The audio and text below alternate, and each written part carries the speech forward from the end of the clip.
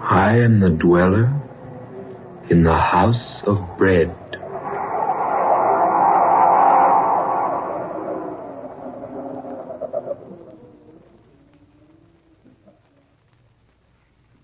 I'm Scott Bishop.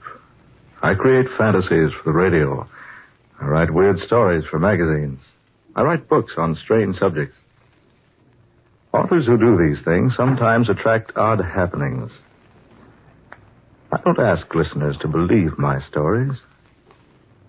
I do not expect you to believe what I'm going to tell you now. As I was sitting alone at my typewriter one evening, plotting in my mind an outline for a story, my room was quiet. There was a soft, spicy odor of incense being wafted in from some other portion of the house. An organ was playing softly somewhere in the distance. That was when I fell asleep. And in my dream, I found myself alone, high on a precipice, the highest in all creation, where I could observe with a naked eye all the far-flung wonders of the universe, where I could overlook that common clay that mankind calls the earth. And as I watched high on that vantage point,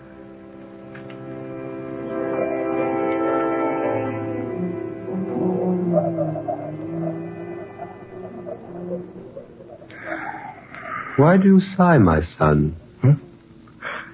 Oh, I thought I was alone. Are any of us ever alone? No, I suppose we're not. But it's so desolate up here, so far from anything else. And I seem to be searching for something. Could it be, my son, that the reason is you are searching for the truth?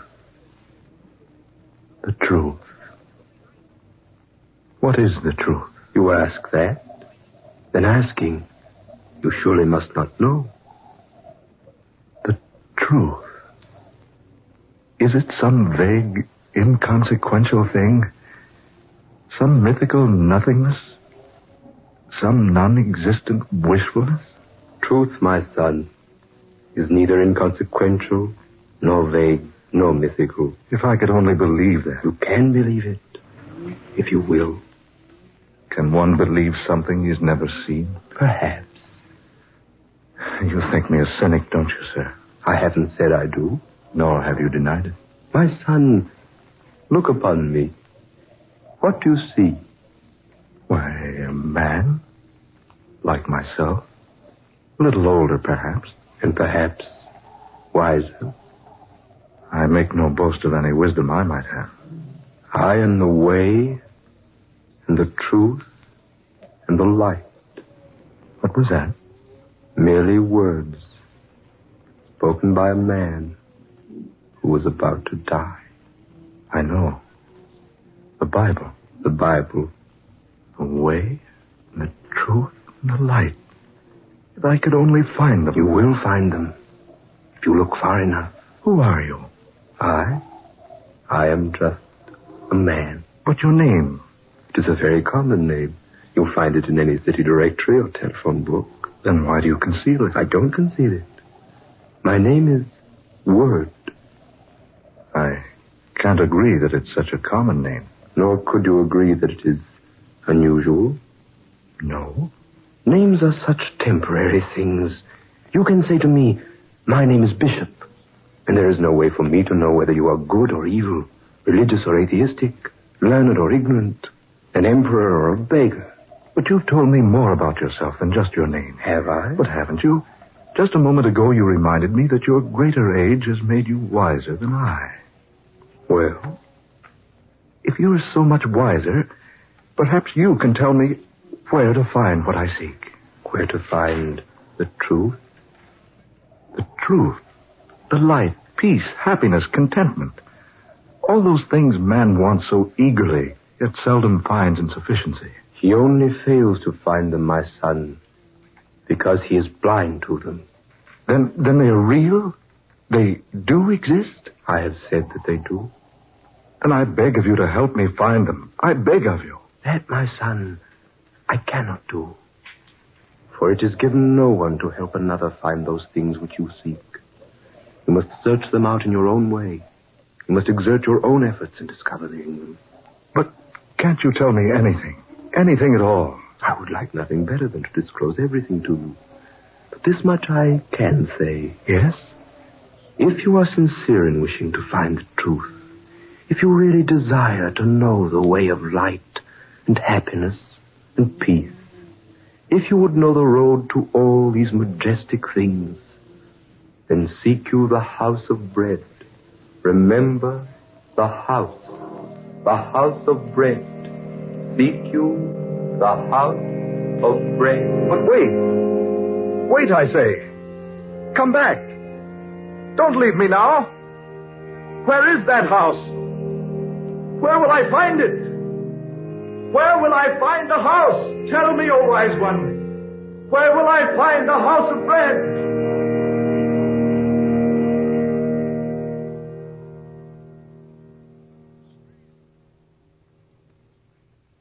I've already told you I was dreaming. I make no secret of that. At first, I didn't tell my dream to anyone. Instead, I cherished it. Gave it many hours of deep thought and serious contemplation. I didn't even tell Sonia. Not at first. I gave much thought to the things the man on the mountaintop had said to me. Those lines he quoted from a book almost as old as Christianity itself. And the house of bread. Where was it? Could I find it? I resolved to try, so I went to my boss.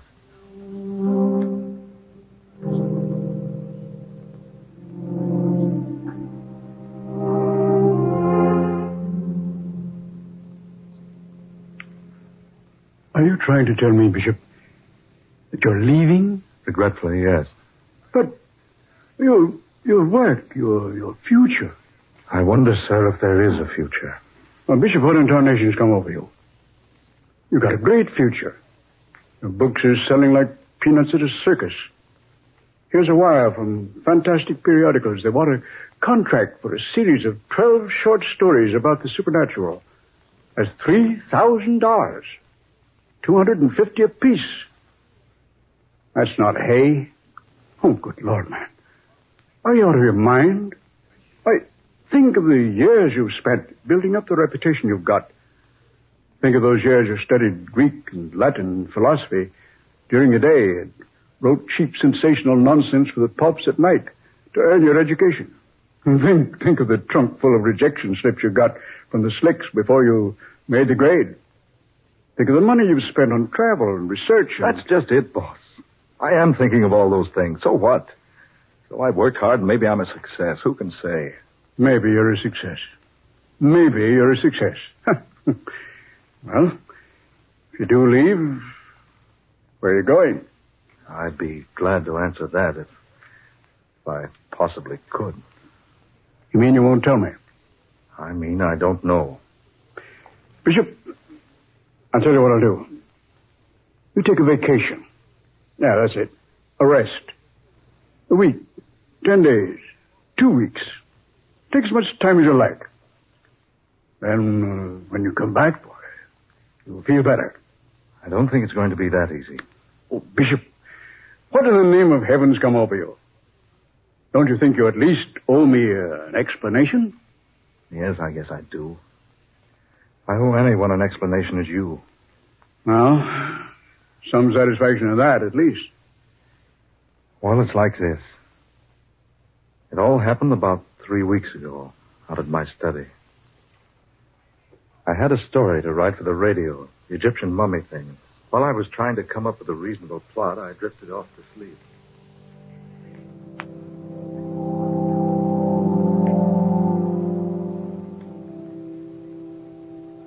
Telling Sonia was different. The difference between telling her and the boss was like the difference between saying, I love you to an actress on the stage and the same thing to the girl you adore. It was pleasant and soothing because Sonia understood. Sonia understands everything. She wouldn't be Sonia if she didn't.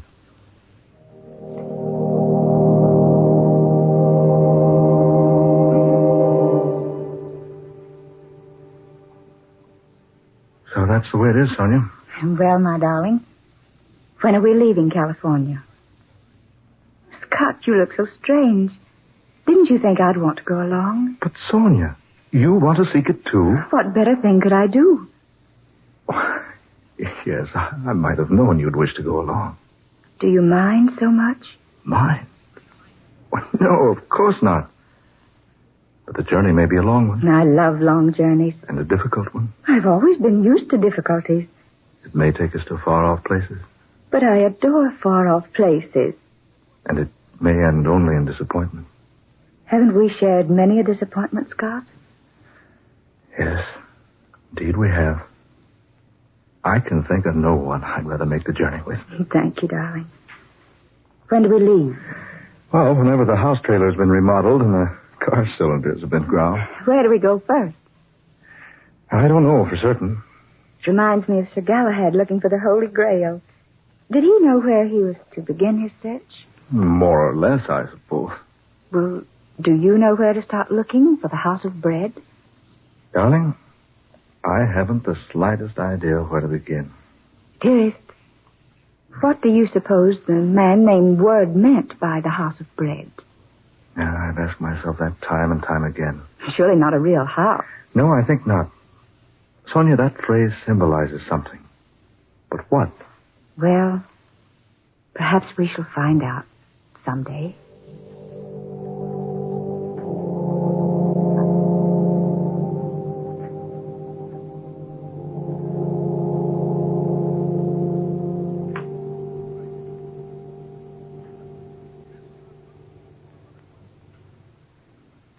That was when we decided to go seeking the House of Bread. As I look back on it now, I don't blame the boss for thinking I was bombing. Here we were, Sonia and I, two supposedly sane, sensible people throwing up everything, kit and caboodle, and taking out to look for something more vague and unknown than Shangri-La or Arcadia or Nirvana, some other synonymous place. And all because of dream.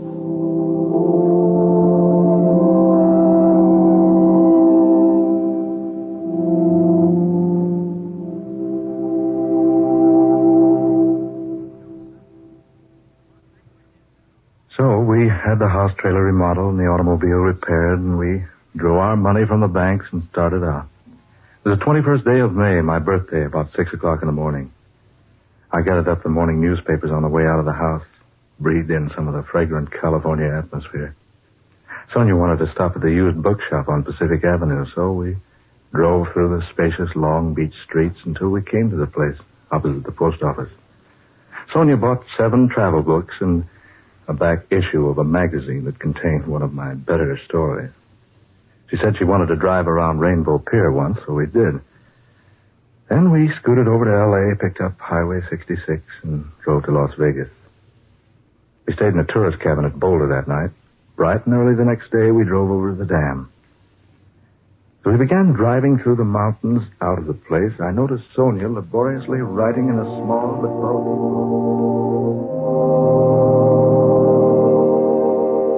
1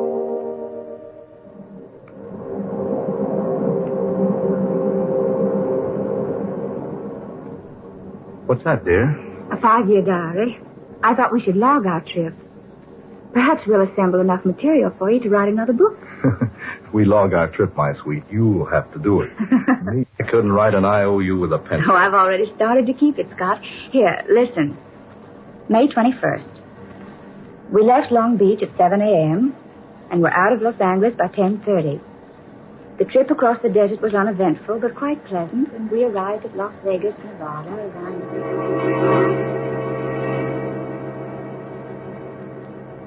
May 22nd, Flagstaff, Gallup, Albuquerque. May 23rd, Amarillo, Oklahoma City, Tulsa. Kansas City, St. Louis, Chicago. Philadelphia, Washington, New York City.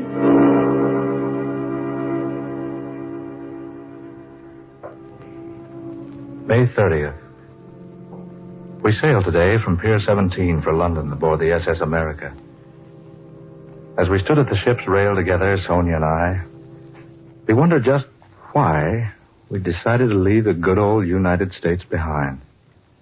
Did something tell us our goal was far beyond the sea?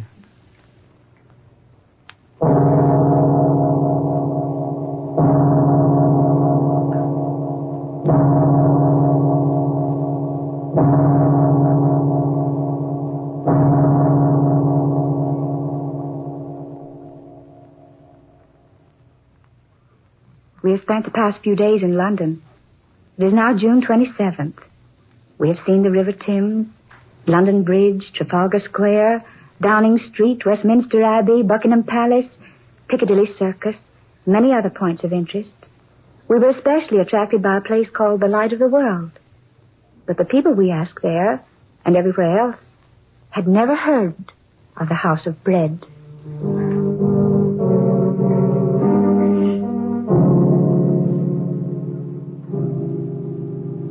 July 16th. We're about to leave Paris for Madrid. Sonia and I sought diligently in this city of pleasure for the place the man called Word named to me. We searched everywhere. The magnificent Bois de Boulogne, boulevards, everywhere we could go. We did Eiffel Tower and the Louvre and Cardinal Richelieu's Palais Royal, the Cathedral of Notre Dame, Grand Opera House, the Arc of Triumph. Then we were attracted to the Place de la Concorde, which is called the Place of Peace. And we thrilled for a moment because we thought our search was ended. But when we asked about the House of Bread, folks only laughed at us.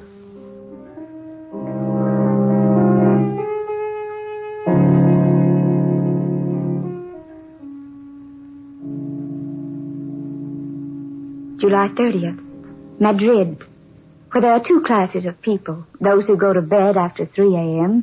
and those who get up before 4. No Spaniard had ever heard of the House of Bread.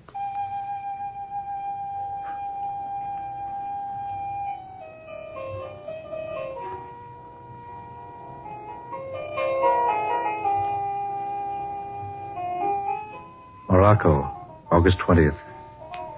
Mingling with the Moors and Arabs. Wandering up narrow, crooked, dirty streets. Through shabby buildings and unkept markets. All with a general aspect of dilapidation and extreme neglect.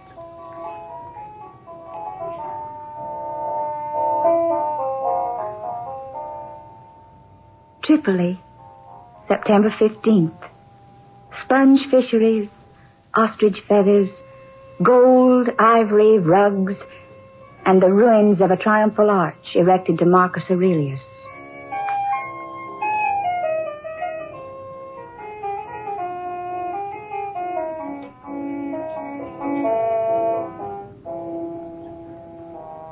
Cairo, Egyptians, Arabs, Nubians, and Turks in a city of mosques. High stone houses, barred windows, stately turrets and domes, rising above the surrounding dirt and squalor. And the temple where tradition has it that God talked with Moses. No encouragement here either. The house the man Word spoke of is unknown. It is late October.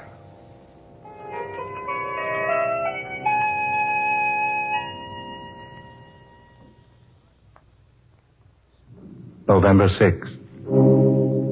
November 16th. November 26th. December 5th. December 15th.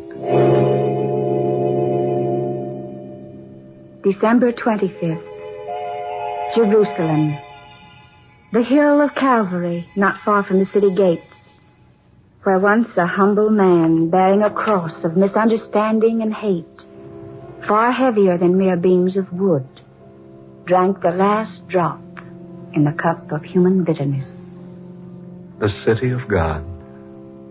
City of David, Solomon, Cyrus, the Persian king. Nebuchadnezzar the Babylonian, Alexander the Great, Constantine the Great, Pontius Pilate.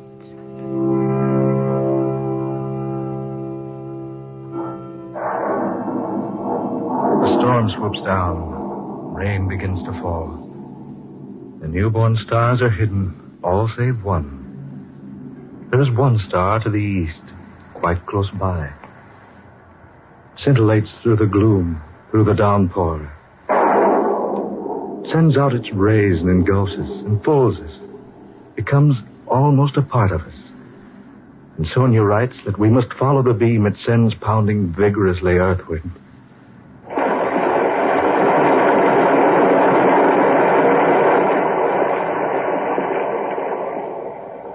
Sonia, let's go back. Or at least find shelter. Scott, you're tired. We've tried to find shelter.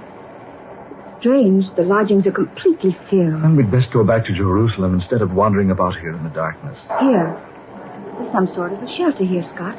Let's step inside a moment, shall we? All right, dear.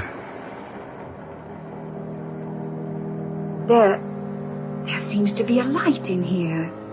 Yes. And there's someone here beside us. Scott, look. I bid you welcome, good people. We beg your pardon. We thought this place was unoccupied. No, do not go. You are welcome here. I say, haven't we met before? I believe we have. Yes, we have. Now I remember. You're the one in my dream. Your name is Word. In the beginning was the Word, and the Word was with God, and the Word was God. The way and the truth and the light. I am come, a light into the world, that whosoever believeth in me shall not abide in darkness. The way and the truth and the light.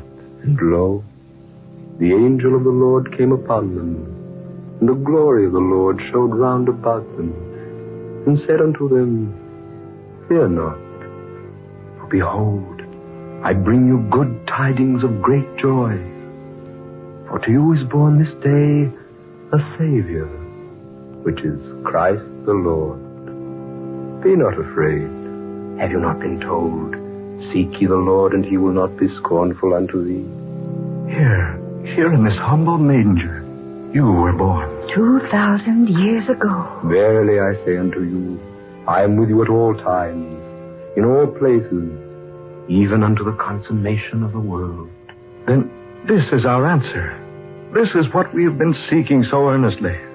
Because you have seen me, you believe. Blessed is he who has not seen me and still believes.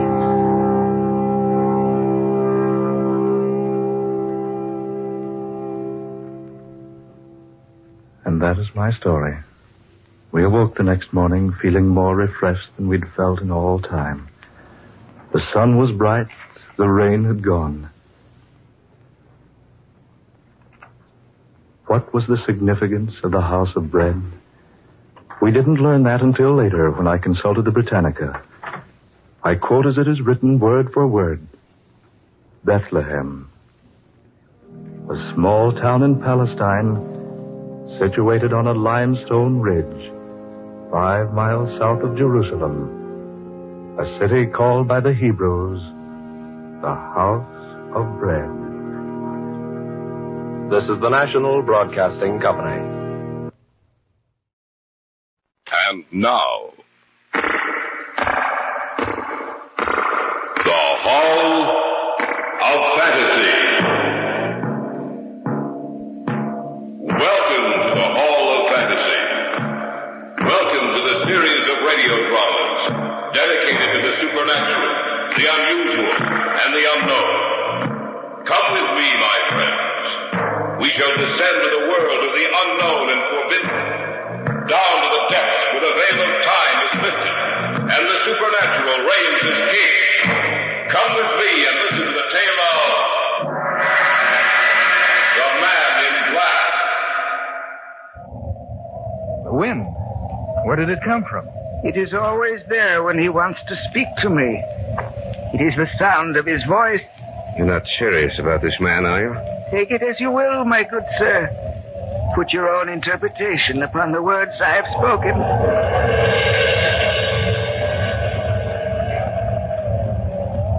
Yes, master. I understand. What did you say? I answered him. What do you mean? The wind. The mocking sound of the wind is his voice. He has seen.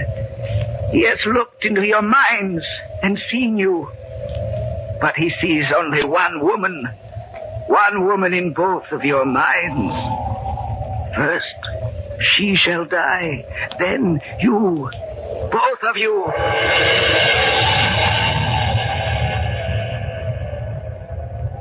Yes, master. I hear and obey.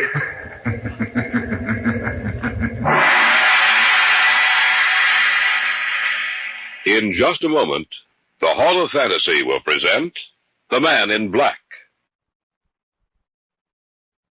And now for our story. An original tale of fantasy by Richard Thorne entitled The Man in Black.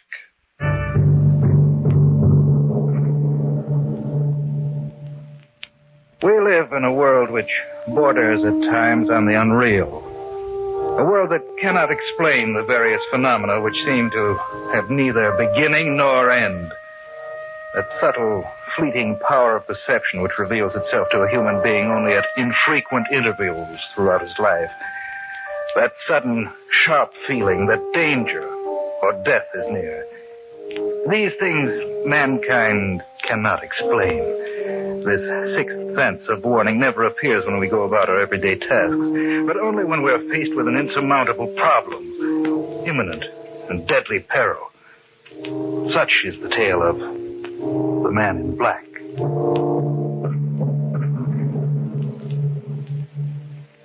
It was a cool, quiet night. That night it began.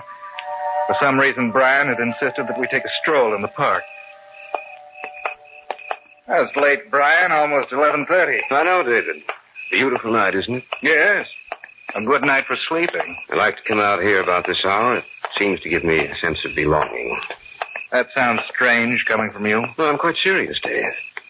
I feel no relation with the rest of the world, but out here in the park listening to the sound of the crickets, or footsteps on the walk, I feel as if I belong. You understand what I'm trying to say? I think so. Another thing, it's strange, but I have a feeling. A feeling that something is wrong, that something is going to happen. What do you mean? Something inside of me. I almost know that something will happen that will change the entire course of my life. Oh, I think you're just That imagining. woman coming towards us. Yes, I see her. I wonder if... Man in black. Have you seen that man in black? I'm sorry, but we haven't... Just a minute, David. Let her talk. Have you seen him? Have you seen the man in black? No, I'm afraid not. Oh, I thought perhaps you could help me. I must find him. Well, we haven't seen anyone out here tonight except you. The man in black. I must find the man in black. What does she mean? I don't know. The man in black. Maybe we ought to follow her. Now let her go. That's strange. What? It was so still before, now a wind seems to have sprung up from nowhere. Listen. She went off in that direction. Let's take a look. Wonder why she screamed. Well, she couldn't have gotten too far. Look up ahead. That must be her. Lady, is anything... What's the matter with her? She's dead. Dead? That's right. I wonder who he is. Who? The Man in Black.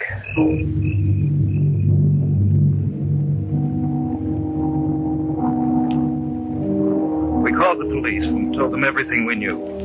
There were no marks on the woman's body, nothing to indicate the manner in which she died. The police were inclined to believe she died from natural causes. But Brian and I felt there was something behind her death that concerned the Man in Black. I didn't see Brian for almost 2 weeks. At the end of that time, I received a call from Carol Deming, Brian's bride-to-be. Hello? David, I hope I didn't disturb you. Oh, of course not, Carol. David, Brian wants you to come to dinner tonight. Any particular reason? I think so. And what is it, do you know? No, I'm not sure. David, I'm frightened. Brian's been so strangely mysterious lately. He seems obsessed with only one idea. Something about a man in black.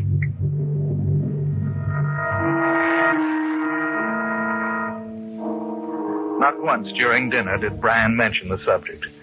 It was perhaps an hour after the meal.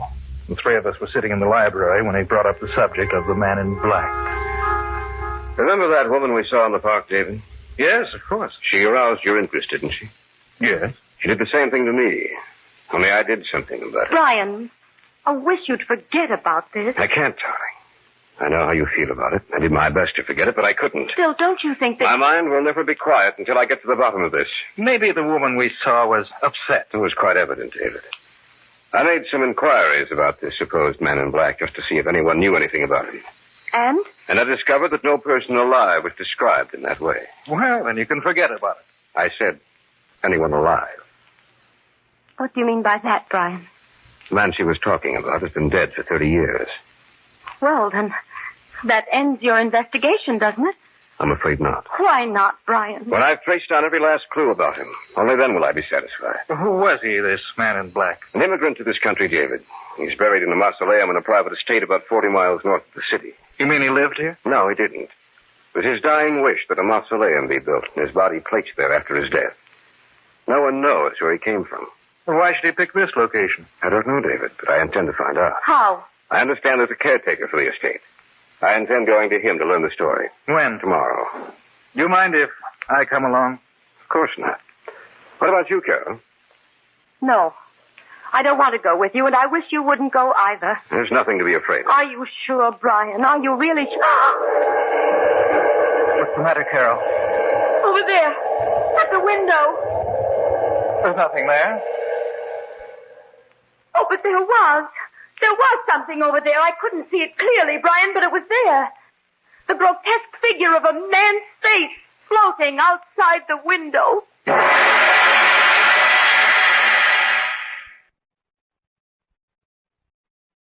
Back now to our story. An original tale of fantasy by Richard Thorne entitled The Man in Black. Neither Brian nor I saw anything outside the window, and we put it down to Carol's imagination. She asked us again not to go out there, but Brian insisted, and in the end won out. The following day, in the late afternoon, we started out to the estate. This is the road that leads into the estate. It seems so lonely out here. Yes, doesn't it? Almost as if this little area was set apart from everything else. Maybe it's the day. Gray, overcast. Well, that all adds to it, of course. Up ahead, is that it? Yes. Oh, that one building with that semicircle of trees behind it.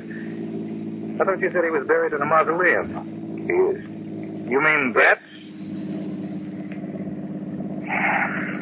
I don't like this, Brian. Are you afraid? Maybe. Look, there's an old man standing in the doorway. Looks as if he were waiting for us. Wouldn't be surprised if he was. Well, let's go meet him. Maybe we ought to go back. Of course not. We've already come this far. We'd be crazy to turn back now. Good day, gentlemen. I've been expecting you. We've come to find out. No need to tell me. Just follow me, please. He said you would be here about this time. Who? I'll tell you later. So dark in here. Your eyes will become accustomed to it, the darkness. Just come with me. What do you think? I don't know. You said something? No. No, nothing at all. This is the room. Right in here. You wish to learn of the man in black. Am I correct? Yes. Can't we have more light? The candles burning in here don't throw off much light. I'm sorry, but that would be against his orders. Whose orders? He who walks by night? What can you tell us about this man in black? Quite a good deal. The man who lies in a stone coffin in the center of this room died some 30 years ago. Yet his body is as it was when he was alive. Perhaps you would like to look at him. No. I'm sorry. You ought to look on him. After all, he has laid claim to you already. What do you mean? The woman you met some time ago. She was the first link in the chain. The last in her chain, but the first in yours. They who search for the man in black shall die, but not before they see the one they love most in this world die first. The wind. Where did it come from? It is always there when he wants to speak to me. It is the sound of his voice. You're not serious about this man, are you? Take it as you will, my good sir. Put your own interpretation upon the words I have spoken.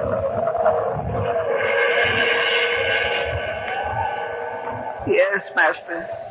I understand. What did you say? I answered him. What do you mean? The wind, the mocking sound of the wind is his voice. He has seen. He has looked into your minds and seen you, but he sees only one woman. One woman in both of your minds. First, she shall die. Then you. Both of you. Yes, master. I hear and obey. The voice. Where's that voice coming from? From his coffin. Stop now. Yes. He has stopped laughing. Your meeting is over now. But you will see him again quite soon. Remember to look for the man in black.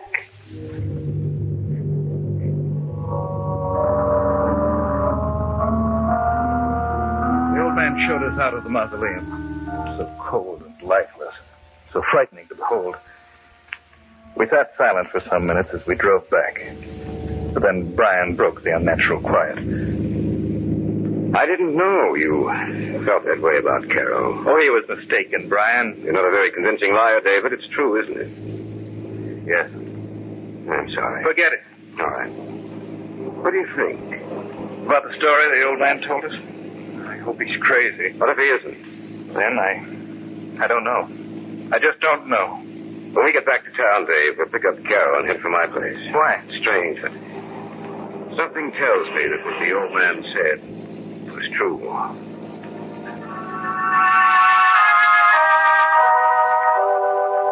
From the back of my mind, I also knew that what the old man had said was true.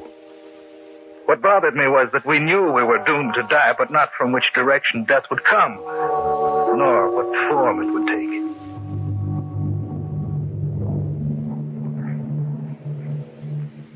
We phoned Carol from a little roadhouse just outside the city.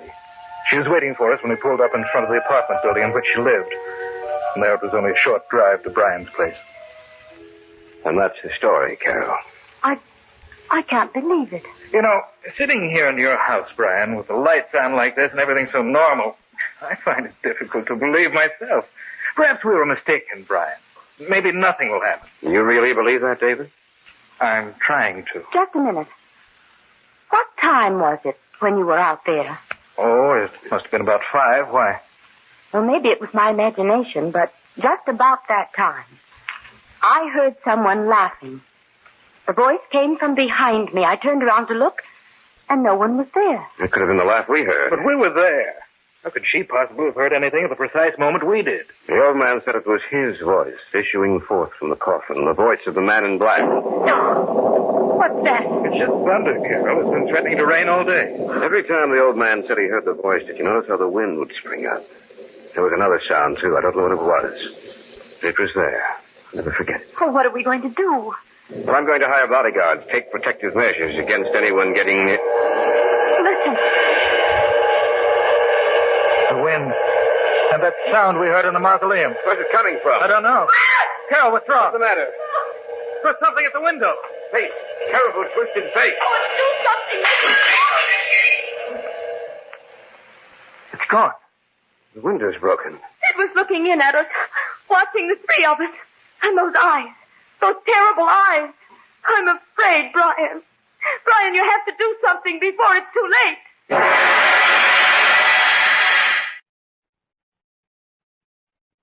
Back now to our story. An original tale of fantasy by Richard Thorne entitled The Man in Black.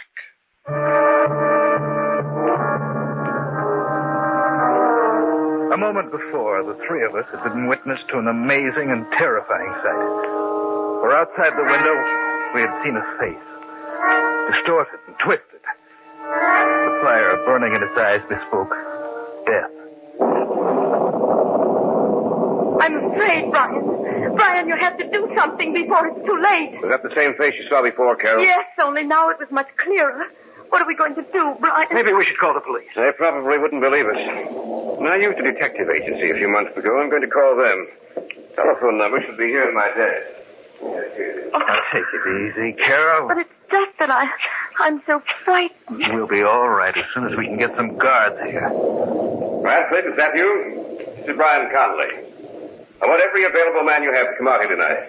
You know my address? Yes, thank you. I'll be out here as soon as possible. Is Radcliffe coming? No, but we'll have 8 men here in the house to give us protection. We'll stay here, the 3 of us. That way we'll have a better chance. Oh, if only you hadn't been so interested in what that woman had to say, Brian. But I was, and I'm sorry. That's over and done with, Carol. I'm as much to blame as he is. Oh, I suppose we all are. There's nothing we can do except wait, Carol. But I'm sure the man in black won't call on us again. Not when we have help.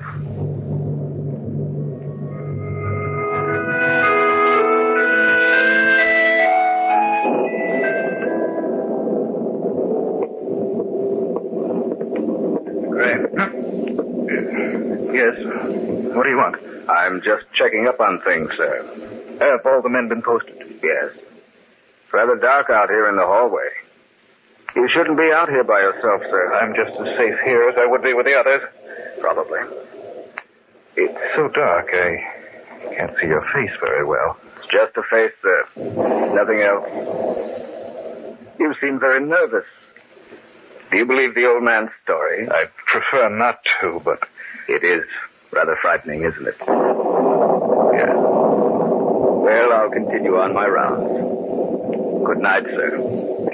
Probably see you again before morning.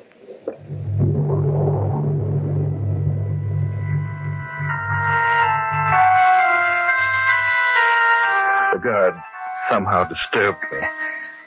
There was something unusual about him. In the gloomy hallway, I couldn't see his face. Of course, in the shadows, it was difficult to tell what color his clothes were. Who's that? David. You startled me. Are you alone down here? Yes. Where's Carol? She had a headache. Went upstairs for a nap. Well, she shouldn't be alone. There's a man stationed outside her door. So quiet in the house. One of the guards just passed me in the hallway, asked me if I believed in the story the old man told us. The guards don't know anything about the story. Are you sure? Of course I am. The only thing they've been told is to watch for a man in black clothing. Why should the guard know anything? Did you see his face? What was he wearing? Well, it was too dark out there in the hallway. Of course, he might have heard something about it. No, he couldn't have. I didn't even tell Radcliffe the story. Then how did he know it? Unless he was the man in black. There's something about him that seems so strange. I can't place it, but he frightened me. We better search the house. Listen. The wind again. That sound. He is here in the house. It was Carol's voice. Then that man wasn't a guard. Come on. Guard! Guard! Nobody answered. Carol, are you all right? Carol! Anything has happened to her? The door to her room. It's open. Carol. She's dead. Just like the woman in the park. It can't be. What happened to the guard outside her door? Happened to all of the guards in the house, Brian. I haven't seen a single one on our way up here. Will they ever start this? We'd better call the police. Is there a phone up here? No extensions up here. Your phone. I'll stay here with Carol. It won't do you any good to stay up here, Brian. She's dead. You better come with me. I guess you're right. Oh, Brian, I'm sorry. I should have known that the man in the hallway Not your fault. I'm to blame. I started this. I can't understand what happened to the guard. Whoever he is, whatever he is, he has a power, David. Something evil and malignant. To send the guards away would be a simple matter for him. You can use the phone in the library. You look all done in, Brian. You'd better sit down in that chair over there. All right. Never forgive myself. I hope they can get here in time. I don't know what will be done. Say, that's strange. What? I'm not getting any dial tone. Something's wrong with the phone. Oh. What's the matter, Brian? Nothing. I can't get to the police. The lines must be down. Yes, there must be. I thought I heard you moan when I was trying to get to the police. You were mistaken.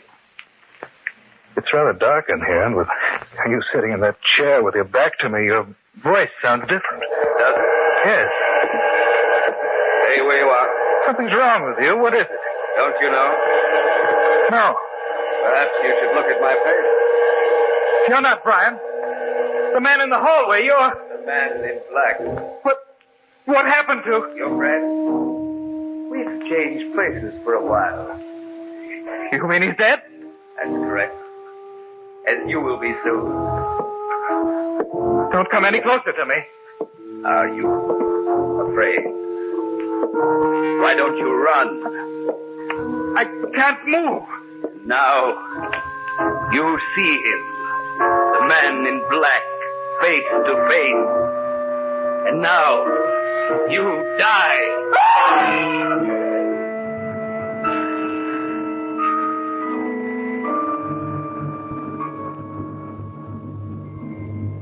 The wind, smacking sound of the wind is his voice.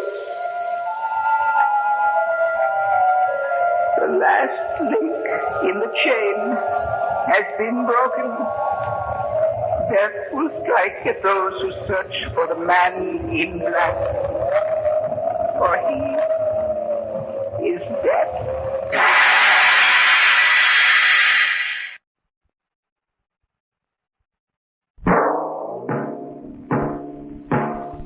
So runs tonight's tale of the unusual, the terrifying, the unknown. Join us again when next we journey down the corridors of the Hall of Fantasy to hear another strange tale of the supernatural. All characters and events portrayed in these programs are fictional, and any similarity to actual events or persons, living or dead, is purely coincidental.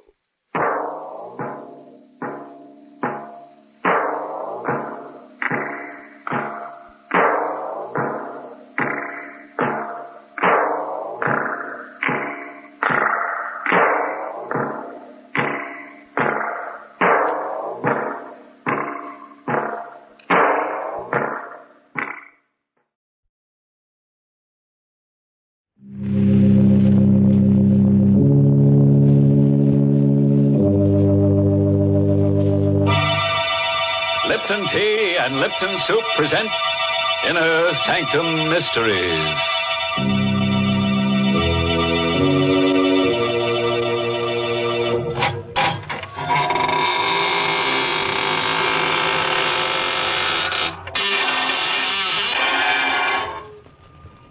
Good evening, friends of the Inner Sanctum.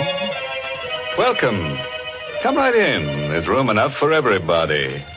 As a matter of fact, the more bodies, the better. Don't be surprised by the gloom. It's our new paint job. In black, so the bloodstains won't show. Why, Mr. Host, that's an awful thing to say. Giving all these nice people the wrong impression about our program. Oh, on the contrary, Mary. You know very well that our proceedings here are rather terrifying and our little family a bit on the gruesome. Of course, it used to be different in the old days of Inner Sanctum, but since then we grew some. We have indeed, Mr. Host. But now, while you're busy making last-minute arrangements, I'm going to enjoy a chat with our Lipton listeners. When you tip up the teapot and pour yourself out a cup of Lipton tea, what a lively, inviting fragrance curls up from the cup to greet you. And above all, what sheer delight there is in Lipton's delicious taste. You say to yourself, there must be a reason why Lipton tea is so much more enjoyable than any tea I've ever tasted. And friends, there is. It's Lipton's brisk flavor. Briskness in a tea is what folks like. And brisk is the very word the tea experts themselves use to describe Lipton's hearty, more flavorful goodness. So no wonder tea drinkers love Lipton so much. Unlike ordinary, dull-tasting teas, Lipton's has a world of fresh, lively, full-bodied flavor. And because it's brisk-tasting, more people buy and enjoy Lipton's than any other brand of tea in the world. Chances are you'll prefer it, too. Try this tangy, more flavorful tea soon. It's Lipton tea. Brisk-flavored Lipton tea. And now, friends, draw up your chairs. Dim the lights and listen to a story designed to freeze the spine and set the teeth on edge. It was written by Michael Sklar and Richard Manoff, and it's called The Confession. And our star is Santos Ortega, who plays the role of Alex. The last thing I remembered was the gunshot, the thud of the bullet, and the burning pain in my stomach. Then everything got black. When I regained consciousness, my impression was of blinding whiteness. There, don't try to move, Mr. Sturgis. Where am I? This is the emergency ward of the General Hospital. I felt no pain. Just an overall numbness and a desire to sleep. Am I going to die? Yes. How much time have I got? A couple of hours. Doctor, I want to make confession. I want to confess to murder. I told the doctor about the money and Lenore. She was much younger than I. And she thought because I owned a little drugstore, I must be prosperous. And I suppose that's why she married me in spite of the difference in our ages. But there wasn't any money for fun or nice clothes. So she became restless.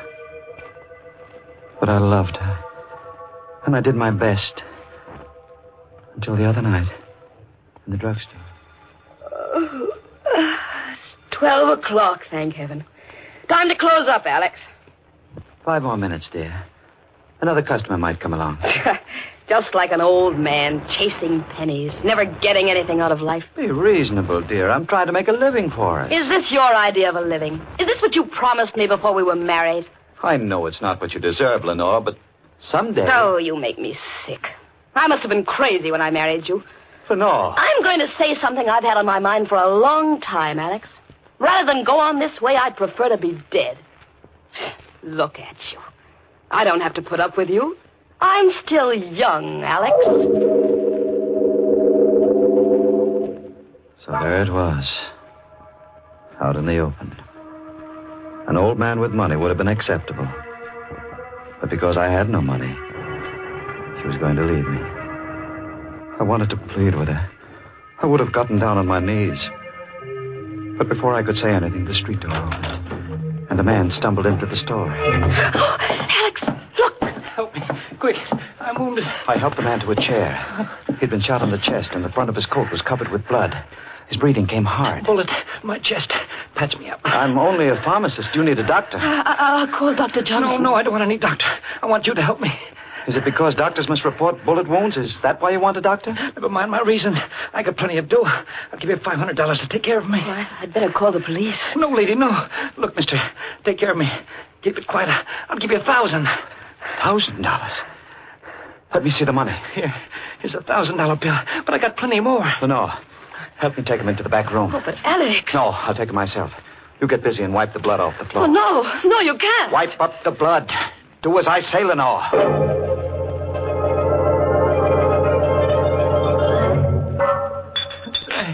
What's taking you so long? I'm looking for a certain medicine among these bottles. Give me something to stop the bleeding. Hurry. I'll be ready for you soon. Oh, Lenore, did you get the floor clean? Yes, it's clean. How is he? He's in bad shape. Weak from loss of blood. Alex, you haven't done anything for him yet. Be quiet. But you've been in here 5 minutes, and he's just like he was before. Alex, you're stalling. Oh, the hell. Alex. Let him lay there. But he's dying. I know. Alex, call the police. No.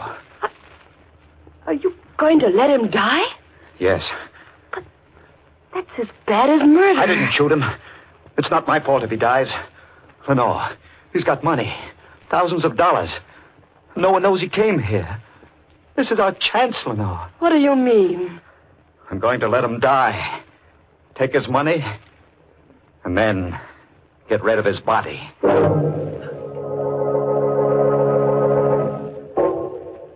He lay still.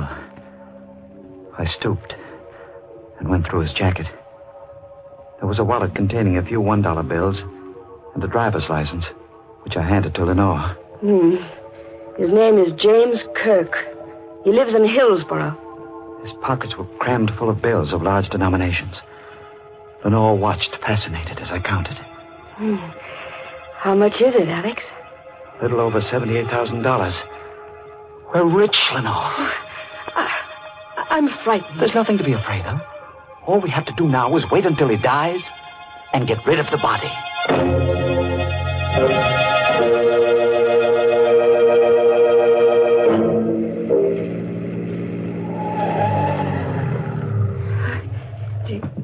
Do you need me to help you? No, I can manage alone.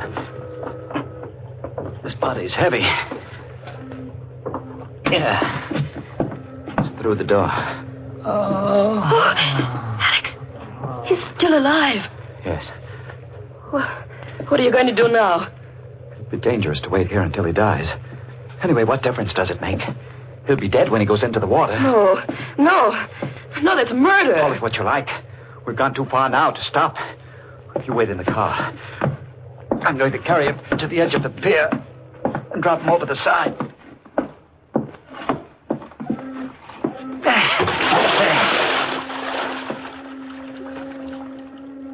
He's gone.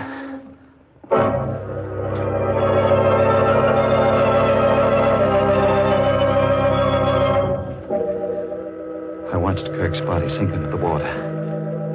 I knew the current in the bay would carry it out to sea. One doesn't picture a middle-aged druggist committing a perfect crime. But I felt sure that I'd done it. For I had Kirk's money, and it seemed that no one could connect his death to me. I rejoined Lenore in the car, started for home. After I'd driven for a few minutes, I noticed she was strangely quiet. What's the matter, dear? Nothing. Nothing at all. Something's troubling you. What is it? Nothing. You act as though you're afraid of me. No. You are afraid of me. Lenore, why? I never saw you act this way before. Something's happened to you. You're different. Oh, nonsense. Don't you feel it, Alex? You're a murderer. No. You wouldn't even wait until he was dead. Listen to me, Lenore. Whatever I did for your sake. I wanted the money for you. So you could be happy. Oh, how can I be happy with this thing hanging over us?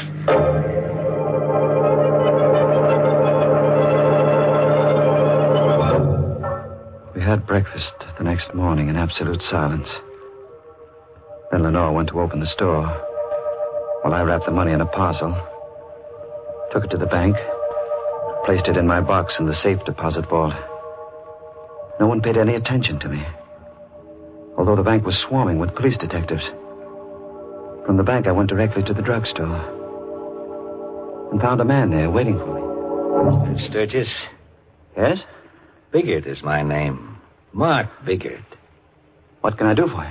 I'm an insurance company detective, Mr. Sturgis. I'm investigating the First National Bank robbery for my company. I want you to tell me everything you know about that robbery.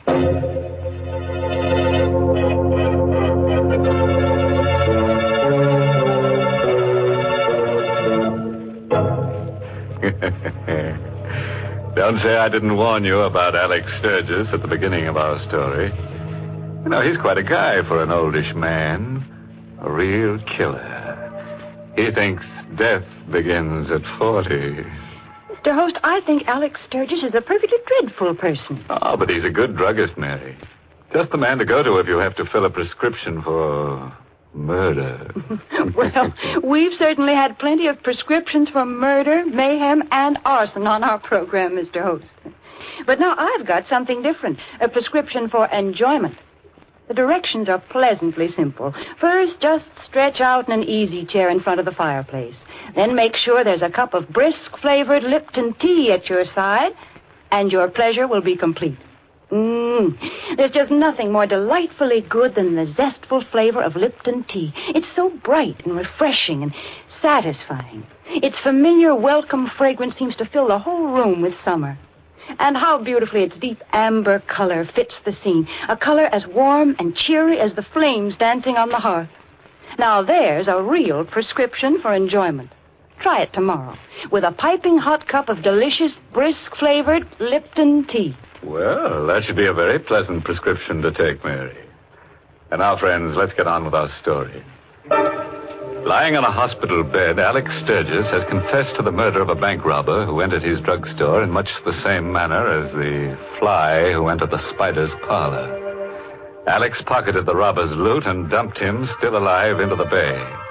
An insurance company detective has just come in to question him. He was a big man, but not fat, this detective. And although he didn't appear to be very intelligent, he had a look of cunning. His clothes were rumpled, and he rolled an unlit cigar around in his mouth as he spoke. Suppose you start from the beginning, Sturgis. There's nothing to talk about, Bigot. I don't know anything about the robbery. You don't, eh? No, I don't. Why should you come here annoying me with silly questions? I'll tell you why I'm here, Sturgis, and then maybe you'll see your way clear to talk. You know the bank was robbed last night, and the crook got away with better than $78,000. Yes? The night watchman was shot. He's in a coma now, but before he was shot, he shot one of the crooks. What does that have to do with me? I'm coming to you, Sturgis. I'm a slow man, but I'm thorough, which is more than you can say for the harness bulls on the police force. Take those harness bulls. They didn't spot the trail of blood that wounded crook left when he ducked on the alley behind the bank. Funny thing, they clean missed it. But I noticed it, Sturgis. I followed it through the alley and straight up this street. And here's another peculiar thing. The trail ended right smack at the door of this drugstore. Are you implying... 2 and 2 makes 4, Sturgis.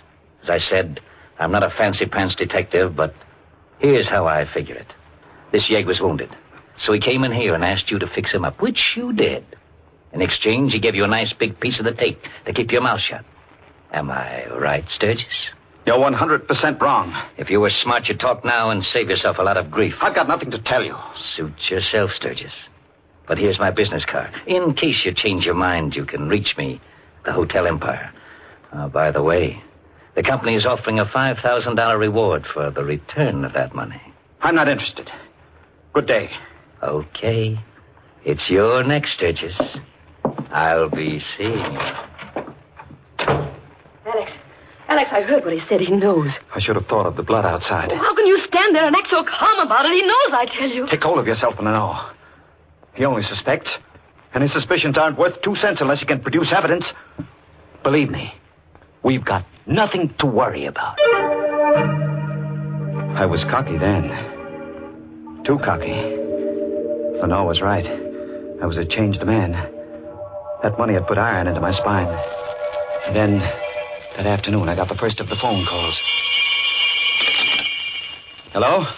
Sturgis Drugstore. This is Western Union calling. I have a telegram from Mr. Alex Sturgis. This is he speaking. Will you accept a message over the telephone, Mr. Sturgis? Yes, of course. The message reads as follows. Place the money in an envelope and mail it to box number 11, General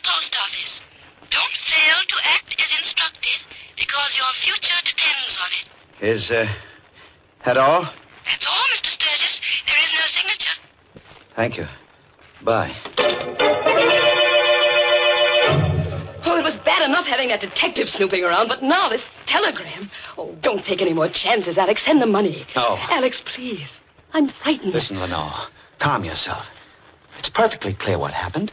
One of the bank robbers came with Kirk as far as the store. He must have been frightened away by the police.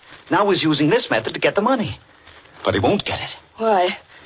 What are you going to do? I'm going to put a wad of blank paper in an envelope and mail it to that post office box. Then I'll stand watch at the post office and see who claims it. And then what?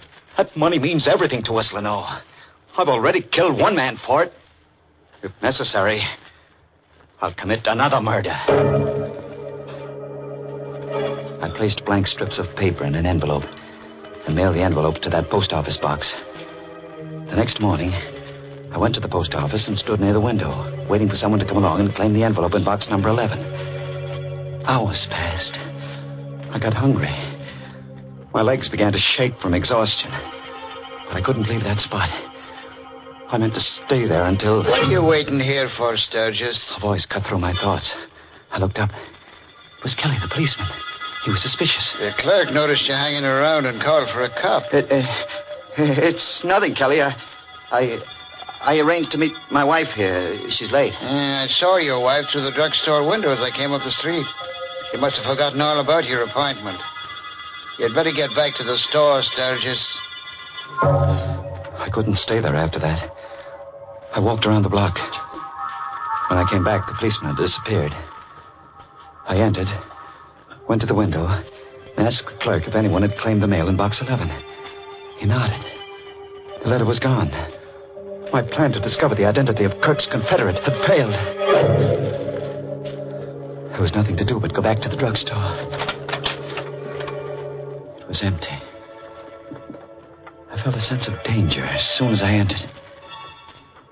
So I closed the street door quietly and walked as silently as I could to the door of the back room. It was open. Lenore was at the telephone. Hello. Hello, Empire? Hotel? Hello. Connect me with Mr. Biggert, please. Yes. Mr. Mark Biggert. Hang up, Lenore. Oh. Hang up the receiver. Alex! You were calling that detective. Suppose I was. What of it? You were going to tell him about the money. You were going to double-cross me for the reward. You're so smart, Alex. What are you going to do about it? Lenore, don't you understand? I don't want the money for myself. I took it for you, to give you the things that will make you happy. Big-hearted, unselfish Alex. What are you laughing at? I'll tell you why you took that money, Alex. You thought you could buy me with it. Well, you're wrong. I wouldn't stay with you if you had all the money in the world. Lenore, would you leave me after all that's happened? I'm packing up right now. No. You can't stop me. I love you, Lenore. I did my best to hold you. If I can't have you, no one else will have you. What do you mean? Alex, stay away from me. I'm going to kill you, Lenore. Alex, no. Don't. I'm going to kill you, my darling. Let go of my throat. Alex, please. Let go.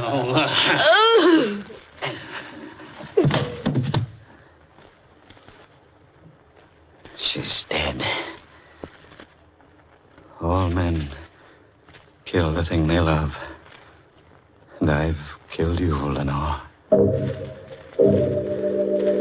I felt empty, drained of all emotion.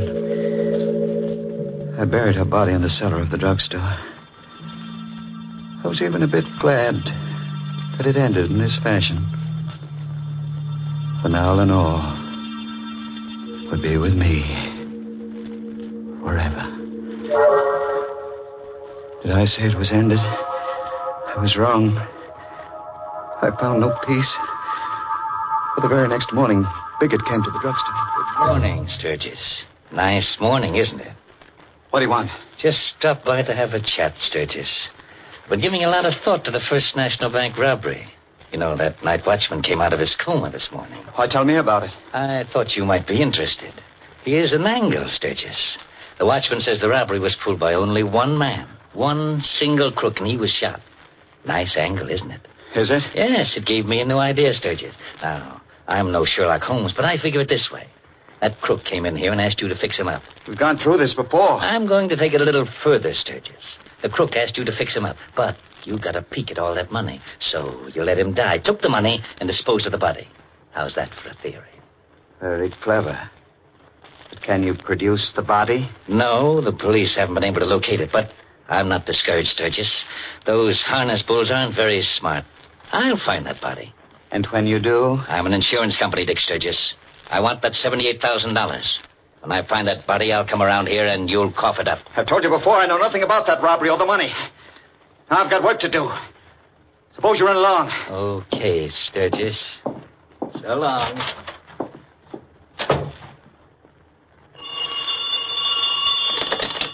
Hello. Sturgis Drugstore. Western Union calling. I have a telegram from Mr. Alex Sturgis. This is he speaking. Read it to me, please. The message reads as follows. Received your letter. Contents not what requested. Suggest you obey instructions. Same box number and post office. This is final. Is there a signature? No, sir. There's no signature, Mr. Sturgis. I hung up. My head was reeling. But out of the confusion in my mind, one thought emerged. The night watchman had said Kirk had no Confederates in the bank robbery. Therefore, the person sending me the telegram must be Kirk. The salt water of the bay must have revived him. Kirk was still alive. I found Kirk's wallet on a shelf where Lenore had placed it the night all this began. From the driver's license, I copied his home address. I waited till after midnight and drove to Hillsborough, where I found Kirk's apartment in an old tenement building. The door was unlocked. I drew out my gun and entered. I meant to kill Kirk. I had to kill him. The living room was empty. No one was in the bedroom. I turned, walked back to the living room. Drop that gun, Sturgis.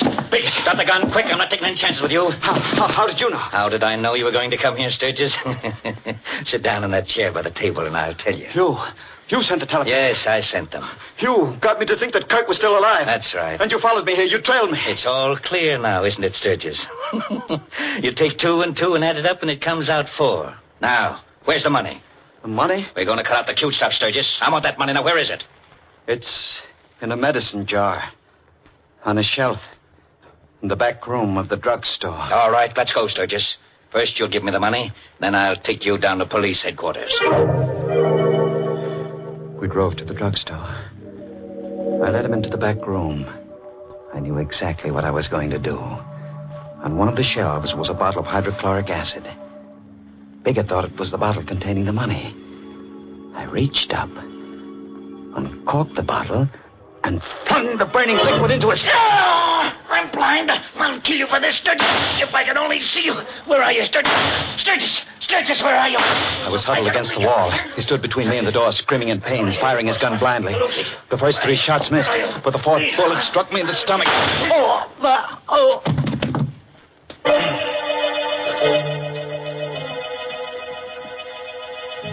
The last thing I remember is Biggett running out of that room, shouting for help. I lost consciousness soon after. When I came to, I found myself here in this hospital. You know the rest of the story, Doctor. That's your confession, eh? That's my confession. Did you get all that down on paper, Mr. Biggert? Got every word of it, Doctor. Biggett, how did you get here? I thought hydrochloric acid. You thought you blinded me permanently, but not enough of the stuff got into my eyes to do any real damage. Lenore.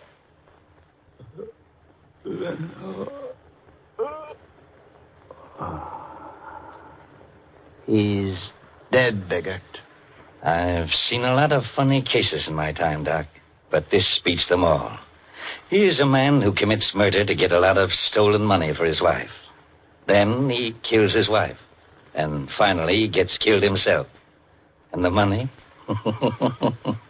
The money is safe and sound in the bank safe deposit vault.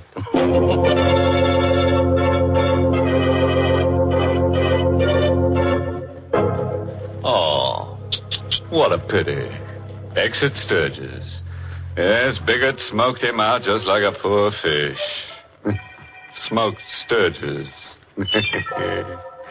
Think of it, a respectable pharmacist ending up that way, and all because of his wife. Now, there you go again, Mr. Host. Always blaming it on a woman. Oh, come, Mary. You know very well that was Lenore's fault. If you ask me, Alex should have tossed her outside and tended to his business. He never would have been nabbed by the copper. But the fool, he didn't think of it. Now the world is iridium. Goodness, Mr. Host.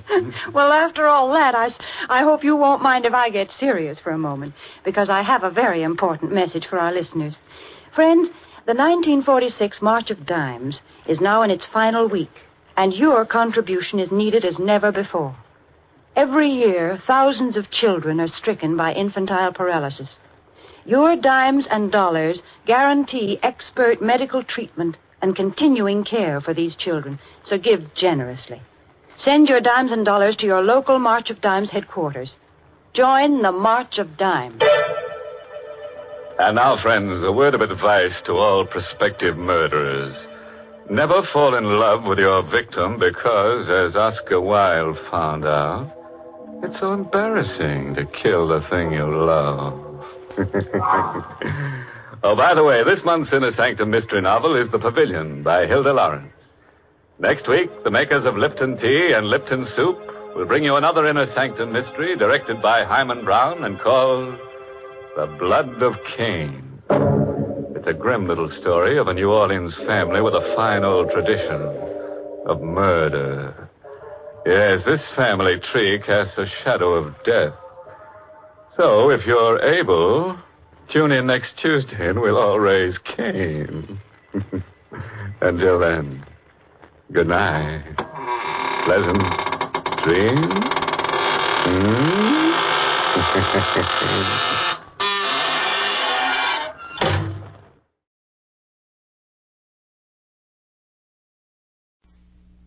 Ironized Yeast presents Lights Out, Everybody.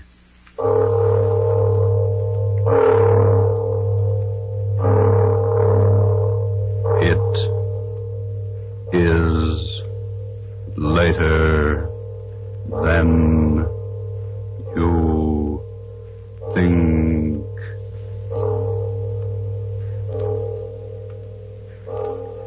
This is Arch Obler bringing you another in our series of stories of the unusual.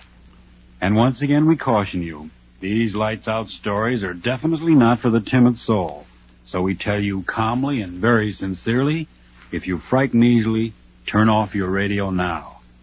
But if you're fascinated by the mysterious, the fantastic, the unearthly, then anticipate chills in our story of Poltergeist.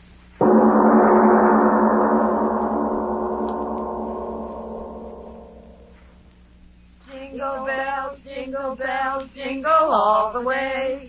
Oh, what fun it is to ride in a one-horse open sleigh. Hey, that was swell. Now let's go to town.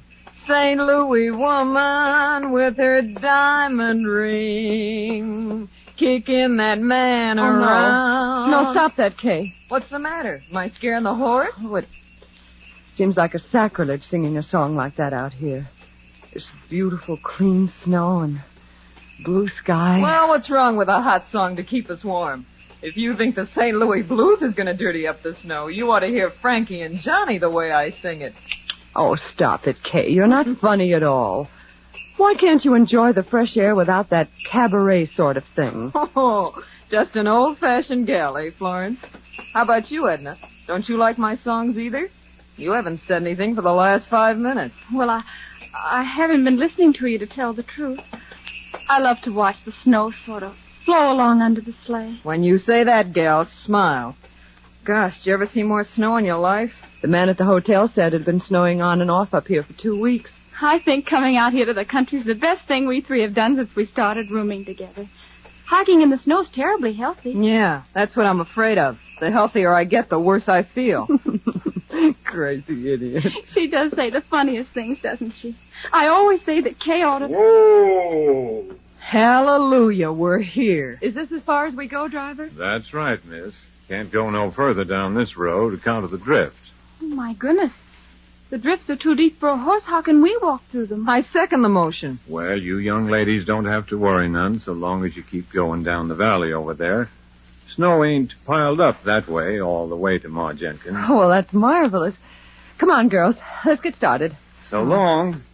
Take care of yourselves, girls. Come on, Edna. Goodbye, Mr. Hale. Listen to the snow talking at us. It's very dry snow. Our feet rub particles of it together, and the friction makes a sound. It's kind of scary, isn't it? Why? Oh, I don't know. It's just as if the snow was sort of trying to talk to us. I mean, as if it was angry at our trespassing. Hey, don't tell me we're trespassing. I don't want any country squire taking any pot shots at my constitutional amendment with rock salt. No, thank you. Oh, don't talk nonsense, Kay. We're not trespassing. Why, this path through the valley here over to Mrs. Jenkins' house is the favorite hike of everyone who comes up this way during the winter. What's Mrs. Jenkins got anyway that makes people walk their feet off? Wait till you taste her cooking. Eat. Oh, boy, let's go. It's awfully quiet out here, isn't it? Oh, that's the glory of it. I've had the roar of the subway in my ears so long. Okay, don't walk so fast. Come on, look what I found. Oh, come on, Edna. Oh, please. Let me take your arm. I'm getting out of breath. Well, take it easy. There's no hurry. Well, what is it, Kay? Look, through the circle of trees here. Look what I discovered. Well, isn't that interesting? It's a sort of a natural amphitheater. Sure. Say, who was this guy, Daniel Boone? What's an amphitheater?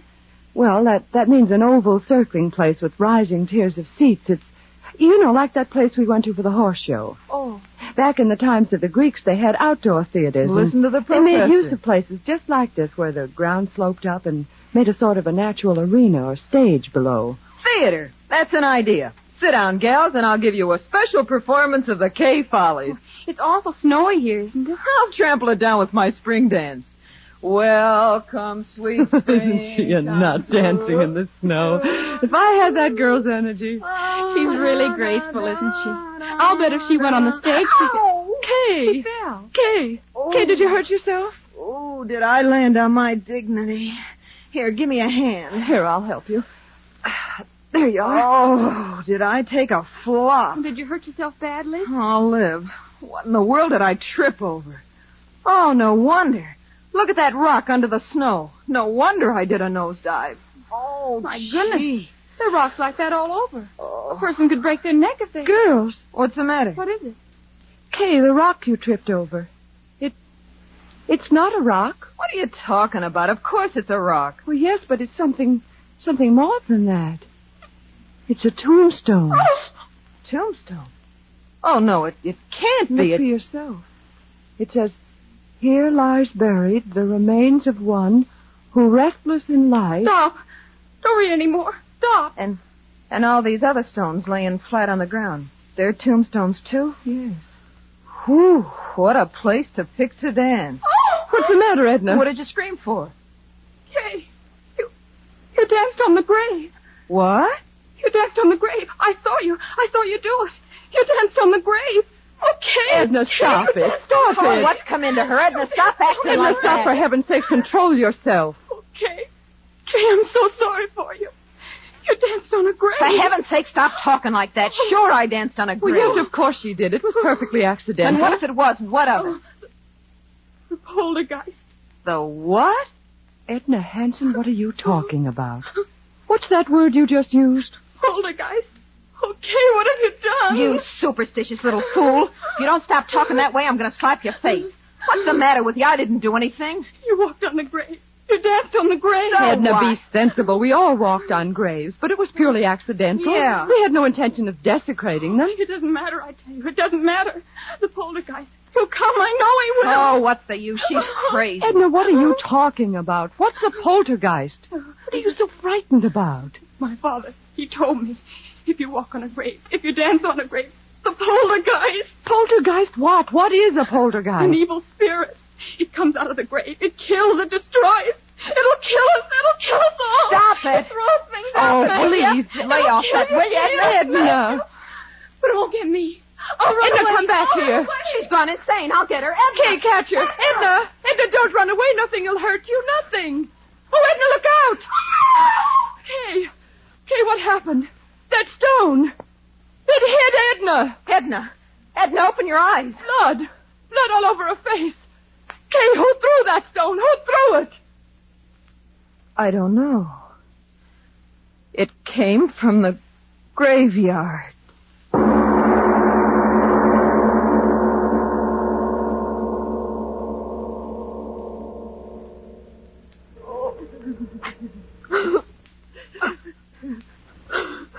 Now, girls, take it easy. Take it easy. Oh, Doctor, she won't die. Tell me she won't die. No, of course not. And you're sure that her skull isn't fractured? Oh, absolutely not. Maybe a little concussion, that's all. Well, it's almost 5. Our train. Can we get someone to help us carry her down to the station so we can get her on board? Bored? I'm telling you, that little friend of yours shouldn't be moved out of bed for a week.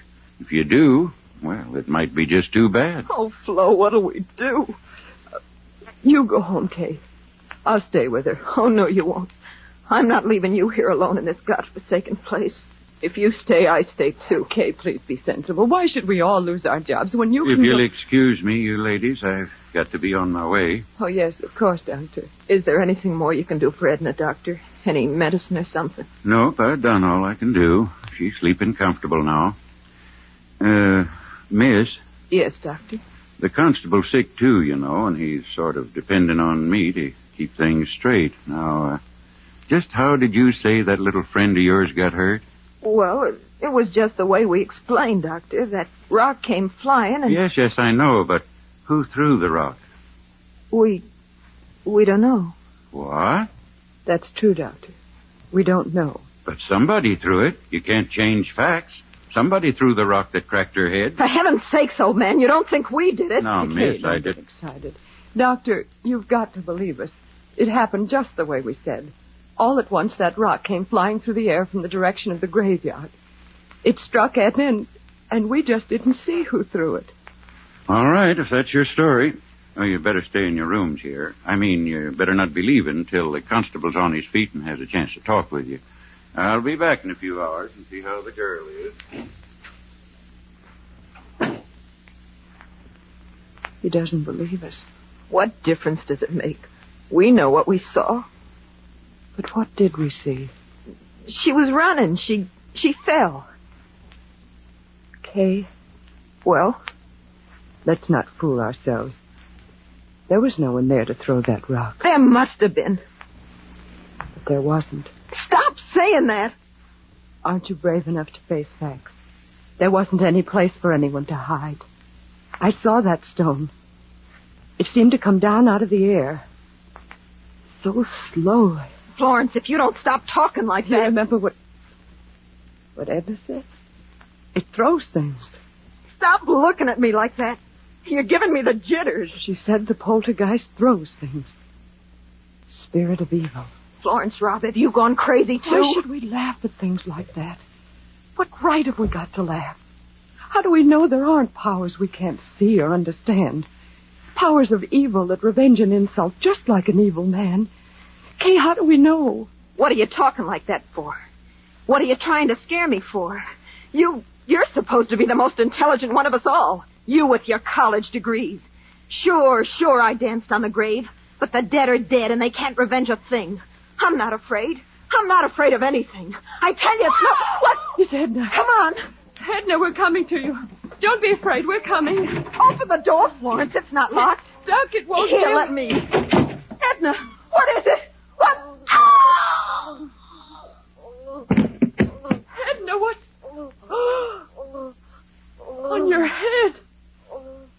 Oh. Oh. Oh.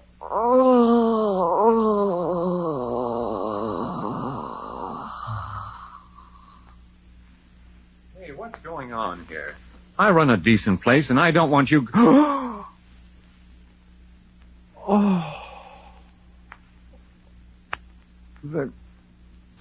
girl on the bed.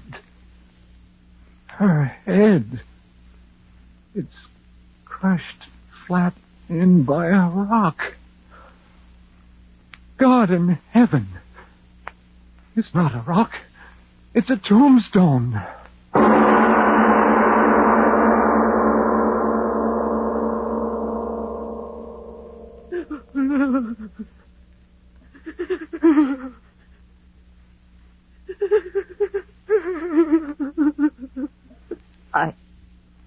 I wish I could cry, but I haven't got any more tears. Oh, Edna. Edna. Florence, darling, please. You'll kill yourself if you keep on like that.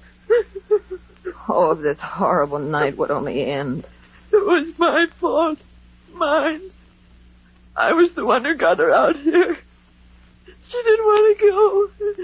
She hates the country. But I made her come. I made her. No. No, you're not the one to blame. I am. I danced on the grave. But she was so good. So sweet. Oh, why does it have to be Edna? Why? You're right. It wasn't right for it to be her, was it? No. I did it, not her. I did it. I danced on the grave. I danced on the grave. You can't deny what you see with your own eyes. But I tell you, Doc, nobody could have carried that tombstone up the steps without me seeing him, could they? But there it is, ain't it? Yeah. I ain't quite sure, but that's a tombstone out of the old burying grounds up at the bend. You're crazy. No, I ain't either. Well, that place is a good 3 miles from here. Yeah. I know. Who could have carted a heavy stone like that for 3 miles? Yeah. Who? Stop looking like that, you flap-eared old fool. Human hands carried that stone in here and killed that girl? Sure. Yeah, the constable will find out who did it the minute he's on his feet again. You wait and see. No, he won't, Doc. You're smarter than me and all that, but this time you're wrong. There ain't nobody that takes in breath and leaves out breath like you and me, or the constable's going to find out who killed that girl. You know that, Doc. Oh, stop talking. I wish the constable was here and this night was over. It's been a terrible night. Terrible.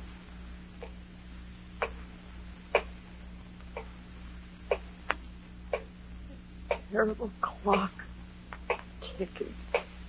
Ticking. Yeah, I know. I've been sitting here listening to it. I can't stand it anymore. I'll stop it. Why bother with it? Come on to bed, Kay. Please. There's no use sitting there. It won't help her. Yeah. Nothing can help her. But maybe I can help you. Me? It was my fault. Mine. I was the reason it happened.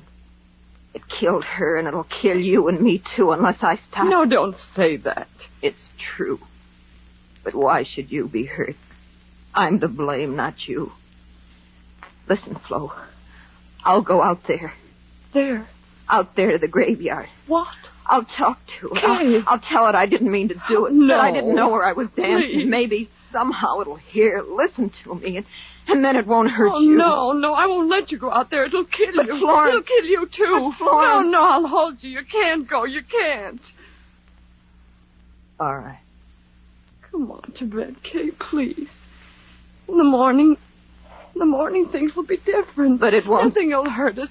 And then they're right outside the door. They won't let anything get at us. Oh, please, Kay, please come to bed. Yeah. We'll pray. Pray? I don't exactly know how. Just say anything. Anything. Like this. Now I lay me down to sleep. I pray the Lord my soul to keep. If I should die before I wake, I pray the Lord my soul to take. Now you. If I should die before I wake, I pray the Lord my soul to take.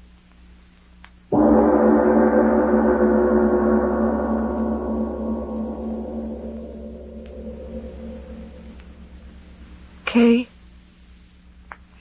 Kay, are you asleep? I can't sleep anymore. Kay, tomorrow, when it gets light and everything, do you think people will believe us? Do you think so, Kay? I'm not quite sure what happened. I always used to be so sure about things. And now Kay? Kay, where are you? Kay, where? The window. She went out the window. She's gone out there. To the graveyard. To talk to it. Okay, why did you go? Why did you go? I'll go out there, too. Well, she'll be so frightened out there alone. I'll go, too. I'll go, too. Oh, so cold. My hands. Snow so sharp. Cutting my legs. Oh, why did you go out there, Kay? Why did you? I've got to find you. The wind. Oh, why doesn't the wind stop? Blow, blow, thou winter wind. Thou art not so unkind.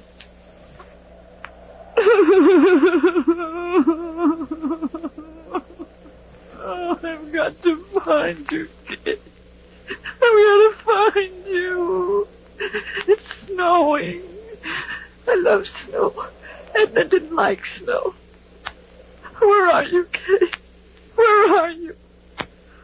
I've lost my way. I've lost the road. Where are you, Kay? Kay, where are... Oh, Kay. I heard you, Kay. I heard you. I'm coming to you, Kay. We'll talk to it. We'll talk to it together. We'll tell her we didn't mean any harm, won't we, Kay? Won't we?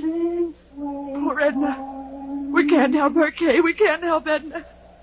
But I'm coming to help you, Kay. I'm coming. I'm coming. Florence, here I am, Florence. Yes, I hear you. I hear you. I'm coming, darling. I'm coming to help. I'm coming to help you. I'm coming. I'm coming. I hear you. I hear you calling my name. I hear you. Yes.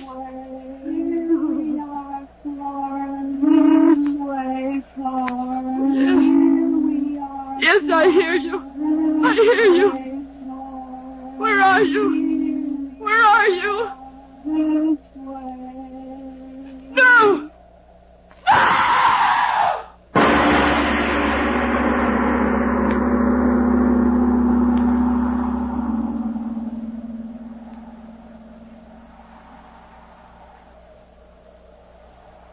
This way, Hooper. They must have come this way. Climbing out the window like that in the middle of the night. They must have gone crazy, the both of them. Well, let's not worry about that now. We've got to find them. Here, give me that lantern. What is it, Doc? What have you found? A shoe. One of the girl's shoes. My gosh, stuck in the snow. We're going the right way. Come on, move fast. We've got to get to them. Doc, look at this. What is it? Over there. Ain't these footprints? Yes. Yes. Yes, that's right. Footprints. Hello, up ahead. Hello. Doc, we're getting pretty close to the old burying grounds. Well? Maybe. Oh, look here, Doc. Let's not be fools. Let's wait till morning. What? Let those frightened girls freeze to death?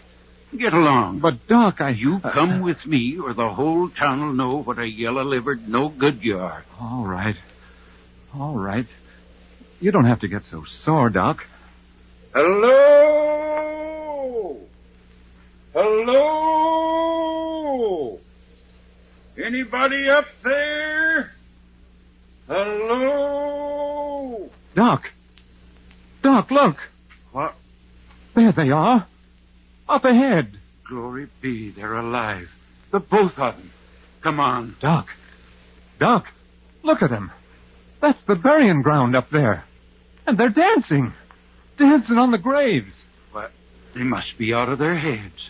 Come on. We've got to stop.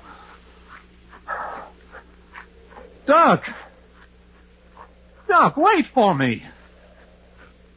Oh, Doc, it's Doc again. Where are they, Doc?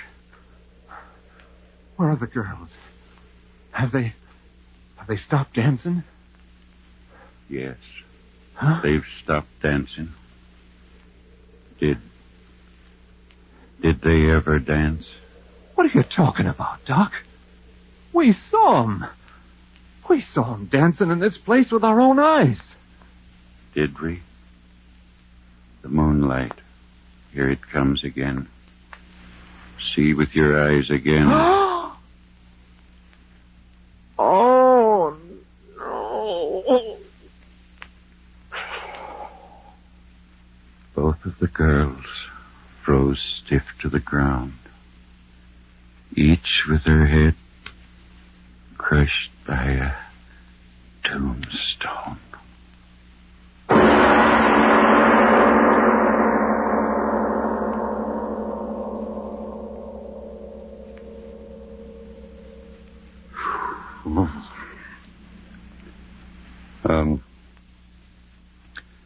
Mr. Obler, would you mind telling me, whether there actually are such things as poltergeists? All I can tell you is this. There are authenticated records in existence that, in the city of London on the 27th day of April, 1872, from 4 in the afternoon on a Thursday until 11:30 at night, a certain room in a certain house was deluged by stones thrown from no apparent source.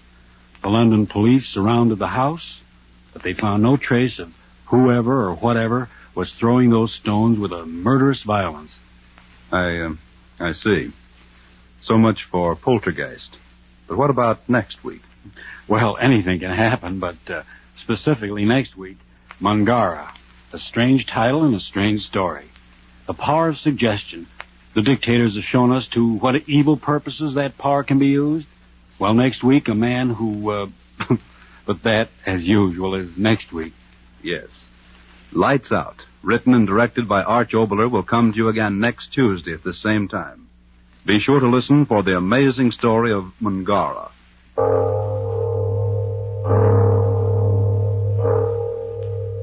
It is later than you think.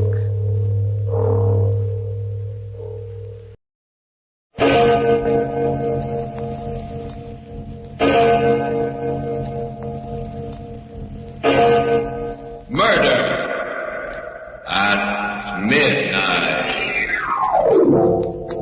This kind of glass tube was pointing at Matson's body. When the switch went in, there was a whining noise. And then a white light shot out of it. I know you won't believe this. When it hit the body, it went all soft. It was just like the bones had gone out of it. It just went all soft and kind of poured off the chair and onto the floor. Midnight, the witching hour when the night is darkest, our fears the strongest, and our strength at its lowest ebb.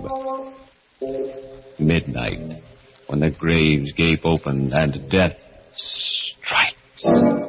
How? You'll learn the answer in just a minute in The Heavy Death.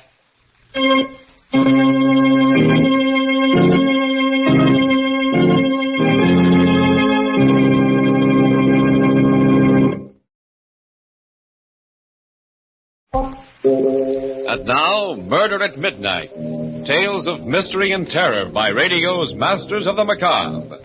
Our story, written by Robert Newman, is a weird and fantastic nightmare called The Heavy Death.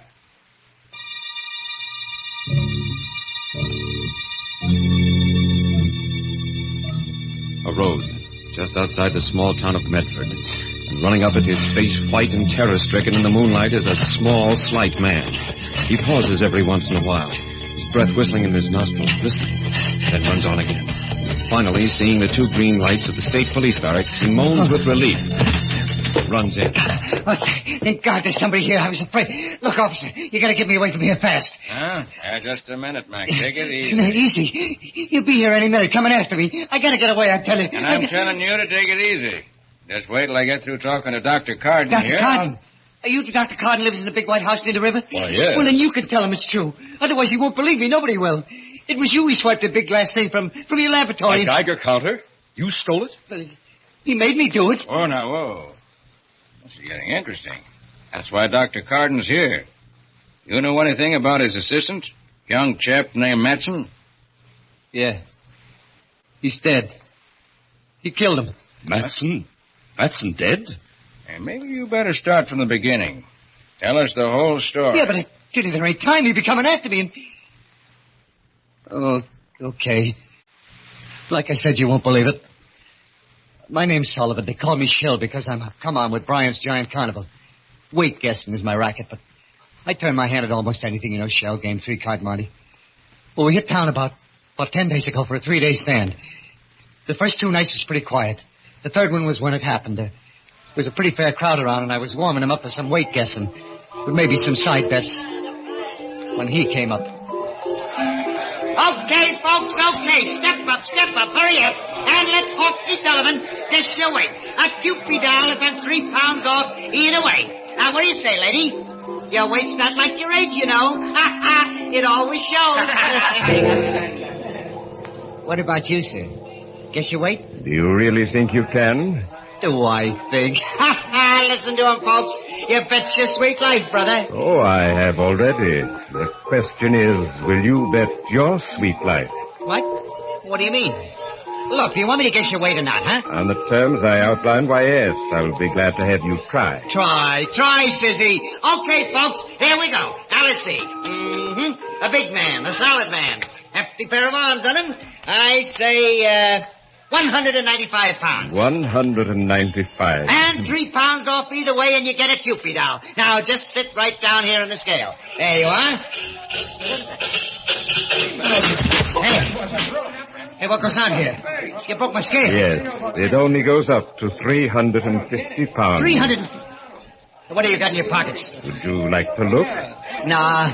No, I don't know how you did it, but more power to you, brother. When I lose, that pay with a smile. Well, here's your Cupid. Thank you. No, that's not what we bet. What? What do you mean? I think you know what I mean. The carnival closes in about an hour. I'll be waiting. He went walking off, slow and heavy. The crowd stood around for a couple of minutes, gaping at the broken scale and talking. Then they all decided it was some kind of a gag and went on and forgot about it. For me, I couldn't forget about it. Somehow I didn't think it was a gag. There was something about him, the way he moved, the way he talked, it scared the pants off me. I hung around for a while, getting my stuff together, and then I looked up Rube Thomas. Rube's a big guy. Used to be a wrestler, and he was just closing up his Wheel of Fortune. Hiya, Rube. How are they going? Not bad for a one-horse town. How's it you? Oh, not too bad. Till some wise guy busted my scale. Huh? Busted your scale? Yeah. Well, Rube, that's why I come over. He was a queer duck. I just couldn't figure his pitch, but he said something about waiting for me when he closed up, so I thought... So you thought maybe you should have some protection walking down to the station. Yeah.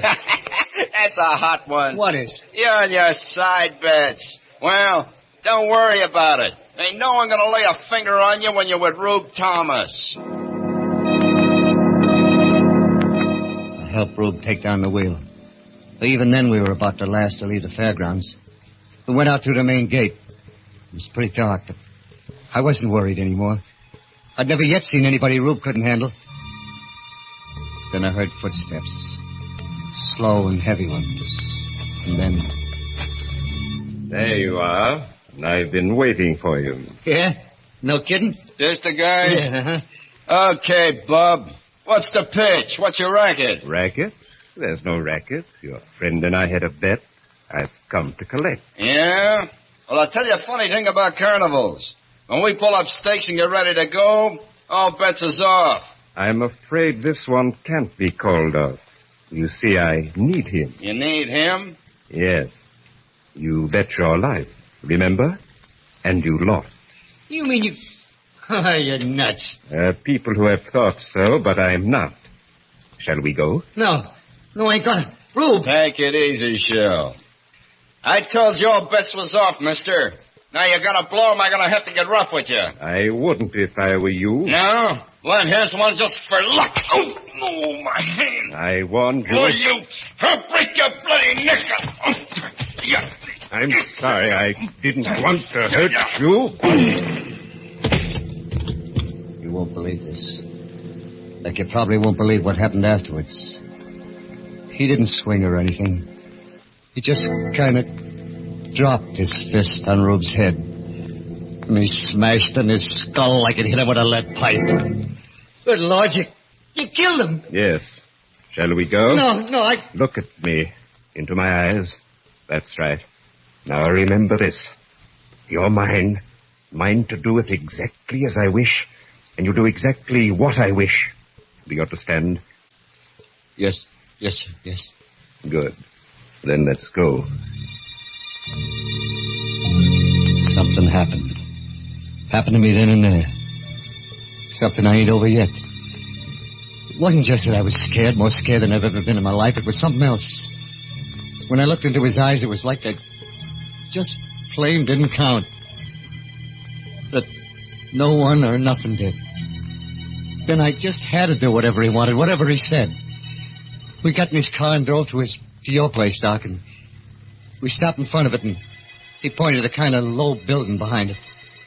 That is Dr. Carden's laboratory. He has something there I need. A Geiger counter. You're going in and get it for me. You mean swipe it? Yes. It would take too much time to make one of my own, and as I said, I need it. Now, it's a long glass tube, about this size, with filaments inside it. Yeah, but suppose somebody sees me. Suppose somebody comes... Carden's away in Washington with that childish atomic energy commission of theirs. There's only Matson, his assistant, and he must be sleeping. If he should try and stop you, well, you'll have to take care of him, but remember, I want that Geiger counter. Like I said, it was like I was numb. Didn't have a mind of my own. I did it. Found an open window. Went in and got what he wanted. Brought it out to him. He didn't say a word. He just put it in the back of the car and we drove away. It was about 11:45 when we got to his place. Big rambling house at the foot of a mountain. He took me around the back to a kind of iron door and... Well, it was like out of Buck Rogers, the 25th century. Big glass tubes, dynamos, wires. He must have noticed me staring because he said... Go ahead, look around. There's equipment here that doesn't exist anyplace else in the world. Yeah, but what's it all for? And if I told you, you'd be even more frightened than you are now. By the way, what's your name? Sullivan. Shel Sullivan. I'm Dr. Vance. Dr. Brian Vance. Doctor? Of nuclear physics. Without doubt, the greatest scientist in the world today. Do you know anyone else who has been able to convert most of the elements of the human body into the heavy isotopes? Look, I don't know what you mean, but is that... Yes. That is why not only my weight, but the entire atomic mass of my body's... What's that? It sounds like a car. Yes, but who... Oh, Matson. He must have heard you in the laboratory, followed us. Well, I was as quiet as I could be, honest. There's nothing to be worried or excited about. Hello, Matson. Vance, I should have known it was you. Should have known what was me. That stole our Geiger. You've done an awful lot of strange things in your career, Vance, but this time you've gone just a little too far. This time I've got you dead to rights. I'm afraid it's just the other way around, Matson. What do you mean? What? Vance. You don't really think I'd let you or anyone interfere with what I'm doing, do you? You killed him, Of course. Drag him over there out of the way. There's a certain experiment I'm just about ready to try, and his body will come in very handy.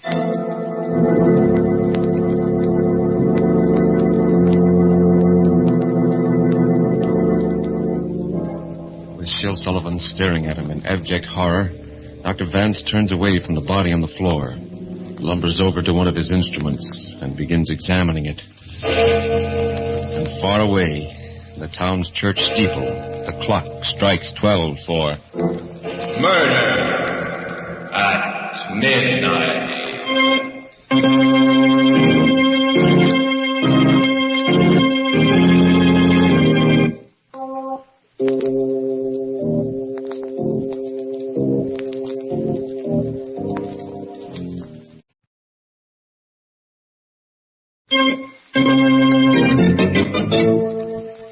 And now, back to Murder at Midnight and The Heavy Death. It's just a moment later. Sergeant Rowe and Dr. Carden are staring incredulously at Sullivan as he pauses for a moment in his terrifying story. Then the trooper says, We did find Thomas's body out by the fairground, but it was an accident. Hit by a truck or something. You mean this Vance killed Matson just like that? Shot him without turning a hair. Sure sounds to me like... Dr. Carden, what do you think? I don't know, Sergeant. I do know Vance. I knew that he had a laboratory somewhere near here, and... Well, it's true that he probably knows as much about nuclear physics as anyone in the world. We tried several times to get him to work with us during the war, but he laughed at us, said that what we were doing was childish. Yes, but this other business, this changing himself, making himself heavy... Yeah, even his voice was heavy like. Is that possible, Doctor? Theoretically, yes, I suppose it is. After all, Professor Urey did it with hydrogen, made heavy water. And we've done it with uranium. Yes, but why would he want to do it? Why? There I can only guess. For all his genius, I've always felt Vance was a little mad. It's possible he believes that by changing the atomic weight of his body, he can make it immune to disease. Yeah, that's right. It's true. He said he was going to live forever. Well, go on, Sullivan. What happened after that? He made me help him do things around the laboratory. Wire and stuff like that. Seems he got tired pretty easy, and his hands was too heavy to do work that was delicate-like. Maybe that's why he needed someone else around. Finally, I couldn't keep my eyes open anymore, and I fell asleep on a cot in a corner. I don't know if he ever slept or not. If he did, I never seen him. When I woke up, it was around noon, and he had Matson's body propped up in a chair against just a kind of a silver screen. So you finally got up, Sullivan? I was just going to wake you. Yes, sir. I'm kind of hungry, sir. Yes, food. Well, you're going to help me with a little experiment first, and then we can eat. Yes, sir. What kind of experiment? You mean... Why, yes. An experiment on our friend Matson's body. He won't mind. Just a little calcium transmutation. First, we switch on our alpha generator here. Then we make a few frequency adjustments. What are you going to do? You'll see. Over there, stand by that master switch on the converter. When I give the word... Yes, sir. Let it climb just a little higher. A little higher. Now! Oh, good Lord. No. There's a kind of glass tube pointing at Matson's body. When I threw the switch, a white light shot out of it. I know you won't believe this. When it hit the body, it went all soft. It was like the bones had gone out of it. It just went all soft and kind of poured off the chair onto the floor. I must have fainted or something. When I come to, Vance was standing over me, smiling. Anything the matter, Sullivan? Don't you feel well? Yes, sir. I'm all right. I was just... That was the most awful, most terrible thing. Sullivan, if you were a soldier and you saw that happen to the man next to you, would you feel much like fighting after that? What? You mean you're going to do that? I'd advise you not to ask too many questions. We'll dispose of the rest of the body later, but now let's eat. Like I said, it was just about a week ago. I can't really tell you what happened after that because I was in a daze most of the time. We worked, him showing me what to do, wire and solder and stuff. We ate. Sometimes he let me sleep. Then this morning it happened. I woke up at about 10. He was standing looking at this thing we've been making. Well, Sullivan, it's finished. Just a few adjustments and we were ready to go. Yes, sir. And I'm profoundly grateful to you for your help. I will show you how grateful in a very concrete fashion. You mean you're going to let me go? You're going to let me go? Go? Really, Sullivan, that's a little foolish, isn't it? Well, I don't know. I just thought... Yeah, I guess it is. Well... Where are you going? Inside to fix some breakfast. No, Sullivan, no food for you. Not today. No food? No, because tonight you're going to enjoy a tremendous experience. One I experienced myself several months ago. And the process is much simpler when the stomach is empty. Process? You mean you're going to make me like you? Heavy? Yes, Sullivan. I told you I was grateful to you and... Oh, no, Doc. No, please, will you? For heaven's sake... You're being rather childish. I'm not going to bother detailing what it will mean to you physiologically, the immunities it will give you. I will merely tell you that we'll do it tonight. Getting changed to become like he was. Heavy as lead. Well, it did something to me. It was like I'd been dope hypnotized. All that time afraid to do anything to make him mad. Now I was even more scared to stay. I made out like everything was fine, and I waited. I waited and watched. Then about an hour ago, I got my chance. He went into the house to get something. He didn't lock the door. I was out like a shot, grabbed his car and started down the driveway. As I went past the house, I heard a window open. Sullivan, come back! Come back! You'll regret this! You'll regret it!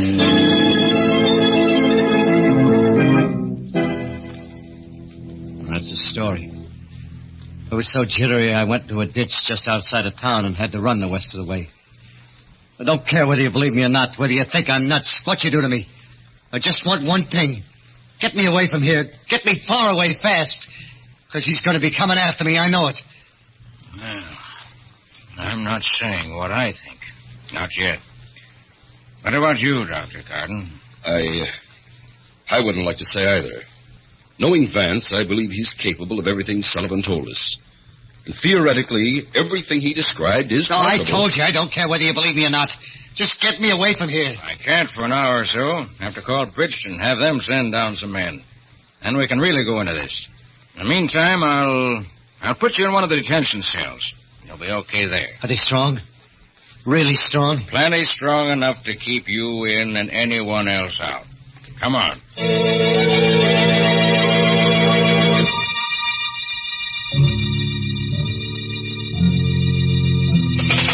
Sergeant! Hey, Sarge! Dr. Carden!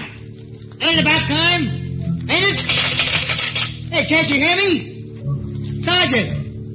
Dr. Carden! Oh, gee, Sarge. I was starting to get a little worried. You. Yes, Sullivan. You didn't really think you were going to get away, did you? Oh. What are you going to do? You can't do anything. The cell door is locked. And is it? Let's see. Yeah, you see? You can't break it down. You can't. It's steel. Yes, Sullivan. But steel can be smashed if it has to be. No. I told you you'd regret running away, didn't I? No. Look, I'll come back. I'll do anything you want. I'm afraid it's too late, Sullivan. No. Too late for anything but this. Dr. Carden. Did you hear it, too? I'm not sure, but it did sound like... This way, quick. Good Lord. Look at that cell door.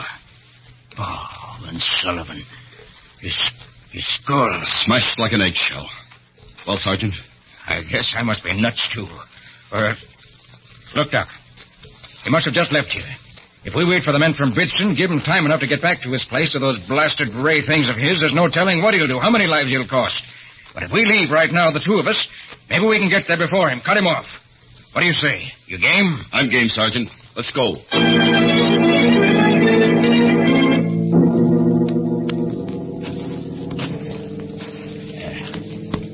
That must be it. It's right ahead. The laboratory's probably around and back.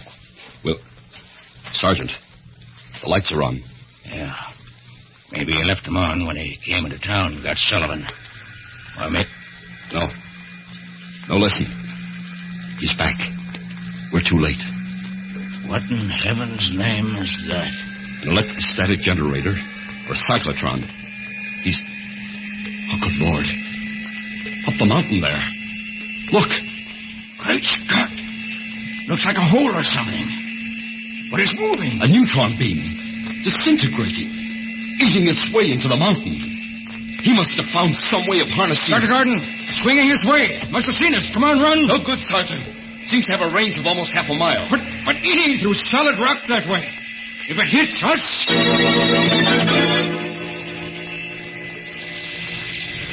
You came to see just what Vance was doing, eh, Carden? Yes.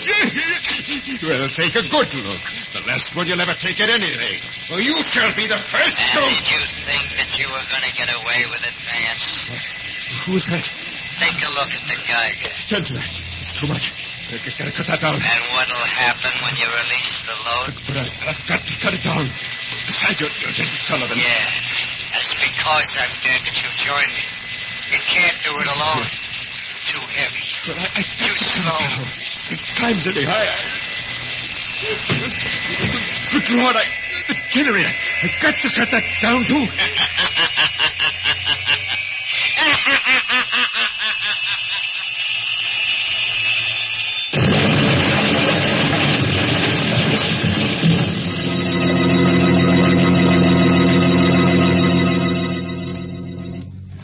Dr. Gordon. Dr. Gordon, where are you? Over here, Sergeant. You all right? A little shaken up, but yes, I'm all right. Oh, the laboratory. A whole house. Look. Yes. What happened? Something got out of control. Too much centrifugal force, or the load released too suddenly, and the whole thing exploded. Now there are things that we'll never know. Except something we knew already. That science can either be man's servant or his master and his doom.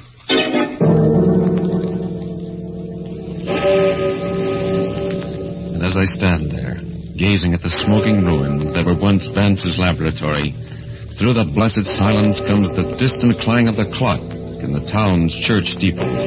For the second time, striking 12 for... Murder at midnight.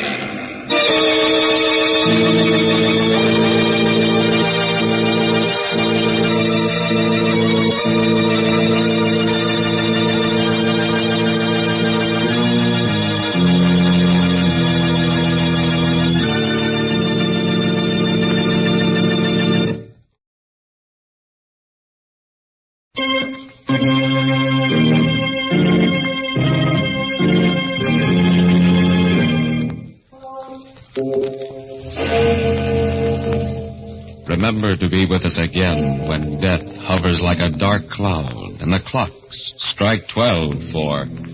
Murder at midnight.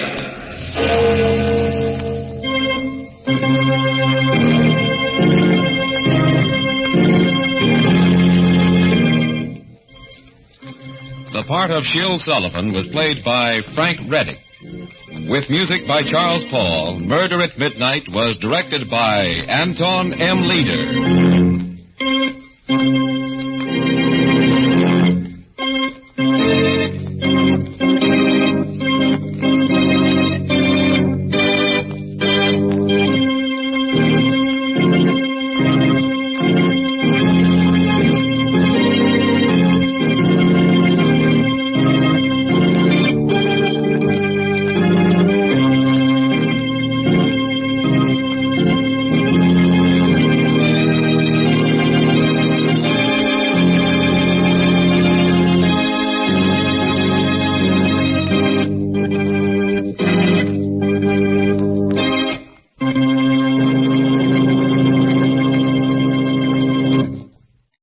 Let every go signal remind you that you do go farther with Signal gasoline.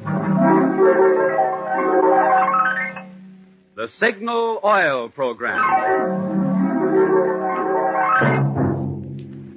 The Signal Oil Company and your neighborhood signal dealer bring you another curious story by The Whistler. Tonight, the tale of a man who betrayed his country for money. The story of how death carries a lunch kit.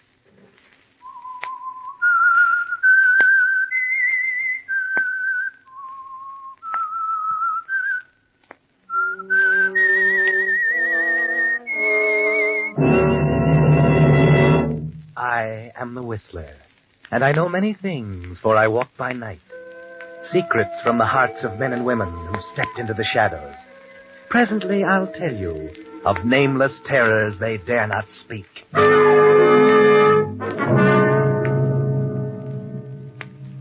In a moment, the Whistler will tell you his gripping story. But first, I'd like to pass along an interesting comparison made by a Signal gasoline dealer who changed my motor oil recently. Signal 4-Star Motor Oil is like a bank, he said. The bank not only protects your money, but also pays you interest. This fine pre-war quality motor oil protects your motor by coating every part with a tough, lasting film of lubrication that resists heat and wear. I know Signal 4-Star is pre-war quality, and I know it protects my motor, I replied. But tell me, where does the interest come in? That, he said, is something extra you get. The carbon-removing property in Signal 4-Star Motor Oil. You see, laboratory tests prove that while it's lubricating your motor, Signal 4-Star Motor Oil actually dissolves out carbon that could cause serious motor damage. Well, then tell me, I asked, how come more people aren't using Signal 4-Star Motor Oil? When they find out about this feature, he replied, smart motorists switch to 4-Star in a hurry, especially operators of fleets of cars and trucks who keep a record of performance and can't afford to have vehicles laid up. Well, I said, I can't afford to have my car laid up either. And from now on, I'm giving my motor the oil that helps keep out carbon while it lubricates. Signal 4-Star Motor Oil. And now, the Whistler.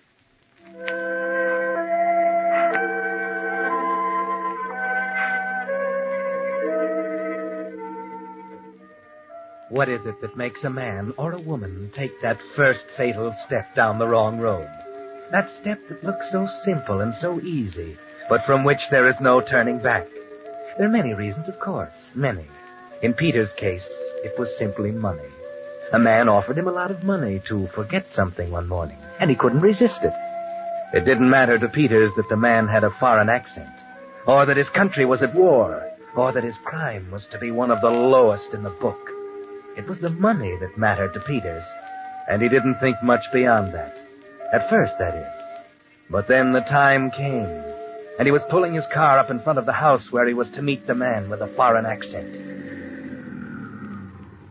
Hey, Jerry, why are we stopping? Oh, I forgot to tell you, Pop. I have to stop here for just a minute. I have to see a sick friend. But, Jerry, we haven't got much time. We'll be late for work. Don't worry, Pop. I won't be long. I'll get you there in time. Be right with you. Yes, this is it, Jerry. Your throat feels a little tight as you go upstairs and knock on the door. Well, Peters, you're late. Come in. Yeah. I had to pick up a guy. What do you mean, pick up a guy? Pop, my ride. I take him to work every night. Where's he now? Out in the car, waiting. You fool. That might be dangerous. Oh, no. Would have been more suspicious if I hadn't picked him up. What did you tell him? I said I had to see a sick friend. Good. All right, Peters. This is Gus, the one I told you about. Hi, Pete. Hello. He's putting the finishing touches on now. They'll be ready in a minute. Peters watched, fascinated as old Gus continued his work. 3-4 minutes slipped by. By then, Pop out in the car began to get impatient. Oh, the old fool. The old fool? Why doesn't he stop honking that horn? Yes, why doesn't he? I'll tell him to stop. Please do. I think we need publicity. I'll call down to him. I'll tell him to stop. Hey, Pop! Pop! Lay off the horn. Didn't I tell you this guy was sick? But we're going to be late for work. I'll be down in a few minutes. Take it easy. Well, you'd better hurry up. I wouldn't want to be late, Jerry. Yeah. Who is this Pop? Is he all right? Will he cause us any trouble? No, I did what you said. I made friends with one of the old-timers down at the plant. Now I can't get rid of him. How is it coming, Gus? It's almost finished. Yes, Gus the mechanic, an old hand and a good one, was almost finished. Peters has watched as he chipped out the inside of the thermos bottle, and now he was working on the detonator. It looked like one of those old-fashioned watches Peter's old man used to own. And as Gus started winding it, somehow the sound was so familiar. It sort of got Peters. For the first time, he wished he'd never started the thing. What time you got, kid, eh? Huh? What time have you got? What's the matter with you? Are you getting too nervous for us? Nervous? Don't worry about me being nervous. It's, 8:29. 8:29. Okay, kid. What are you sweating about, huh? Who, me? Mr. Shark ain't sweating. Well, she'll go off at 6:30 tomorrow morning. Is that okay, Mr. Shark? Fine, Gus. Okay, Fine. kid, huh? Yeah, okay. Okay, then. Gus went to the steel cupboard and took down a metal jug. He came back to the table with it, cradled in his arms. Shark leaned forward. Peters felt himself tightening up inside. Without thinking about it, he pulled a pack of cigarettes out of his jacket and put one in his mouth. He was about to strike the match when Shark looked up. Put that match out, you fool. What? What's wrong with you? Haven't you any sense at all? What do you mean? Tell him, Gus. Kid, if one spark got into this nitro, they wouldn't find enough of us to fill that matchbox. Oh. The unlit cigarette turned to garbage in Peter's mouth. He spit it out and stamped it to pieces on the cement floor. Shark and Gus looked at each other and grinned. That didn't help Peter's feelings any. When it came to the payoff, it'll be up to him, not these wise guys. Your lunch kit. Here it is. I just bought it this afternoon. Well, look how pretty it is, Mr. Shark. It's a shame to spoil it. All right, finish with it, Gus. We'll make the jokes later. Gus opened the lunch kit and took the bottle out. He screwed the detonator into the cap, and when it fitted right, he laid it aside. Then he put a siphon into the thermos bottle and opened the jug of nitroglycerin. He poured out a thick, yellowish liquid, and when the thermos bottle was full, he put the top on the jug and carried it carefully back to the cupboard. You better be far away when this goes off, kid. I'll be far away, all right. Peters is a smart boy, Gus. He comes to us well recommended.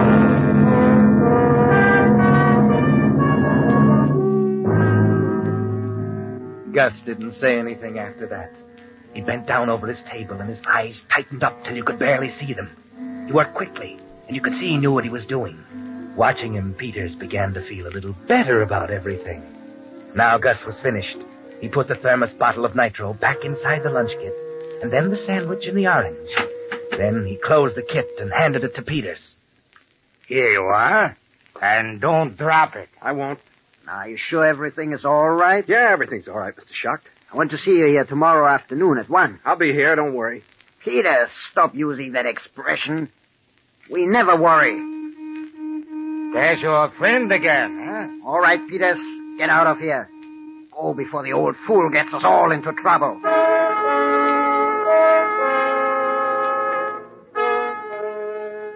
Peters had been with Gus and Mr. Shark for some time, and it was almost 9 now. It was a nice night, but Peters wasn't going to enjoy it. The old man was sitting in the Chevy smoking his pipe as Peters walked up. Is that you, Jerry? Yeah. It's about time. What kept you? We got to talking. He's pretty sick. We're going to be late for work, Jerry. Is that any way? You should have taken the bus. And what about you? I'd have been late, so what? So what? That ain't no attitude, Jerry. Okay.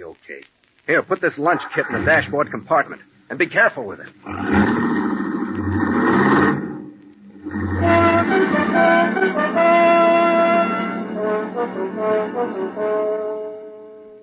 The drive to the plant was something Peters would never forget. Just thinking about what was in that lunch kit was enough to drive him nuts. He ran into something. If a tire blew, if a speck of dust got into his eye and he ran off the road. He stayed off the main highway. Too much traffic. This ain't the right road, Jerry. It'll get us there. We've been going 25 all the way. Can't you go any faster? We're going to be late, Jerry. We'll get there. Oh, you young fellas of today. You're a strange, disturbing lot. You've a fever in your blood. You're restless and you don't know why. Yeah, you're a strange lot. And I don't know what the end will be. What's that? What's what? That rattling, what is it? I don't know, Jerry. Sounds like your lunch kit. Here, let me at it. What are you worrying about that for? We're going to be late. Stop telling me we're going to be late. Stop jabbering. Let me alone, will you? Yes, Jerry. You think the lunch kit will be okay now? You packed it in pretty well. Okay, but if it starts rattling and I don't hear it, let me know right away. You hear me, Pop? I'll let you know, Jerry. You sure think a lot of that lunch kit. Yeah. Yeah, I sure do.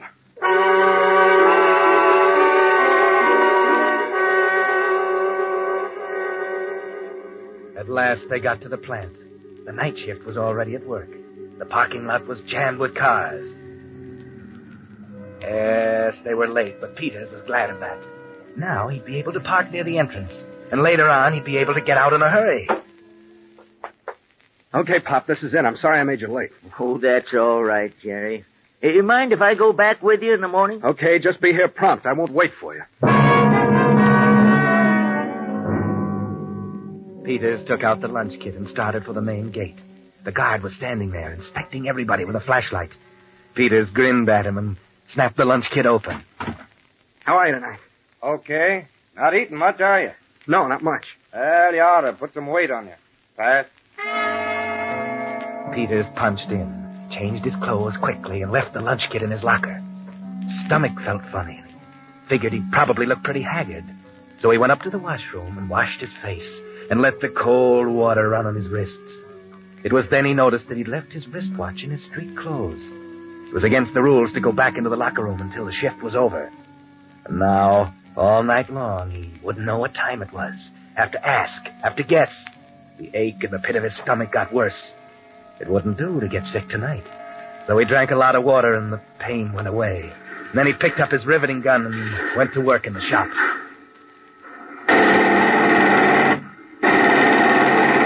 Hey, what are you doing? Stop that gun. What's wrong, Mr. Davis? What's wrong? Don't you see with your own eyes what's wrong? Is that any way to rivet a flap? Where's your clamps? Where's your sage? Gee, I'm sorry, Mr. Davis. Don't be sorry. Do it right. Come on, get on the ball, Peters. Yeah, get on the ball, Peters. Don't be so nervous. Don't show how you feel down inside. Concentrate. Think. But you can't think, can you, Peters? All you can find in your consciousness is the thought of that lunch kit sitting in your locker. All you can remember is that thermos bottle filled to the top with nitro. All you can think of is that detonator set for 6:30. Hey, Pop, what time is it? 1:30, Jerry. Hey, Pop, what time is it? It's 10 after 3. Hey, Pop, what time is it? Oh, what's eating you, Jerry? It's 4:25. Pop, what time is it? Jerry, what's wrong with you? Why, you're as white as a sheet. I don't know, Maestro. Hey, guys! Jerry's passed out. Come over here, quick!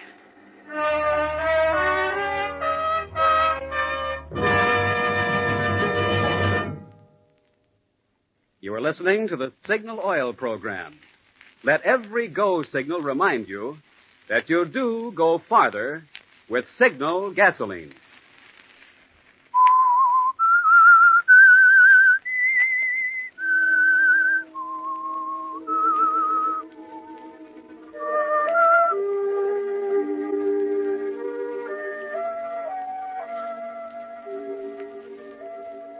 When Peters woke up, he was lying on a cot in the plant dispensary, and the staff doctor was bending over him. How do you feel now, son? Better. You ever had a spell like this before? No, I never did, Doc. You're pretty nervous, aren't you? No, I'm all right. I don't know. Your pulse was going 50 miles an hour when they brought you in. Yeah, but I'm all right now, Doc. I want to go back to the job. You want to what? What kind of a doctor would I be to send you back to your job? Come on, relax. But I'm okay now. Take it easy. Take it easy. Doc, what time is it? It's 5:30 now. The shift ends in half an hour. Oh. Here, you hold this glass of water. What are you going to do? I'm going to give you a couple of grains of barbital. Take you in the next room and put you to sleep for a couple of hours. That'll fix you up. What's the matter with you? Now look at that mess. I don't want to go to sleep. I'm all right. Yes, you're all right. You can't even hold a glass of water. You're in fine shape. But I got things to do as soon as the shift's over. Well, they can wait. Your health is more important. I'll hold this glass myself. Oh, Doc, look, I'm okay. I don't like to take dope. This isn't dope. It'll slow you down, and you'll wake up feeling like a new man. You little fellows, you don't know how to relax. It's a wonder you live as long as you do. Here, take the pill. I'll put it in your mouth. All right. Swallow some more. Now, come along with me. There's a cot in the next room. Now, you just lie there and behave yourself. In a few minutes, you'll be sleeping like a baby. Okay. That's right. I will put these blankets up over you. You okay now? Yes, Doc. All right. I'll turn out the light. Good night, young fellow. Good night.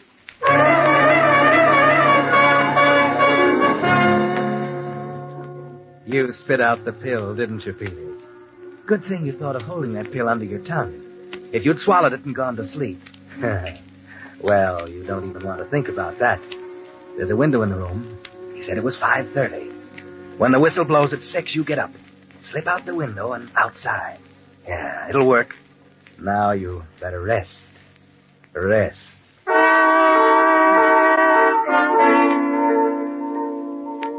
Only you can't rest, can you?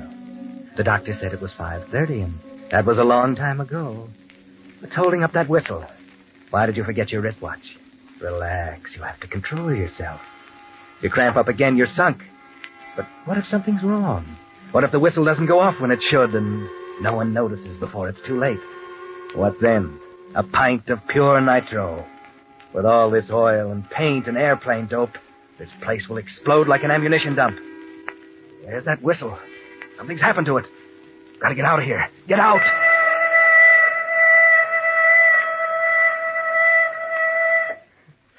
That's over. Now I gotta act fast. Get out of here. Do everything right.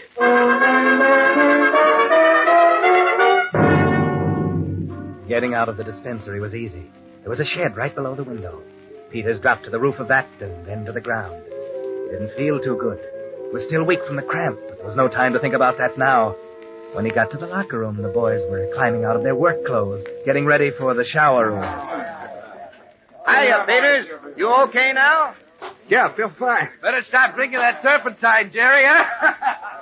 Boy, you had me worried, Jerry. I'm okay now, Pop. Do I still get to ride? Huh? Yeah. I'll see you later, then. I'm going to take a shower.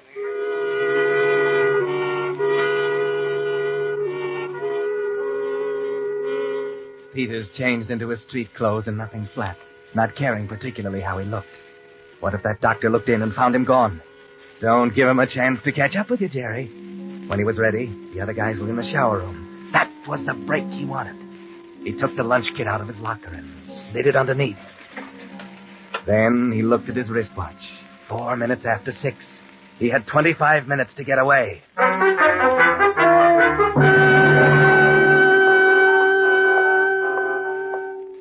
He was walking down past the front offices.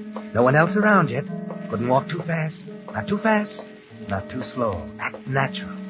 Past the foreman's office. Not too fast. Peters. Oh, hello, Mr. Davis. Peters, how you feeling now? I'm all right, Mr. Davis. Good. Say, come into the office for a minute. I want to talk to you. Been meaning to for some time now. Now? Sure, now. I'm in a kind of a hurry, Mr. Davis. It's 6 o'clock in the morning. Nobody's in a hurry. Come in. All right, but just for a minute. Yeah. Close the door. Yeah.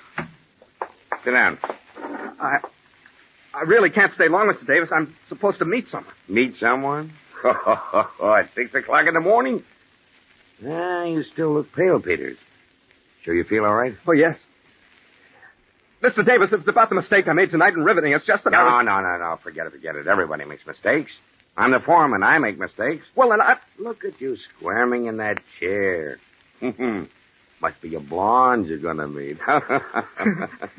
Yeah. It takes a woman to get a man upset like you are. Mr. Davis, Yeah. You gotta go.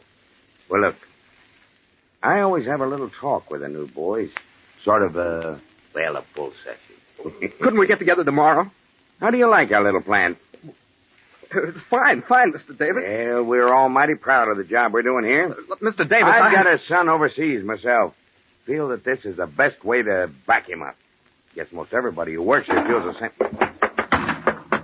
Hey, Peter! Peter! Come back here. What's the matter? What's wrong with that guy?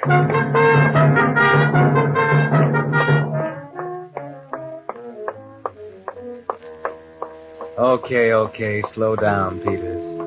He's not chasing you. Look at your watch. 6:14. There's still plenty of time to get away. Leave the main building. Start across the yard for the main gate. It's still dark. You're one of the first out. Hey, you! Hey, slow down, will you? How far have I got to chase you? What do you want? You know as well as I do what I want. You forgot something. What did I forget? You forgot to punch the time clock. I'll do it tomorrow. Tomorrow? Then it'll be my neck. You're not leaving this plant till you punch out, mister. All right. I'll go back and punch out. Oh, where's the fire? You ought to work that energy out during your shift, young fella. Yeah. Okay. Hey. What? There are 20 guys in line ahead of me. Oh, sure. What did you expect? You ain't the only one on this shift, you know.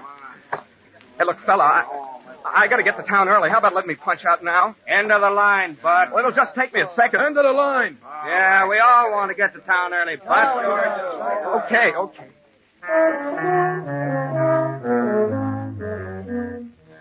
Take it easy, Peters. You've still got time. Get down at the end of the line and stop making yourself conspicuous. Hi there, Peters. Hello. Say, I think Pop's looking for you. Yeah? The old guy sort of adopted you, ain't he? Yeah.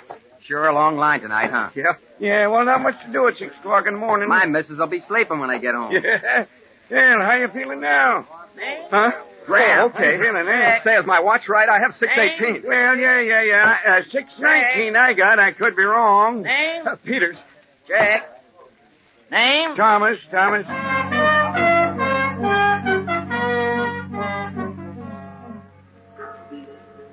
He finally got to the parking lot. But a whole lot of people are out now, and it's going to be crowded if you don't hurry, Peters. There's a little cold, too, and it takes a couple of seconds for the motor to catch. It's 6:21, Peters. No time to waste now. You're fighting for your life. Start backing out, quick. Hey, look out! Hey, you! Look at my headlights. What's the matter with you? Come out here and see what you did to my headlights. I'm sorry. I'll pay for them. That ain't the idea. You can't buy headlights like this anymore. All right, Peters is my name. Jerry Peters. I work in Shop 5. I'll see you tonight. We'll work out something. Not so fast. I've got to write this down. Got a pencil? Here's my pen. Use it. Jerry Peters. Shop 5? Yeah. Okay, here's your pen. I'll see you tonight. You ought to watch where you're going this time of the morning. Back up and let me out, will you, fella? Oh, you guys always in a hurry. That's how trouble starts. All right, my partner's backed her up. It's clear now. Thanks. You gotta hurry. Jerry, wait. You're forgetting me. Hey, Jerry, wait for me. Wait, will you? Wait. Hey, Jerry. He got away.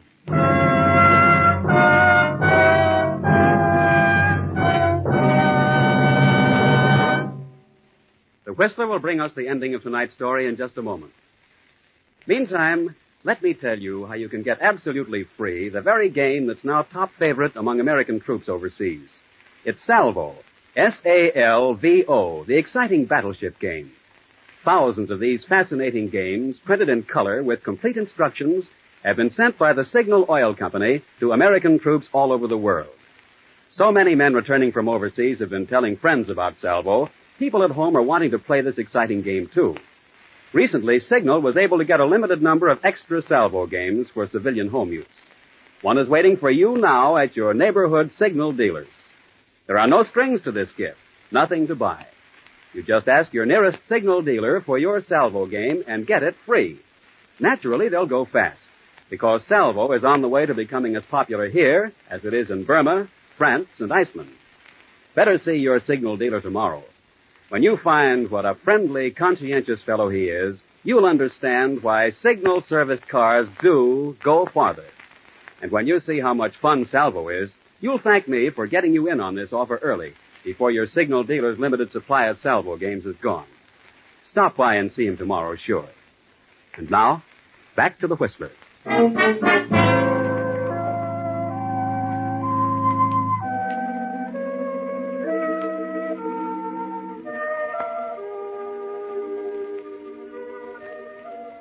Yes, Jerry Peters got away from the plant. By 6:29, he was a good mile from the plant, racing along to safety. Back in the parking lot, Pop had something to say about the younger generation. How do you like that?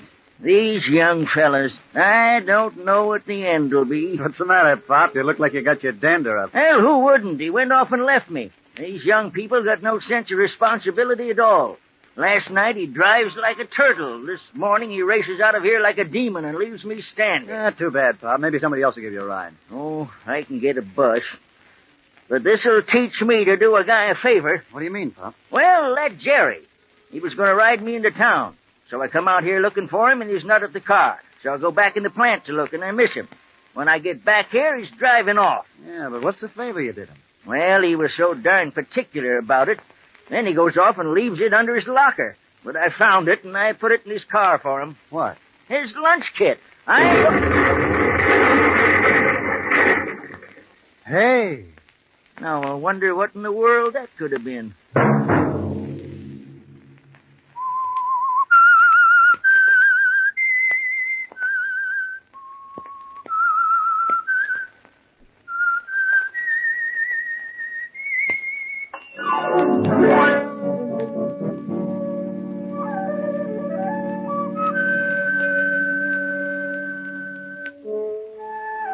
Next Monday night at 9 o'clock, the Signal Oil program will bring you another strange tale by the Whistler. The Signal Oil program is broadcast for your entertainment by the Signal Oil Company, marketers of Signal's famous Go Farther gasoline and motor oil, and by your neighborhood Signal Oil dealer, who is at your service daily to keep your car running for the duration. The Signal Oil program, directed by George W. Allen, with story by Lawrence Marcus and music by Wilbur Hatch, is transmitted to our troops overseas by the Armed Forces Radio Service. Bob Anderson speaking for your friend, the Signal Oil Company, and suggesting once again that you let every go signal remind you that you do go farther with Signal gasoline.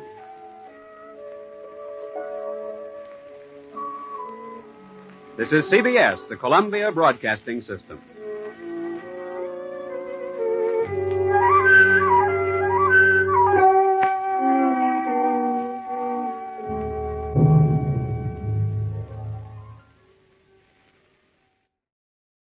And now, the Hall of Fantasy. Welcome to the Hall of Fantasy. Welcome to the series of radio dramas dedicated to the supernatural, the unusual, and the unknown. Come with me, my friends. We shall descend to the world of the unknown and forbidden, down to the depths where the veil of time is lifted, and the supernatural reigns as king. Come with me and listen to the tale of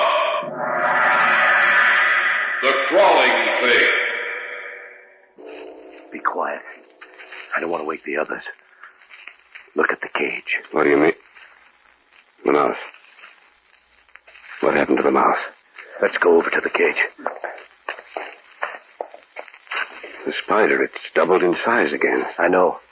The mouse is gone. Now, look at the partition between the two pens. But there isn't any partition. That's right. And I don't think the partition slipped down between the two cages. I think that the two holders for it were opened and then the partition slipped down. But that means you're endowing the spider with intelligence. Yes, that's right. Remember what I said earlier? What would happen if the S quantity also enlarged the ability of the brain to think? Well, it's happened. That spider will kill. It can think. That hairy, crawling thing can think.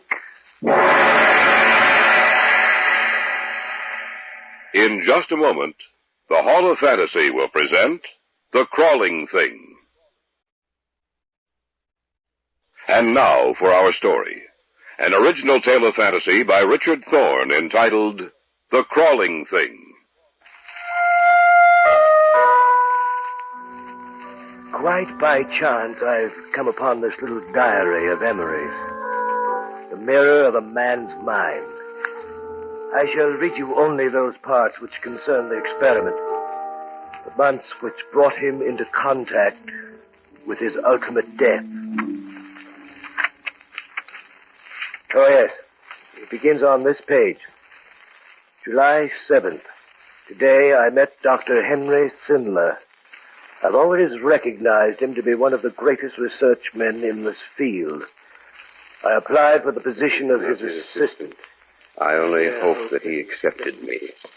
It would be a great opportunity for me if I managed to get the position. I remember when he walked out to meet me. I take it that you are Mr. Bolton? Yes. Sindler, Dr. Henry Sindler. Yes, I know. Please sit down, Mr. Bolton. It distresses me to see a man like you nervous and shaky. I'm not going to hurt you. Well, I'm sorry, sir. Now, you no doubt are aware that I drive my assistants to a state of utter exhaustion, that I expect quite a good deal from them. Yes, I'm aware of that, Dr. Sindler. Yes, all right, good. And thank you for coming to see me, Mr. Bolton. I have many other applicants to see before the day is over. If you are accepted, we will notify you. The Dr. Sindler... That is all, Mr. Bolton. Good afternoon.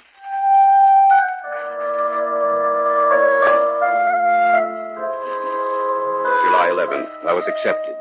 He called me this morning and said that he had chosen me to fill the position.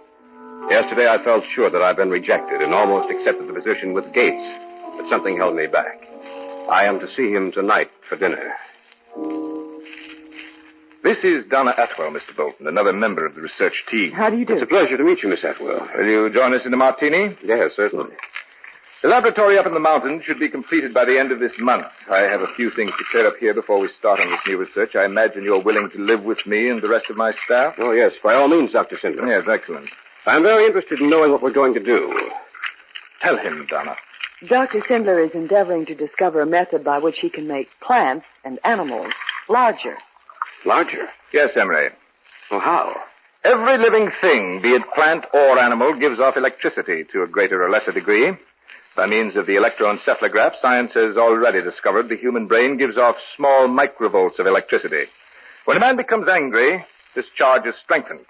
With the increased flow of electricity, his physical strength is also increased. Dr. Sindler is looking for the chemical which is released into a man's body, along with adrenaline, which gives a man this added strength and which also increases the microvolts of electricity. I see. Your cocktails. Allow me to propose a toast to our work together. May we have success.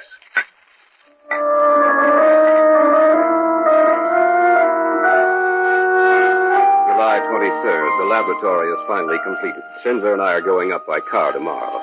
I am impatient to begin. July 24th. We arrived shortly after noon today. I'll take you on a tour of the building later, Emery. Now I want you to meet the others. Donna, will you and Dr. Henderson come into my office, please? Yes, Dr. Sindler. Besides the four of us, the only other persons in the building are the cook and janitor. I dislike having too many people engaged on one problem. You understand, of course. Certainly. Miss Atwell and Dr. Henderson have been my colleagues on several other occasions. Well, the building is perfect, Henry. Yes, Henry, they've certainly given us everything to work with this time. Emery Bolton, this is Dr. Paul Henderson. You already know Miss Atwell. How do you do? Glad to have you with us, Bolton. Emery, you are to work on the effects of the unknown chemical which is released into the body at moments of anger or peril along with adrenaline. I shall try to isolate the chemical. You are to discover what effect it has upon the nerves and brain.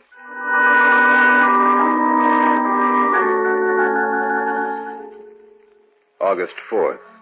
Sindler has isolated the chemical. He calls it the strength quantity or S quantity. He fed some to a lab mouse. How much time has passed since the injection? 3 hours, Dr. Sindler. Let's look at the pen. I hope we have more success this time. I think we will. Maybe I'm wrong, but the mouse does seem to be larger. It is larger, Donna. Then we found the formula. We can't be too sure if it's safe. The other subjects died. Dr. Sindler, Yes? How large will the animal grow? We have no idea of knowing that, my dear. Do you think there's any possibility of it growing too large? What do you mean? We're changing the size of that animal beyond all proportion to what nature has evolved. Do you think there's any possibility of the subject growing too large for us to handle? That mouse there might grow into some hideous monster that could destroy us all.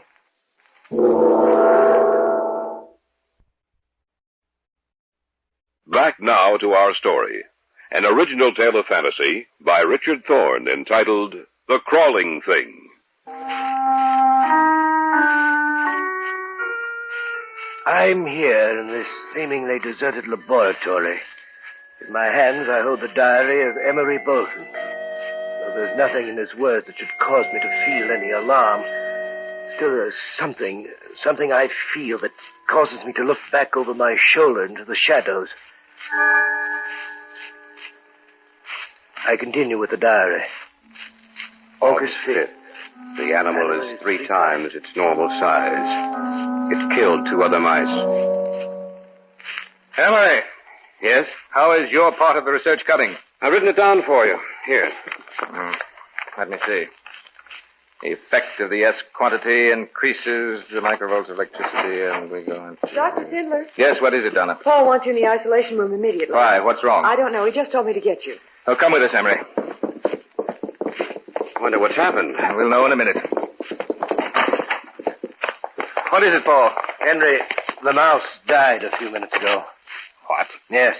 As you know, the S quantity has an immense effect on metabolism. I imagine the animal wasn't able to stand the strain. What are we going to do? We'll try it again. This failure may mean nothing. Perhaps the animal was sick. We're not sure that the strength quantity will kill. August 9th.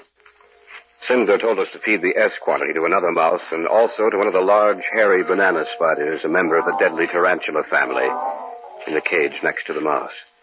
I was with Henderson when the feeding began. Open the cage door. Right. I'll set the food in here, like this. All right, close the door. Mm-hmm. Now the other one. Open the cage door. All right. There, that'll do it. Paul, do you think the spider will react to it? I don't know. I imagine so. Spider, What's the matter? Ever since I was a small child, I've hated them. I get nervous whenever I see one. This type, especially. You're a scientist, Paul. You should be completely objective in this experiment. I know I should, but that spider, that hairy, crawling thing, I wish I could forget my fear and hatred of them, but I can't. They always seem so cold. A person feels that they have an unearthly, inhuman intelligence behind their beady little eyes. Of course, that's not possible. I think it just the same. I wonder if the S quantity will also increase the size of the brain and its ability to think.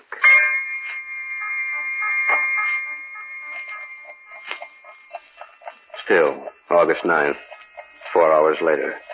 The mouse has increased slightly in size, but the growth of the spider has been amazing. Its size has been more than trebled. It's almost as large as a child's fist. August 10th, 3 in the morning. Henderson woke me and went into the isolation room where the mouse and spider were kept in a double cage. Be quiet. I don't want to wake the others. Look at the cages. What do you... The mouse. What happened to the mouse? Let's go over to the cage. The spider. It's doubled in size again. I know. And the mouse is gone. Now, look at the partition between the 2 pens. There isn't any partition. That's right. It slipped or was moved down to the bottom of the cage. Then that means... that the mouse and the spider had nothing to separate them. But what happened to the mouse? Don't you know, Emery? Unless what? Unless the spider... And that's just what happened. Another thing, Emery. I don't think the partition slipped down between the 2 cages. I think that the 2 holders for it were opened and then the partition slipped down. That means you're endowing the spider with intelligence. Yes, that's right. Remember what I said earlier? Would have happened if the S quantity also enlarged the ability of the brain to think? Well, it has happened. That spider will kill. It can think. That hairy, crawling thing can think.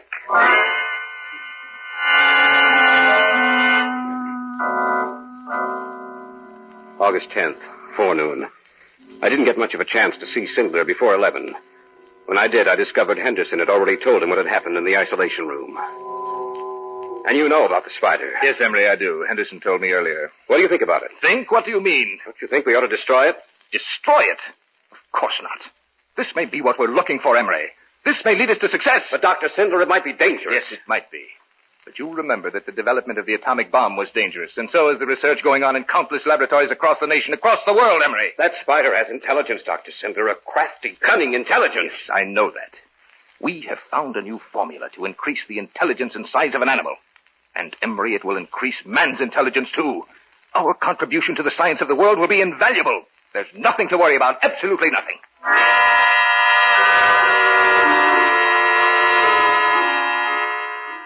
August 15th. The spider has grown so large that it cannot be kept in the cage anymore. The isolation room is its pen now. It has the run of the entire room. It's as large as a large dog. I must admit that every time I enter the isolation room, I'm nervous lest that thing should attack me. But it generally stays over in one corner of the room. Apparently, it has no desire to harm us. August 25th. Donna and I had taken a stroll outside the laboratory. Emery. Yes? Emery, I've been with Dr. Sindler for several years. In all that time, he's never made a mistake. That is, up to now. What do you mean, Donna? I think he's created something that will only bring evil. That will only... Oh, I wish I had the words to express myself. I know exactly how you feel, Donna. I've talked to him about this before. I'm going to talk to him again when we get back. I wish you would, Emery. I wish you would. What are you doing in here, Emery? I want to talk to you, Dr. Sindler. Can't it wait till later? No. That noise, what? It's the sound of the spider as it moves closer to us. What did you want to say, Emery? I'll be quite frank about it, sir. I think we should destroy it. Why, that's nonsense, Emery. No, it's not. It's true we may learn something. It's true that we may even succeed in our research, but let's start over again. Let's experiment with something else, something that doesn't look like a monstrous throwback to a prehistoric age. It crawls and slides across the floor with its large, beady eyes always open, staring at you. Let's destroy it. What's the matter? Coming toward us. Come with me, Emery. Quickly. That creature. It was crawling towards us. I wonder if it can understand us. I wonder if it knows what we're saying. Either that or it sensed that I was urging its destruction. Maybe I'm wrong, Emery. But I feel there's something malevolent about that spider. I get the feeling that it's waiting for the right moment. Waiting for the time when it will kill us.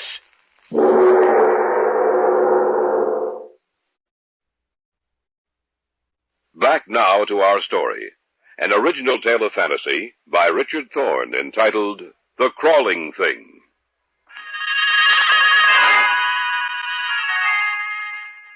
I am beginning to feel some of the terror that Emery Bolton must have felt. I'm beginning to feel the presence of the crawling thing about which he writes through the words upon these pages. The diary continues. September 8th. The cook and janitor left today. If we remain here, we'll be forced to do all the work they did. Henderson has been acting queerly. There's a strange, haunted look to his eyes. He barely eats at all. Either he's ill physically or mentally. What's the matter with you, Paul? What do you mean? You look ill. You're not yourself. Can you be yourself, Emery? That crawling monster in the isolation room? Well, can you? No, not exactly. Let me tell you something, Emery. In my dreams, I see it. My dreams in the dead of night, I see those beady eyes looking for me, trying to pierce the darkness. And I feel drawn to it, as if it hypnotizes me. And I feel that I'm caught in its web, just like a fly, Emery. Just like a fly. It's only your imagination. I'm not insane, if that's what you think. And I'm quickly being driven there. Did you ever look at those eyes for any length of time, Emery? Did you ever see the hatred and loathing and evil mirrored in them? I'm not imagining it. I see it. When the opportunity comes, I'm going to destroy it. Sindler or no Sindler, I swear to you, I'll kill it.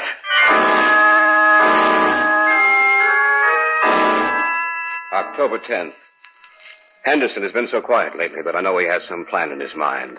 Some plan that will culminate in the destruction of the spider. Sindler hasn't noticed any change in Henderson. He's engrossed in his work. October 16th. Henderson whispered to me this evening that tonight he will kill the spider. I sit in my room and write this, with only the desk lamp lit. It is almost 11 o'clock now. And I have the feeling that the moment is drawing near. What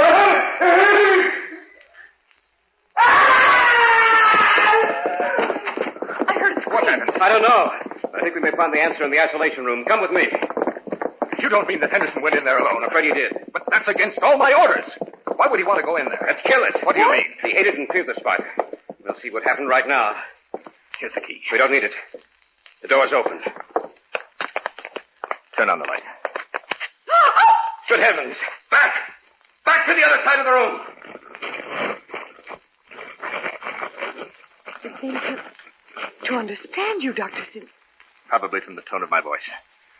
Now, to examine Henderson. He's dead. Dead? Yes. After all, in the spider's original size, the poison could kill a man. Here, give me a hand. Help me get him out of here. All right. Look out! The spider's coming towards you. Help me with Henderson. Hurry! Right. Let's get out of here. Hurry, hurry. Lock the door, Donna. Yes, of course. I don't want that thing to get out of that room. Don't you think we should destroy it? No! Henderson was a fool. He went in there to kill the spider. I think the spider sensed it. That's why Henderson's dead. We are still going on with the experiment.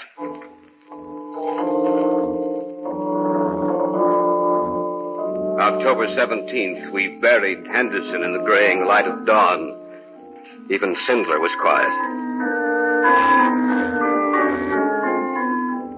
October 18th, I am in charge of feeding it. Donna and I were in the isolation room today when a curious thing happened. Emery, look. What's wrong? The spider. It's crawling over to the table where the S quantity is. I wonder If what? The spider's trying to get more of the S quantity. Stop growing now because we stopped the injection. If it were to get more of the serum, it would grow larger. Going to get that bottle and take it out of here. Be careful, Emery. Don't worry, I will. Look out! It won't let me get past. Maybe we better get out of here. It's crawling towards the table. We have to stop it. We can't. It's lifting one of its legs. What is it trying to do? Get the bottle, Donna. The bottle of serum. Knock the bottle to the floor. It's going to drink that serum. Let's get out of here. You're right. What are we going to do, Emery? I don't know. I heard some commotion down here. What's the matter? The spider just got through knocking the bottle of chemical serum to the floor. But that means that it'll grow larger. I told you we should destroy that thing in there. Now it's too late. We don't know how large it'll get. Be quiet. I have to think. That's right. Use your mind now, Sindler, when it's too late. We had a chance to destroy it earlier, but no, you wouldn't have any of that. A man of science, that's what you are. But you're a fool, too, Sindler, a stupid, misguided fool. That thing in there can kill us all. What's that? It's trying to break the door down. We'd better barricade that door. If we don't, it'll break it down in a matter of seconds.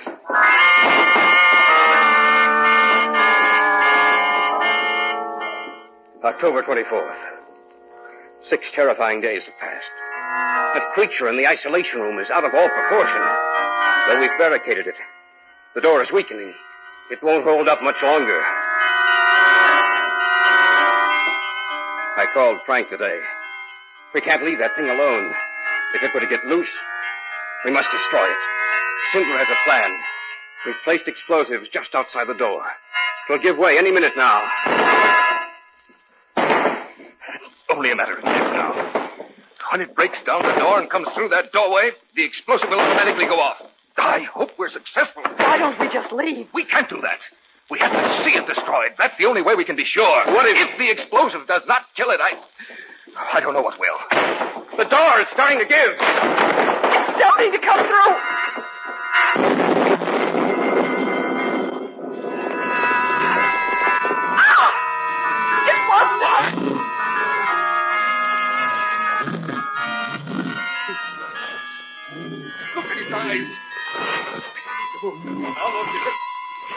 As if I were hypnotized. I can't move. So close to me. Look out! Look out!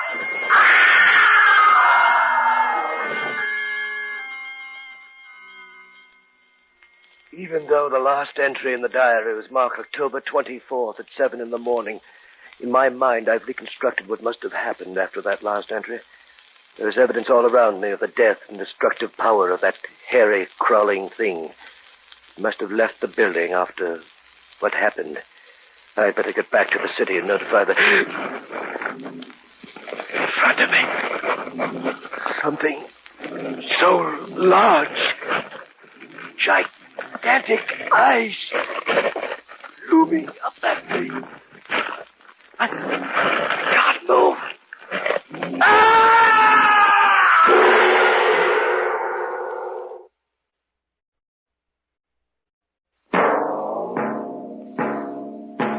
So runs tonight's tale of the unusual, the terrifying, the unknown. Join us again when next we journey down the corridors of the Hall of Fantasy to hear another strange tale of the supernatural. All characters and events portrayed in these programs are fictional, and any similarity to actual events or persons, living or dead, is purely coincidental.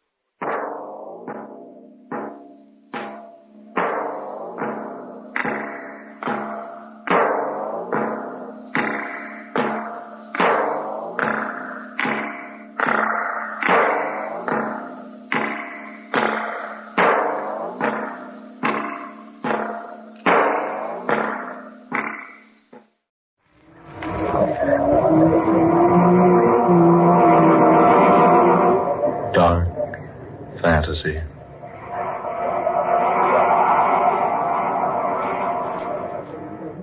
Men call me mad.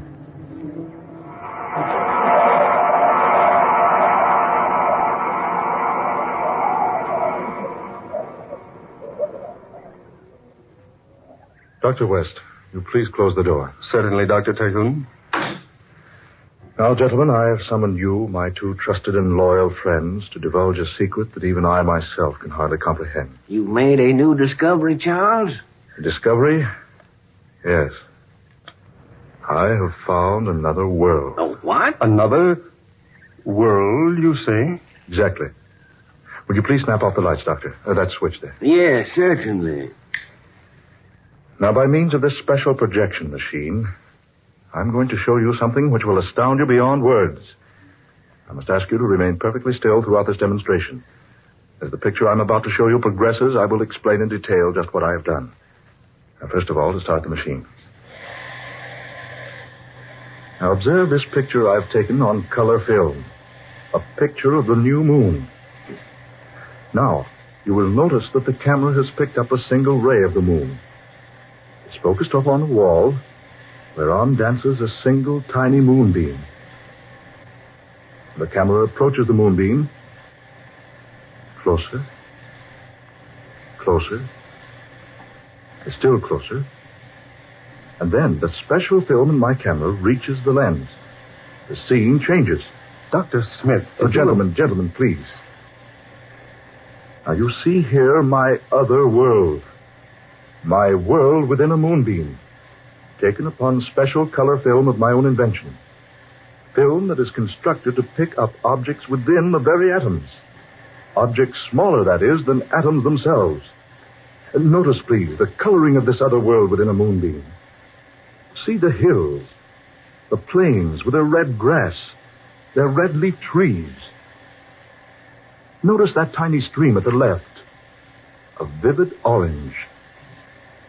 Notice the yellow of the tree trunks, the orange-colored sky, and the deep blue sun. Amazing. The film ends quickly now, but first a rare sight is in store for you. Now watch closely. There. A man. But what sort of creature is that he's riding? I don't know.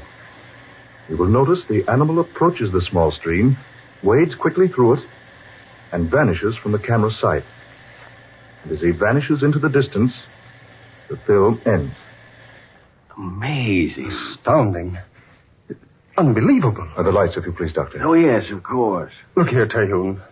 Is this a camera trick? Absolutely not.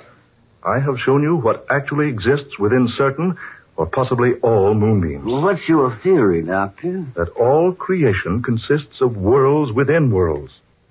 Who can say that our world is not contained within some still larger one, and that within another, and that still within another, and so on? The thought suddenly becomes overwhelming. Yes, doesn't it? To think that all around us, within even such tiny substances as the atoms themselves, under our feet, overhead, on all sides, are worlds of which we are unaware. Yes, if only there were some way to visit those other worlds. Ah, Dr. West, that is the point. We can. Good heavens, man. You mean... Yes, just what do you mean? Gentlemen, I plan to enter that world in the moonbeam. Impossible. I don't like to say so, Charles, but aren't you overlooking the laws of dimension, the general medium, laws of nature that are so obvious? Not only that, Terhune, but aren't you appearing a little ridiculous on the face of things? I do not expect you to be convinced until you have seen. We in our profession are not inclined to take such things as we are speaking of for granted. Then let's not waste words, my friends. I propose to convince you beyond all possible doubt. Well, I have no objection to being convinced. Nor I. Though I really believe Terhune has let his imagination win the upper hand. Now, we shall see. Now, here, gentlemen, on this table, you see what looks like an Eskimo igloo, made of crystal clear glass with an opening at one side at the base, much like an entrance to an igloo or tent. Yes, it's about 10 inches high and about 8 inches in diameter. Now, when we extinguish the lights here in this room, and when that curtain is drawn from the window over there, the moonbeam in question will be centered directly through that little glass case. You want us to assist you? Exactly. But what do you intend to do? Well, I have here a number of small capsules, filled with a potion whose base consists mostly of radium. What is this preparation? A substance which will cause animal matter to decrease itself many millions of times. In other words, you think it'll make you become smaller. Precisely. But small enough to enter the realm of a single atom? I hope so. Well, have you tried this concoction? Only on animals. First on rabbits and rats.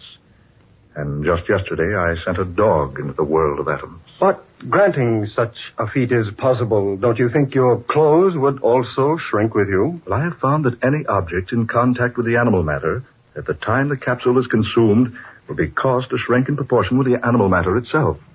I found that out yesterday when I failed to remove the dog's collar. But suppose you consume too great a quantity of the potion. I have an equalizer, another mixture which will counteract the first capsule. By taking particular amounts of it, I can stop the reaction of the capsule, and then, having stopped it by taking another dose of the stabilizer or equalizer, I can increase my size again. This is all very extraordinary. I plan to be gone quite some time. I'm asking you two to watch over this little glass case for a 4-day period. You can count on me, And on me. Good. Now I shall take a capsule. I will begin to grow almost immediately. When I've reached about 2 feet in height, I want you, Dr. Smith, to bend down to the floor and pick me up and place me on this table here, beside this little glass case, putting me directly in front of the opening or door of the case. Is that clear? Quite, yeah. Good. Gentlemen, my hand. Good luck, Charles. Smith? We'll follow your instructions carefully, Doctor. Good. I knew I could count on you two. Now the capsule.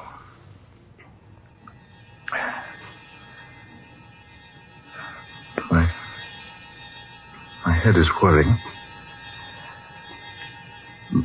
My ears are ringing.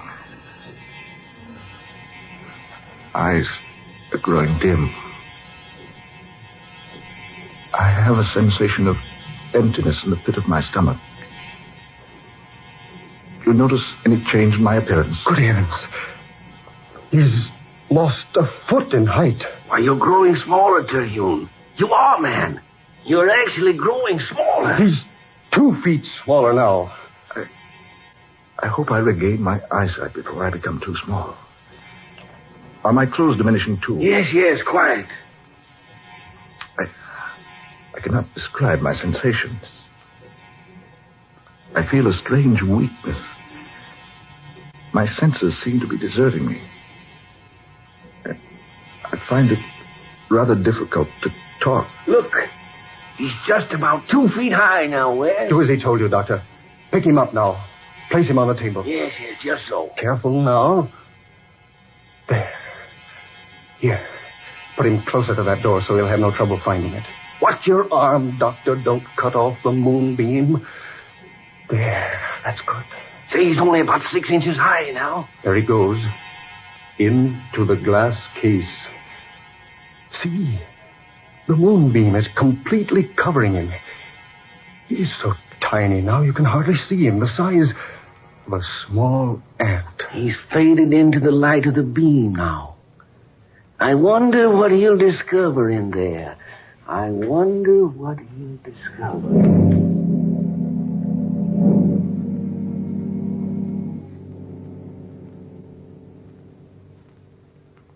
At last, I'm here in another world.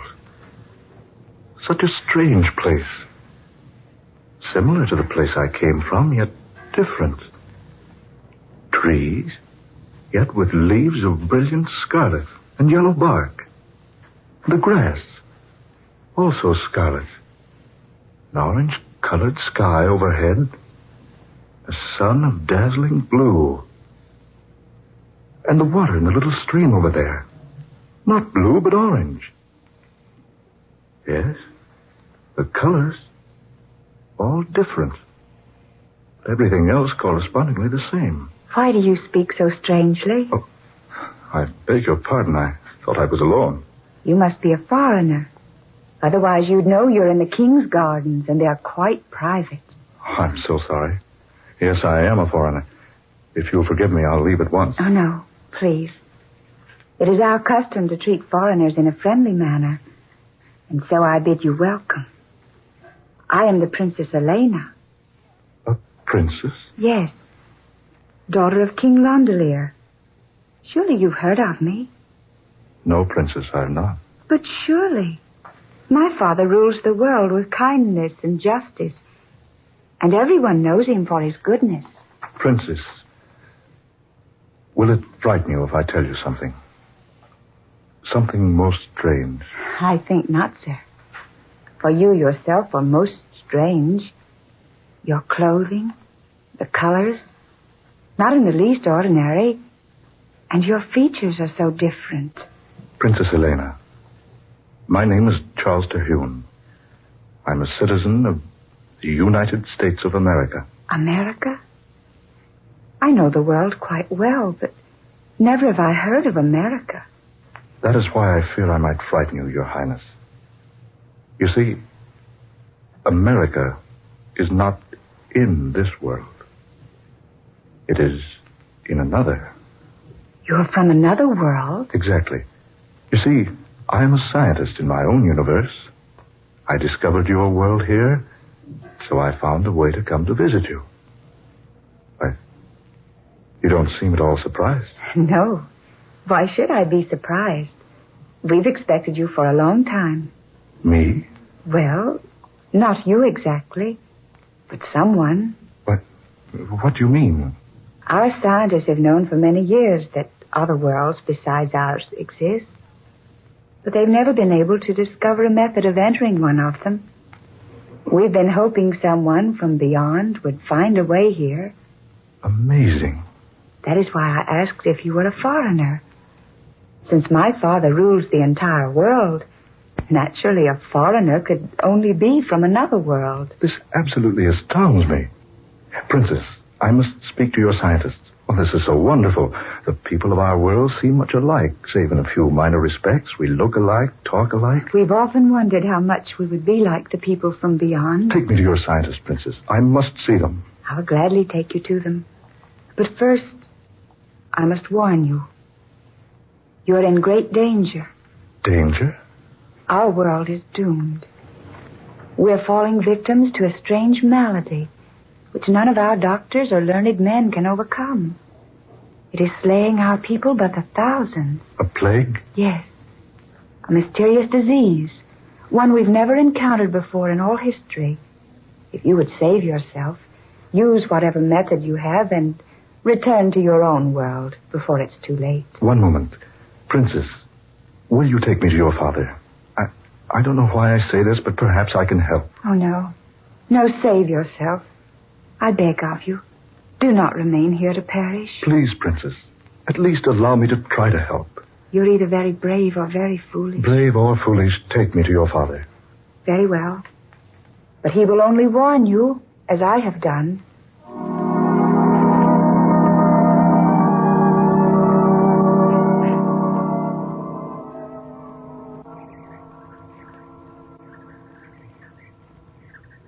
That, Your Majesty, is how I found your world and the way to enter it.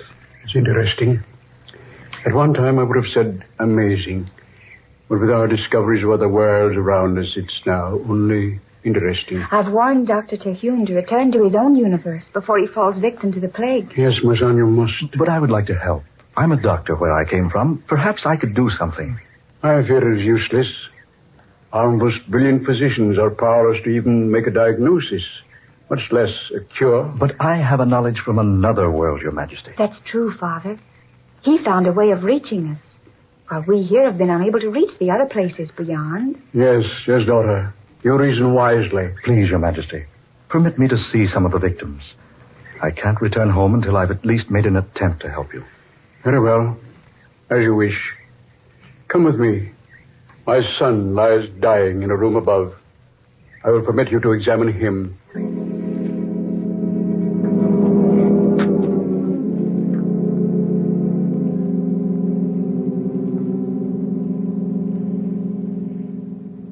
Well, Dr. Terhune? Your Majesty. Dr. Terhune. Heavens, man, this is typhoid. Typhoid? But what is typhoid? We have it on our Earth.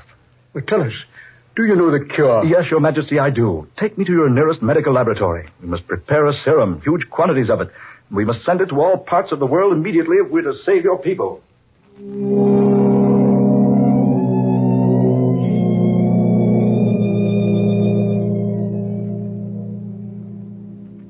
Daughter, these reports from all parts of the universe, the deaths grow fewer and fewer each day. It's a miracle, Father. And Charles Terhune has saved us all.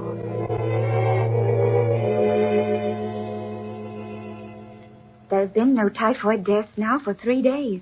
I know. Our fight has been won. The people are clamoring for you, Dr. Terhune. They almost consider you a god. I am no god, Princess. Merely a man with a little knowledge. But you came to us like a miracle man, in time to work the greatest wonder of all history. I'm happy that my journey here has been for a purpose. Anything you ever wish in the world will be yours. I know, Elena. There's so little I want. And yet, so much. Will you remain here with us? Forever? I cannot, Princess. You called me Elena a moment ago. I cannot, Elena. I must return to tell my people what I've discovered. Oh, but if you go now... Yes, Elena?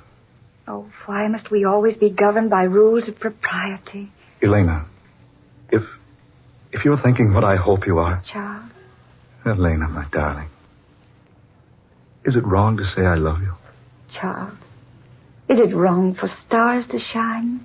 Or for flowers to bloom? Oh, my darling princess. Charles. I love you, Elena. And I love you. Please, don't leave me, my darling. Just for a little while. I will return to you, Elena. I promise. Then I will wait for you, beloved. And when you return, nothing in this world or any other will ever take us apart.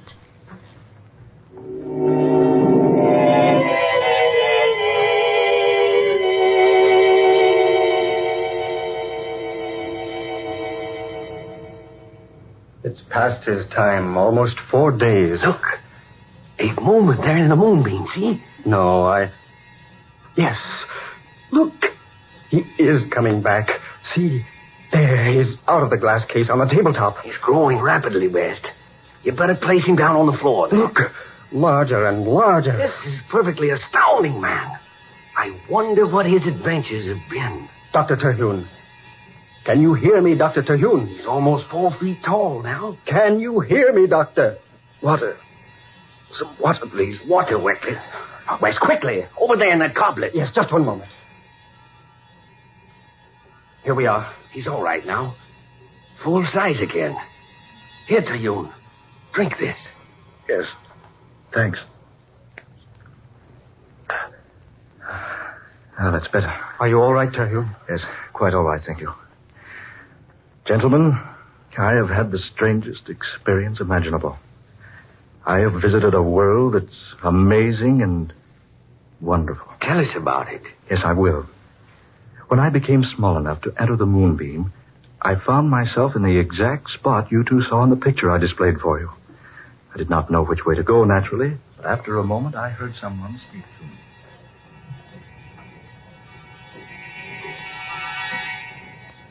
And that, my friends, is precisely what happened to me. And you say those people knew all about the existence of other worlds, but were not familiar with such a disease as typhoid. Exactly. You must have been somewhat of a hero to him. Yes, somewhat. You know, if I hadn't seen this demonstration with my own eyes, I'd never have believed it. Well, Dr. West, even though I was the one who experienced it, I'm still wondering if it actually happened. Then it happened all right. Yes, we saw you grow small right before our eyes. So small you became almost invisible and disappeared in the moonbeam. I trust you two will confirm any statements I might make to the public about all this. No, absolutely. Certainly, Terhune. By the way, was my sister here during my absence? Why, yes, she was.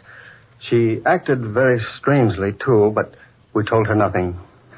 Well, gentlemen, perhaps I should have told you this before. You see, my sister and I jointly own several hundred acres of valuable oil land in the south. She's a greedy woman. She's tried for years to obtain full possession of the property. She's tried many ways, but her latest method is by charging that I'm insane. Oh, that's ridiculous. Yes, exactly. But she has preferred the charges. Tomorrow at 9, I must appear before a group of alienists who will decide whether or not I'm mentally unbalanced. That is why I had to make my experiment before tomorrow.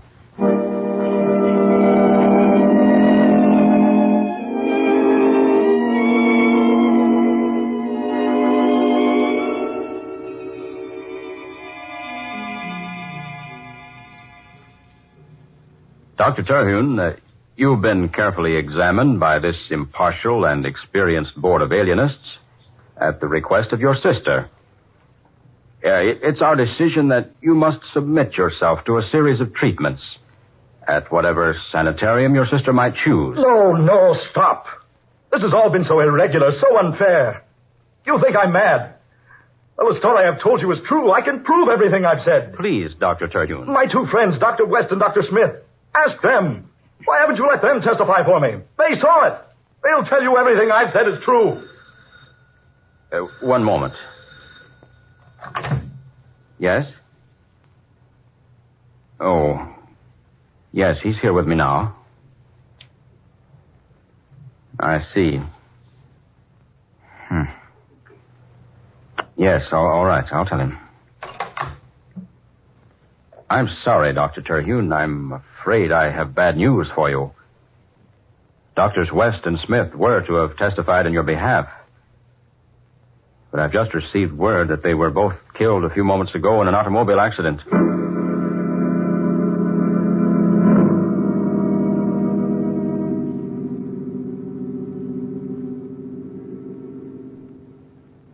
And that was the verdict. Now men call me mad. So they've locked me here in the cell till the time they can remove me to a sanitarium. Any moment now they'll come for me, whisk me off through the night. And my discovery will never be proved. People will laugh for a while. Speak of the mad doctor to you. And then they will forget. And for me, no escape. Charles. Charles, my darling. Elena. No escape. No escape. Oh, what a stupid fool I am. The moonbeam, of course. The moonbeam.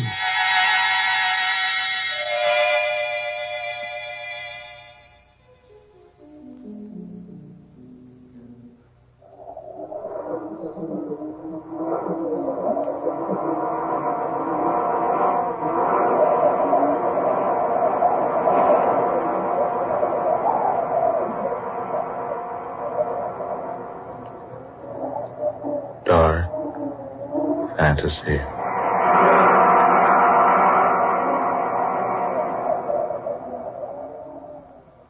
Men Call Me Mad, an original tale of dark fantasy by Scott Bishop. Ben Morris was heard as Dr. Charles Terhune. Eleanor Naylor Corrin was Princess Elena. Fred Wayne was King Londelier. Murillo Schofield was Dr. West. Muir Height was Dr. Smith. And Darrell McAllister was the specialist. Next Friday night at the same time, the National Broadcasting Company will present another tale of dark fantasy, The House of Bread, a strange and compelling drama of Christmas 1941 and that first Christmas nearly 2,000 years ago, told to you by Scott Bishop. Dark fantasy originates in the studios of station WKY in Oklahoma City.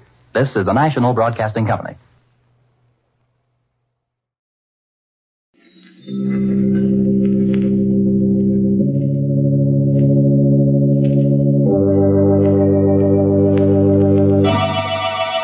Lipton Tea and Lipton Soups present Inner Sanctum Mysteries.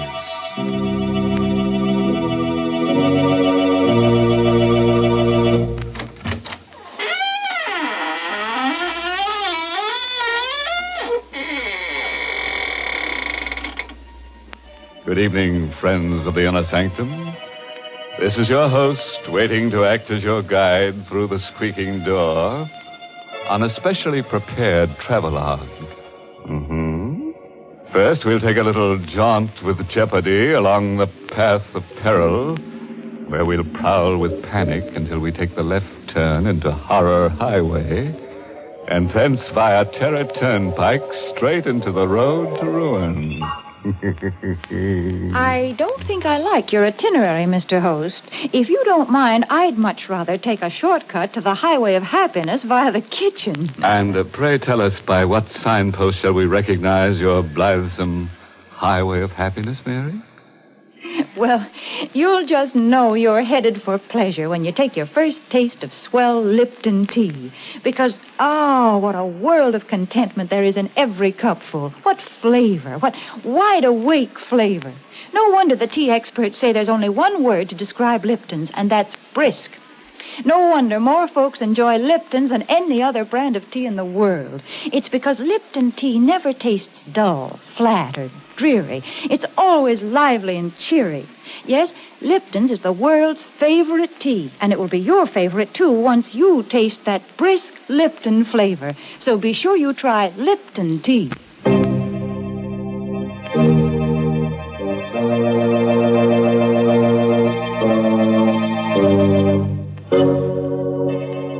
Listen now to the strange tale of a boy and his twin sister, and their dog, and the records of Hurricane Cove. It's called Detour to Terror. An original radio play written especially for Inner Sanctum by Emil Tepperman. And here is Mason Adams as Jerry Watson to tell you the story himself. I had a strange, uneasy feeling all evening after Linda left to drive to Hurricane Cove. Somehow I had a presentiment of danger. Linda and I were twins, and always, in some uncanny way, each of us had been able to sense when the other was in trouble.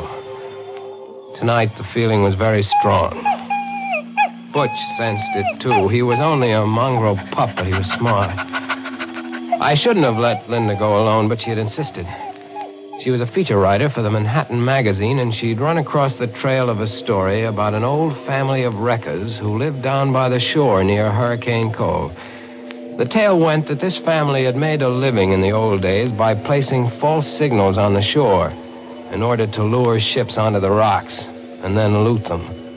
It was this story that she'd gone to investigate. Unwilling to go to bed with that uneasy feeling lying heavy upon me, I dozed in the chair by the fire with Butch's whine in my ears. It must have been a dream, because I saw Linda's white face floating in a sort of haze. And then I saw the fear in her eyes as she called to me. Jerry! Jerry, help me! Help me! I came awake suddenly with a cold sweat on my face. Butch was on his haunches by the fireplace, nose in the air and howling as if for the dead. I felt myself trembling. Linda in danger.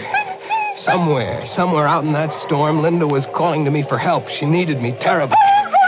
Come on, Butch, we're going after her.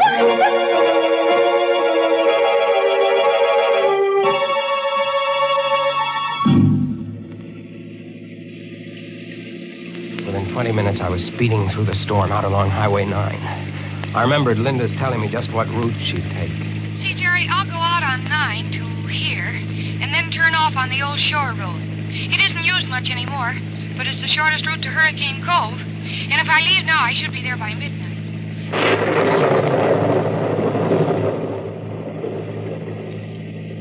The mist lay heavy on the old shore road, and the rain drove against the windshield, and the swirling fog played strange tricks with my eyes.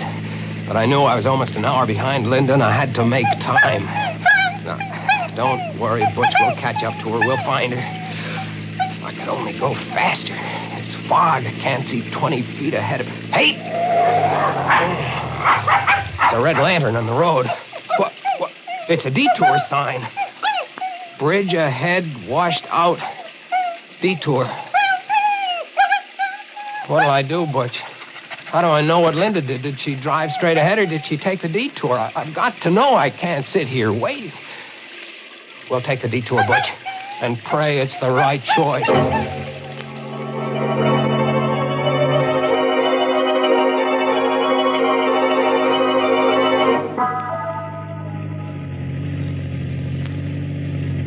This detour isn't taking us anywhere, Butch. I don't think Linda came this way. Maybe she didn't see the detour sign back there. Drove into the washed-out bridge. Maybe that's what the danger was. No, she couldn't have missed that red lantern even in the fog. She must have turned off. She must have come this way. Hey! There's the car, Butch, stalled in the ditch and blocking the road. It's Linda's car. Come on, let's get to her quick. Gosh, it's coming down and bucking. Never mind the lightning. Let's go. She's not in the car, Butch. I don't see her in the car. Oh, no, she's not in here. Linda! Linda! Where could she have gone, Butch? She was always scared of thunder and lightning. Linda! How can we look for her in the dark and the fog? What is it, Butch? What have you found over there? I'm coming, Butch. I'm coming. Where, Butch? Where? Behind the tree? All right. Linda. She's not. Linda. Open your eyes. It's Jerry, Linda. Oh, Linda, don't be scared, Linda. Everything's all right. It's me. It's Jerry. Oh, Linda. Jerry. Yeah. Oh, thank heaven. Oh, Jerry, take me away from here. Sure, kid. Come on. Here, I'll help you out. Come on. My car's over this way. I must have fainted. I knew you'd come, Jerry. I had a feeling you would. I was afraid it might be too late. Here, get in the car. Yeah. Come on in, Butch. Gosh, you're soaked to the skin, kid. What happened here? Well, there was a man. He was hiding up there behind a tree. The headlights caught him when I got stalled in the ditch. How'd you come to land in the ditch? Well, there's a tree lying across the road. See, look over there. You can just see it in the headlights. Oh, yeah. Oh, I see. Gosh, it's a big one. Must have been struck by the lightning. That's what I thought at first. But when I got out to look at it, I saw that it wasn't struck by lightning. What? Jerry, that tree has been deliberately cut. Linda, are you sure? Sure I am. It's been cut by a saw. The minute I looked at it, I realized it wasn't any accident. Somebody meant to block this road. Great Scott. So I hurried back into the car, and I tried to turn around. I wanted to go back. You couldn't have turned around anyway. This road is too narrow. Yeah, well, I was too scared to realize that. I started backing up, and the rear wheels landed in the ditch. And it was just then that I saw the man. He was coming out from behind the tree, and he was all hunched up so I couldn't see his face. Then when the headlights struck him, he ducked back and he disappeared. Well, I was afraid to stay in the car, so I jumped out and I started to run. Then I could hear him coming after me. And I must have tripped and my head struck something. That's all I knew till you found me. Are you sure it was a man you saw, kid? Yeah, positive, Jerry. I don't get it. What was the idea of blocking the road? What's the matter, Bush? He hears something. Look over there. Someone running through the woods carrying something. I'm going after him. Careful, Jerry. Look, Butch has that man by the trousers. Oh, he kicked Butch. Hey, you don't you kick my door! Jerry, be careful. Come on back here, you! Jerry, I'm coming with you. Oh, it's no use. He ran away in the night. Are you all right, Butch? Look, Jerry. Whoever he was, he dropped what he was carrying. What is it? It looks like a big board of some kind. Here, I'll turn the flashlight on. Yeah. What's the sign? It has lettering on it. What's it say? What's that? Great Scott. What is it, Jerry? It says, bridge ahead, washed out. Detour. Jerry, this is the detour sign from the highway. Yeah. They only put it up there to lure you onto this back road. Then they blocked the road with a tree. Kid, it looks like we're in some kind of a trap.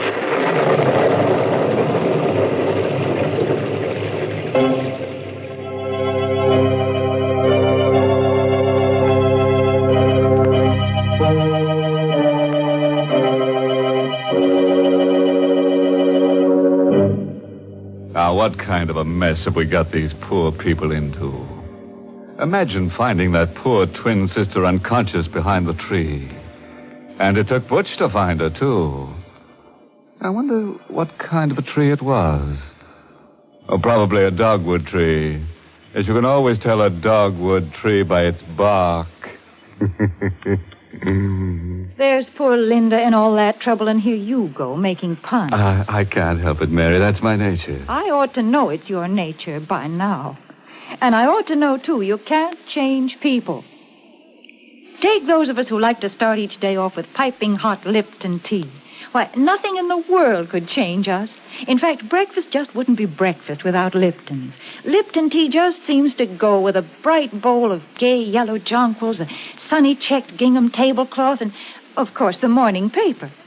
Part of the reason is Lipton's deep amber color and tempting aroma. But the big reason breakfast wouldn't be right without Lipton's is Lipton's grand, brisk flavor. It's so lively and tingling with zip. Just a cup or two of Lipton's and your spirits catch on and your day's off to a bright start. Yes, breakfast time or any time is the right time to enjoy Lipton tea. So for real tea-drinking pleasure, ask your grocer tomorrow for brisk Lipton tea.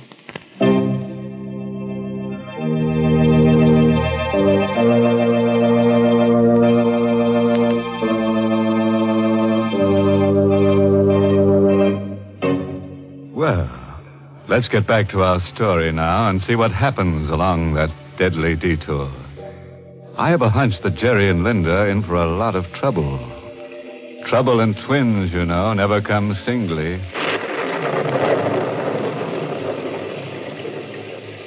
We got back in my car, wet and shivering, Linda, Butch, and I. We tried to figure out what to do. Don't you see, Jerry?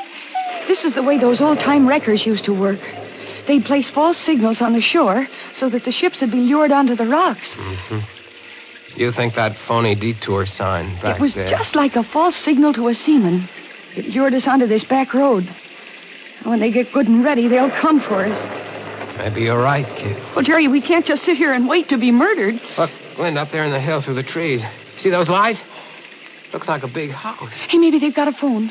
We could call the police. Uh-huh. And maybe... Maybe what, Jerry? Nothing. You think maybe they're the ones who lured us here? We'll have to take the chance, Linda.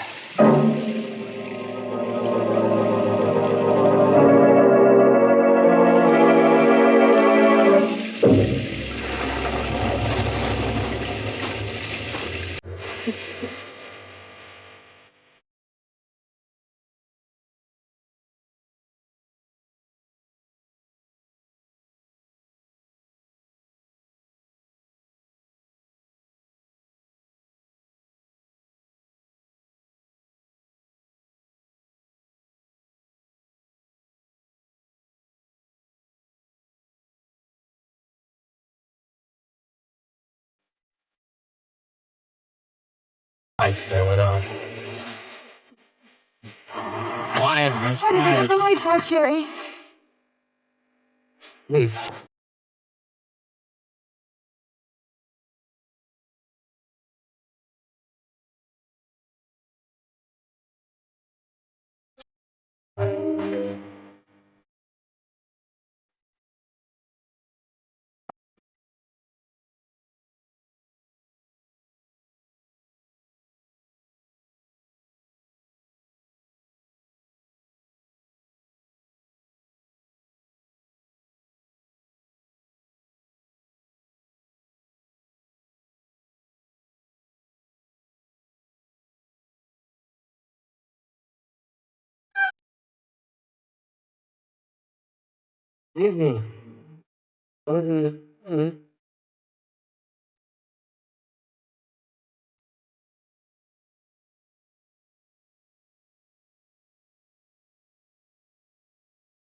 There.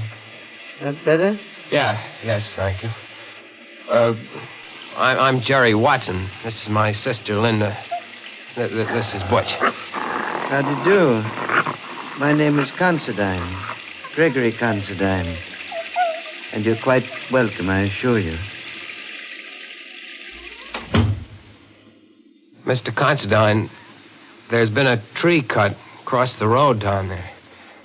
Tree? Cut? You mean struck by lightning? Well, I don't think so, sir. I think it was done deliberately. I'd like to use your phone to call the police. I'm so sorry. The phone is out of order. The storm, you know. I'm sure you must be mistaken about the tree. You must be soaked through and through. Please, follow me into the library. I'll get you some dry clothes. Jerry, did you see his eyes? He's blind. That's why I was playing the piano in the dark. Right in here, please. It's a nice crackling fire. You can warm up while I ring for my handyman. Matt will be here in a moment. I heard what you said to your brother, Miss Watson. Oh, I'm sorry. Not at all. I managed quite well. You live alone here, Mr. Considine? Just my brother Vincent and I, and Matt, of course. We seldom see strangers here. No one uses this old back road. Mr. Considine, someone put a phony detour sign out on the main road. Really? Sounds almost incredible. Ah, here's Matt. You ring for me, Mr. Gregg? Matt, this is Miss Watson and her brother, and Butch. They've been caught in the storm. I think there's some dry clothing in the west room. Yes, Mr. Gregg. Yeah, this way, please. Are you in there, Greg? What have you done to those people? Oh, dear. That's my brother Vincent. I'm afraid I'll have to ask a favor of you. Please overlook anything Vincent may say. He's, shall I say, a bit strange. Oh, here you are. Well, introduce me to your friends, Greg. Go upstairs, Vincent. Go upstairs, Vincent. Is that all you have to say to your brother? What are you going to do to these people? What are you planning for them? Vincent. You can't shut me up. Look here, mister. And young lady. Take a bit of advice from me. Don't stay in this house overnight, or you'll never live to see the morning. Get out, quick. Matt, you know what to do. No. Yes, Mr. Gregg. No, please, keep away from me, Matt. Keep away. I warn you, Mr. Get your sister out of it. No, hey, let go of me, Matt. Hey, he knocked him out. I regret that it was necessary, Mr. Watson. Vincent is difficult at times. Please pay no attention to what he said. I'm very sorry that you had to witness this painful scene. Matt, please carry Mr. Vincent upstairs and lock him in his room.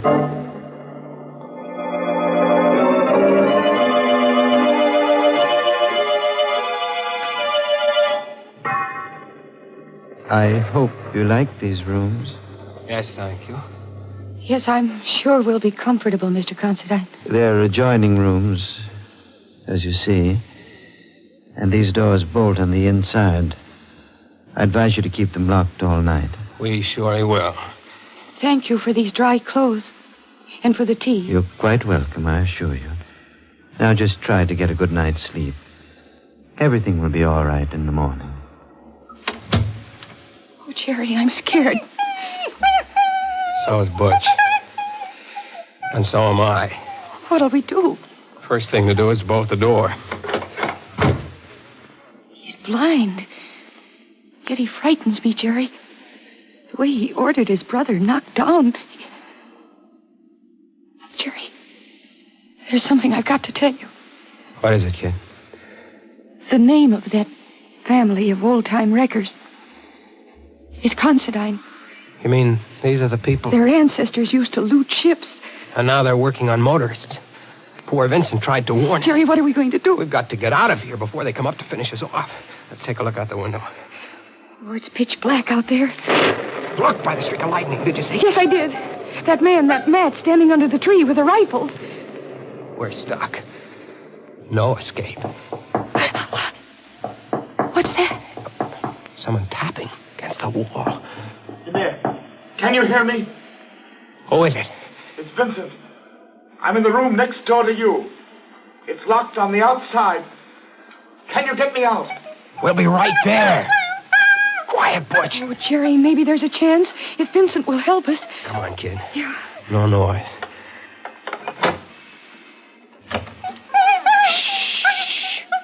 Come on. Here, this is the door. Look, it's bolted on the outside. They must keep him locked up all the time. Well, here goes. Vincent? Here I am. Don't make any noise. My brother has ears like a cat. And don't let him fool you. He may be blind, but he's more dangerous than any man who can see. How are we going to get out of here? Matt's watching outside with a rifle. Listen. The piano. My brother is amusing himself in the dark. He always plays the piano when he has something on his mind. Do you know any way for us to get out of here? Well, there's only a slim chance. Now listen to me carefully. The only chance is to get out the back way. But you have to pass the open living room door downstairs. And Greg is in there at the piano. And what'll we do? Oh, you wait here. I'll go down first. See if they've left the cellar door unlocked. I'll come back for you. Please, don't move until I return. Be careful. Don't worry. I will.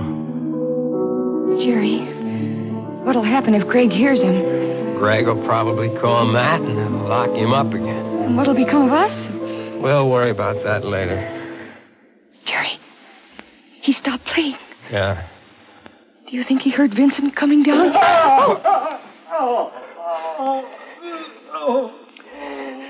Jerry, Greg caught him. What'll we do? Come on, we're going down. The lights are all out down here. I don't hear anything. Where do you think Greg is? Maybe waiting to jump us in the dark. Come on, I don't care. Stick behind me. We're going in the living room. Where's Butch? I don't know. What is it? My foot touched something. A body. Then I'm going to take a chance on the flashlight. Stand by. All right. Oh, great Scott. What is it? Look. What is it? That isn't Vincent. It's Greg. He's been stabbed. Watch out. Vincent is somewhere around. He'll kill you. What do you mean? My brother Vincent, the one who's been doing the wrecking. We always keep him locked up. But tonight, he got away. Planted the detour sign. Cut the trees. Vincent did all that. Matt and I, we tried to stop him. Matt went out to the road, took down the detour sign, but it was too late. Watch out. He'll be back to kill you.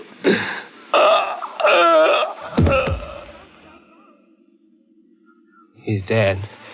Jerry. Poor Greg. And we thought of... Oh, the lights. Thank you for waiting for me. Vincent. Where'd you get that rifle? From Matt. He won't need it anymore. What are you going to do? What do you think? You're crazy. Well, aren't we all? Now, my good friends, if you'll just say a prayer. Any little prayer will do. Point that gun at my sister. It won't do you any good to stand in front of her. This rifle is a 30-30. Now, if you're ready... Jerry, he's mad. Look out! Witch! Attaboy, Witch! Let go of the gun!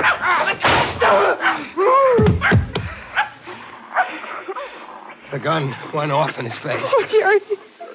Take it easy, kid. He's dead. Don't look at him. He isn't pretty to look at. What you did all right. Oh, kid, you can write your feature story now. The story of the wreckers of Hurricane Cove. And it'll be under your own byline, too. Oh, I'm going to write it under a double byline, Jerry.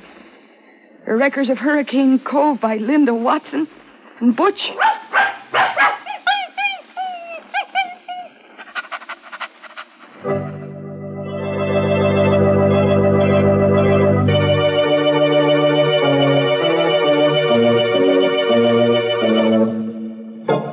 Well, Butch, how does it feel to have a byline? You like it. You like collaborating, don't you? Especially with a pretty girl like Linda, huh?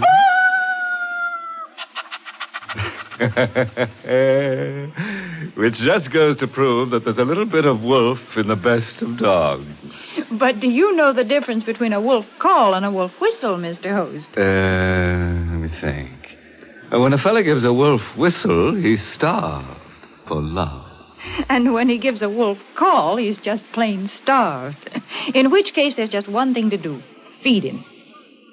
But if you really want to appeal to his better nature, see that he winds up every meal with a good big cup of satisfying Lipton tea. Men certainly go for that brisk Lipton flavor. It's so lively and full of zip. So make a note right now to ask your grocer for Lipton tea tomorrow morning.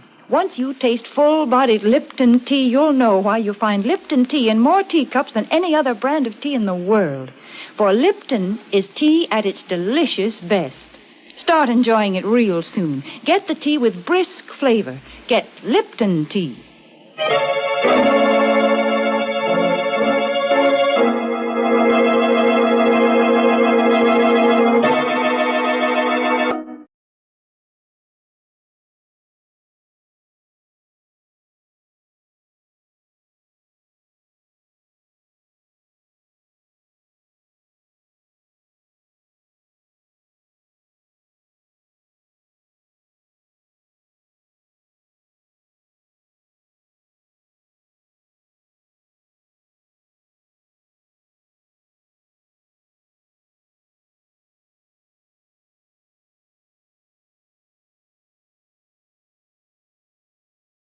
Oh, by the way, this month's Inner Sanctum Mystery novel is Benefit Performance by Richard Sage. And next week, the makers of Lipton Tea and Lipton Soups will bring you another Inner Sanctum story, directed by Hyman Brown, and called Murder in the Night.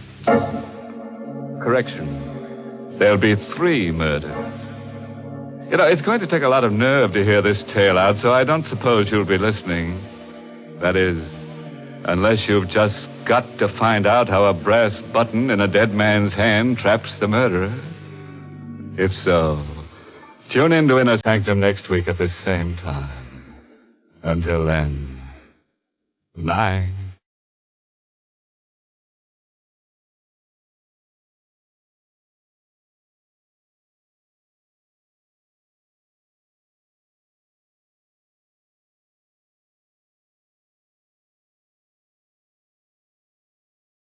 Friends, here's a good way to lead off a meal. Serve quick, grand-tasting chickeny Lipton's noodle soup. The first taste of Lipton's noodle soup takes you back to Grandma's own country kitchen. But you get Grandma's results in a jiffy, because Lipton's noodle soup is a real old-fashioned noodle soup with oodles of tender noodles in savory golden broth that's easy to fix and costs little.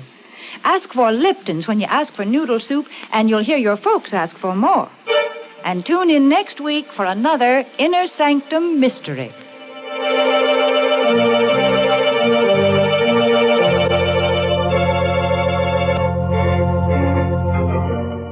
This is CBS, the Columbia Broadcasting System.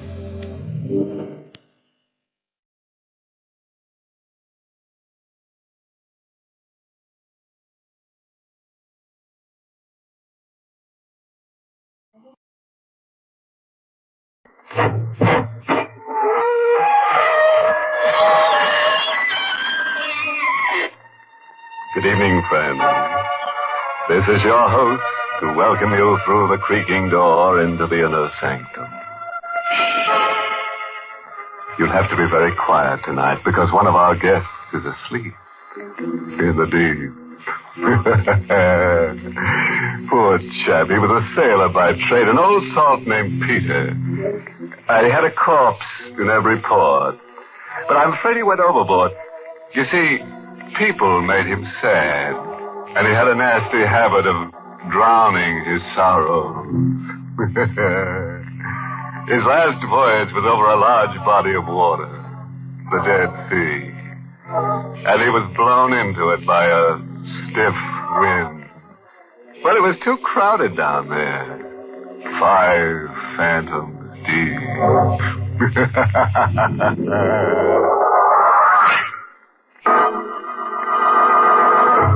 Tonight's Inner Sanctum Mystery, Cause of Death, was written by Bob Sloan and Ed Adamson and stars Barry Kroger in the role of Ken with Santos Ortega as Al. Well, gather round, my friends, and you shall hear a midnight tale of death and fear. It's full of ghosts and rich in gore, and if you listen, you'll sleep no more. Now sit back in your uneasy chairs as Ken Griswold tells us his weird story. Death held no terror for a man like me. I'd seen the dead too often, lived among them, worked among them. And to touch the still, cold flesh of a corpse was a routine experience. For 10 years, I'd been the coroner of Redmond County. I'd seen death in all its cruel, twisted forms. And yet, there had never been one like this. It all began up at the lake. Even the coroner has nerves, and mine had begun to get the best of me. So Inspector Al Hendricks gave me a week off, and I went up to Grandview Lodge alone. On the 3rd day of my vacation, I was sitting on the lakefront dock when I heard my name called. Ken! I turned and saw Al Hendricks coming quickly down the hill. Ken, I'm afraid you'll have to interrupt your vacation. What? You've got to come back to town. Come back to town? When? Right away. I'm driving you in. Oh, now, wait, Al. I haven't had a vacation in almost 3 years. I know. I wouldn't ask you to come if it wasn't important. This is a very special case. Why? What's so special about this case? A woman was found dead in her house at 11 this morning. There doesn't seem to be any visible reason for her death. Well, there's got to be a reason. So far, we can't find one. There's always a reason. You'll find one. You'll have to find it for us, Ken. Me? Why must it be me? When you get there, you'll understand why. What do you mean, why? Because it's Helen. What? Yes, Ken. The woman who died is your wife.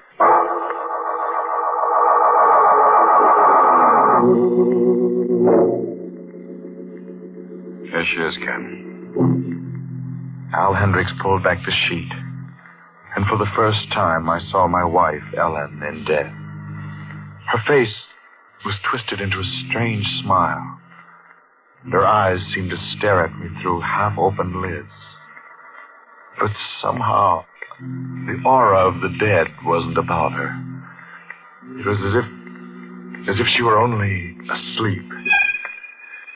Dr. Vincent and I stayed there for 3 hours, testing, analyzing, checking back over every bit of evidence which might give us an inkling of the cause of death. And when we were finished, I asked Dr. Vincent to send Al in. Well, Ken, what's the verdict? Al, there is no verdict. What? It doesn't seem possible, Al. I can't believe it. Yet it's true. What are you talking about? Ellen's death. There's absolutely no cause, Al. There's no reason for her to be dead. Now, wait a minute, Ken. You said yourself on the way down from the lake, if somebody dies, there's got to be a reason for it. Some cause that makes them stop living. Yes, that's what I said, but this is different. Death is death. How can this be different from any other? I don't know, but it is. You mean she just stopped living, only you can't explain it? No, that's not what I mean. I have a feeling that Ellen didn't stop living. That she didn't stop living at all.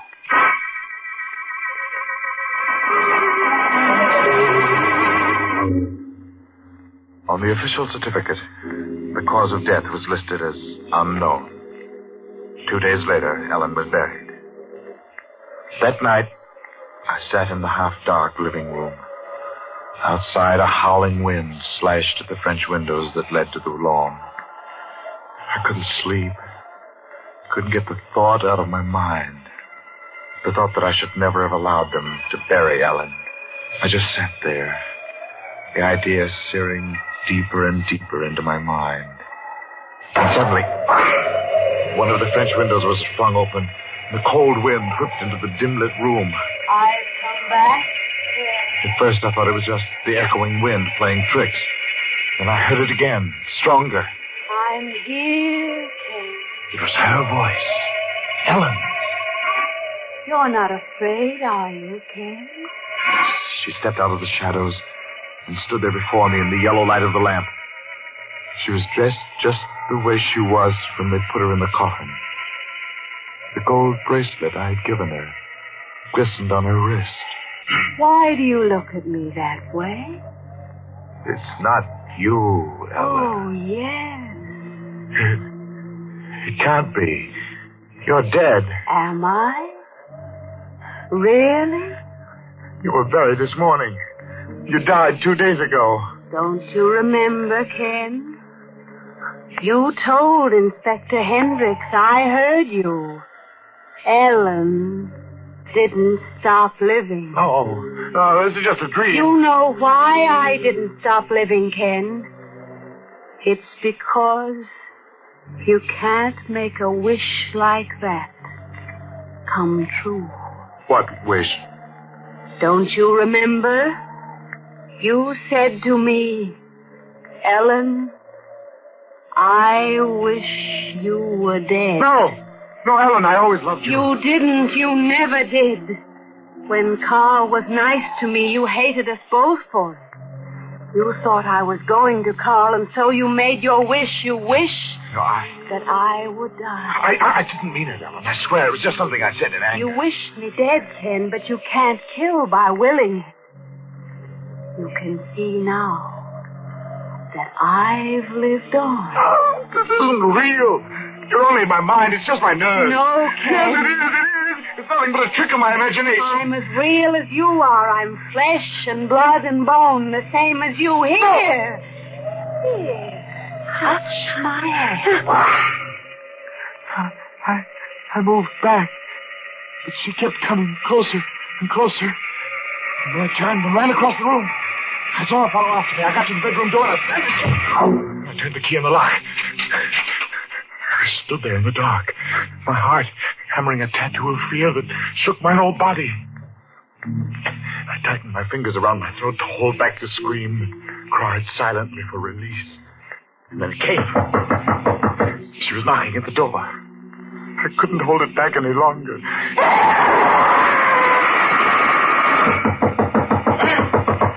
Can't open the door. Let me in. Ken, do you hear me? Unlock this door.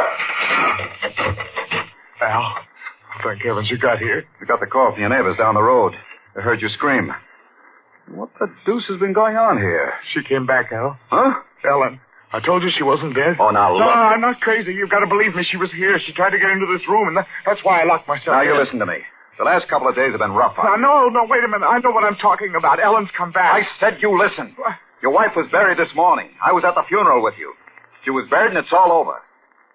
Had a nightmare. But Al, just a nightmare. Things like that happen to all of us. She wasn't here. She couldn't have been.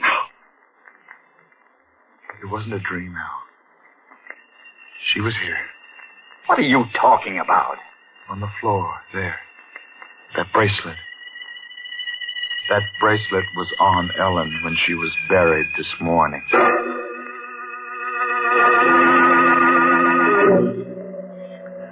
After Al left, I went out to the cemetery. The moon dropped a pearl gray blanket over her grave. I dug feverishly into the fresh earth. I still had to prove to Al that Ellen lived on. The bracelet wasn't enough for him. I dug deeper and deeper. I just about removed all the dirt that covered the casket top when the shadow of a human form fell across the grave. Hello, Ken. Al. I went back to your house. You were gone. I figured this is where I'd find you. You're wasting your time, Ken. She's in there and dead. Before Al could stop me, I bent down and snapped open the coffin hinge. I pulled up the lid just as he jumped down beside me. Close that coffin! I told you not to. Ken! We stood there in the grave, our eyes fixed, staring into the empty coffin.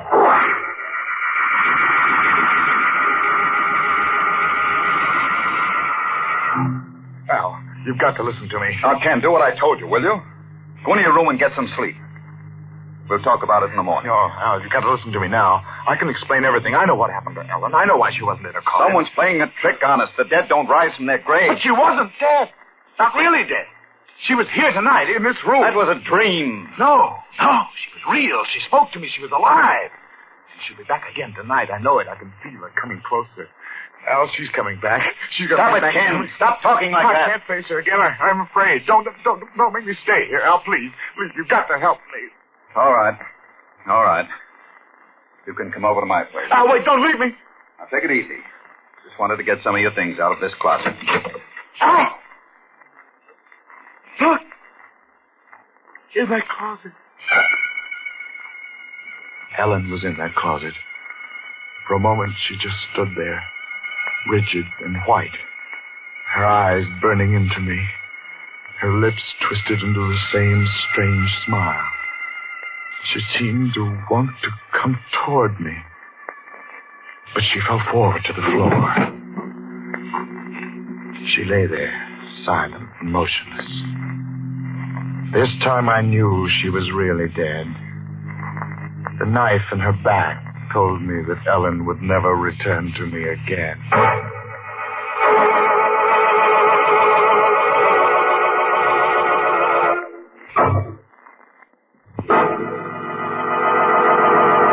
You know, I feel kind of sorry for our coroner friend, Ken Griswold. He never should have picked out that sort of job for himself. Working in a morgue is enough to make anybody slab happy. That place could really get you down. About 6 feet down. It's like they say, death is always just around the coroner. Oh, yes, about Ken's wife, Ellen. Let that be a lesson to you the next time you make a wish over a vulture bone. That's the way some women are. Stubborn. You can't get rid of them. Dead or alive. Well, now let's get back to Ken Griswold as he continues his tale of terror. After we found Ellen's body in that closet, I knew I had to get away from that house forever. I wanted to run out into the night, but I couldn't move. Some force held me stationary in its grip. The room began to swim crazily. I saw Al Hendricks come towards me, but a black curtain fell between us, and I was lost in its deep fall. Feeling better, Al? Where am I? What is this place? County Hospital. You've been here 2 days. 2 days? Yeah. You blanked out. Ellen, she was murdered. Now, you've got to take it easy, Ken. We won't talk about that now. No, I have to talk about it, don't you see? I was right. Ellen had lived on. No, she was already dead. With that knife in her back. You only die once. What I said before still goes. Somebody's playing tricks.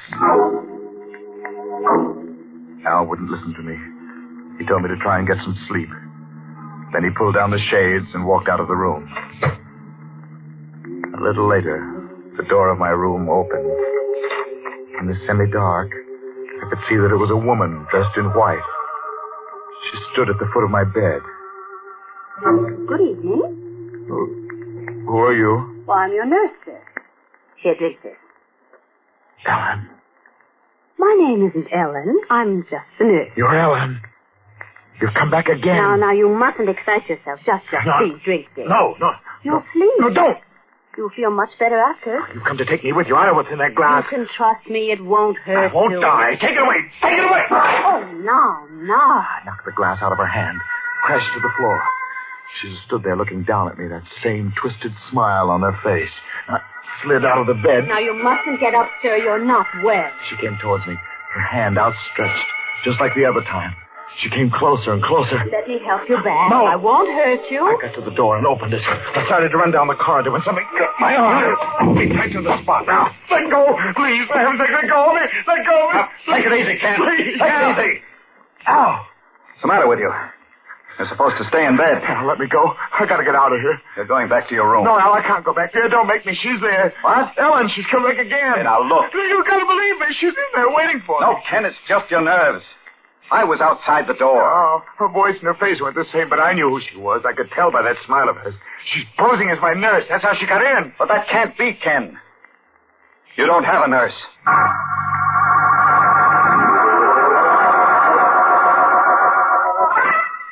You don't have to worry about her coming back anymore, Ken. Oh, she will. It was all in your mind. I think I can make you see that now. What do you mean? You felt responsible for Ellen's death because of that fight you had with her. That's why your imagination ran wild. Oh, but Al, that bracelet, her body in the closet. Like I told you, she was dead all the time. Somebody was playing tricks. The man who murdered your wife, we've got a lead on him. What are you talking about? What man? One of your neighbors gave us the tip. 2:00 in the morning on that day your wife was found dead, a man was seen leaving your house. He was tall and wore a black hat and coat. The murderer must have known that you were at Grandview Lake. But it couldn't have been murder. The autopsy would have shown that. We couldn't find any cause for Ellen's death. There's always a cause. We'll find Ellen's murderer somehow. When Al left, I thought back over everything he had told me. Someone was playing tricks. A tall man in a black hat and coat. I kept searching my mind, probing. And then the idea struck. Something Ellen had said. When Carl was nice to me, you hated us both for it. You thought I was going to Carl, so you made your wish. Carl Denson. They wouldn't allow me to leave, but I found a way of getting out of that hospital. And I went to see Dr. Carl Denson.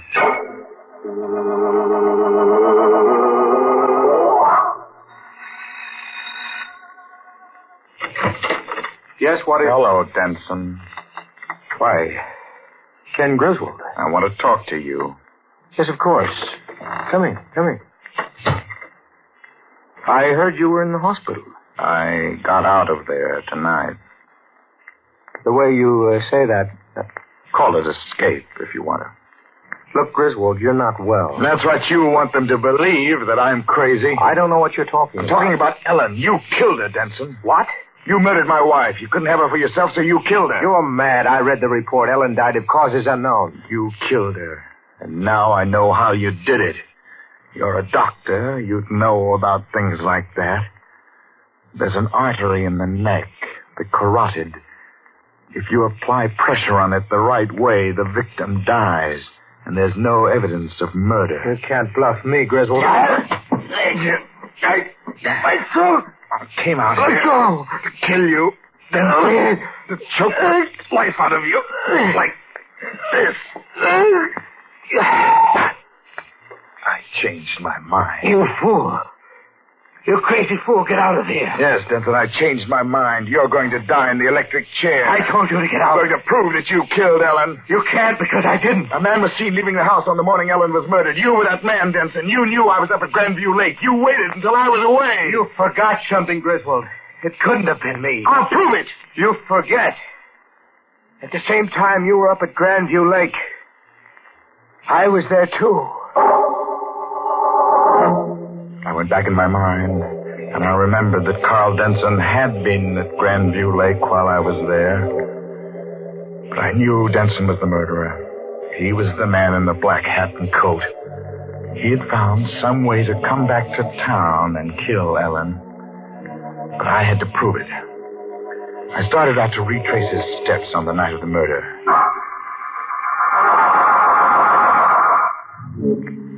The train let me off at the Grandview Lake station at 4 a.m.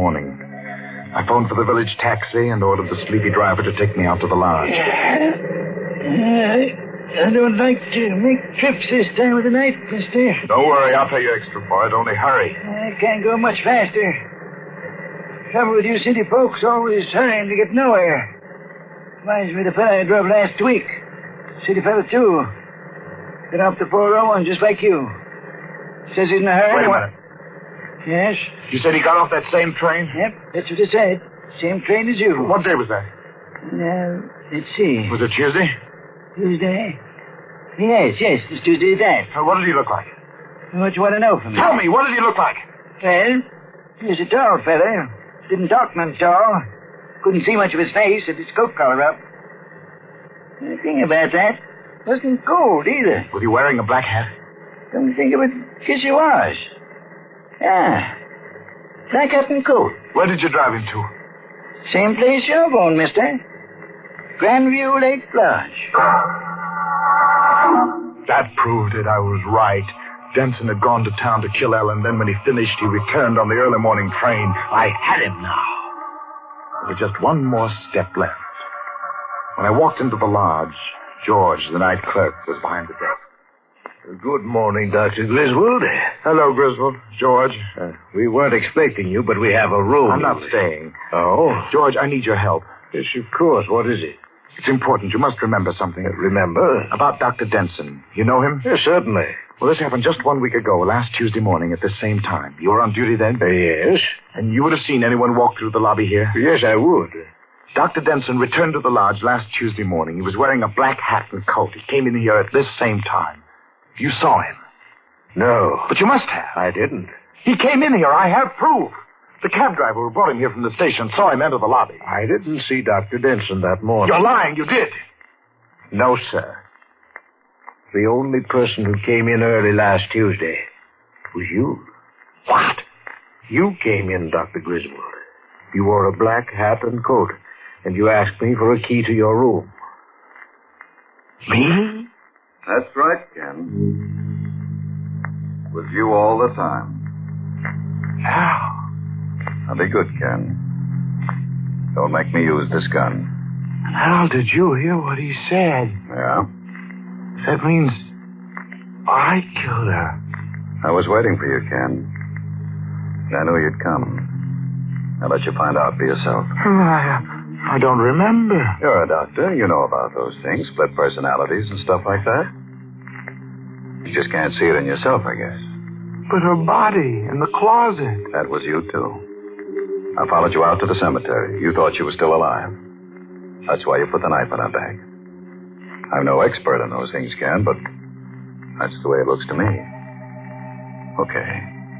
Let's go. I couldn't go back with him, not that way. I ran across the lobby. Stop, Ken! Stop, I'll have to shoot! I got to the door and then... Oh! Bullet burned in my chest. Al turned me over on my back. I'm sorry, Ken. It's all right, Al. This is just the way I wanted it. Al's gone for a doctor. I haven't got much longer. No. I won't be here when Al comes back. I won't give them any trouble with this one. The cause of death. This one's easy to determine.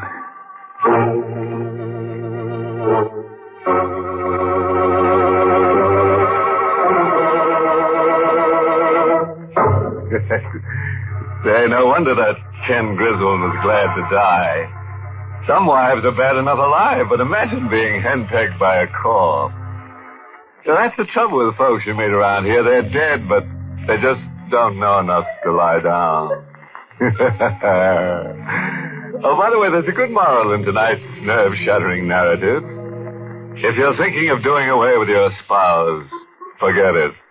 Brother, you haven't got a ghost of a chance. This is the United States Armed Forces Radio Service, the voice of information and education.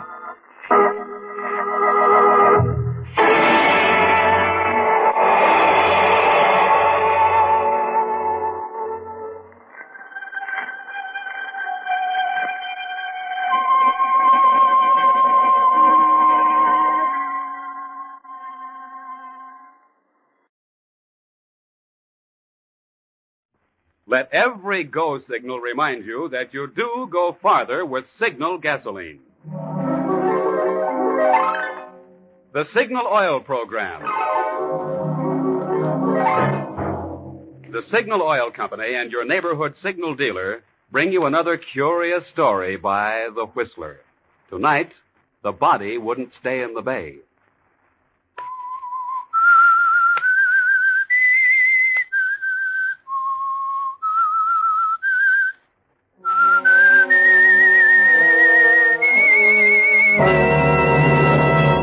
I am the Whistler, and I know many things, for I walk by night.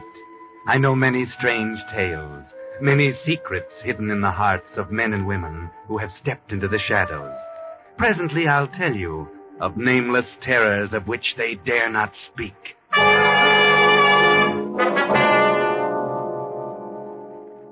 But first, here are 2 tips for getting in extra miles of driving out of your present gas ration. 1, keep your tires fully inflated. You see, when tires are soft, they drag on the pavement. It's as if you were constantly going uphill. That's not only hard on tires, it wastes gasoline, which could be taking you farther. And now, tip number 2. Invest your ration coupons in the gasoline that's been famous for years for long mileage. Signal Go Farther gasoline. No, Signal doesn't promise you all the brilliant performance of pre-war Signal gasoline. Everyone knows certain gasoline ingredients have gone to war. But true to their tradition of quality, Signal does guarantee you today's Signal gasoline is the finest that can be made under wartime limitations. Mileage is still its outstanding feature, and mileage is what you want today. So invest your next ration stamp with your neighborhood Signal gasoline dealer. Then see if you too don't say, Signal gasoline is your best buy today. Signal does help you go farther. And now, The Whistler.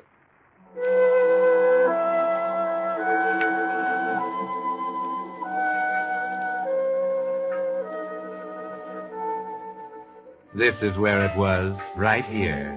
Not where the story ended, as Jim Mars thought it would, but where it really began. This is the spot where the beautiful Monica Lee's body came to the surface and was discovered by the police. They identified it and returned it to a small town down the coast, where it was claimed by relatives. And Jim Mars quit thinking about it. That was 6 months ago. Yes, this is where it was. On the dock by the bay outside the Skyland Club. Jim Mars' Skyland Club.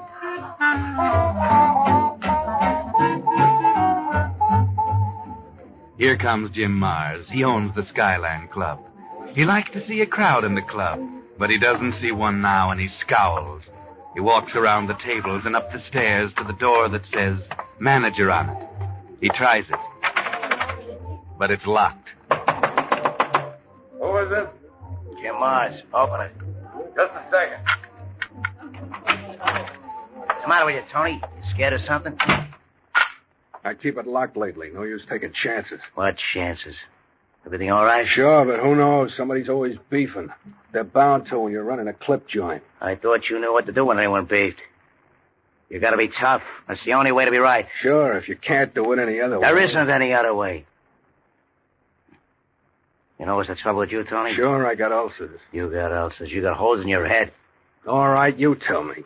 You lost your nerve, Tony. What?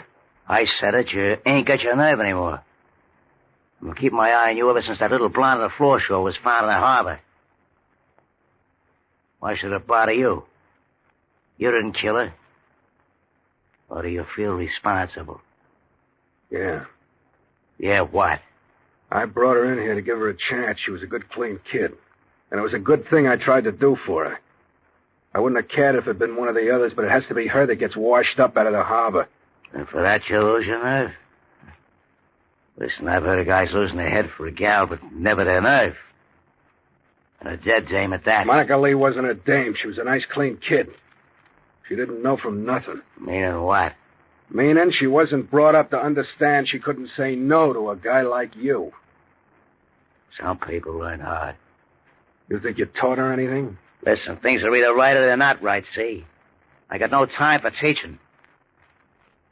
Now, while we're talking about things that ain't right, what about this club? Sure, Jim, what about it? If Monica had lived, we'd be making money by now. But she didn't. And it ain't paying, is it? No, not quite. We're losing a little. All right. I put enough dough on this plate to start 3 clubs. I want to start taking some in, see? Jim, you know you can't take it out if it's not here. You're the manager. See that you get it here, then. Or I'm through with you. And I mean through.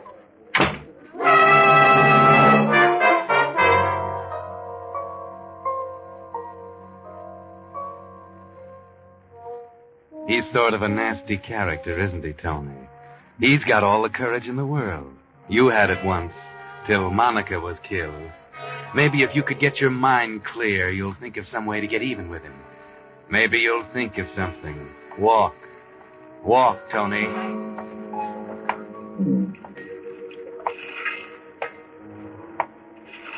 How did you happen to walk down here, Tony? Down by the dock? Is it a coincidence, or did something attract you? Yes, there's someone right over there who will be glad to see you.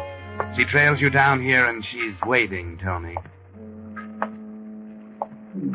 What do I get if I bump Jim off? Nothing but trouble. It's not true what he said. I haven't lost my nerve since Monica got killed. I got it yet. I'm just playing it smart. What happened to Monica? What's that got to do with it? Hey, what's that dame doing over there on the pier? Hey! Hey, you! Stop that! Wait! Here, you can't do that. I can't do that. Jump! What? Jump! I thought you were going to... Jump?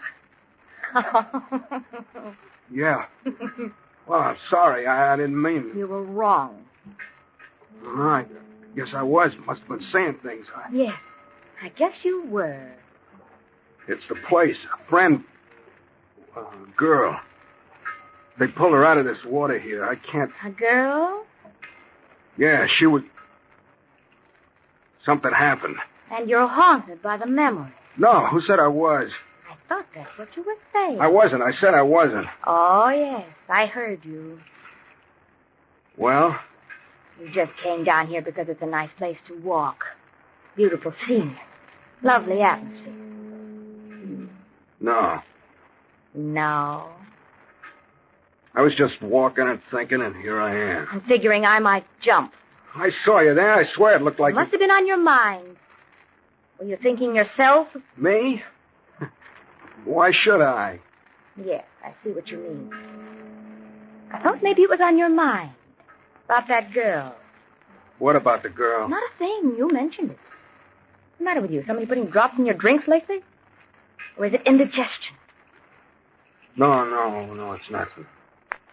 Just a guy I was thinking about, that's all. A guy I was talking to a while ago. Jim Mars? How did you know? Do you know Jim Mars? I know a lot of things, Tony. What? You know me? Who are you? Stop, let me go. Okay, I won't hurt you. Only it's so dark I can't recognize you. That's just as well. You might not want to know. Stop it. Tell me who you are. Maybe Jim Mars wouldn't like it. The devil with Jim Mars. And your sentiment for Monica. How do you know her name was Monica? I told you I know a lot of things.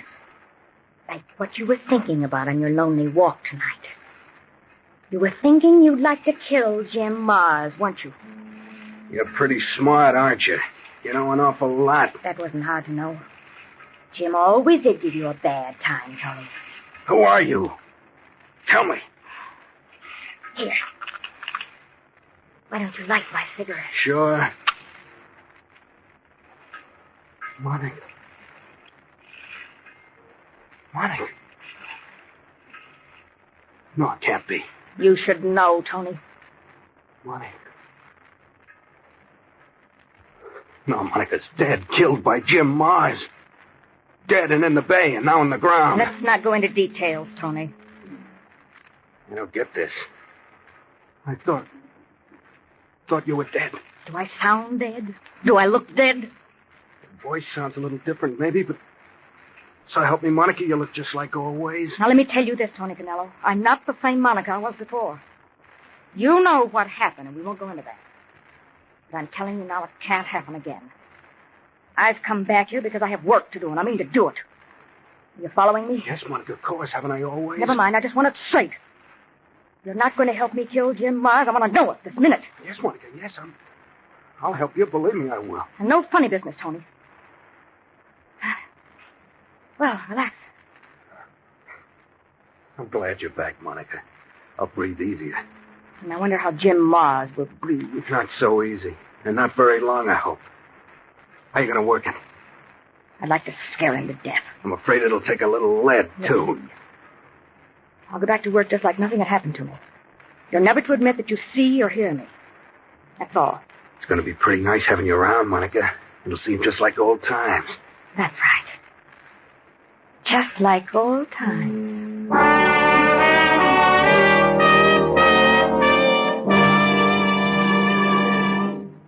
You are listening to The Whistler, brought to you by your friend, the Signal Oil Company, marketers of famous Signal gasoline, your best buy today. Remember to let every go signal remind you you do go farther with Signal gasoline.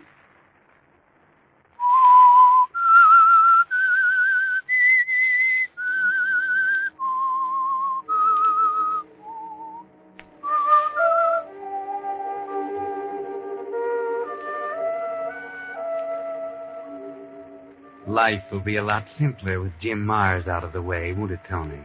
And it helps to have Monica on your side, doesn't it?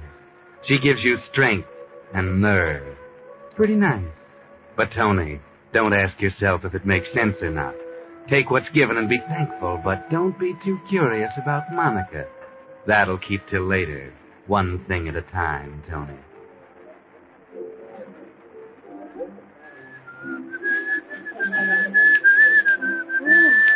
Pretty awful, Tony. Monica, where'd you come from? I didn't hear you come in. Close the door. Been here long? No, just a minute. I thought I'd drop in and haunt you. But I don't mean to bother you. You must think I'm a real person. You're real enough to me, baby, and maybe you think that doesn't bother me. You know, I feel like a new man since you got back. You've got nothing on me. I feel like a new woman. Boy, that is a good one.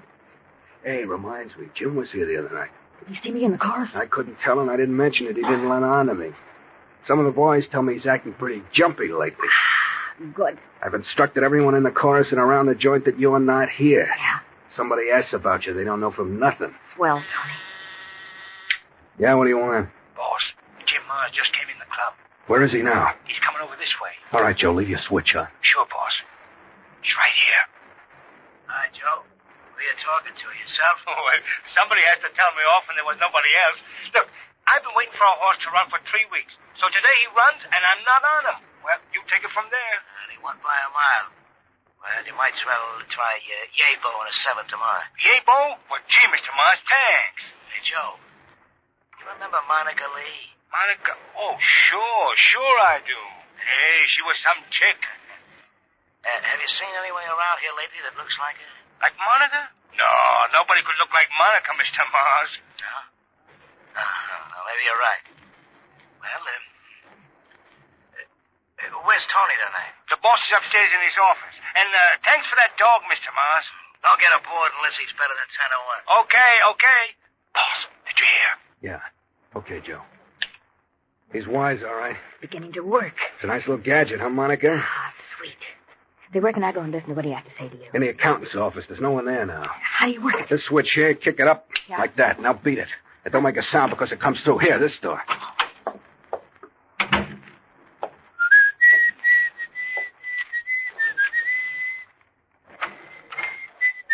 Boy, are you getting brave. Door wasn't even locked. Oh, Tony, you can't really be that busy. Oh, Jim. How are you? Sit down. Sure I ain't taking time you need for business? Quit it, Jim. You know I always got time for you. Oh, sure. You can give me a minute, I guess, huh? Only make it brief, huh? Ah, quit kidding, Jim. Oh, I'm kidding, huh? Well, aren't you? Yeah, guess I am. What's eating you, Jim? Only you, Tony, that's all. Why me? This big shot stuff you're putting on with me, I don't like it, see? Oh, no, Jim, I don't see. I didn't know what you're talking about. Okay, so I'm nuts. Just forget it. Make out like I didn't say a word. Anyway, maybe it's something I ate or drank. Or did. What? Maybe it's something you did that upset you. Nothing upset me, I tell you. Well, I thought you said it did. And I didn't know but what it might be something in your past that was on your conscience. Tony, since when have I had a conscience? Oh, I heard about guys getting one all of a sudden. You talk like you got holes in your head all of a sudden. Now drop it. Want a drink? Not now. I want to talk business. Shoot.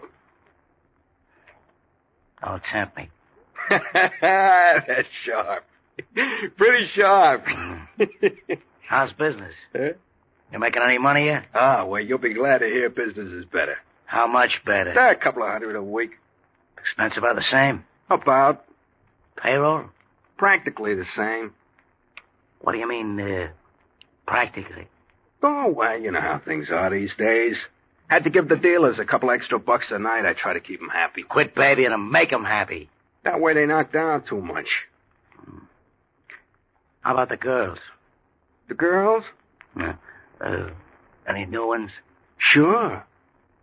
The few in the chorus, you know what the turnover is. Well, I guess I'll breeze. Keep it in mind what I said about this joint plan. Yeah, sure, I'll remember. Well, Jim, was there anything on your mind about the girls? No. I just saw some frail down there last week. It looked like Monica. I wondered, yeah. That couldn't be, could it? I never had one come back to life yet. You're bragging, Jim. Yes, Jim. That sounds just like old times. What was that? Who said that? Said what? You heard her, Monica. That was Monica's voice. You're nuts, Jim. I didn't hear a thing. You didn't? I didn't hear anybody but you. You're crazy. That box, it must have come out of that. Well, that's not even on. Want me, boss? I was just trying to see if it was on, Joe, that's all. See, Jim wasn't even on. You sure you didn't hear nothing? Look, Jim, you better go see the doc. How do you know you're not the one that's nuts? I just asked myself. Oh, nuts. I couldn't be. Why would she say that? What'd she say? Just like old times. Yeah, that'd be Monica, all right. She was always saying it. But these aren't old times. No. And Monica's dead. That was her they dragged out of the bay, wasn't it? You ought to know. You identified her, didn't you? Yeah, I did. But she'd been in the bay a long time. Yeah. Well, it was Monica, and if she ever comes around, I'll have something to say to her. With lead. That would make it just like old times.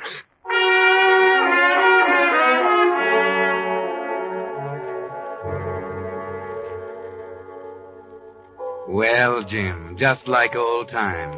Or so everybody says. There's something funny going on around here, isn't there? It's almost like a conspiracy, and yet you know it can't be. And you're getting worried. It's maybe just a little too much like old times, what with Monica around.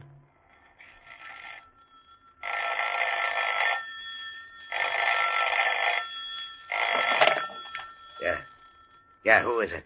Jim, hello. Monica. Monica. Monica, is it you? Yes, Jim. Baby, I can't believe it. How can it be? Oh, you don't seem very happy to hear from me. Believe me, baby, 1,000 times I've been sorry for what I did. 1,000 times I'd have brought you back if I could. And here I am, Jim. But how? Where? I don't think you believe me. But let me see you. I gotta talk to you, baby. Well, you're talking to me, Jim. But I want to see you and talk. You drive me nuts. I've been seeing you day and night, hearing your voice. What's it all about, anyway? Monica, you're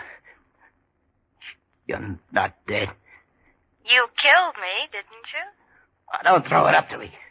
I didn't mean to shoot her. I lost my head. Sure you did, Jim. I'm sorry, Monica. Honest. Give me a chance to show you. I may. Right now. Let me see you and prove to myself that I'm not going nuts. That you're real. I won't hurt you. No one is ever hurt by something he's not afraid of. Jim, I'm not afraid of you. Good for you, baby. Now, you let me see you? Oh, sure, Jim. I never could resist you. It's going to be different this time. You said it, baby. Where are you? Drop around to the club. At 11, I'll be in Tony's office. Why there? Why don't you come up here? Jim. All right. Good. Can't you make it sooner? Now, Jim. Be a good boy. All right. I'll be waiting. Me too, Jim. It'll be just like old times.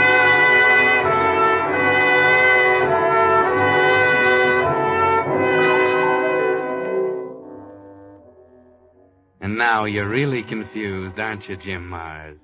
Partly relieved because now you know Monica is really back, but more confused because you can't figure out how she got back. You don't happen to believe in ghosts, do you, Jim? Well, you'll know soon enough. Remember, 11 o'clock in Tony's office.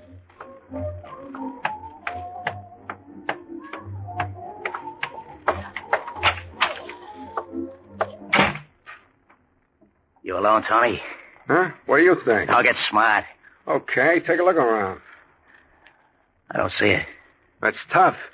Where is she? Suppose you tell me who you're looking for. I don't mind, really. That's right, you ain't. Look, I was talking to Monica today. She said she'd be here at 11. You must be haunted. Monica's dead. And who should know that better than you? I told you I talked to her today. Jim, didn't you kill Monica 6 months ago? Oh, I thought so. Then how could you talk to her? She was here, I tell you. I know that. Did you go see the doc yet? He said there was nothing wrong. Maybe you better have somebody check on him. You think I'm crazy? Well, I'm not. Because it could be Monica. She might not be dead. I thought you dumped her into the bay. That's just it. I didn't. That's something I've never been able to figure out. Her turning up in the bay. Unless I only wounded her and she started crawling for help and fell off the dock. Oh, so you're not even sure you killed her? Oh, I don't know. We'll find out in a minute. It's 11 o'clock and she's... Gentlemen, please don't get up, and I'll join your friendly circle. Circle? Triangle, and I don't like triangles. Triangles? What are you talking about? Now, boy. You heard her? Who? Monica, listen to you nuts. Brother, you really blown your top. What do you mean by Monica? Oh, look at you, dummy. Can't you see her? So help me, Jim. You and I are the only ones in this room. Monica, did you hear that? Tony can't see you. He can't hear you. What does it matter, Jim, as long as we can see each other? As long as we can be together. Sure, baby. Just us. Us? What are you talking about? I'm talking to Monica. You keep out of it. Jimmy, you telling me you can actually see Monica here in this room? Sure. Come here, baby. Get the show, Jim. You're real. Is she coming to you? Monica, come on, baby. Come over and prove it. Where is she now, Jim? On your lap? Don't be afraid, baby. Come on. You don't know it, Jim, but you belong in the nut house. Monica. Oh, baby, don't just stand there and look at me. Say something. Jim, you better go home and hit the hay. I'll have the doc come over and give you something. And tomorrow we'll get it fixed up for you to go to some nice, quiet spot and rest up. Monica, say something. Tell me you'll forgive me for what I did. You're really going off your nut, Jim, begging for forgiveness from a ghost. And you said if you ever saw Monica again, you'd talk to her with lead. Well, go on, Jim. If you see Monica, go ahead. Talk with lead. That should show you there's nobody there. Go ahead, start shooting. Monica, listen. Go ahead, Jim. What are you waiting for? Talk with lead. Go ahead, Jim. Yeah? Okay, well, maybe I will. Look out! Jim!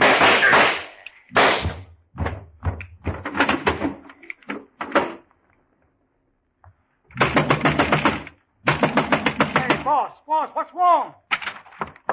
Were those shots Hey, Tony and Jim Mars. Yes. They're both dead. Monica, are you all right? Only don't call me Monica.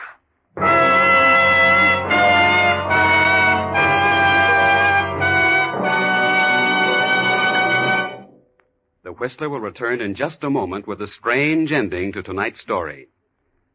Meantime, picture this situation. Pieces of steel rubbed together 2,000 times a minute. Heat up to 2,800 degrees. That's what happens to your pistons every time your motor runs. And that's why, if your motor is to last out the duration, it needs the 7-way protection of Signal 4-Star Motor Oil, the finer motor oil that's solvent refined.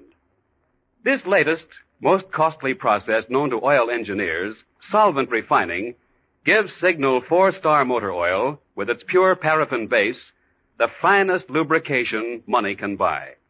Solvent refining gives Signal 4-Star Motor Oil triple-strength film that clings to your motor surfaces for longer miles.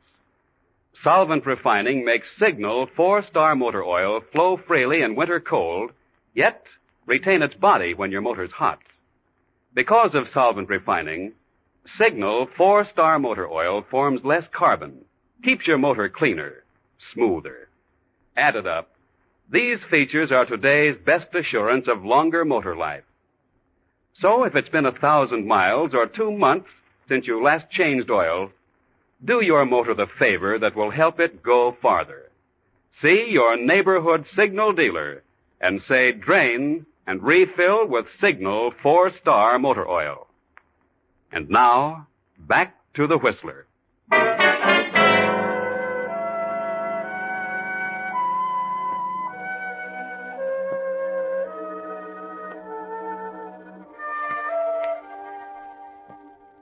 Well, Tony and Jim Mars lying dead, smoking guns in their hands, and Monica standing over them.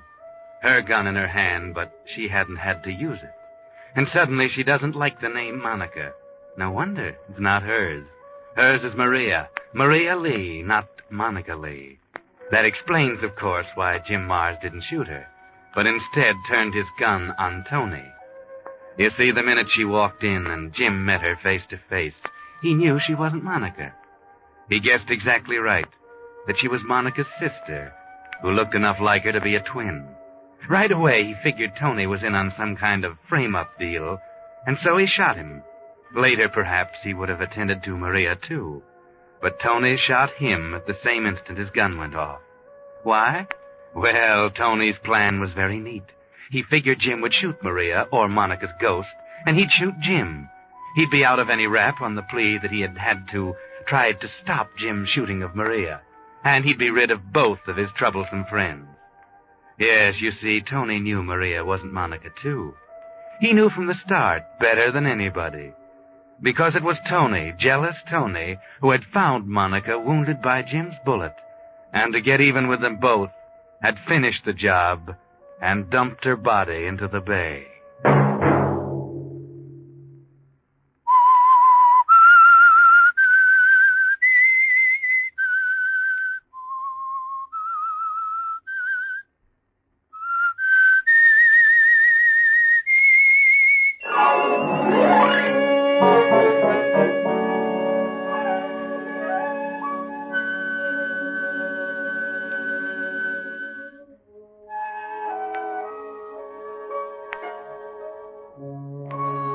Next Monday at 9 o'clock, the Signal Oil program will bring you another strange tale by the Whistler. The Signal Oil program is broadcast for your entertainment by the Signal Oil Company, marketers of Signal's famous Go Farther gasoline and motor oil, and by your neighborhood Signal Oil dealer, who is at your service daily to keep your car running for the duration. The Signal Oil program, produced by George W. Allen, with story by Hugh Keegan, music by Wilbur Hatch, is transmitted to our troops overseas by the Armed Forces Radio Service. Bob Anderson speaking for your friend, the Signal Oil Company, and suggesting once again that you let every go signal remind you that you do go gasoline. This is CBS, the Columbia Broadcasting System.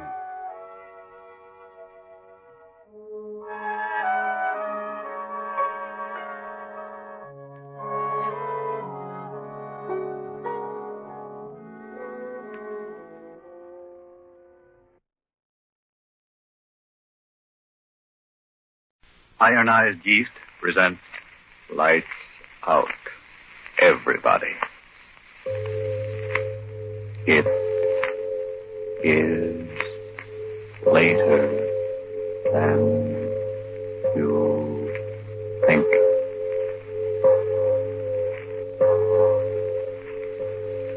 Lights Out brings you stories of the supernatural and the supernormal, dramatizing the fantasies and the mysteries of the unknown. We tell you this frankly, so if you wish to avoid the excitement and tension of these imaginative plays, we urge you calmly but sincerely to turn off your radio now. This is Arch Obler. If you don't mind, I'm not going to tell you anything about the story we're going to do in a few minutes. Neither the title, nor anything about the characters, nor even the usual remark about any similarity of this story to real events and actual people occurring so and so forth. No, we're just going to tell you a strange story. But first, Bob Stevenson. And ladies and gentlemen, I want to talk about you. If you're so unattractively thin and jittery and run down that you're really only half living, maybe it simply means you're not getting enough vitamin B and iron from your food. If that's it, don't pin your hopes on halfway help. Get Ironized Yeast. It's a two-way tonic. It gives you both vitamin B and iron. Thousands of weary, worn-out men and women who only needed more of these substances are singing its praises. These folks tell us how quickly Ironized Yeast has helped them gain the grand new pounds, the glorious new pep and strength and sparkle they needed to really enjoy living. Remember that name, Ironized Yeast. And now, Lights Out, Everybody.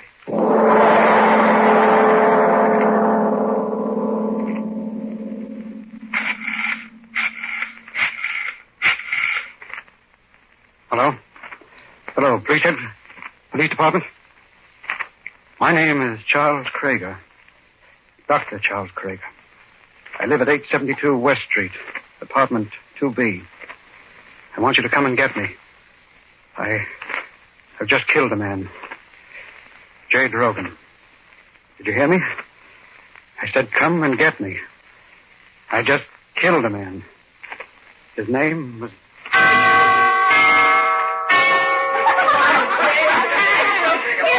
Take it easy, will you? No, I'm willing to bet on it. I'm telling you, sure, my name is Jay Drogan. I'm going to drink this. Jay, forget it, will you? You better lie down and get some rest. Let me lie. Put your hands off me. I said I was going to drink this mess, and I'm going to drink it. Right out of the cocktail shaker. What are you doing?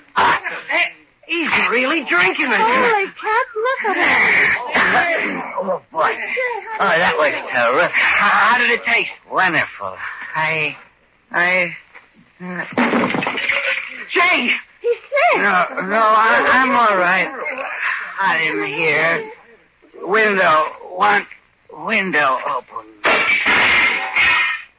The windows. Who broke all the windows?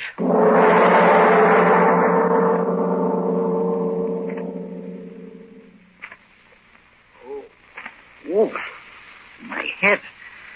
Oh, what time? 9. I've got to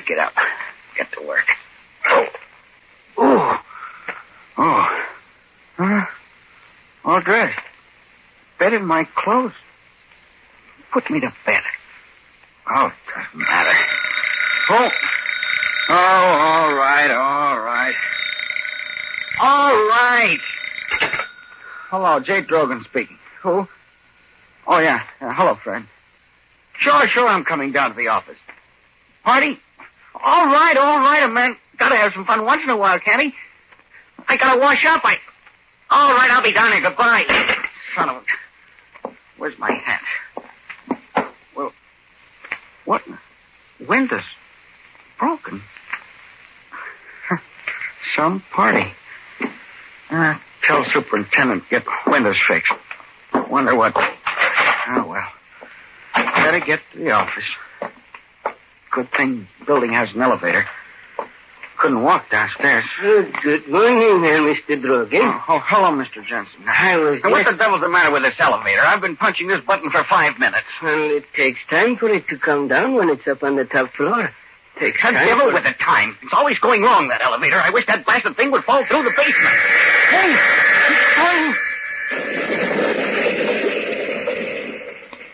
Hey, it's It fell. Just like you said.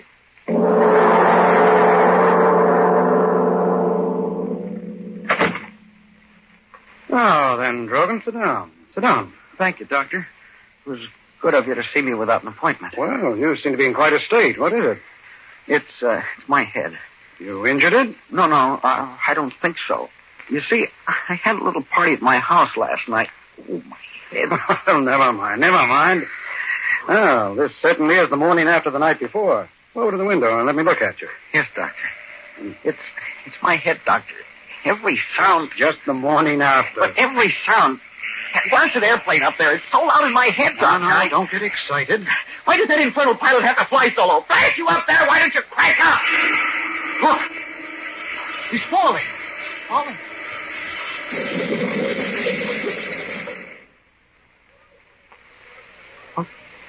What you said, Drogan, really happened.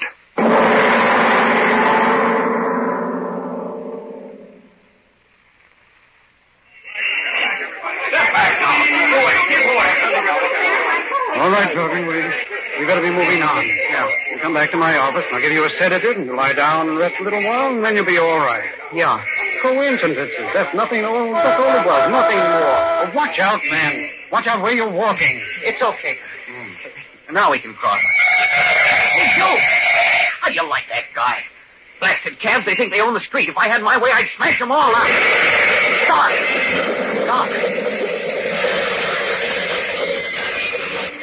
It's happened. Again.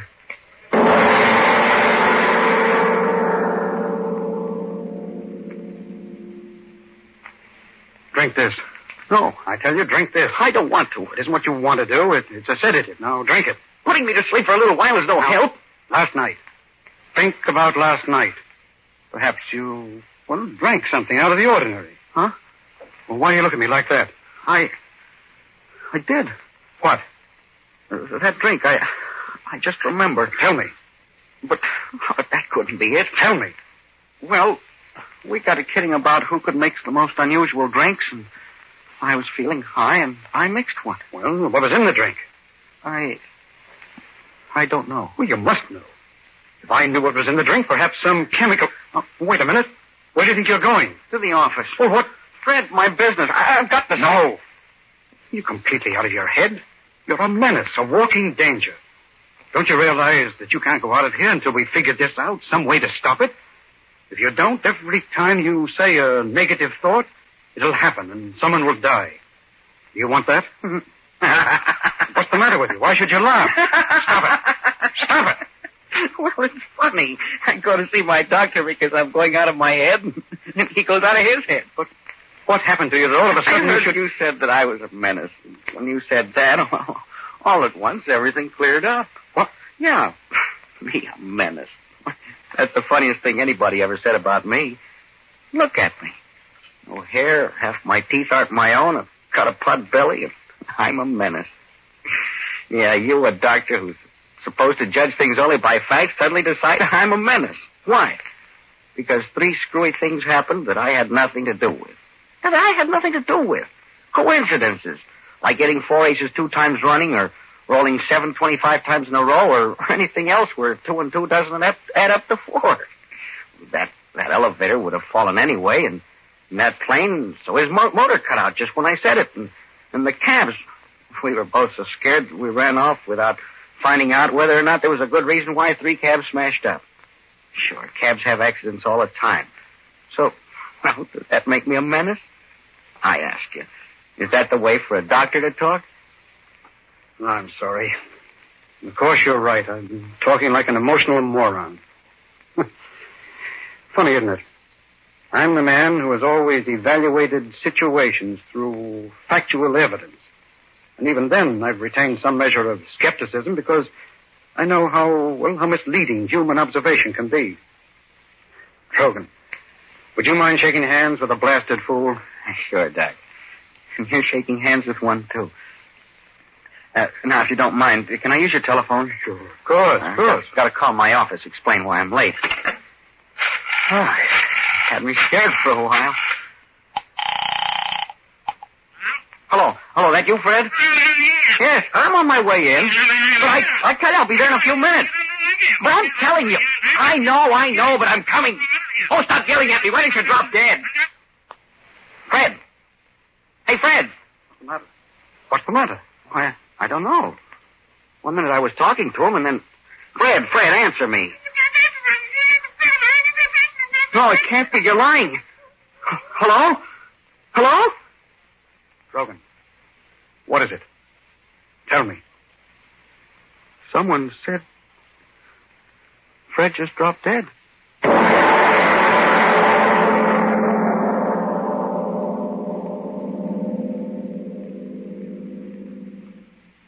Ladies and gentlemen, to stop a suspense story may seem an intrusion. But before going on with the story of this strange little miracle man, perhaps a breath or two of relaxation is indicated. Yes, before going on with our lights-out story of the projected Mr. Drogan, let's turn to a problem of these hectic times. We have a very troubled young lady here. Trouble's no word for it. My boss wants to give me a dandy new job, but I'm so tired out and run down and jittery, I'm afraid I couldn't handle it. I'm getting much too thin. And I've tried every tonic I know, but nothing I try seems to help me. Well, miss, maybe you just haven't tried the right tonic. Maybe more vitamin D and iron's what you need. Vitamin D and iron? Does that make such a difference? Well, when you don't get enough vitamin D from your meals, you may lose your appetite. Eat so poorly that you lose weight and strength. Or you may not get all the good out of what you do eat. And when you don't get enough iron from your food, you may be weak and pale and feel only half alive. How can I get more vitamin D and iron if I need them? The quickest, easiest way I know is take ironized yeast tablets. They give you both vitamin D and iron. And pleasant little ironized yeast tablets are a cinch to take. But, are they terribly expensive? Oh, not a bit of it. They cost but a few pennies a day. So try ironized yeast tablets if more vitamin D and iron is what you need. Then see if pretty quick you aren't saying. Tired? Not me. I'm so full of pep now I hardly know myself, and I've gained pounds. Why didn't somebody tell me about ironized yeast tablets ages ago? And now, back to lights out. At the moment when both Drogan and the doctor had rationalized the miracles into coincidences, another miracle had taken place. Another miracle of death. And now the men sit in the doctor's office, and there is great fear in both of them.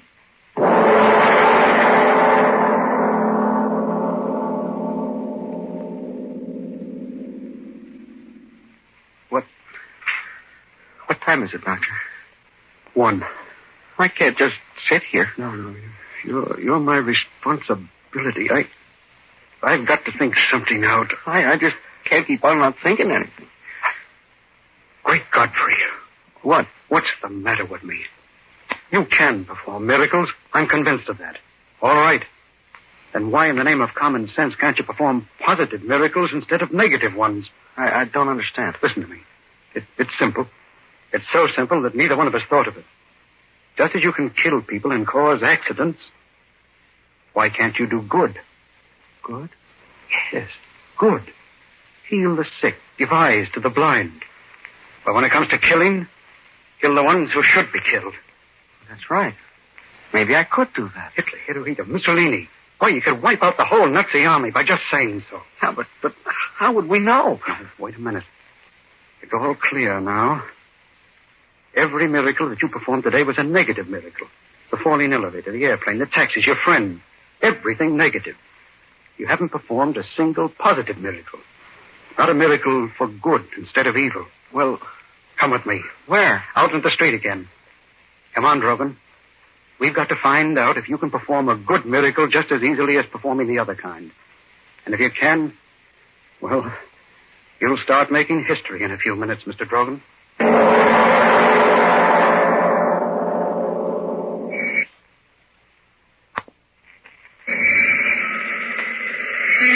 Now, Drogan, now.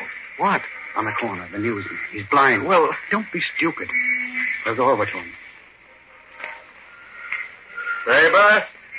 Paper, get your paper. Hello, Tom. That you, Doctor? Yeah, give me a magazine. Well, anyone will do. Yes, sir. Wish it, Drogan. Wish that he could see. I am. Hey, Doctor. How have you been? Oh, never mind about me. How about you? Huh? How about your eyes? Are you kidding? Drogan, out loud. You've got to say it out loud. Hey, Doc, what's the matter? Say it. I wish that he could see. Hey, what's going on here? Tom, you see. You do see. What's the matter with you, Doc? You can see. Let me alone, will you? What are you trying to do? What are you after? Can you see? Oh, I can't see. Get the devil away from here. I can't see. All right, Drogan. Come on. Yeah. What does it mean? Whatever you want to do that's good doesn't happen. But whatever you say that's evil happens. God help you, Drogan.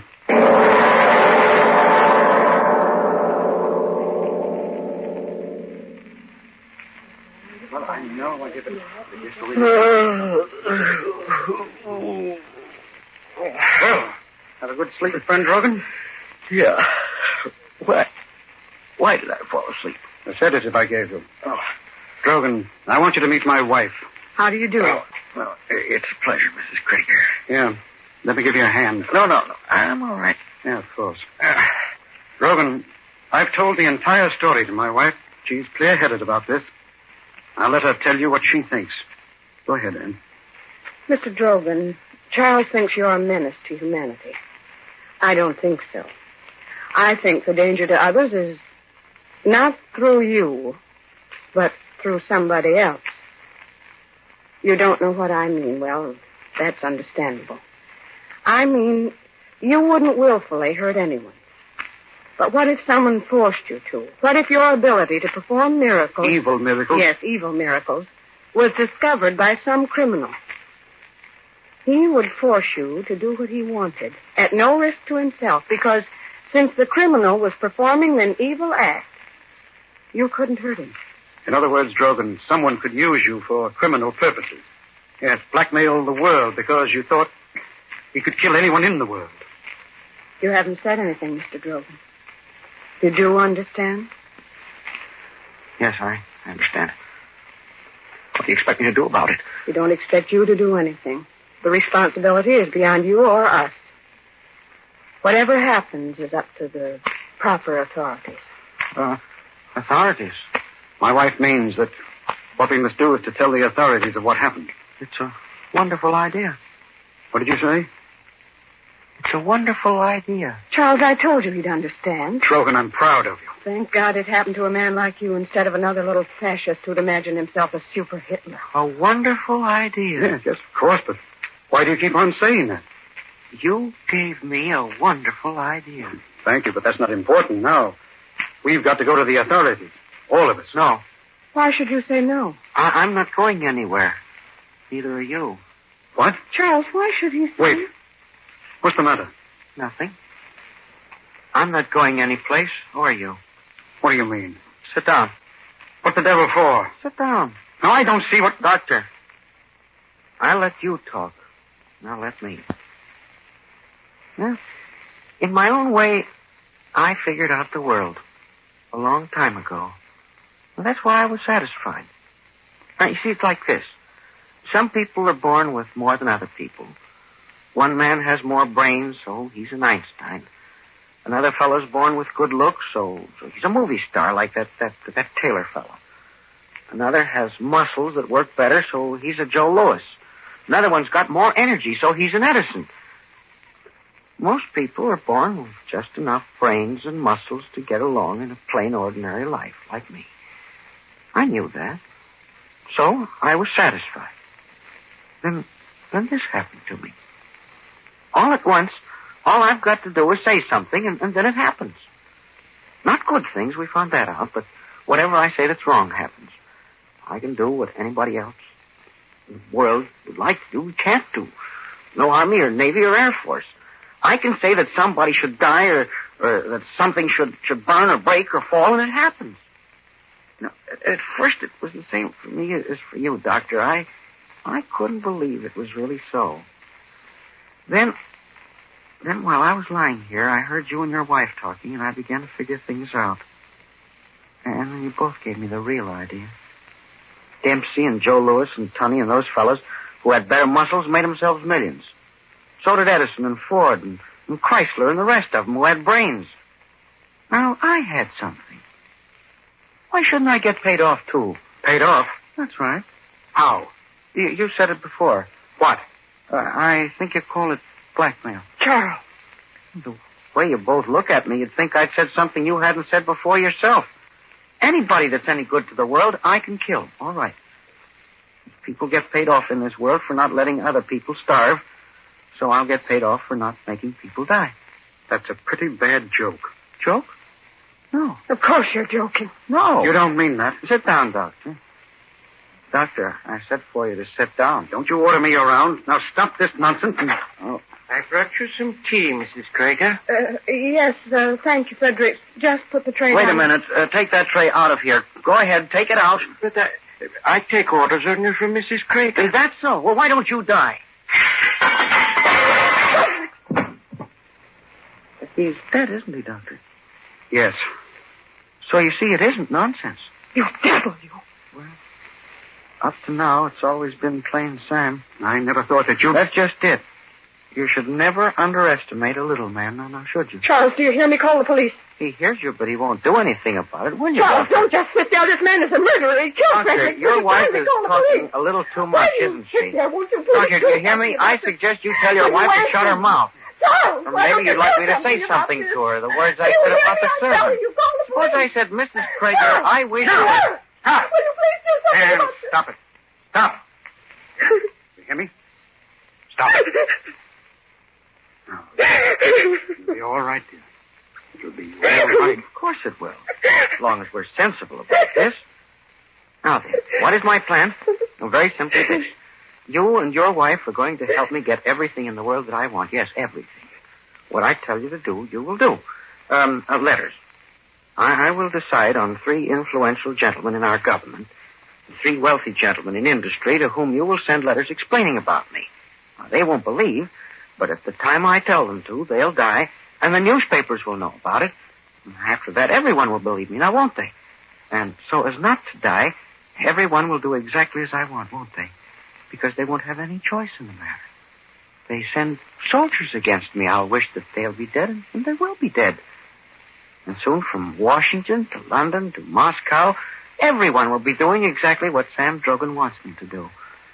And that'll be wonderful, won't it? All the good people of the world doing exactly what one little man wants them to do. Well, you haven't said anything, Doctor. You understand what I'm talking about, don't you? Yes. It was inevitable. Of course, I won't want you and your wife to leave here. Now then, we'd better have this man's body removed, and then we'd better get to work. Or have you any suggestions? Do you mind if I have a drink? Drink? Not at all. Not at all. A drink started all this, didn't it? Go right ahead, Doctor. Thank you. And you, Mrs. Krager, you're quite all right now, aren't you? Yes, I'm sure you are, the way you sit there looking at me. You and your husband will do exactly as I say, because you're both good people, and I'm deaf to good people, and you know that now, don't you? Yes, I'm sure my wife knows that. Your drink. Oh, yes. Oh, and quite a full one. Thank you, Doctor. I drink to your continued good health.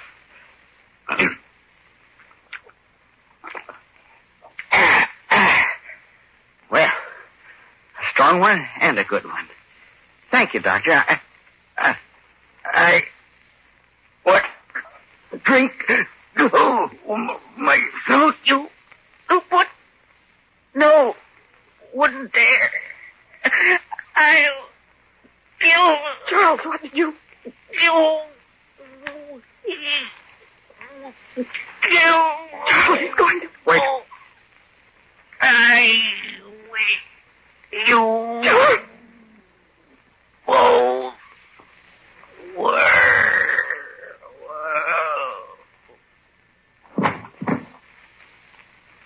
Charles, you killed... Yes. Poison worked more slowly than it should have. But it worked. Drogan, you made one mistake. You should never underestimate what good people can do. If they have to.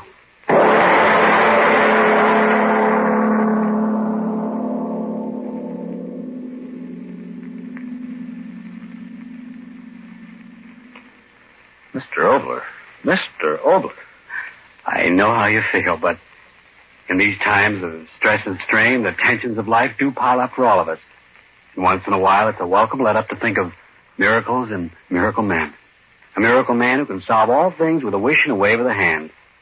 Of course, we know now that miracles actually do happen, with work and with the will of a fighting people. Which brings us to next week.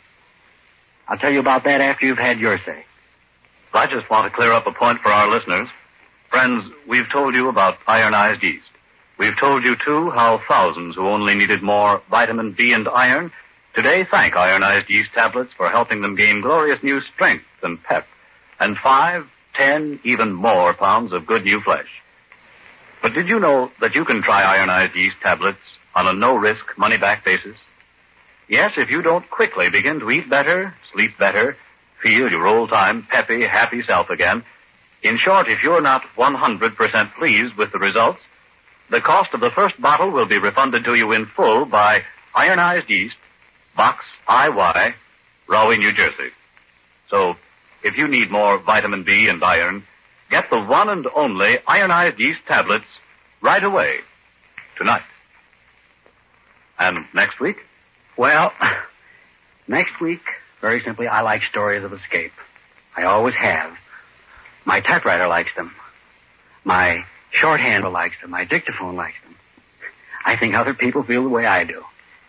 In childhood, we like to read of escape from galloping Indians, and as we grow older, escape from pursuing love. And we grow older than that, other more subtle escapes.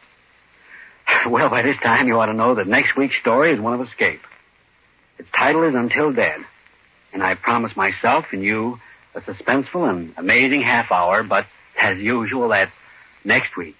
Yes, tune in next Tuesday again for Arch Obler's eerie story, Until Dead. And if you need more vitamin B and iron, be sure to try ironized yeast, the one and only ironized yeast, with the big letters IY on the package and on each tablet.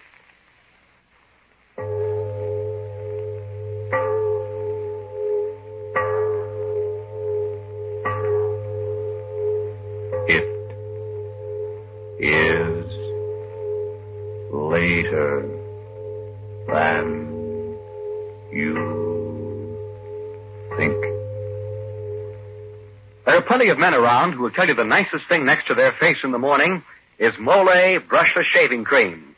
For that's the sign of a smooth, comfortable shave ahead. Mole, you see, is a shaving cream that helps guard your face against painful nicks and cuts by forming a protective film between your skin and your razor. You get a close shave, and a mighty comfortable one, too. So get Mole, M-O-L-L-E, and be on the receiving end of a swell shave every morning yourself. This is the Columbia Broadcasting System.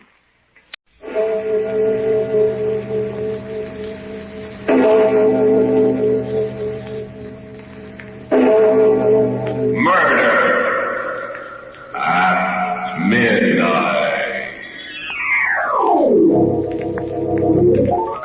No, Betty, no. Don't make me. I say yes. It's got to be. And now and here, she's got to die. Betty. I say yes. Here, I'll hold her arm. All right, Betty, but... No, don't. I don't want to die.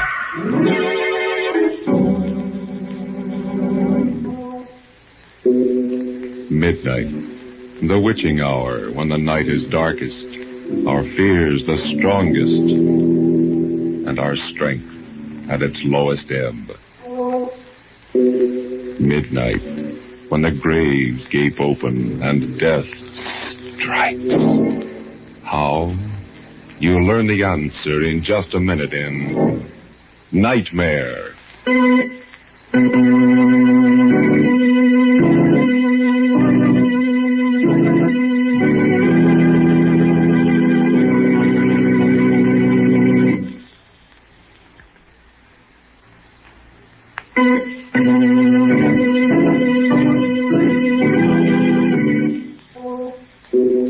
And now, Murder at Midnight. Tales of mystery and terror by radio's Masters of the Macabre. Our story by Joseph Ruskall is one of the most terrifying and fantastic nightmares we've ever heard. Its title, Nightmare.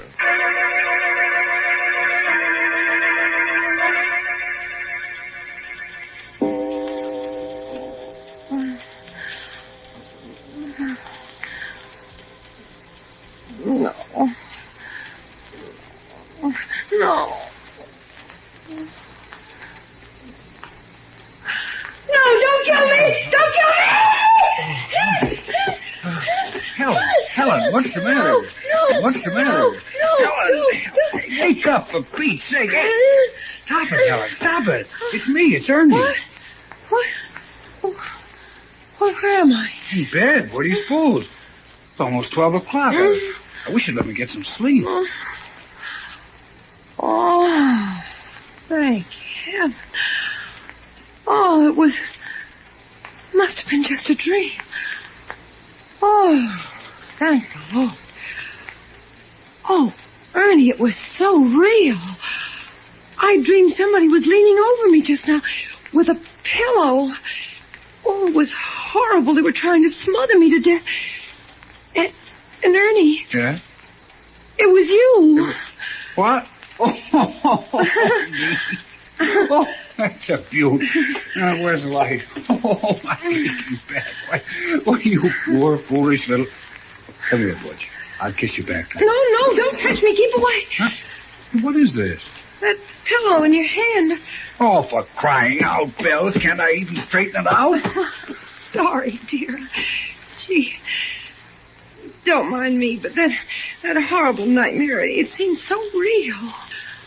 Oh, darling, wasn't that crazy? You, the sweetest, gentlest husband in the world. Then why? Oh, Ernie, now please don't look so hurt. Now I can't even look hurt.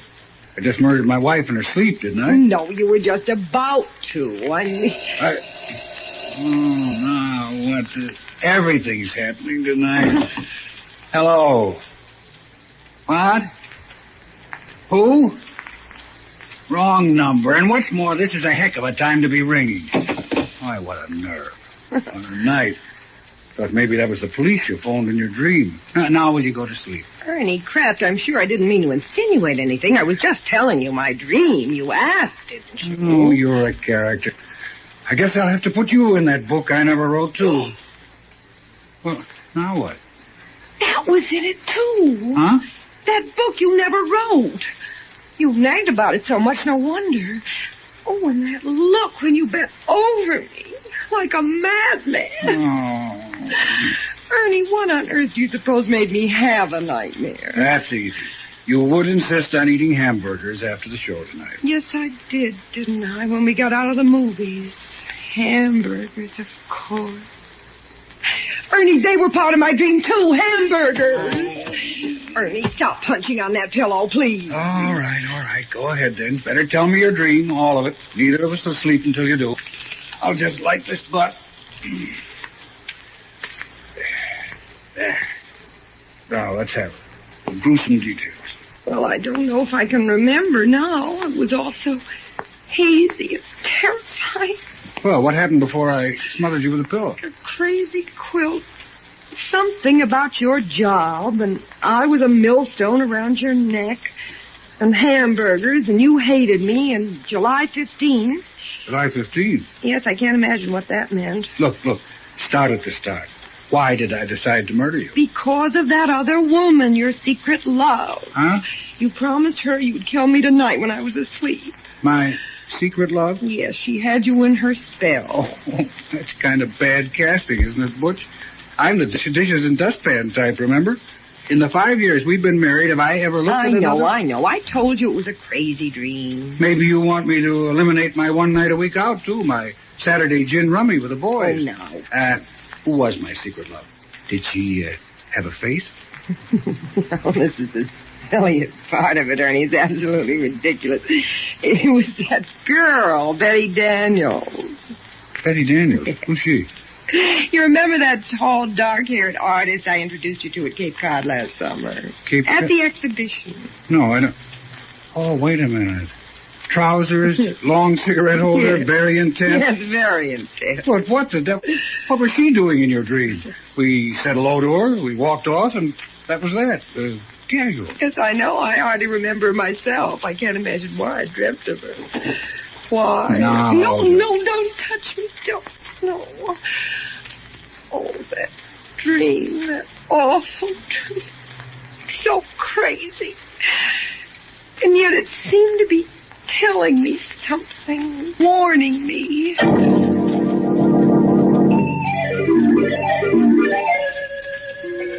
Strange and weird. You know how dreams are. First thing I remember is Provincetown and us looking at the art exhibition just the way we did last summer. Only now the picture was about 10 feet tall and hanging crooked. And then she came along. Betty Daniels. Just the way she did then. Hello, Helen? And I introduced you the same as I did then. Only not exactly the same. Like in a dream. You know, silly. Betty Daniels, this is my husband, Ernest. He is very faithful to me. How do you do? How do you do? We've never met. That's a marvelous Goya painting, Helen, don't you think? Or do you prefer hamburgers? Well, My wife prefers hamburgers, Miss Daniels. Oh, I didn't know. Only after a movie, though. Anyway, I'm sure I can't tell one painting from another. My husband's the art lover in the family, I guess, and I just tag along for the fish. Only I don't like fish, I like hamburgers. I know. You don't wear trousers like I do. You're fluffy. Betty and I met on the beach here, and she's a painter. Our rowboats got tangled. That's how we met. Yes, it was all very casual. I hardly remember. Well. Ernie and I are going back to New York today. Isn't that a shame? I wish you two wouldn't stare at each other so. Well, we better run along, Helen. Lots of packing to do. Ernie has got to get back to his silly old job. He's a reporter. A reporter? Shouldn't he write a book he never wrote? Well, imagine. That's what he always says. Well, goodbye. I'm wondering why I'm thinking of you now. Goodbye. Goodbye. The scenes sort of dissolve into each other like a kind of dream movie. And I'm trembling with fright because I have a feeling I know how the plot's going to end. The next thing I remember, Ernie, I'm in a penthouse apartment on Park Avenue. Everything zigzag, even the butler. And I'm the maid, Helen, there. And what I'm doing is turning pages for Betty Daniels while she plays the piano. For you, Ernie. Isn't that crazy? Neither of you hardly notice me at all. And I keep trying to open my mouth. Like that. But it's stuck, and I'm absolutely frozen at what I overhear. Darling. Yes, Butch. Love our loveness. Out of this world. This is heaven. Ernie, do you ever call your wife Butch? Never. What gave you that idea? I hate the very sight of her. She's really a little ignoramus. You're telling me she prefers hamburgers. Ernie, do you think she suspects yet? Of course not. She thinks I'm at a gin rummy game. Darling, you're blind, but she's not. She knows. She knows? How'd she find out? You may go, Helen. Helen, do you hear me? Why don't you go? Answer me. Have you lost your tongue? Oh, well, there's murder in the air. How'd she find out that? Tell me. Darling, do you suppose she doesn't know what happened last summer in Provincetown? After we all said goodbye, you came to look for your cigarette lighter. She knew you hadn't lost your lighter, that you'd come back to ask me for my New York telephone number. She knew? Of course, intuition. She knows we've been having a secret affair ever since. I can't go on like this. I'm tired of being just a gin rummy excuse. Ernie, if you love me, you'll do what I promised. But I pity her so. Don't be a fool. Isn't it her fault you never wrote that book you never wrote? It's true. She wouldn't let me give up my job. She's a millstone around my neck. Then get rid of her, Ernie. Get rid of her, and I'll bring your genius to the world. I've plenty of money, and you can give up reporting and write that book. Fulfill your destiny. Fulfill my destiny. Oh, Betty, you'll help me. Yes. But only if you forget July 15th. You'll forget about July 15th. It won't mean a thing to you from now on. Not a thing, I promise. And you'll do away with it. The way I told you. Yes, like you told me. The pillow. The pillow. Don't let her hear. Just look at her standing there at the piano.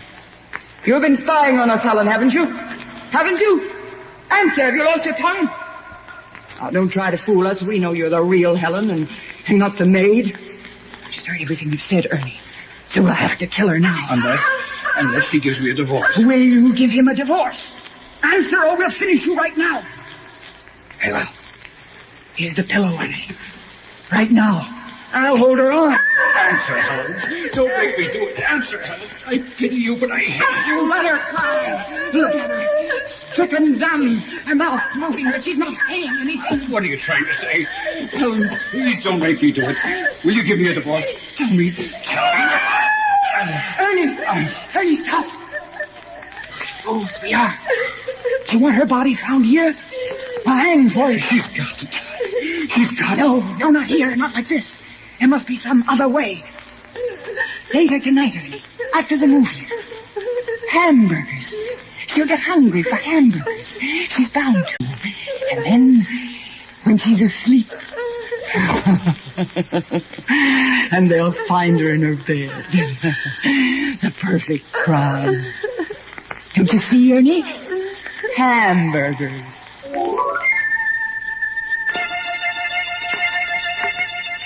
A frightened girl reliving a dream that was more terrible than any reality. A dream that could even become more terrible as the clock on the mantel ticks on and the hands draw closer to 12 o'clock and... Murder at midnight.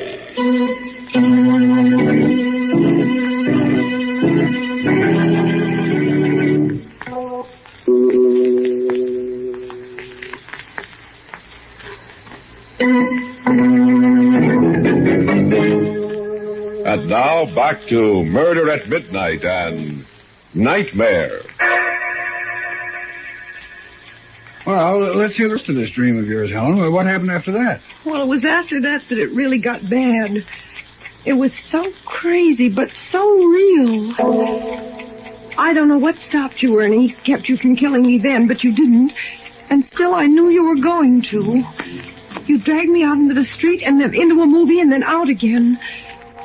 And I looked at you and you were crying because you'd made up your mind to finish me off when we got home. You should have let me write that book, Helen. You should have.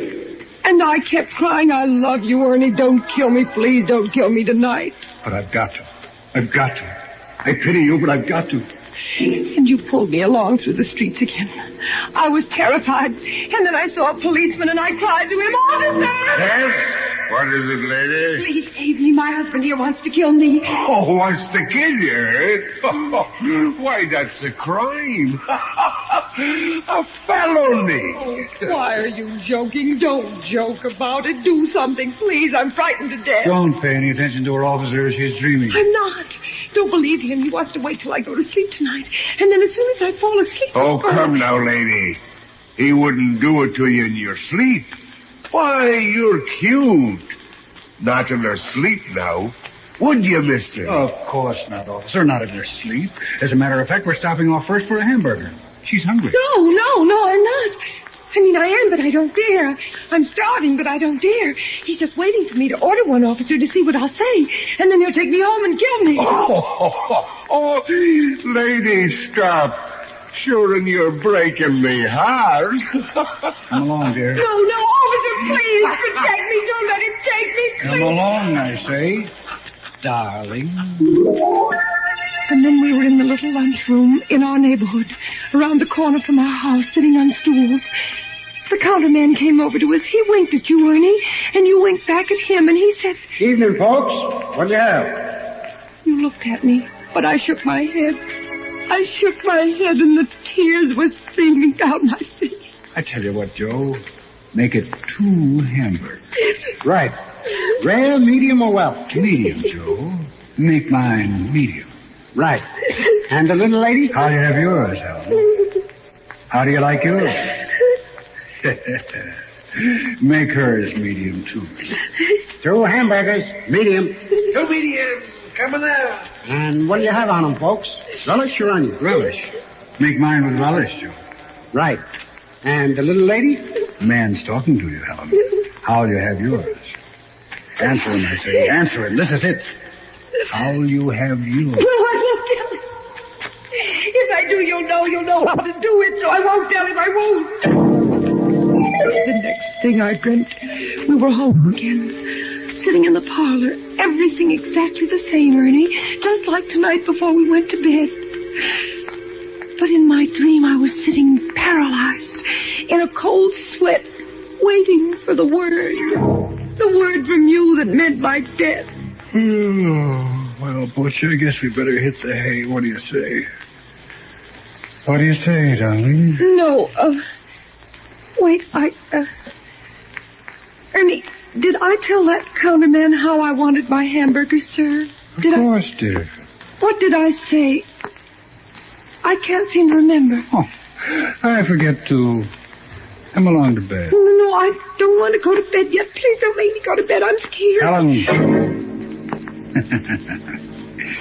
Come to bed, darling. Like a good little girl.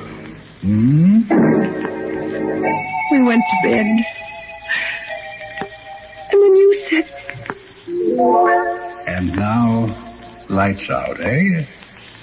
I tried to think of everything I knew to keep awake. I wondered whether I ought to count to 100, or whether counting would put me to sleep. I tried not to count, but I felt myself getting sleepier and sleepier. Asleep, honey? I heard, but I pretended not to. I fought to keep my eyes open. I knew I would die if I closed them. Asleep, Butch? I didn't answer. I couldn't if I wanted to. I was so scared. And then pretty soon I heard you stirring ever so quietly. And in a moment you were leaning over me.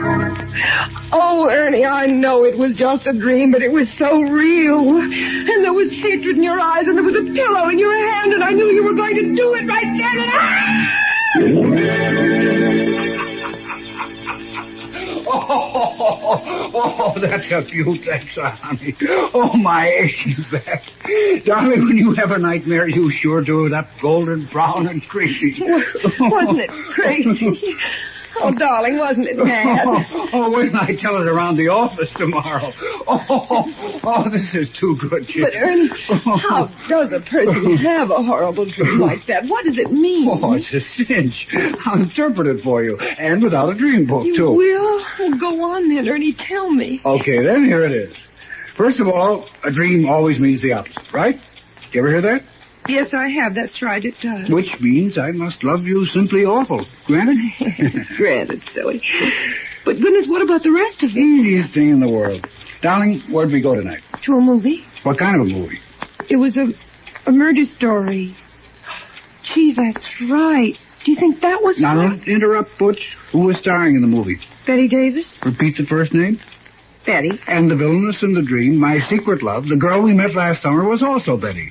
Betty Daniels. Oh! Well, that gave you Betty on the brain when you went to sleep tonight, and movies and murder, and those hamburgers you did stop to eat after the show wrapped up the whole sequence. And no wonder. They're still lying on my stomach, too.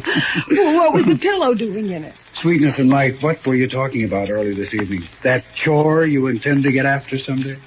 Oh, yes, I've got to stuff the pillows. They're caved in the way the feathers have come out. Right, that's your pillow you had on the brain, which brings me back to the hamburgers. Yes, I was going to ask you, that nonsense of how did I want my hamburgers, what did all that mean, for heaven's sake? Precious, how did you order your hamburgers done tonight? Remember? No, I can't recall. Oh, of course you can. Think now. How do you almost always order your hamburgers? Well, smothered in onions. Oh, Ernie, of course.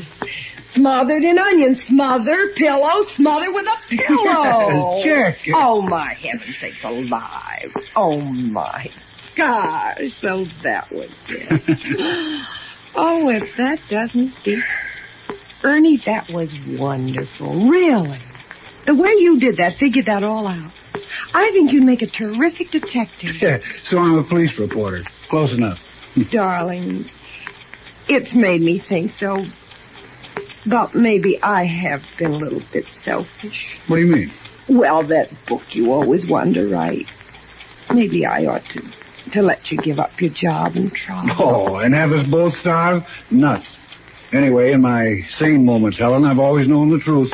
I'm no writer. If I had it in me, it would have come out of me, job or no job. I could go back to work again, I could take up nursing again. It was pretty hard, No, nonsense. I won't have it. I won't say any more about it, and that's fine. You're a swell guy, though, Butch, to offer to. Oh, there was one thing more, Ernie. Yeah? What do you suppose that was all that about July 15th, about your forgetting July 15th? What did that mean, you know? Yes. Don't you? No, I can't. It does seem familiar, but I can't seem to... Where are you going? Get something out of my wallet. Wait a minute. What's the date of our anniversary, Helen? July 15th, of course. Tomorrow. What was that? Right. You've had that on the brain, too. Oh. Here. Little present for you, darling. Oh, what on earth? Tickets. 2 railroad tickets to Montreal. Right again. We're taking an anniversary trip. I wanted to surprise you when you woke up, but... Well, anyway, happy anniversary, baby. Oh, Ernie, oh, you great big precious darling. How can I ever... You didn't forget. You always did before, but this time you didn't. Oh, Ernie, I just can't stand it. First that dream and then finding out that it did mean just the opposite. No, Helen, don't. It's so sweet of you. I'm so thrilled. Montreal, where we had our honeymoon, and you haven't forgotten. Oh, Ernie, I do hope I've been a good wife to you. And if there's anything I ever... if you want me to, I can always change. Darling, I wouldn't want you any different for the world. I want you to stay just the same sweet little girl I married. And now, let's get some shut-eye, huh? Lights out? All right. And I'm going to put the tickets right here under the pillow. And have a happy dream for a change. Good night, Butch. You haven't kissed me?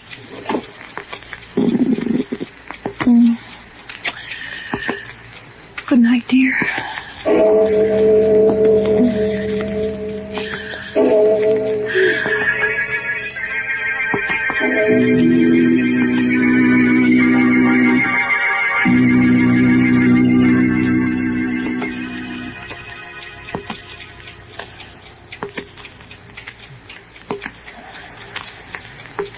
Asleep, darling.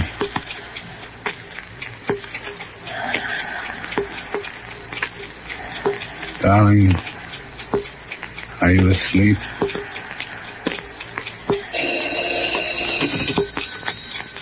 Hello? Ernie? You shouldn't have phoned before, Betty. She was still awake. I had to know. Is it done? Not yet. You got the tickets? Yes. to be tonight. Promised. I know. Is he asleep now? Yes. Just gone off. Then what are you waiting for? Nothing. I'll do it now. Right now. As soon as I hang up. Putting down the phone, Ernie turns and picks the pillow off his bed as the clock finishes striking 12. Murder at midnight.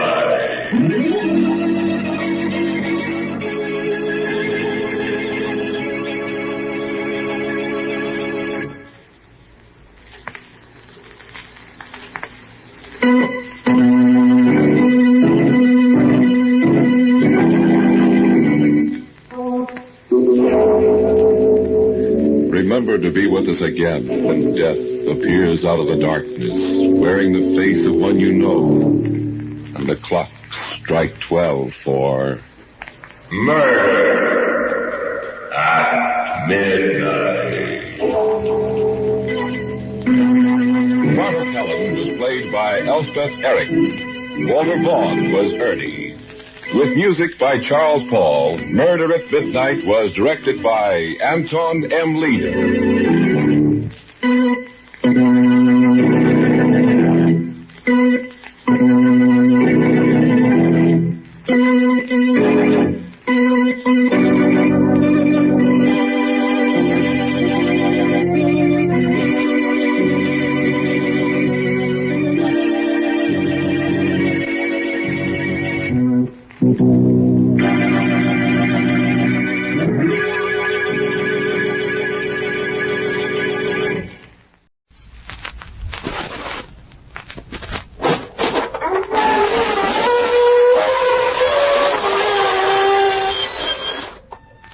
Good evening, friends. This is your host to welcome you through the creaking door into the inner sanctum. Come in. Come in and pull up a tombstone. The chair situation is very grave here. Don't worry if it seems a little dark in here, too. I've made arrangements for the two ghostly forms to come and glow. By the way, don't mind that guy in the box over there. We scared him to death last week. He's been horizontal ever since.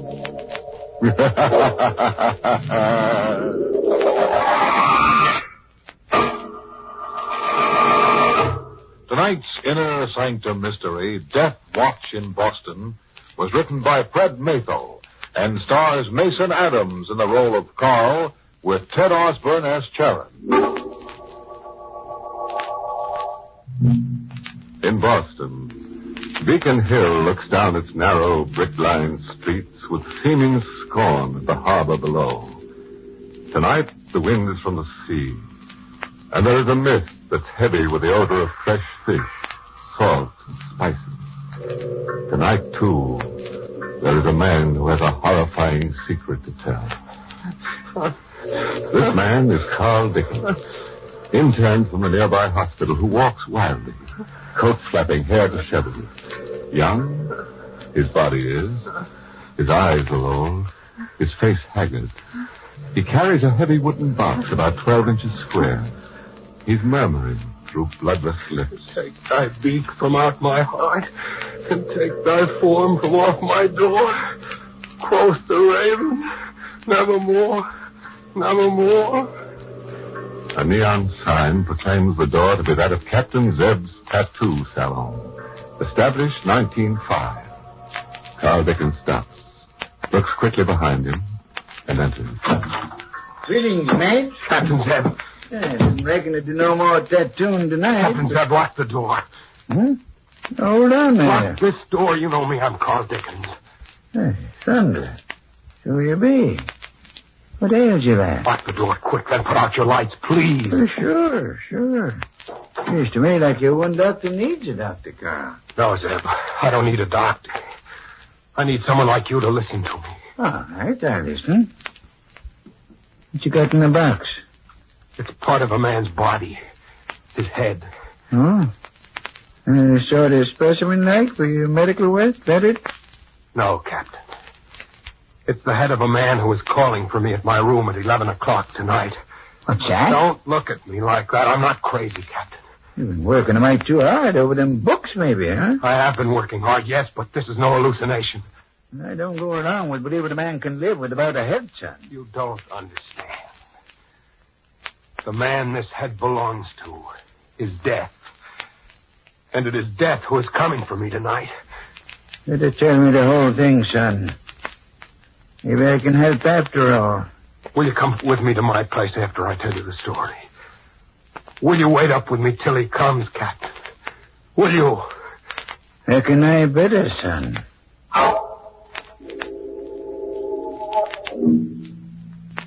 You know my place on Pinckney Street on the hill. It's narrow and cramped with century-old houses. I've got rooms on the second floor of one place, 29 Pinckney. I've been there 2 years since I first went to the hospital. In my living room, there's a bay window that juts out over the sidewalk below. That's where my desk is. 2 weeks ago tonight it was. I'd fallen asleep over my books. Something at the window woke me with a start, a tapping noise. I went to the window and stared. Perched there was a bird.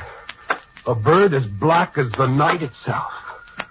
I opened the window, and instead of flying away, the bird hopped upon my desk and stood with head cocked to one side of my open book. By now, I knew I wasn't dreaming. I spoke to the creature as you might have. Hey, isn't it late for a bird to be around? Oh, it's late. It's late. It's later than you think. It's much later than you think. I stared open-mouthed at the open window through which the creature disappeared. Then I smiled, realizing that it must be a pet, a minor bird, perhaps. I went to bed then, thinking it an amusing coincidence that the bird had been taught to say, "It's late," and that I had referred to the hour myself. That's what I thought then. Until 2 nights later. That's when I met the stranger for the first time. You see, Captain, I have a bad heart myself, and I'd worked very hard to save a patient who had a heart ailment, the same rather rare heart condition I have. By 10 Wednesday night, I felt certain she'd pull through. Just as I was going off duty, my nightmares hurried to me. Dr. Dickens. Yes? Doctor, the girl in 14. Well? No. Are you trying to say she died? Mm-hmm. I'm sorry, Doctor. But I can't believe it. I did everything that could be done, and it looked certain. Are you positive? Yes, I am. Dr. Smith just confirmed it. Oh, Doctor, you worked so hard on that case. You're worn out. Why don't you go home and rest? I said... Doctor, what's wrong with you? What are you staring at? You were looking toward the window just now, as I was, weren't you? Well, yes, I think so. Why? Didn't you see something black fly past it, a bird? No. Doctor, you look awfully pale. Can I get you something? No. I guess I'm tired. I'll go for a little walk and then straight to bed.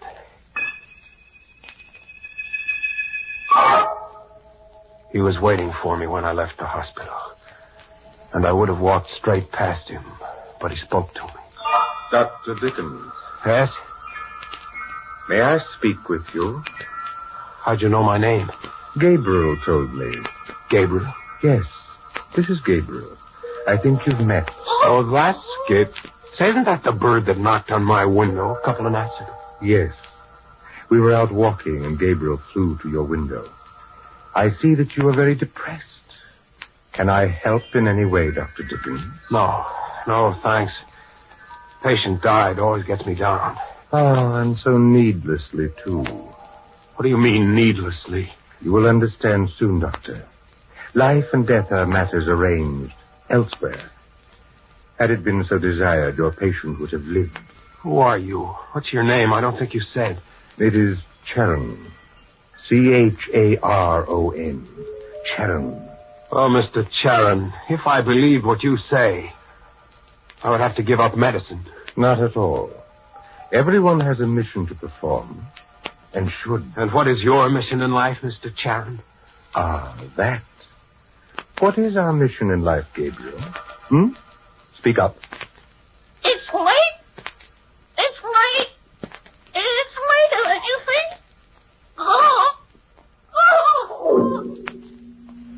That was the first time I met the man who calls himself Charon. I asked for a couple of weeks off at the hospital. I thought it might be nerves. I stayed home and read detective stories.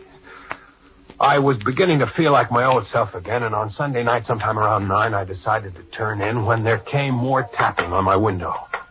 This time I grinned. Well, Gabriel, come right in.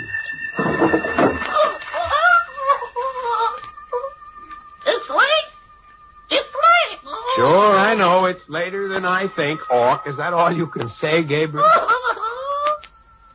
Take my beak from off my heart and take my paw from off my door. Close the raven. Nevermore. Yes, I had heard correctly. The bird had quoted a full passage from Poe's poem, The Raven. At the same time, I felt a sudden chill in the room, sensed someone in the room, yet I had heard nothing. But I knew. He also knows a bit of Keats and Shelley, Doctor. How the devil did you get in here, Charon? Your door was not locked. Tell me, Dr. Dickens, are you afraid of death? No more than most people. But I'd rather not die if it's all the same to you. I'd hope you might think differently than others. At any rate, I have nothing to do with it. As I said to you before, Doctor, these matters are arranged elsewhere. Where? Elsewhere. You're trying to tell me that you can predict death, is that it, Charon? Of course. I'd like proof. Will you accept full responsibility for the knowledge? Sure. Give me a moment. As I stood watching him, tall and black against the white door of my room, it seemed to me he had turned himself inward, and that the living part of him had stepped away, leaving only a gaunt shell. There was no life in him, only the eyes staring. You will remember the name of Emily Cartier. Her passage has been arranged for. Good night, Dr. Dickens. After he left, Captain, I walked straight to the phone to call the police. I tried to think of how my story would sound to them. That stopped me for the moment. But I did look up the name Charon had quoted. It was in the phone book. Miss Emily Cartier. Her home was close by in Louisburg Square. I called her at once. Hello. Is this Miss Cartier, Miss Emily Cartier? Oh, yes. Who is this, please? You don't know me, Miss Cartier. My name is Dickens. I met someone who claims to know you well. Oh. Isn't that nice? Who is it? A man named Charon. Oh, well, I'm sorry, Mr. Dickens. There must be some mistake. I don't know anyone by that name. Are you sure? Well, I'm just as sure as... Oh. Miss Cartier! Miss Cartier, what is it? Miss Cartier! But I knew what had happened. I knew all too well. Emily Cartier's passage had been arranged for.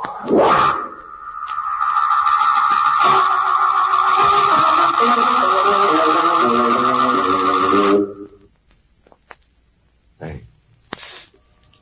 Anybody been giving you the bird lately? Very distinctive character, this Charon, don't you think? Pick him out in a shroud anywhere. Yes. Signs all his mail, eternally yours. Well, shall we get back behind the locked doors of Captain Zeb's tattoo salon? Now put yourself in Zeb's place. If a young wild-eyed fella came to you with a wooden box, told you it contained the head of a man who was calling for him at 11 o'clock that night, what would you do? You'd listen, wouldn't you? Well, listen. Hold up now, lad. Let me get the straight line of this. This man you think of as sort of death in mortal shape. Him and his bird. He told you they could tell when the body was going to die? beforehand? Yes. And to prove it, Sharon gave me the name of the woman in Louisburg Square, Emily Cartier. She was murdered while I talked with her on the phone. And it's simple, lad. The man was mad. A murderer. He killed her. Did he? I thought that. I went to Louisburg Square after the call. I was determined to tell the first policeman I met the whole story. When I arrived at Emily Cartier's address, the place was teeming with excited people. Also, on the fringe of the crowd beneath a single street lamp, the tall, gaunt shape of Charon stood. I went straight to him. Mr. Charon, I'm turning you over to the police. Oh, Mr. Dickens, why? Why? Because I know you killed this woman. So, come with me. I will speak to the police for you.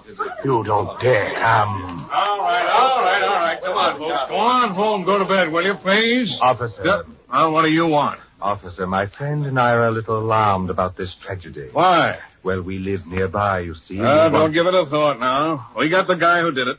You caught the murderer? Sure. One of the neighbors shot him through the head while he was climbing out the window. Now go on home and forget it, if you can. Well, Carl? I wish you would leave me alone. Oh, that is not possible. One way or another, you must come away with me when I leave. I refuse to believe it.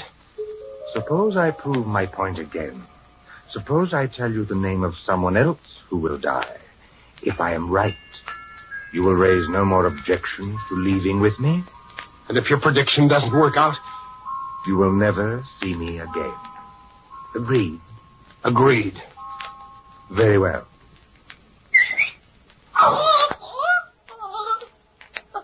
Gabriel, our friend would like to know who, do you know, is next to go.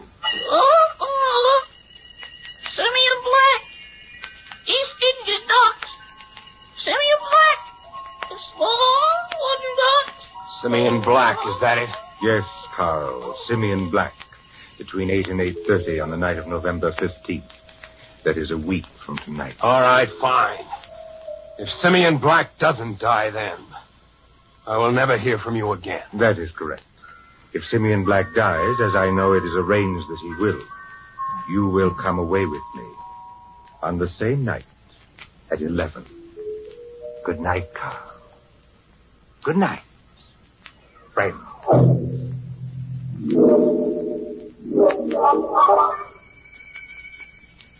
November 15th.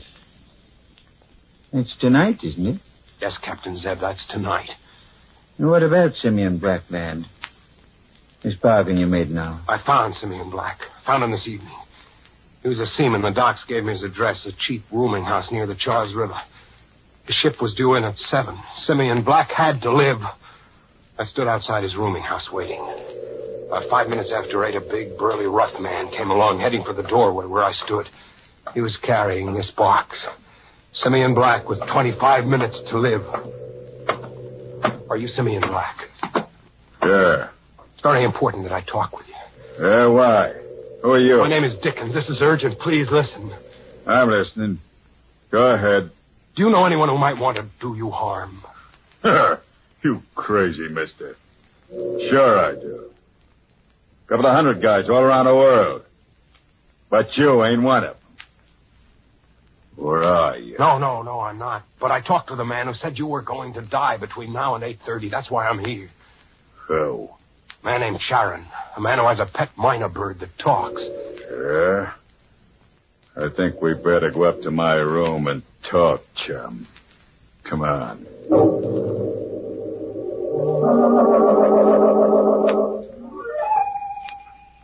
In his room, I told him all about Charon and the bird.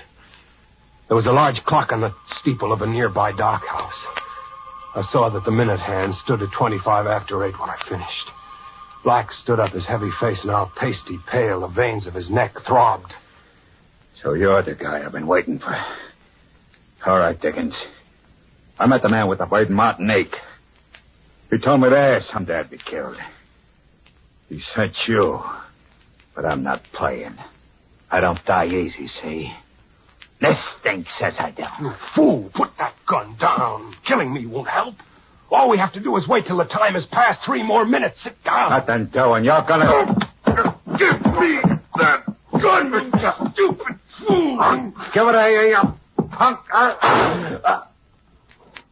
He was right. He caught it.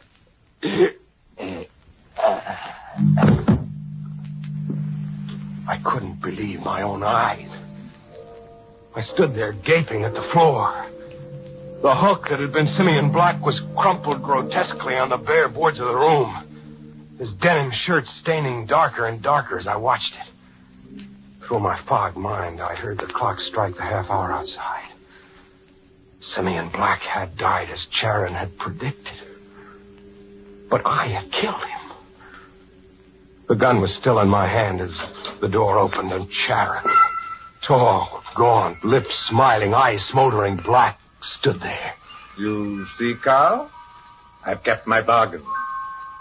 Simeon Black is dead. You made me do this. You played me against Black. You knew something like this had happened. Carl, when are you going to understand? Yes, I knew. But these things are arranged. By you. Of course. I made a bargain with you. Yes, you did, Carl. I will call for you at 11. We will leave together. No. You are leaving now, Charon. No! For a moment, I thought I hadn't hit him. He stood there without a tremor. Then from his thin, colorless lips, a trickle of blood coursed down his chin. I can't tell you the triumph of the moment. The days of supernatural, fantastic horror seemed to run out of me. The sight of his blood told me this man wasn't death. This was a clever man who had somehow used me. Everything seemed right again in the world. No matter what happened to me, no matter what.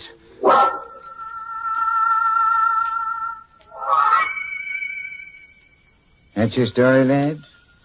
All of it? Not quite, Captain Zeb. As I regained my senses and saw him there still smiling mirthlessly on the floor beside Simeon Black, I had an impulse to be certain that he wouldn't come back to me. I found a knife in Black's kitchenette. I suppose I still wasn't thinking clearly. Stupidly, I thought perhaps even a supernatural being divested of its head might be powerless. Now I know better. So you toted the top of him here from the waterfront in Simeon's duffel box? Yes. And as I walked here, I began to realize Charon will keep his end of the bargain. That's the story, Captain Zeb. And it puts me on the spot, lad. I know. You want to call the police? Should you know? But you did promise to come to my place and wait till after 11 anyhow. I did. It's 15 of 11 now, lad. I'll go along with you. Go ahead.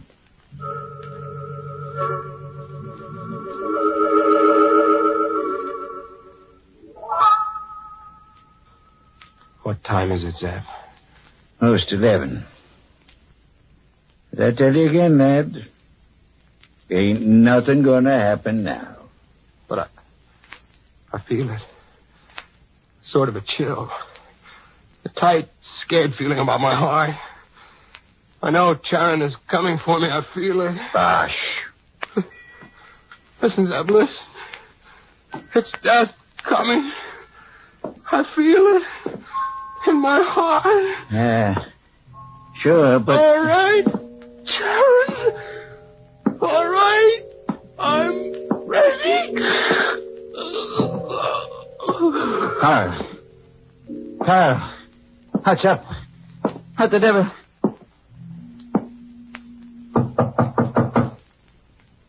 Dead. He's dead. Come in, hang it. Come in. Dickens. Carl Dickens. That's him there, officer. What's wrong with him? Well, you can believe it or not. I was just talking to the lad when he pops off. Turned blue in the face and just stopped talking. He's dead. Thought so. But how? From the look of him, I'd say heart case. Have to wait for the coroner. The queer things you come across in this business. Queer? How come you to be here?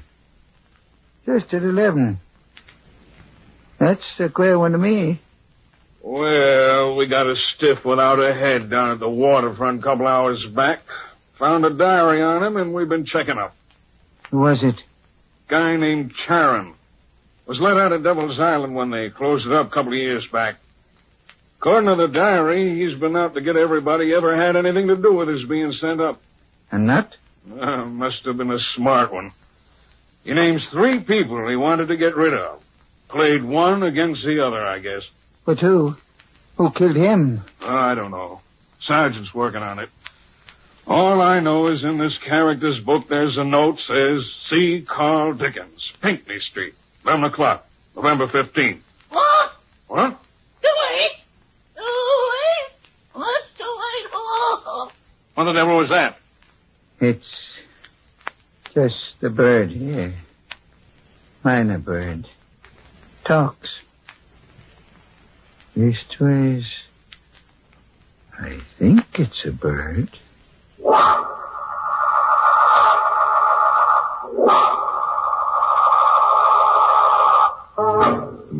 My. You'd better see the headman's ass. You know, one thing to learn about all this is you should never lose your head in a crisis. Or you shouldn't lose your head anywhere, for that matter. Oh, yes, just a bit of advice, folks. If some bird comes up to you and says, it's late, you agree with them and call the zoo right away. It's probably a minor bird, and minors should be in bed when it's late.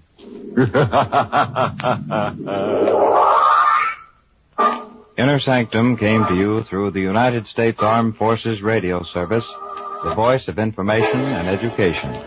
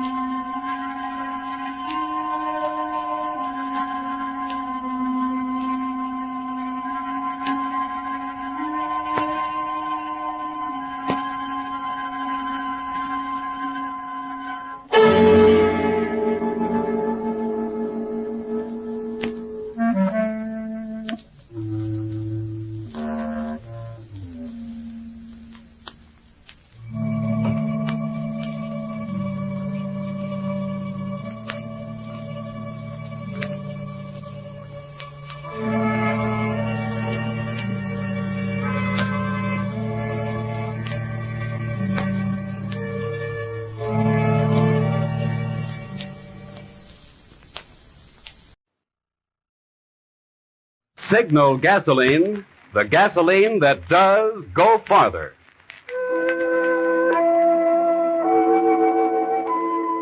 The Signal Oil Company presents The Whistler.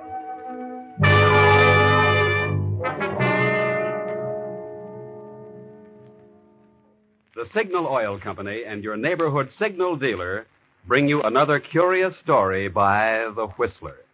Tonight, Murder on Paper.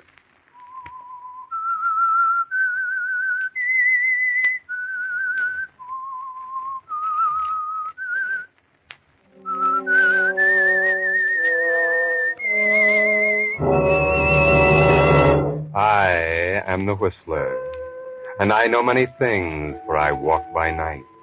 I know many strange tales hidden in the hearts of men and women who stepped into the shadows. Yes, I know the nameless terrors of which they dare not speak.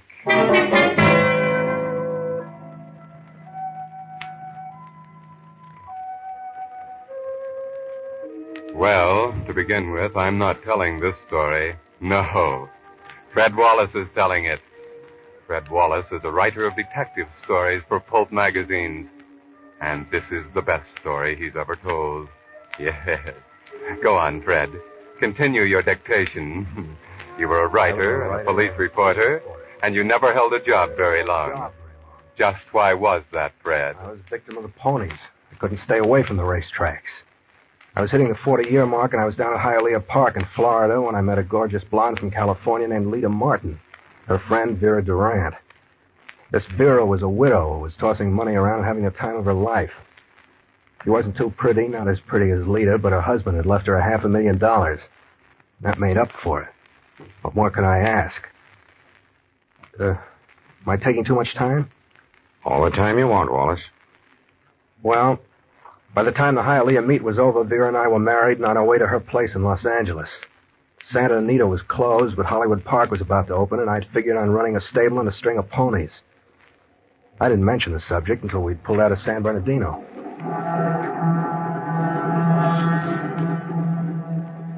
What's the matter with the idea, Vera? I thought you were crazy about horse racing. I had a lot of fun at Hialeah, Fred. I enjoyed watching the horses run. You won some money, didn't you? Little, but I didn't go for that reason. My friend Lita insisted I spend the season in Florida just to get my mind off things. Well, you certainly seem to have a good time. Now that I think of it, it seems silly. It's gambling, and I don't approve of gambling. What? Well, that's certainly news to me. The way you threw down $100 bills, I thought you were an old-timer at it. It was my first time at such a place. Oh, Fred, darling, there's no reason why we can't go to the races once or twice. Once or twice?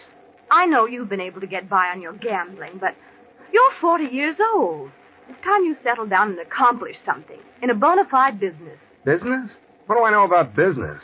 But I know horses, and with a good string, I can clean up. Fred, darling, there's no need for you to clean up. All you need to do is learn the business my husband left me, and to be able to take care of that. Oh, a chemical plant. Are you kidding, Vera? I'll speak to Mr. Adamson tomorrow as to the right job to start you on. And you'll find it most exciting when you get into it. Okay, honey, I'll try.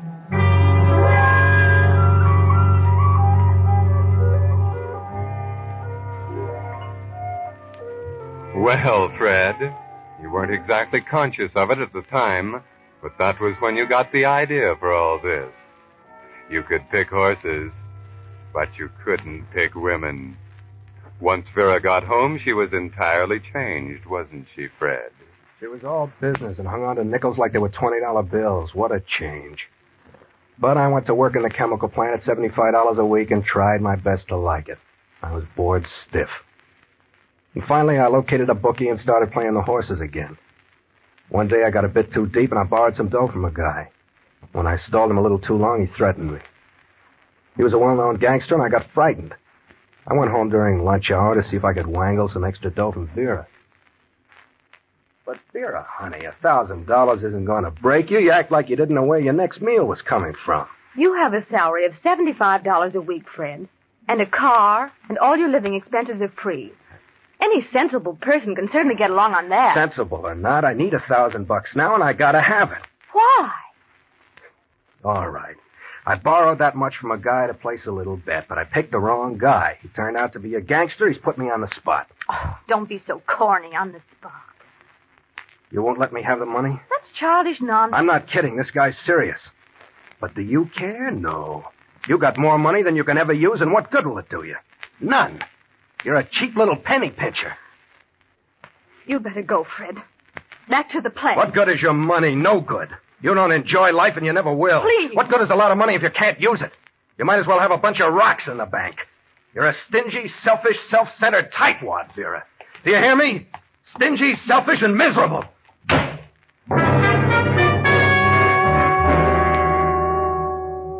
I gave her the works. But when she pranced out of the room and slammed the door, I knew she meant it. And I knew, too, that I'd overplayed my hand. Then I got to thinking about what I'd said. That her money was no good to her and that she didn't enjoy life. All kinds of dough, and she didn't enjoy life. That's what I was thinking that day on the train. If she didn't enjoy life, why should she go on living?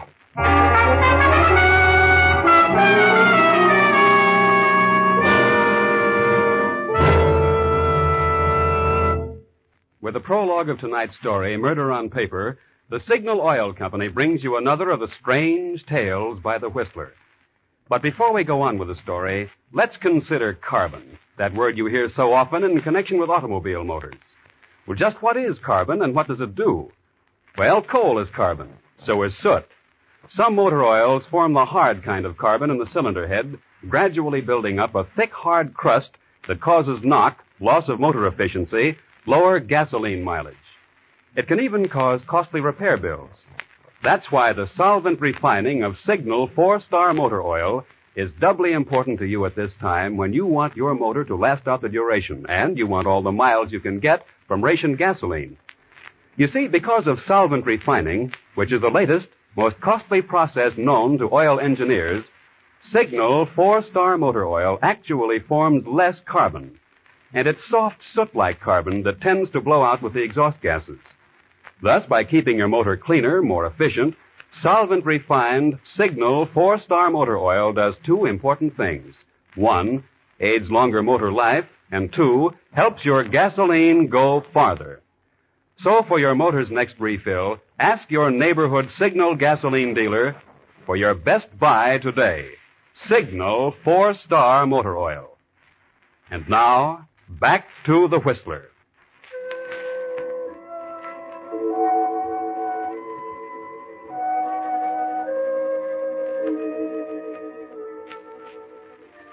That's when the whole thing crystallized, wasn't it, Fred? It was as clear as a bell. As a writer, you'd plotted 100 murders where the killer was always caught. This time, you'd shuffle them all together and plot one where the killer would never even be suspected. You didn't have the plot yet, did you? But I knew I was going to kill my wife, Vera.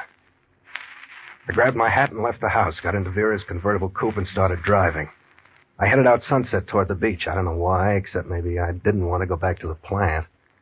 And Vera had a beach house at Malibu. I pulled up in front of it, got out, walked down the side of the house toward the beach, sort of aimlessly. Started to flop down on the sand.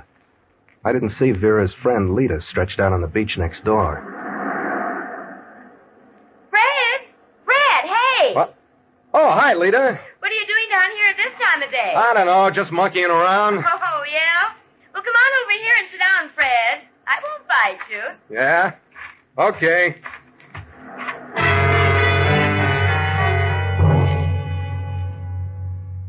I knew I shouldn't have done it, but I sat down close to her. Too close.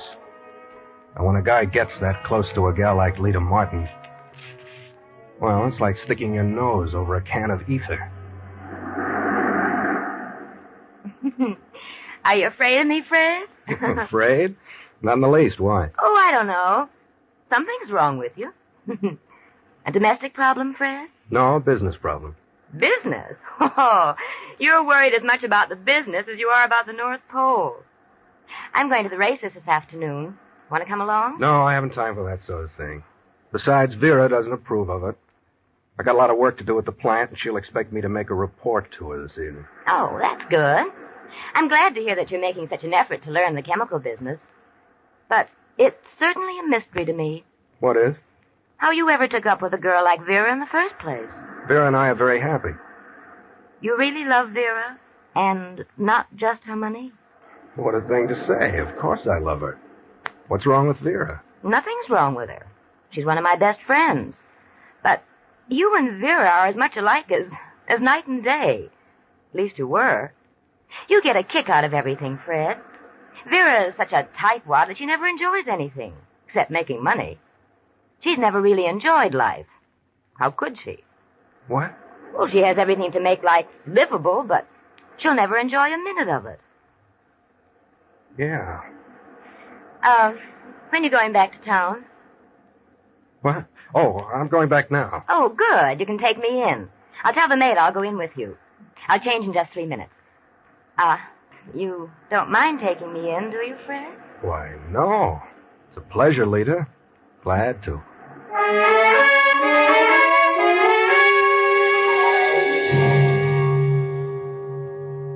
And it was on that ride back from the beach that you got the idea, wasn't it, Fred? A few blocks from the beach, you realized the convertible was pulling hard to the left. You stopped on an incline and found the valve in the right front tire was leaking. You jacked the wheel up to change, but you didn't pull the emergency brake on hard enough. The car slipped off the jack and started to roll. But a call to Lita, and she grabbed the emergency, Fred? That gave me the idea. How to get rid of Vera. She'd planned to go up to her mountain place that evening because the first snow had fallen. A perfect setup. But I needed a witness for what I was going to do, so I worked it so that Vera invited Lita. About an hour before we left, I put the leaky tire back on the wheel, then loosened the bolt on the emergency brake to where it would just barely hold when pulled all the way back. I dropped a couple of sleeping tablets in Vera's tea just before we left. Vera sat in front with me and Lita in the rear with the luggage. After we passed the Crestline turnoff, I picked a spot on a downgrade. I pulled off to the side, facing a 500 or 600-foot drop. I stopped, eased the handbrake back all the way. It held just barely. What's the matter, Fred? I put that tire back on the wheel. I thought I'd fixed it, but it's almost flat again. I can feel it. I'll have to change again. Oh, well, can I help you? Oh, thanks, Lita, but I can handle it. Guess Vera's sound asleep. Hand me the jack and that wrench under your feet. Okay. I left them out because I didn't trust my job on that tire. Thanks, Lita. I'll have it changed in a jiffy. I jacked up the right front wheel till it just barely cleared the ground, removed the hubcap, applied the lug wrench, and I was all set to throw the car in motion. I wanted to get Lita out of the car on the opposite side because she was to be my witness if I needed one. Lita, bring me that flashlight beside you. Guess I'll need your help after all. It's dark out here. Yes, Fred. As Lita slammed the door, I gave a terrific pull on the lug wrench. The car rolled off the jack and went into motion. I yelled just for effect, but it was only a few feet to the edge. The car shot over, hit a ledge about 20 feet below, and then crashed on down to the bottom.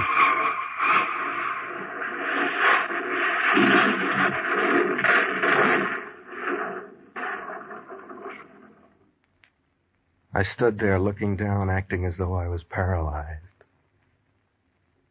Then I turned around with a horrified look on my face and let out a terrific groan. But Lita wasn't there. She disappeared. I was frantic. I screamed into the dark, "Lita!" But no answer. My witness had disappeared.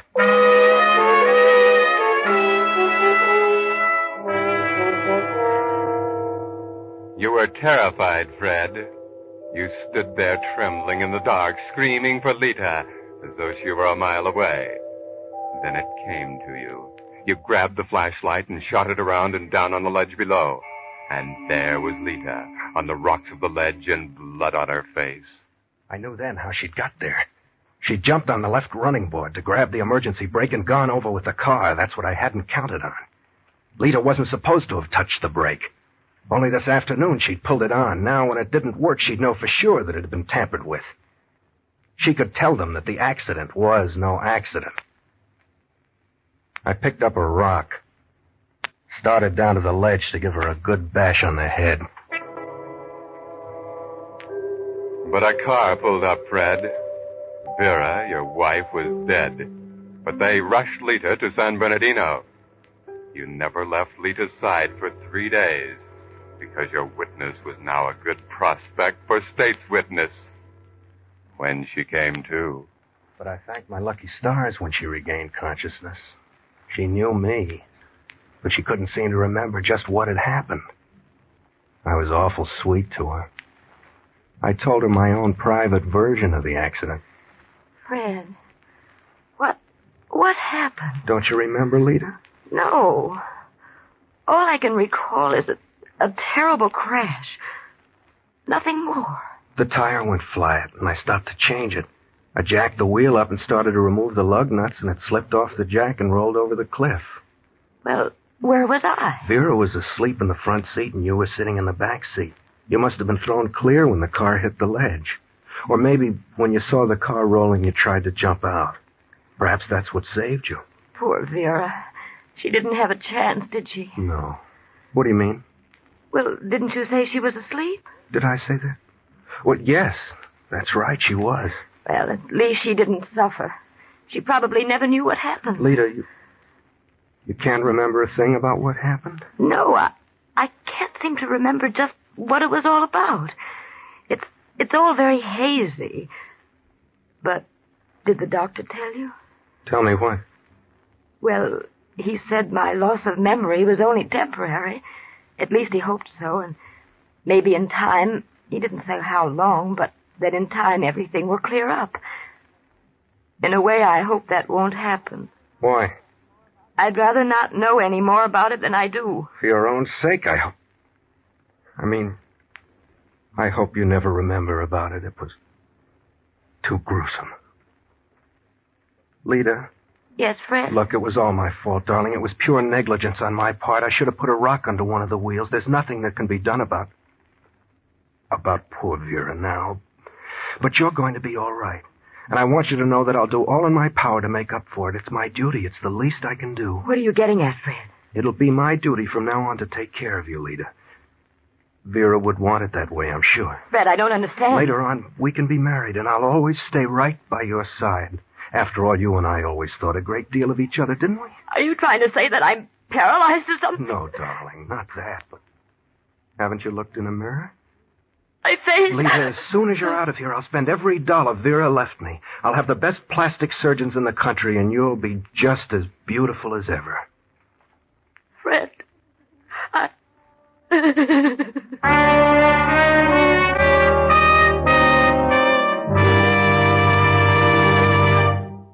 You are listening to The Whistler, brought to you by your friend, the Signal Oil Company, marketers of the famous Signal gasoline, your best buy today. Remember to let every go signal remind you do go farther with Signal gasoline.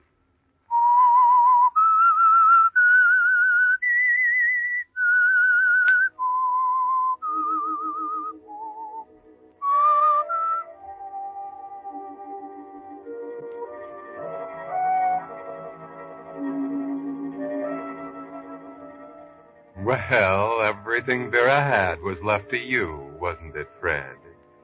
But you dumped it all on the market, including the plant and all the real estate. Turned it into cash. Married Lita, had her face fixed up, and bought another beautiful place up at Big Bear Lake. And took Lita up there. You had no servants because you wanted her all to yourself, didn't you, Fred? I watched her like a hawk because I wanted to be around if she should regain her memory. But after a while, she got to acting kind of strange. She began to ask funny questions. About what happened that night, I mean. The cloud was beginning to clear up, is what I figured. It was getting on my nerves. And I knew for sure that if it cleared up and she remembered about grabbing for that brake, the whole thing would come out.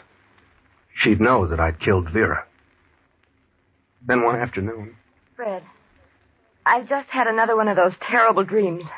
Nightmares. Nightmares? Since when have you been having nightmares in the afternoon? I've had several of them. It's terrifying, Fred. I can't understand why I always dream the same thing. I seem to be driving a car at fast speed. There's a high wall in front of me. I grab the handbrake and pull, but the car won't stop.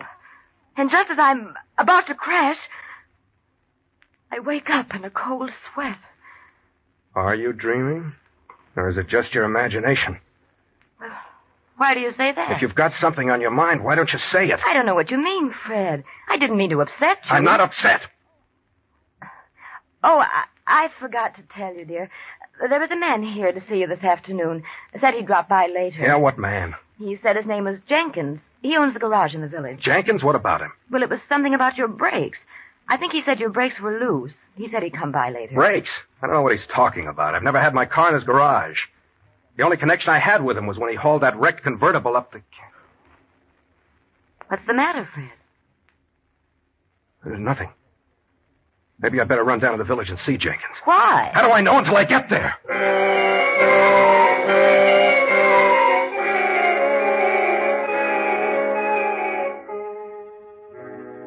Yes, Fred, you don't like the looks of this.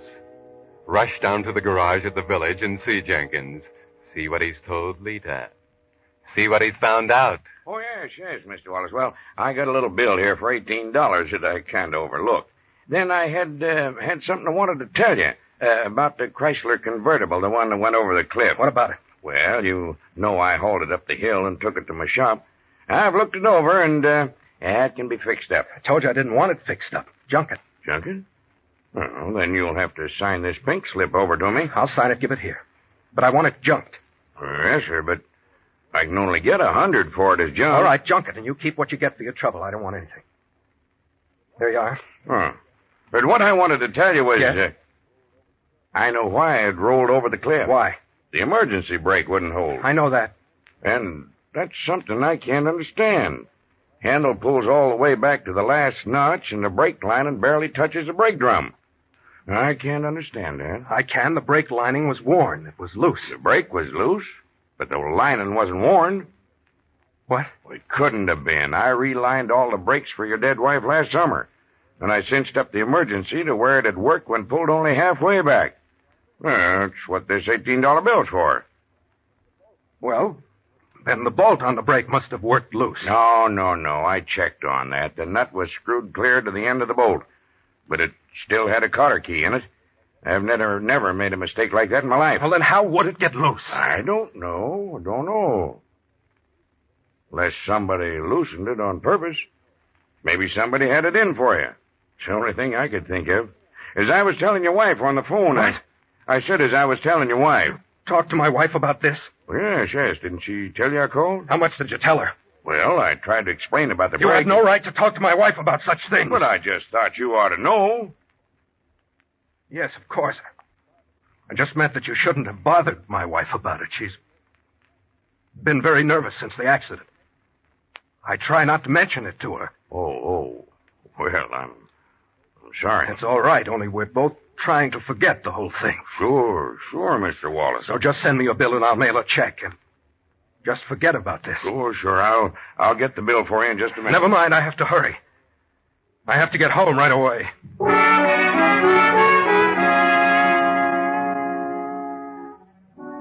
Well, Fred, Jenkins stumbled onto the evidence, didn't he? He doesn't seem to suspect anything, but he talked to Lita. Lita, whose memory is returning. Now she knows what happened. All the way back, my mind was going a mile a minute. Lita knew, and I had to make my plans quickly. Plans to get rid of her. I drove in the back directly into the garage. I guess that's why I didn't see the car parked in front. When I rushed into the house, Lita was standing in the hall waiting for me. Oh, darling, I was hoping you'd get back. So you knew all the time. I don't know what you're talking about. But whatever it is, it'll keep. Right now, come in the living room. There's But somebody... it won't keep. The game's up, Lita. Jenkins told you, didn't he? Didn't he? Well, he said something about the brakes on the convertible, but That's not all. He told you why they didn't work, why the car went over the cliff, didn't he? Fred, listen, the sheriff's office... Oh, so you got the sheriff's office in on it, too. Well, what were you waiting for? Why didn't you turn me in long ago? You knew about the brake. You probably even knew about me putting the leaking tire back on and jerking the car off the jack. My only mistake was in not letting you go over the cliff with Vera. Now it looks like I'll have to do that all over again. Fred! As if you didn't know. Now I'll have to take care of you. I don't think so, Wallace. I think I'll have to take care of you. What? Fred, I tried to tell you. The sheriff sent a deputy out to see me, and... Oh, you did trap me, you dirty... Side, Mrs. Wallace. I've heard all I need to. You won't catch me! Fred, don't! Don't, Fred!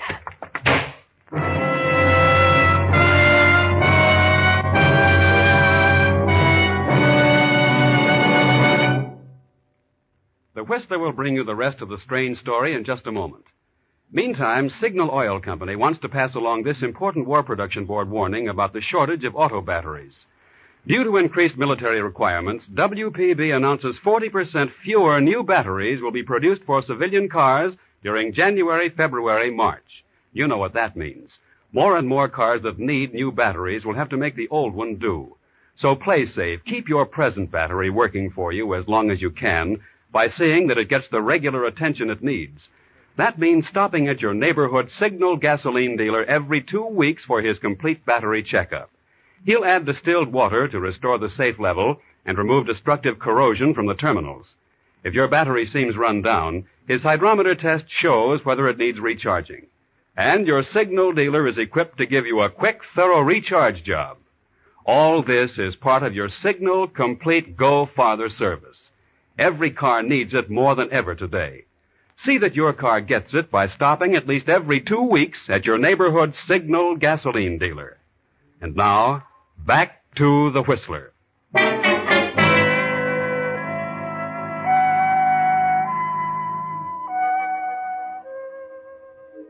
And what happened then, Fred, after you ran out the door? I saw the deputy's car, but I didn't see the other guy, the driver, until I ran past and there was a gun in my face. I took a wild poke at him, but he just slapped me on the side of the head with the gun barrel. When I woke up, I was sitting here. Yes, Fred. Sitting in the sheriff's office. And now you're speaking into a microphone, making a record of your confession. You may have been excellent at plotting murder on paper, but when a man's emotions become involved with the real thing, it isn't so good. You see, you were perfectly safe. You'd committed the perfect crime. Neither Lita nor anybody else suspected a thing till you yourself divulged it.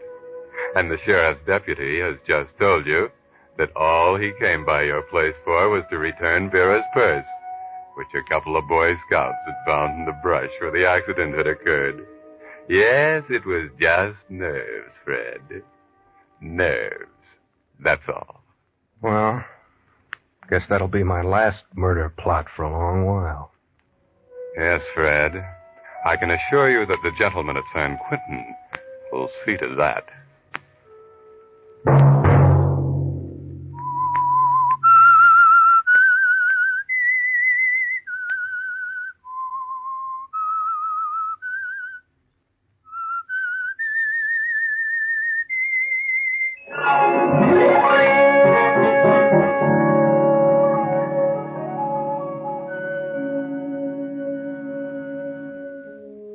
Next Monday at 9 o'clock, The Whistler will bring you another strange tale, the curious story of Murder is Legal. The Whistler is broadcast for your entertainment by the marketers of Signal gasoline and oil and fine quality auto accessories, and by your neighborhood Signal dealer. This program, directed by George W. Allen, story by J. Donald Wilson, music by Wilbur Hatch, is transmitted to our troops overseas by the Armed Forces Radio Service. Bob Anderson speaking and inviting you to listen next Monday night at 9 when the Signal Oil Company presents The Whistler.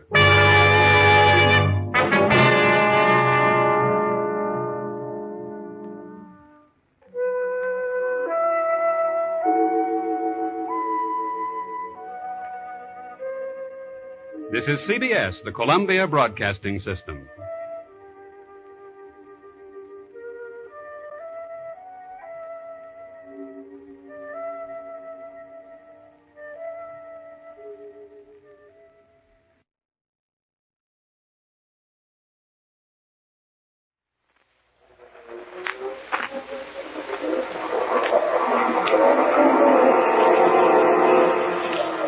Dark fantasy.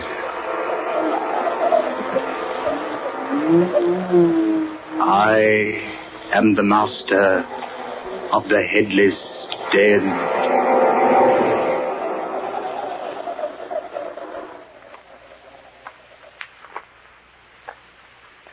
I say, guard.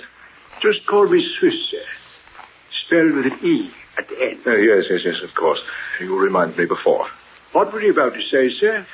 I was about to observe that this Tower of London is quite a historic place. That it is, sir. Historic indeed. And haunted, I've heard tell. Oh, have you now, sir? Oh, yes. Don't tell me you haven't heard stories about the Tower's ghosts. Perhaps I have. Perhaps not. Of course, I don't believe that sort of rubbish, you know. Rubbish? Certainly rubbish. Don't tell me, Mr. Swift, with an E. Don't tell me you believe in such things as ghosts and haunts. What I believe, sir, I believe. Certainly not the legend of the gambling spook of Wycott Hall. The ghost invariably appears whenever a gambling game is in progress at Wycott Hall here in the tower. It always wins the stakes. Yes. Don't tell me you believe such a fantastic yarn as that. Or such an unbelievable story as the one about the pig-faced spectre of the rectory.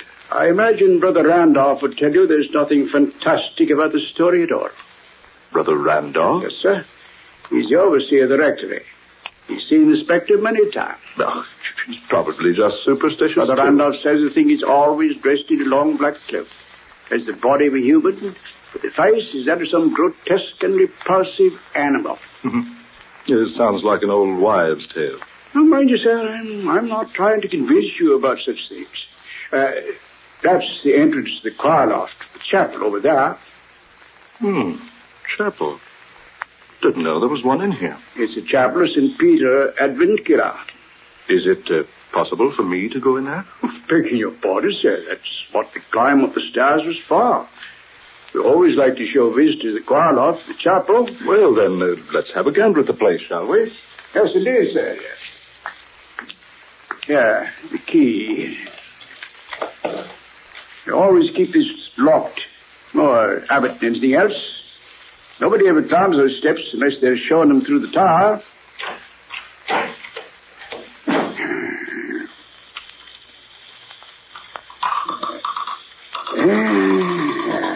Here we are, sir. Yeah, I say. It's dark in there. How about a light, my man? Oh, no, blimey. I completely forgot to turn the lights on the fuse box down below. If you don't mind waiting, sir. Oh, no. Wait. I wouldn't ask anyone to climb those steps again. There's enough light coming through the stained glass panes. I say, will you lead the way? Yes, of course. Watch your step, sir. Step up here. There you are, sir. You can observe the chapel below, sir. Yes. Deserted looking, isn't it? It isn't as deserted as you might think, sir. What was that? You see only as far as you permit yourself to see, sir. I don't believe I understand. If you look for emptiness, sir, you see emptiness. But it is empty down there. Is it, sir? I suppose you're trying to tell me this chapel is haunted, too. Hasn't it a right to be, sir? Right. Yes, indeed. You see, sir, it's the burial place of the headless dead. It's another of those idiotic legends. Hardly a legend. You see those flagstones down there, in front of the altar? Faintly, yes. Those stones form more than just the sanctuary floor, sir. They're also tombstones. Why do you tell me such a thing as that, Mr. Swift? Because it's truth. You mean people are buried beneath those flagstones? Including, I might add, 2 of England's queens. Not actually. Oh, yes, actually. I've never heard that before. Few people have, sir. Then that's why you say the place down there isn't deserted. In a manner of speaking. That's what I mean. Yes. Have you observed the huge pipe organ here in the loft, sir? Oh, yes. I noticed when we came in. But getting back to what you were talking... It's quite a famous instrument, I must say. Been played by dozens of famous people. Oh, it has? Could I play it? And it's against regulations, sir, but, well, if you play softly, sir. Oh, now, I say, that's mighty good of you. I do have somewhat of a reputation for playing the organ.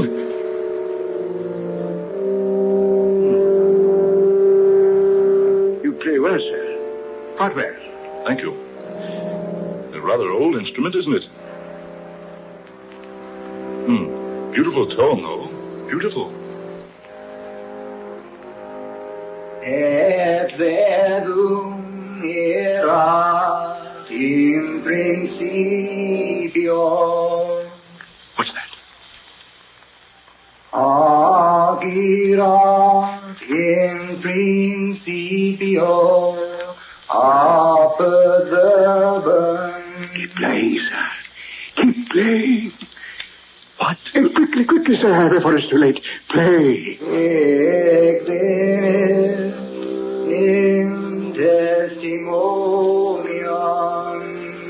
That voice. What is it? No one knows. He always speaks like that in Latin. Whenever a stranger plays his organ for the first time. Et testimonium peribere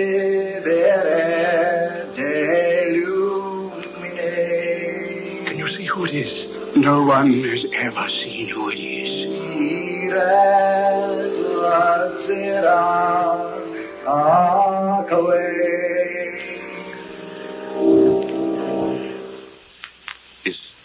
Is he gone? Yes. You'll hear no more of him today. But what's the explanation? Who is it? Why does he do that? There is no explanation. I must admit, sir, I've often heard of the ghost of St. Peter's Chapel, but this is the first time I've actually heard him. He always does that? Whenever a stranger plays this organ for the first time. Will he return if I play again? No. He always speaks just once. Then he's never heard again until another organist plays for the first time. Amazing. Absolutely incredible. I say, sir, it's about closing time. Do you mind if I leave you now? Why, no, of course not. You recall your way out of the tower, I trust. Look around a while longer if you wish, and I'll return later to lock this car loft. But I don't know whether I want to remain here. Oh, don't worry, sir. You're quite all right. Besides, you don't believe in such rubbish as ghosts. Yes, but I'm happy to show you around, sir. By the way, what did you say your name is? Holman. Frederick J. Holman. Well, then I'm very happy to have known you, Mr. Holman. Who knows? Perhaps your visit here will make you a changed man. Now, whatever did he mean by that? I say, what's come over me? I feel so sleepy. Yes, sleepy.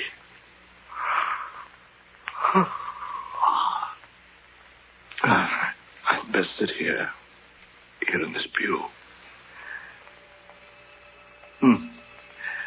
Strange. Never felt like this before. I'll sleep here a while, then go home.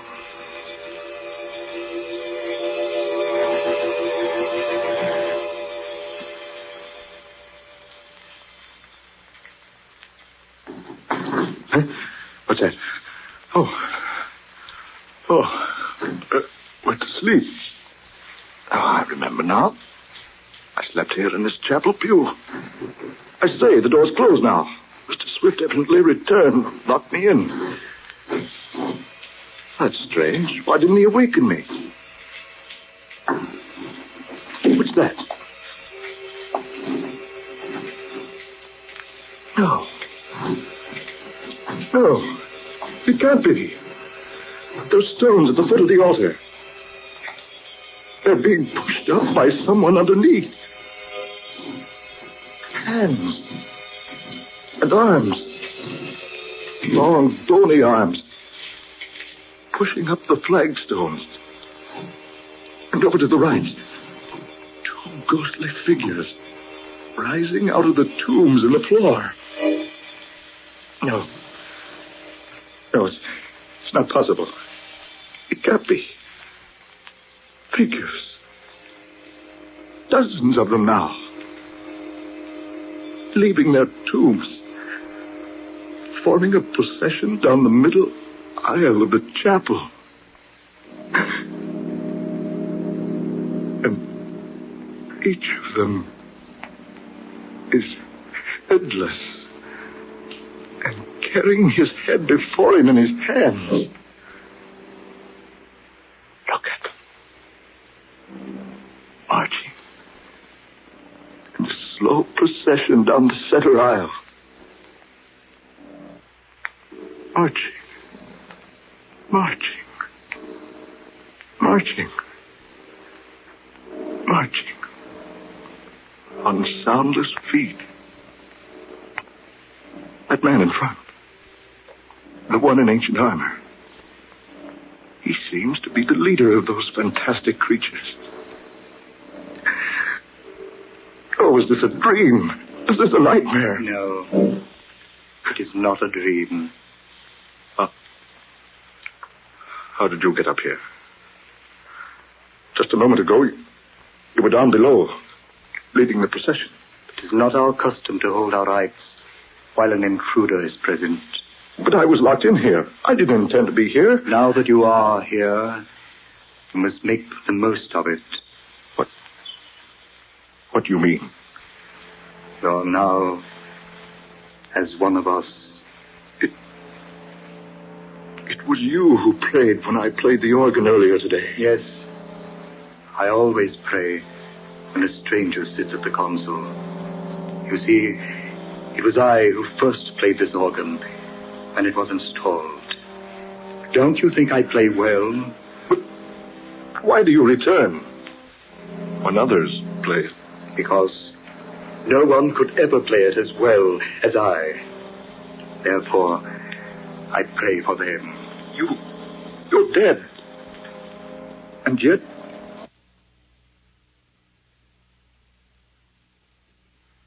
And yet... You're playing the instrument now. Yes. I always provide the music for our nightly meetings. I don't understand all this. Those others down there, they're ghastly creatures. Headless. Yes. They were less fortunate than I. You see, I managed to keep my head. They were executed. How else would they have come to be headless? You see, we will become quite uncomfortable lying in our graves beneath the flagstone floor if we didn't arise occasionally and stretch ourselves. Good heavens. Look you, down below there.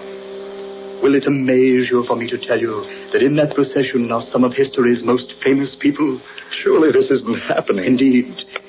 Believe me, you're quite mistaken. Didn't you know that here in the chapel of St. Peter ad Ventula are buried such famous people as Sir Thomas More, Henry VIII's queens, Anne Boleyn and Catherine Howard? Do remember that, but as well as Lady Jane Grey and Dudley, her husband, and Sir Walter Raleigh and the Duke of Monmouth. But they have all been dead for hundreds of years. How true. How very true. Rick Holman, you will join us. What? I said, you will join in the procession with us. No, not I. It must be so.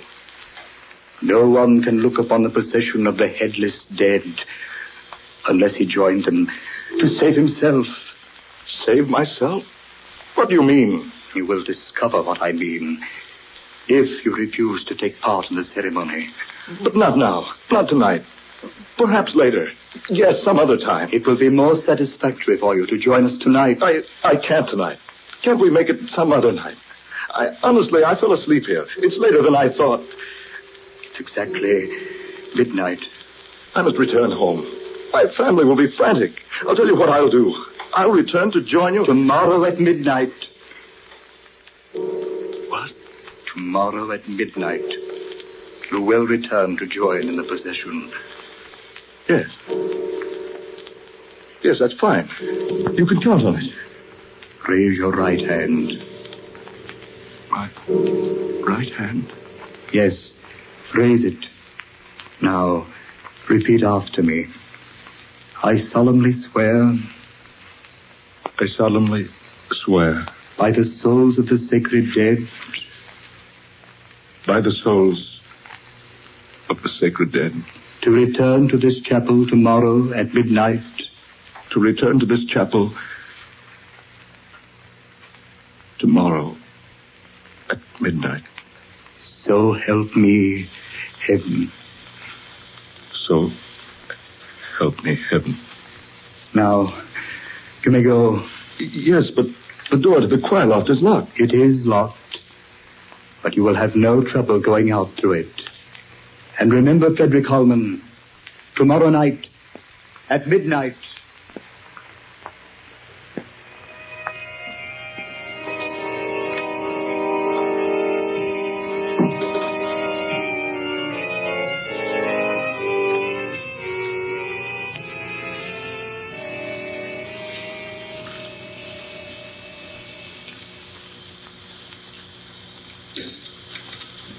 Frederick, dear, you're worried about something. I know you are. It was 1 o'clock when you came home last night. You've never done that before. Oh, I know, Laura, my dear, I know. You acted so strangely when you did get home. What's more, you didn't sleep. You tossed all night long. Laura, I must tell you something. Well, I certainly think I have some explanation coming. Yes. Yes, you have. I don't know how you're going to accept this, but... Well, here goes. I went to visit the Tower of London yesterday. I saw the prison cells and the execution and torture chambers. Finally, the guard took me to the little chapel of St. Peter, I think.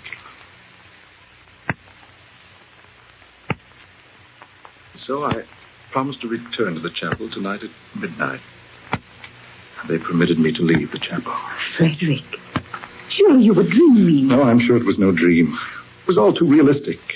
I saw those people and heard them. Oh, but things like that don't happen. I'm very positive this happened, Laura. Oh, nonsense. You were just affected by those ghost stories that guide told you about the tower. Oh, dear, you're wrong. I'd never believed in such things before. No. Well. But surely you don't intend to go back there tonight. Do you? I don't know, Laura. I don't know.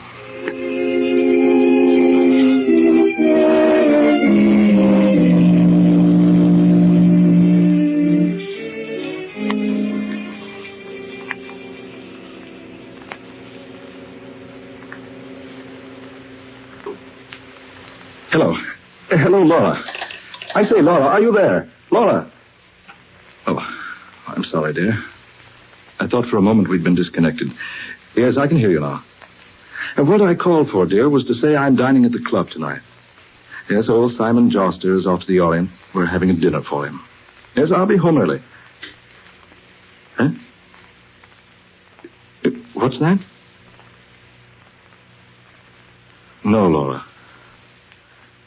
I've decided not to go to the tower tonight. I think you're probably right. It all must have been a dream.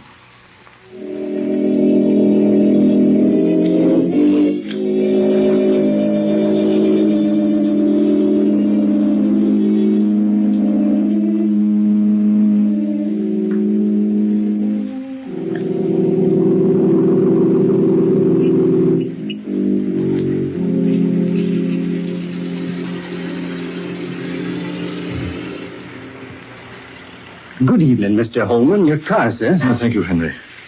Shall I drive you to the tower, sir?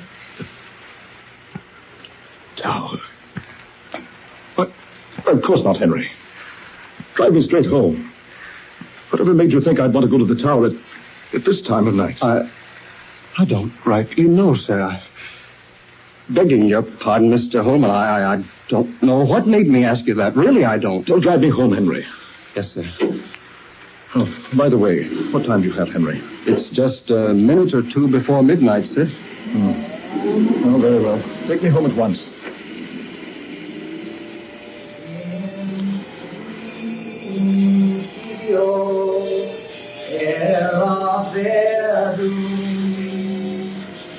Did you say something, sir?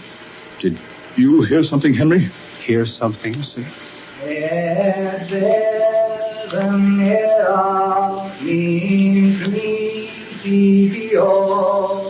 Yes, that voice. Voice, Mr. Holman. Don't you hear that voice? No, sir, I don't hear nothing, sir. Listen.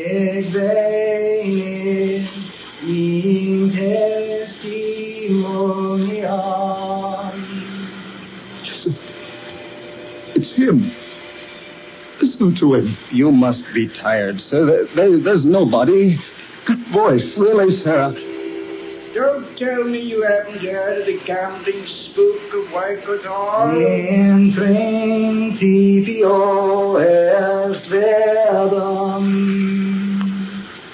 No. Oh, it can't be. Our brother Randolph's pig-faced spectre of the rectory. No one could ever play the organ as well as I. That's what he said. The man in armor. You see, only as far as you permit yourself to see, sir. You see, I managed to keep my head. If you look for emptiness, sir, you see emptiness. Then it wasn't a dream. The flagstones of the sanctuary floor are also tombstones. It's true. It wasn't a dream. You must join our procession. Henry. The headless dead. Join our procession. The headless dead. Join our procession. The headless dead. Henry, in the name of heaven, man, look where you're driving. I can't stop, sir. Look out, you're going to hit that rock. Mr. Holmes! Henry, look out!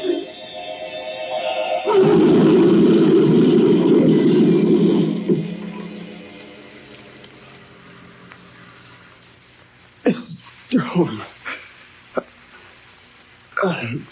Mr. Holman, are you all right, sir? We hit that truck and... Mr. Holman, we hit that truck broadside and... Mr. Holman, look at it. Greetings, Frederick Holman, and welcome. I am pleased that you have kept your appointment with us.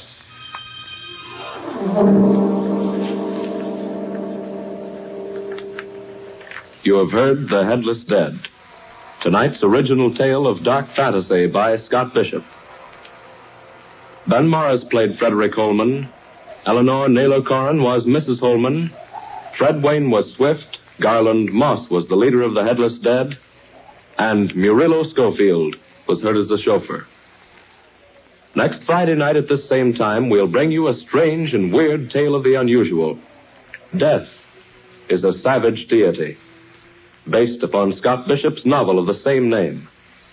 Listen for this breathtaking tale of witchcraft and black magic. Dark Fantasy originates each Friday night in the studios of WKY, Oklahoma City.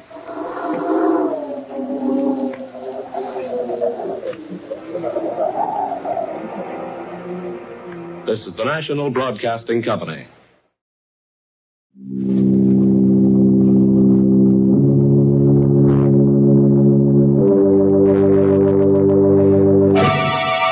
Lipton Tea and Lipton Soups present Inner Sanctum Mysteries.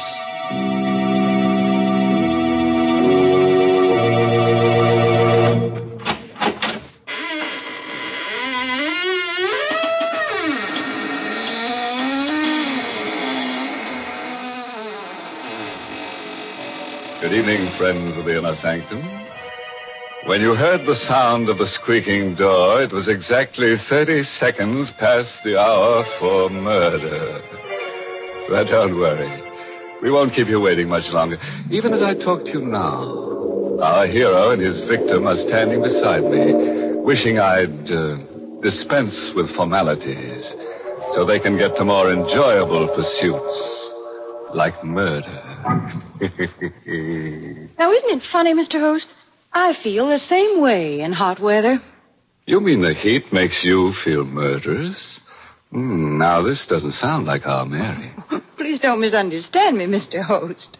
I mean the heat makes me want to dispense with formalities so I can get to more enjoyable pursuits, like serving myself and my friends tall, cooling glasses of iced Lipton tea in my backyard under the trees. What grand iced tea Lipton's makes. So gloriously full-bodied, so full of zip. And it's that brisk Lipton flavor that does it.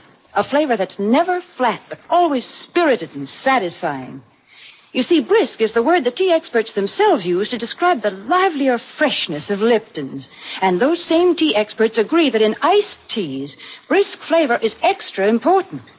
That's why, for the best iced tea you ever tasted, you should always insist on Lipton tea. It's good iced because it's brisk in flavor.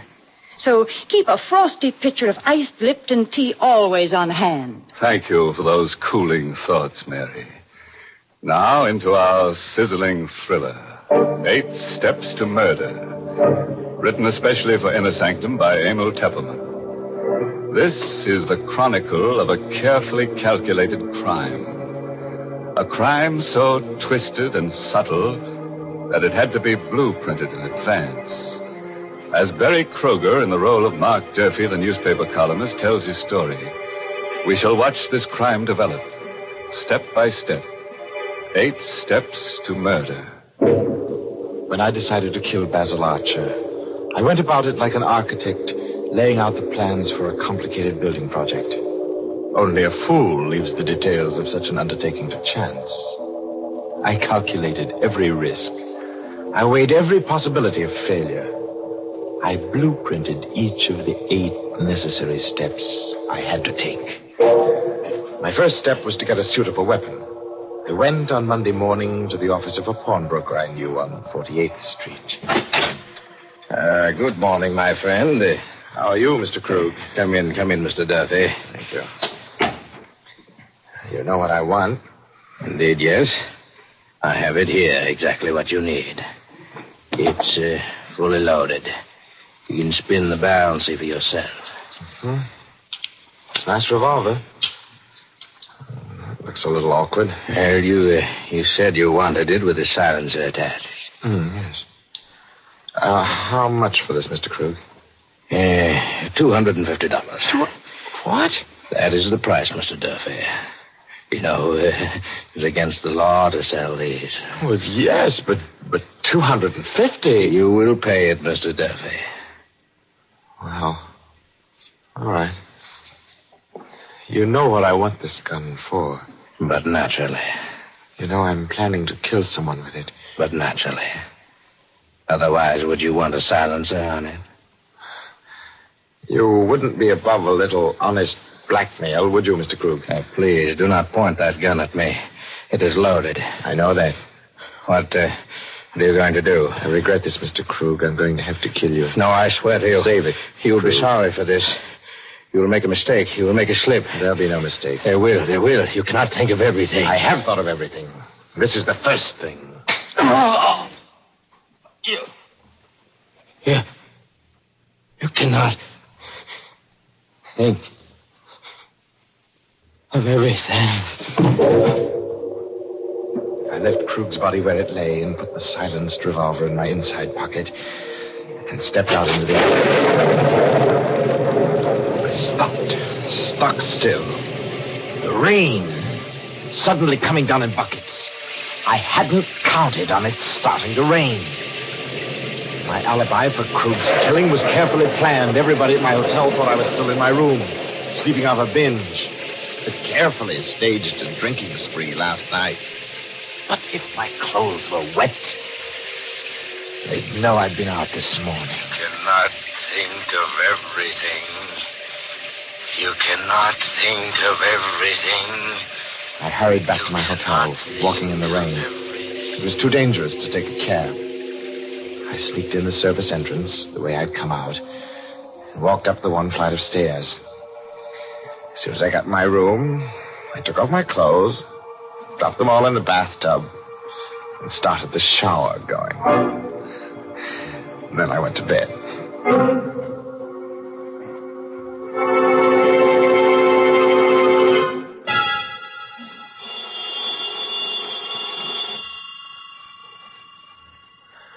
About noontime, when the phone rang, I knew it was the clerk downstairs calling, because I'd left a call for 12.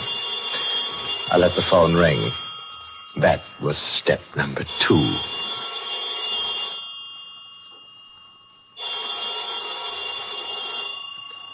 A few minutes later, just as I expected, Ryan, the house detective, let himself into the room with his pass key. I pretended to be asleep, dead to the world. All the cockeyed shenanigans. Oh, what a load he must have taken on last night. I heard Ryan go into the bathroom where the shower was still running, and then come out, muttering, and approach the bed. Wake up, Mr. Duffy. What? Oh, my head. Oh, you must have been as high as a kite last night. Oh. You undressed in the shower. Left all your clothes in the bathtub. They're soaking wet. I was safe. My tracks were completely covered. This was Monday afternoon. According to my schedule, Basil Archer was to die on Friday evening at 10 o'clock sharp. I was now free to take step 3 in my blueprint for murder. For this purpose, I went to Basil Archer's office. He was a theatrical producer, you see. His office was upstairs over the famous old Fantasy Theater, where Archer's new play was to open on Friday evening. As I opened the door of Basil Archer's office, I was quite cool. I'd rehearsed myself well.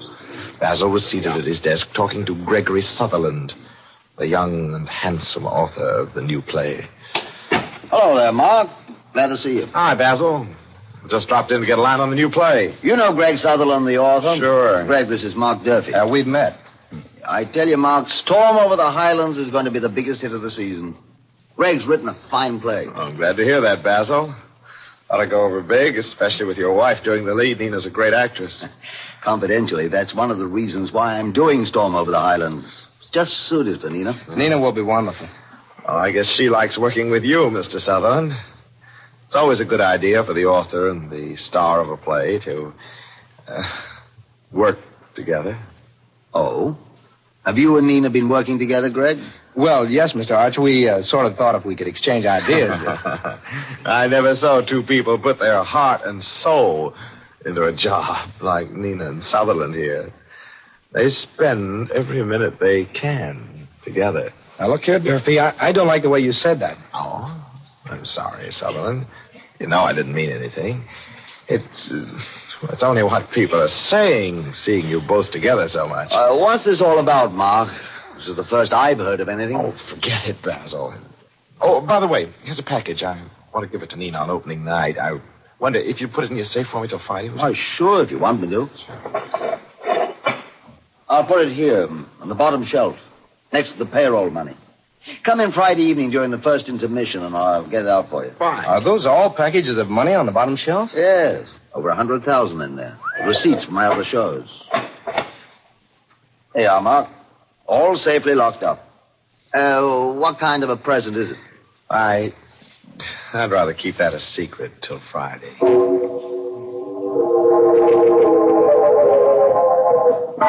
From Archer's office, I went straight to his apartment. I knew Nina would be home, and it was important that I talk to her now. Hello, Mark. I've been wondering if you'd come today. Well, I told you I would, Nina. I've waited so long. Darling. Oh, Mark, how long will it be now? How much longer? Only till Friday, darling. After Friday, you'll be free of him forever. And then you and I... There's work to do first. This is only the 4th step. There are 4 more to go. Everything's working according to schedule. The next step is up to you. What must I do, Mark? Oh, I've started the ball rolling. Basil's beginning to worry about you and Sutherland. He's got to be encouraged to suspect as much as possible. You've got to be seen around with Sutherland as frequently as you can. Oh, that'll be easy. Sutherland's hardly more than a kid. He worships the ground I walk on. But I'd rather be with you, darling. There's 5 days more, Nina. And then we can be together. Always.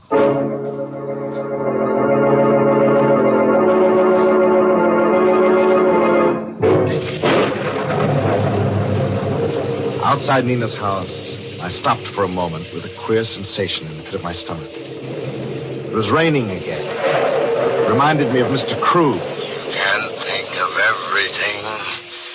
You can't think of everything. I seemed to hear Krug's voice drumming in my ears.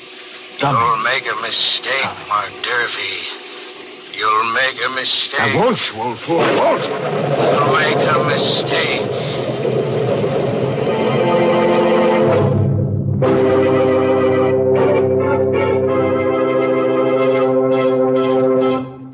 Oh, poor Krug. You know, a pawnbroker's life is not an easy one, and Krug took such an interest in his business. And he never suspected Mark Durfee. In fact, he probably liked him for his redeeming qualities. Though, come to think of it, Krug was pretty lucky at that. Mark didn't steal anything from the store but the gun, so Krug lost practically nothing but his life. You know, Mark's story gives me an idea. I'd like to draw up a blueprint myself. Yes, Mary, another blueprint for murder. Oh, now, Mr. Host. I'd call mine a blueprint for summer refreshment. And I'd like to do it in sound. First, I'd start with the creak of porch rockers on shaded summer streets and the murmur of backyard gardener in the lilac dust. And with the teamsters home from school, there'd have to be some sweet swing music, of course. And just to make my blueprint of summer sounds complete, you'd hear the tinkle of ice in tall, cool glasses. Glasses of refreshing iced Lipton tea. Yes, iced Lipton tea just goes with summertime fun and enjoyment. Lipton's has such a wide-awake flavor. The whole family will love it. And that flavor, folks, is brisk. Yes, that's the secret. Lipton's brisk flavor is what makes iced Lipton tea taste extra good. So for a delightful treat to beat the heat, serve iced tea. And for the best iced tea ever, insist on Lipton tea. Brisk flavor, never flat. Couldn't have done better myself, Mary. But now, let's catch up with our architect of murder. If Mark Durfee's blueprint works out according to schedule, our death rate should go up sharply to about 1 per person. Let's see. He should be up to his 5th step by now, shouldn't he? Tuesday was a clear day without rain, and I felt better. I knew now that I couldn't make a mistake. In 4 days, Basil Archer would die as planned. And now for the 5th step. An easy one for Mark Durfee because he's a newspaper columnist. It merely requires dictating a little item for his column into the dictaphone at his desk. Oh, there's a new play opening soon, which should be a huge success. If the author and the leading lady can do anything to make it click. They're working harder on it than the producer himself. It looks like they've clicked with each other, too.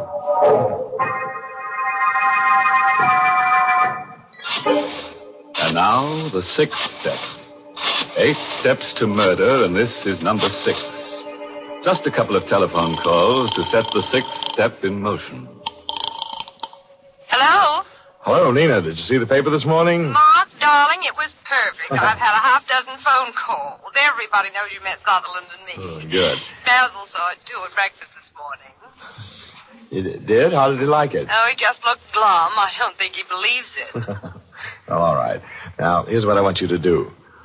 Get hold of Sutherland and make him take you out tonight. Uh-huh. There's a fast little nightclub out on the island, the Pirate's Hold. I know the place. Kind of disreputable, isn't it? Yeah, right. But now, look, you get Sutherland to take you there. You think you can manage that? Oh, he'll take me anywhere I want to go. Good. Be sure to be there tonight about 10. I'll take care of the rest.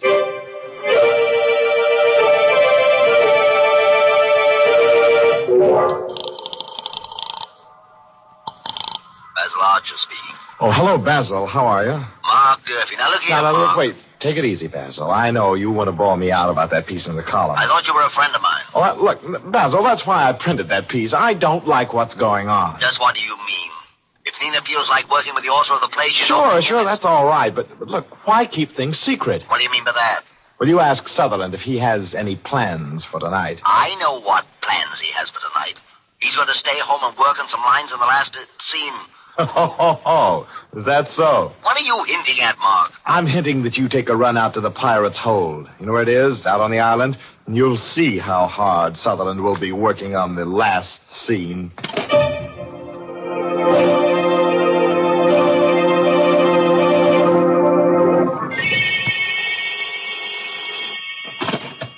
Hello?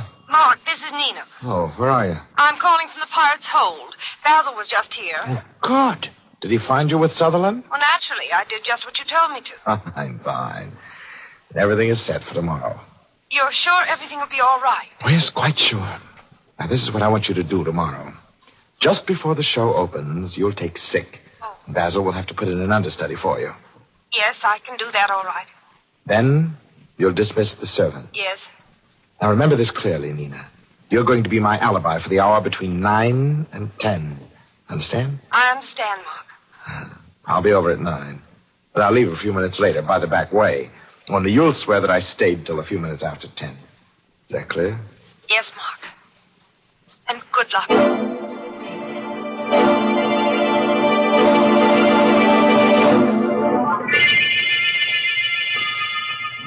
When I rang the doorbell of Nina's apartment Friday night, I knew that every step I'd taken thus far had been right.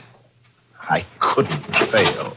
Mark, I was afraid you weren't coming. I was afraid something had gone wrong. Nothing's gone wrong. You sent the servants away? Yes, they're all gone. I'm alone. I can swear you were here till after 10. Good. How are you going to kill him? With this. A gun. What's that bulky-looking thing on it on the muzzle? It's a silencer, Nina. Oh. Well, you better hurry, darling. You haven't much time. There's one thing more that I've got to do here before I go. Why are you pointing the gun at me? Because I'm going to kill you, Nina, dear. Oh, now, Mark, I don't like that kind of joke. It isn't a joke, my darling. Mark, are you crazy? You little fool. Did you think I'd go to all this trouble, planning this thing step by step? Did you think I was doing all of this for you? But I thought you loved me. You thought I was committing murder because I loved you? Oh, Nina, you're just another step in my blueprint. Now you've served your purpose, just like Krug. Krug was step 1, you're step 7. Mark!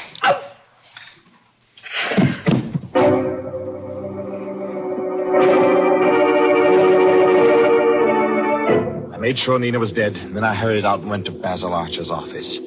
I had to be sure my timing was right. This was the 8th and the final step. I knew Basil would be in his office during the first intermission, so...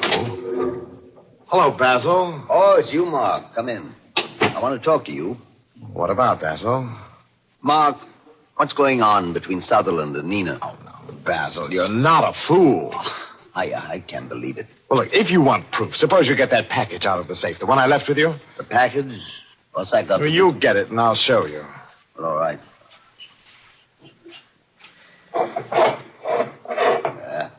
Well, here's your package.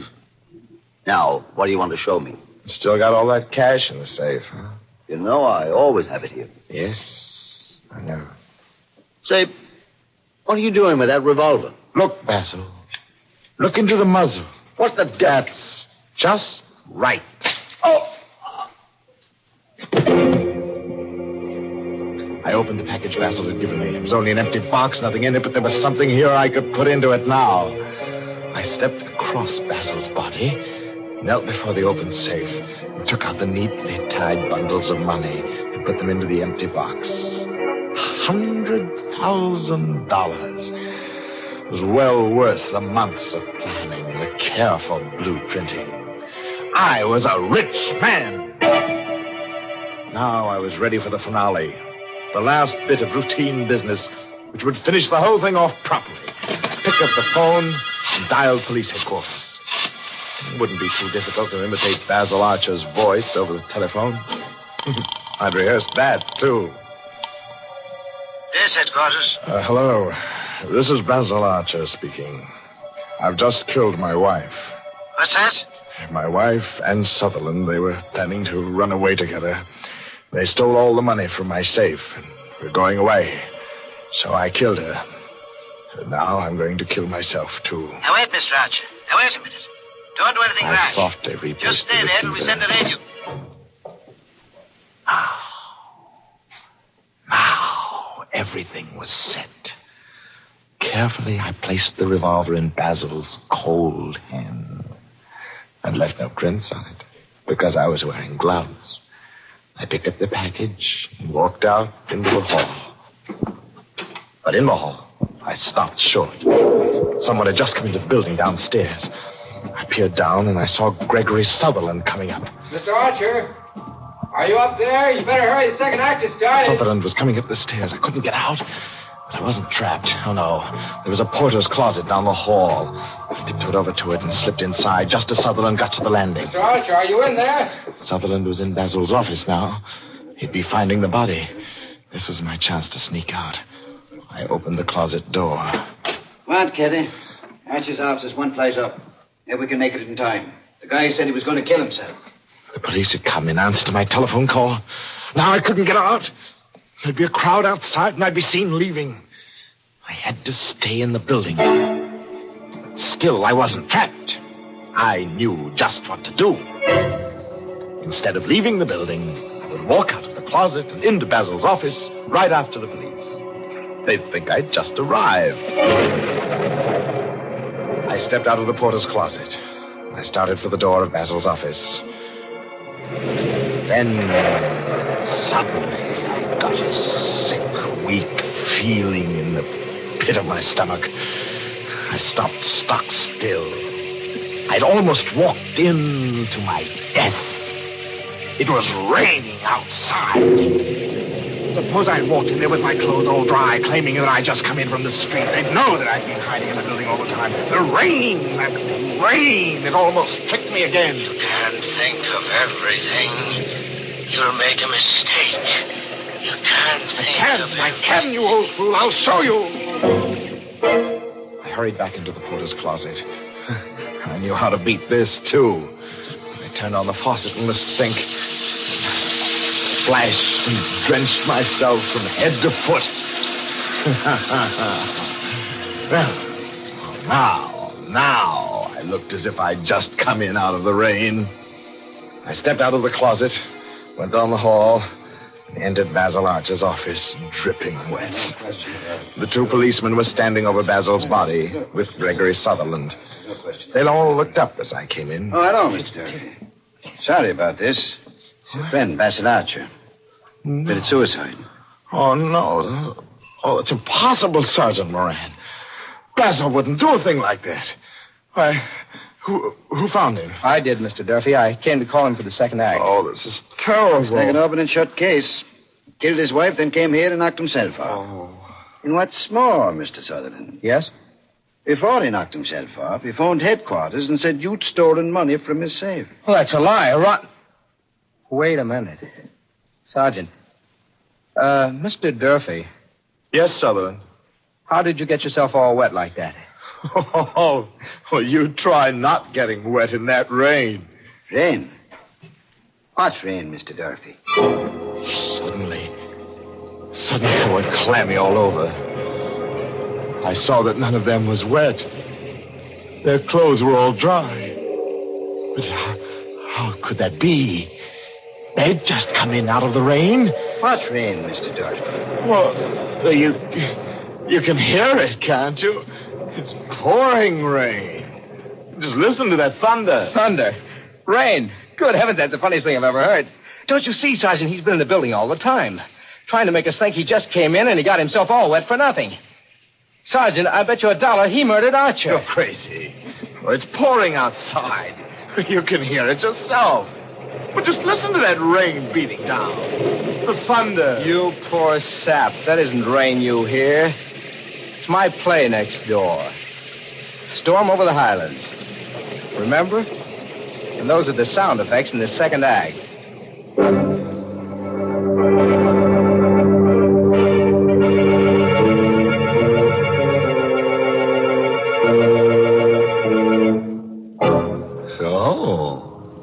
It looks like Mark Durfee was all wet.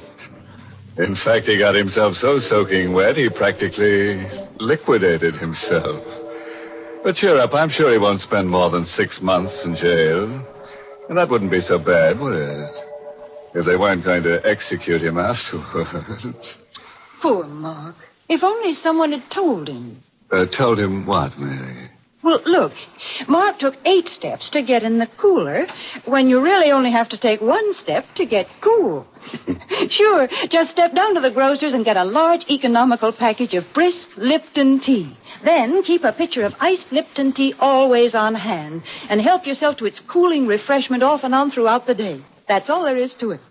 And you'll find Lipton's makes perfect iced tea because Lipton's is never flat. It always tastes delightfully tangy and full-bodied.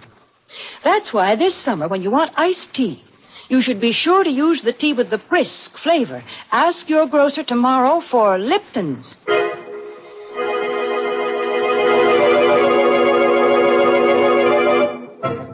And so ends our little essay on the modern methods of murder. Of course, our little essays on murder are only for the select few. As a matter of fact, only one person in every 10,000 is capable of murder. And speaking of statistics, due to our high birth rate, the population of this country is increasing faster than Inner Sanctum can kill them. Very discouraging. Very discouraging indeed. Oh, by the way, this month's Inner Sanctum mystery novel is The Panic Stricken by Mitchell Wilson. And next week, the makers of Lipton Tea and Lipton Soups will bring you another Inner Sanctum story directed by Hyman Brown and called Bury Me Not. Now, there's a plot for you. A plot right in the graveyard. Trouble is, the rains come and uncover it. What becomes of the body? Well, now, that's anybody's guess. But come around next week. We'll be right at the graveside, and we'd like to have you drop in. Until then, good night. Pleasant dreams.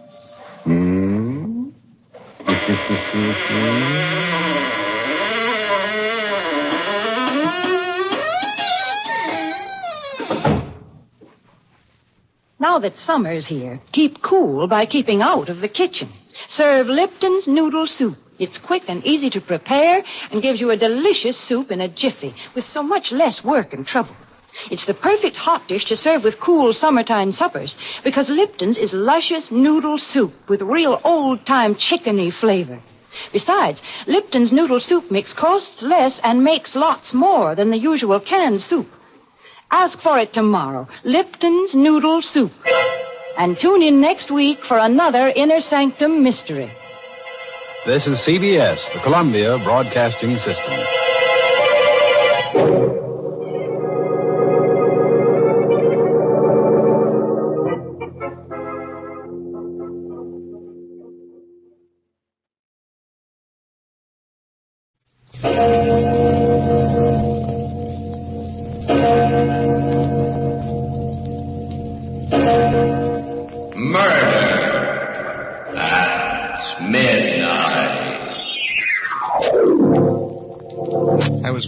Dead tired. But I kept on walking through the mist. And suddenly I started hearing footsteps behind me. I turned around, and then I saw him. He was walking along slow, dragging his feet, walking as if he couldn't see. His face was all covered with blood. But I know who it was. It was Miller, the guy I'd killed. Midnight, the witching hour when the night is darkest. Our fears the strongest, and our strength at its lowest ebb. Midnight, when the graves gape open and death strikes. How? You'll learn the answer in just a minute in The Dead Come Back.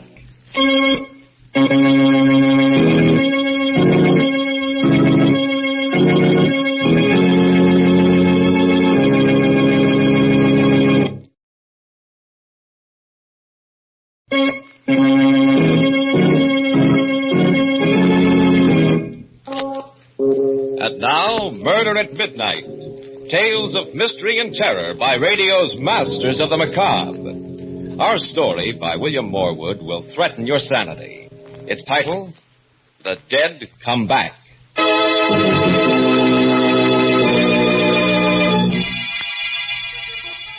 About 1 o'clock in the morning, on a dark, deserted street, standing in the doorway of a gloomy brownstone house, a man with a wild expression on his face rings the bell desperately. There is no answer, and he rings again. Then... Hey, Doc Paget. Why, yes. The brain doc knows what goes on inside a guy's head? Well, yes, I'm a psychiatrist. I gotta talk to you. It's very late. If you come back tomorrow during office hours... Now, Doc. Something's been happening to me. Something that's driving me nuts. I'm sorry, but... Get inside. Be careful with that. It won't go off till I pull a trigger.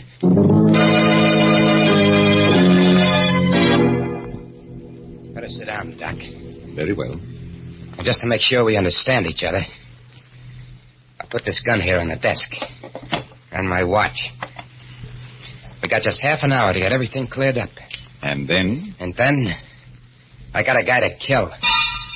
Suppose we start at the beginning. Your name? Lefty O'Connor. O'Connor? So you heard of me, huh? I'm not sure, but the Tilson murder case. That's right. But as I remember That's it... right. They decided I was nuts, put me away. But get this straight, Doc. Yes? I was never out of my head, and I ain't now. I see. Insanity was something that I cooked up to keep from burning. I played it up all right. Good enough to make monkeys out of the doctors and the jury. But when I got to the nut house, it was different. I didn't have to pretend no more. You know, Doc, some of them whacks act just as sane as you and me. Yeah, I was getting along fine. Till 2 nights ago, when I was called in to see the superintendent. He was a white-haired old guy, named Miller. Sit down, Lefty. Cigarette? Thanks, Mr. Miller. Here you are. What's that? This? Just a music box. Plays when you open the lid. That ain't just a... What are you trying to do to me? Oh, what do you mean, Lefty? I just offered you That's the box they kept talking about at the trial. The one old Mrs. Tilson kept her jewels in. I'm afraid you're mistaken, Lefty. In a pig's eye. I know what you're trying to do. But I don't remember nothing. Nothing, you hear? And why does this tune seem to disturb you, sir? Never mind why. Turn it off. Yes, of course. Take it easy, Lefty. I called you in here because I want to help you. You're trying to trick me into admitting I knew what I was doing when I hit old lady. Nothing of the kind. Next you'll be asking me where I hid the jewels. Don't you think I know that routine? There's no routine here, Lefty. You're a liar, Mr. Miller. You got me in here to give me the 3rd degree, to try to break me down all over again. Well, you won't do it. Not again. I've had enough. Lefty, put down that paperweight.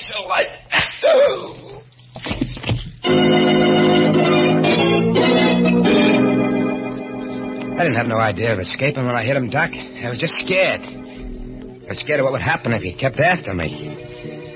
When I found a gun in his desk drawer, I began making plans fast. I brought him around. I told him exactly what he had to do.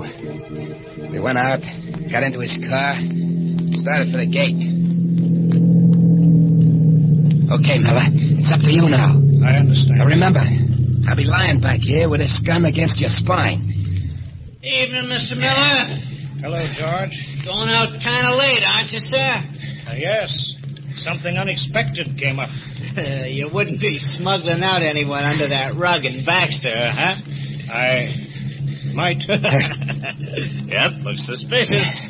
Just the right shape for a man. But I'll take a chance on you, sir.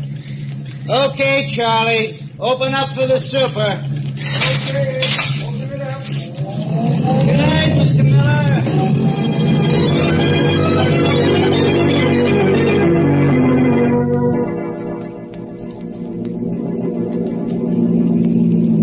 Turn the left fork here. The Ganville Road. I was afraid of this, Lefty. The Tilson Estate's up this way, isn't it? You're too smart for your own good, Mr. Miller. You can turn off here. There's no road. In under the trees. All right.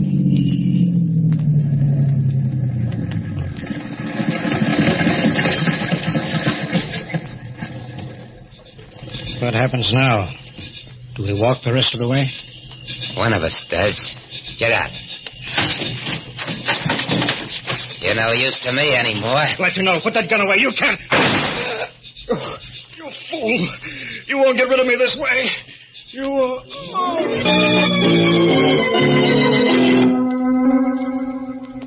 I left him there beside his car and started walking. I don't know how long I was at it. Maybe an hour when I hit the outskirts of town.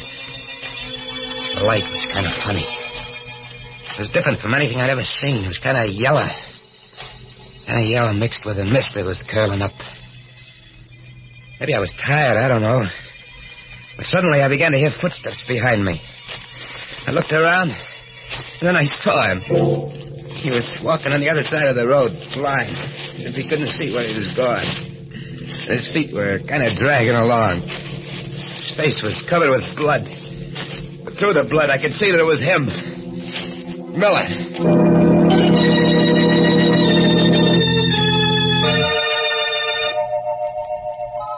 I don't know what happened then, Doc. I must have passed out. Because the next thing I knew, Somebody. People, faces bending over me. He's coming too, Tom. Yeah. How you feeling, chum? Hey.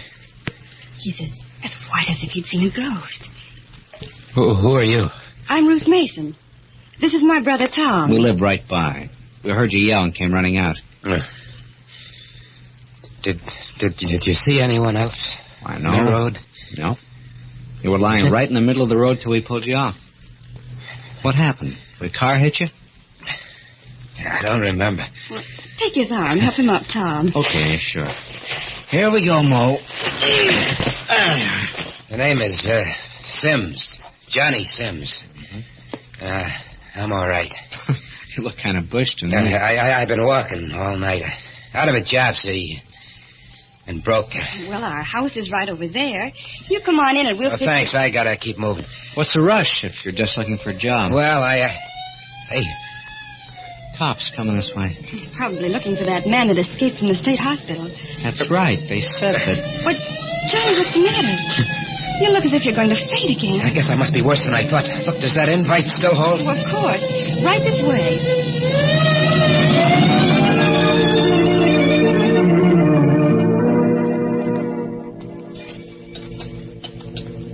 Something more, Johnny?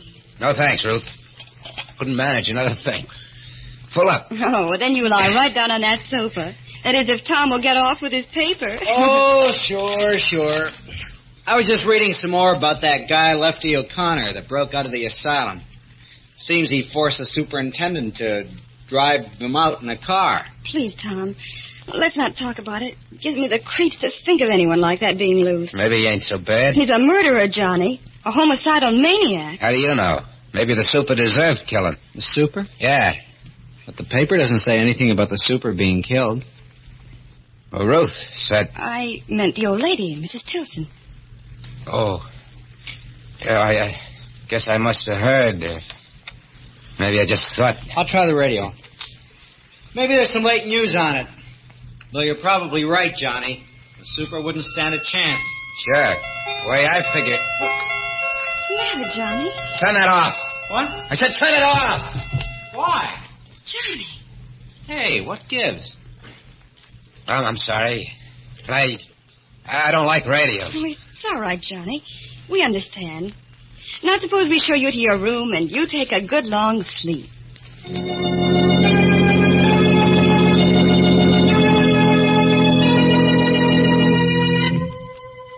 I must have slept like a dead man, Doc. It was dark when I woke up. There was nobody in the house. I switched on the lamp and looked at my watch. A few minutes before midnight. I didn't have much time if I wanted to get the jewels and blow town before morning.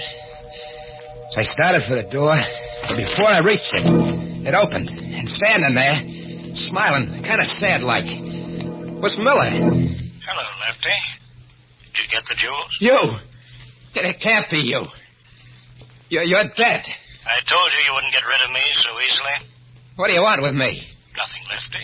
Just what I wanted before, to help you. You're lying. You still think you can break me, get me to confess, but I'll show you. I must have hit the lights, Doc, or maybe they were never on, because suddenly the room was all dark. I struck a match. I bent down to look at Miller, make sure that he was really dead this time. And I ain't crazy, Doc. You gotta believe me. But the man lying face up on the floor was Tom Mason. A dead man who came back. And now, a second victim, as the hands of the clock move inexorably to the witching hour. And yet another. Murder at midnight.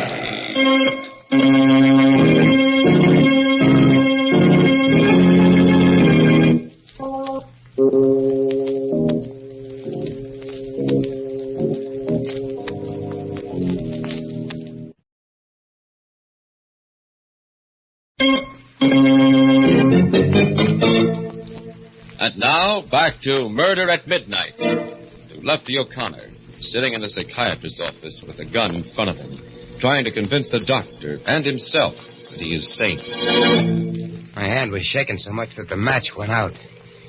It was Tom, all right. Tom Mason, dead.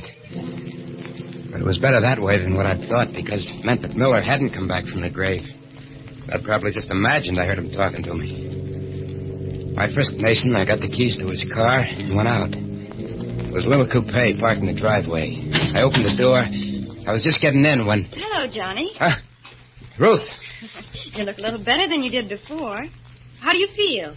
Oh, fine. Oh, that's good. You were sleeping so soundly when I left it. Are you going somewhere? Well, yeah. There was something I had to do, and Tom told me I could borrow his car. Oh, all right. I'll go inside. No, you can't go in there. Oh, what do you mean? Why not? Well, I mean, such a swell night. How about a little drive, Ruth? But what about your errand? Well, that'll just take a minute. It'll be swell having you along. Well, I don't know. I don't suppose Tom will mind. I'm sure he won't.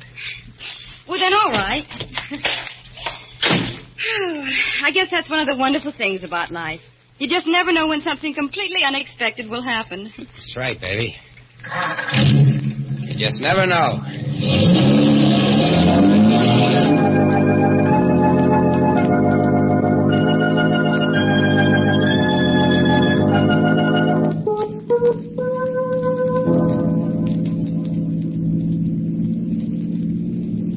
Why so quiet, Johnny? Huh? You asked me to come driving with you, and I do. You don't say a thing to me. What should I be saying? Well, you might start by telling me something about yourself. Like I said, I'm just a guy looking for work. What kind of a job did you have before? Chauffeur? That sounds interesting. Did you work around here? Why? I just wondered. You seem to know the roads so well. Listen, baby, let's not talk about me. I'd rather hear about you. There's not much to tell. I'm 21, fancy-free, and I work for a living. I'm a nurse in a psychiatrist's office. A what? Psychiatrist. A doctor who, well, helps people who are disturbed mentally. Like people who see things that ain't there? Oh, yes, he gets a lot of those kind of cases. What does he do? Talks to the patients, explains away the hallucination. His name is Dr. Paget, and he's really wonderful. Johnny? Yeah? Where are we going? Why, baby? We've turned off the main road. This leads past the old Tilson mansion. What's that? The house where that terrible murder took place about a year ago. It's all boarded up now, of course. Yeah, that's the job Lefty O'Connor pulled, yes. huh? Yeah, he was old Mrs. Tilson's chauffeur. What? Chauffeur. Quite a coincidence, ain't it? Johnny, you're turning in the driveway. Yeah. See, a couple of nights ago, I broke into this place to sleep. It was just an empty house to me. I didn't know anything about no murder. I left the parcel behind. I want to pick it up. Oh, I see. You think I had any other reason for coming here? No, Johnny. Sit tight, baby. I'll be back in a minute. All right, Johnny. Well, why are you taking the keys? Just to make sure the car stays here, and you with it. But of course I'll stay. You better, baby. Or it'll be just too bad.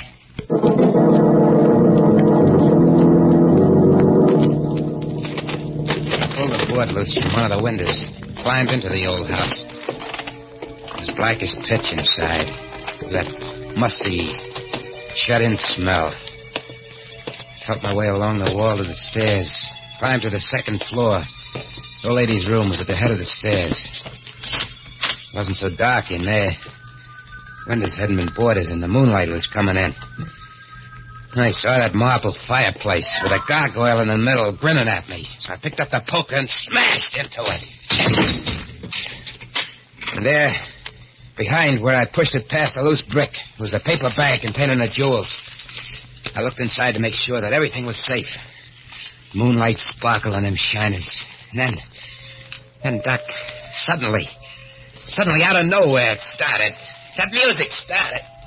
Stop it! Johnny, where are you? What? Oh! Ruth! What? Ruth, get her to stop. Get her to stop. Get who to stop? Mrs. Tilson, that tune. What tune? You mean you don't hear nothing? Well, no, Johnny. But you must. It's gone now. Johnny, you're shaking all over. Johnny, what's that? What's what? Well, they're all over the floor. They look like diamonds, jewels. Didn't I tell you to stay in the car? What are you doing up here? I heard noises and you were yelled. spying on me. No, I wasn't, Lefty. What did you call me? Nothing, So you guessed it, huh? Okay. I am Lefty O'Connor, and I came back for the jewels. But that information ain't traveling far. Not with you, anyway. What do you mean? No! Oh, yeah.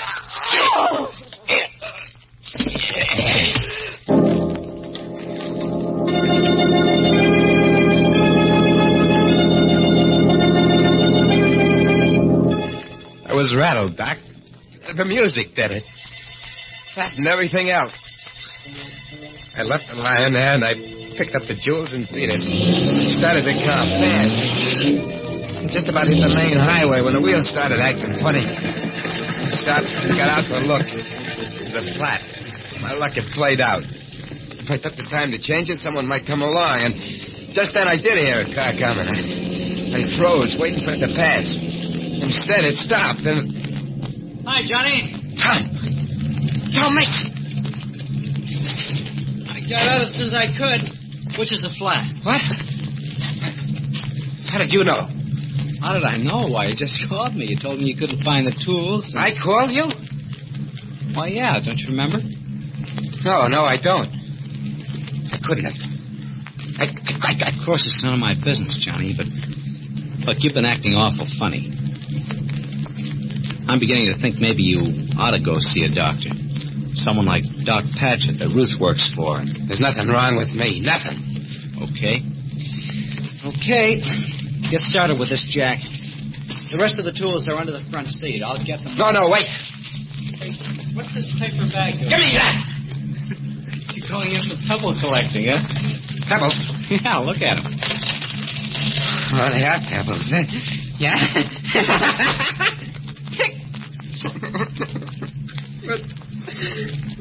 What's happening to me? Oh. I don't know. But I told you don't look well. Hey, where are you going? Hey, wait a minute. I told you that was a borrowed car. Get off that round, boy. I say get off. You're nuts, Johnny! You're nuts! You're crazy!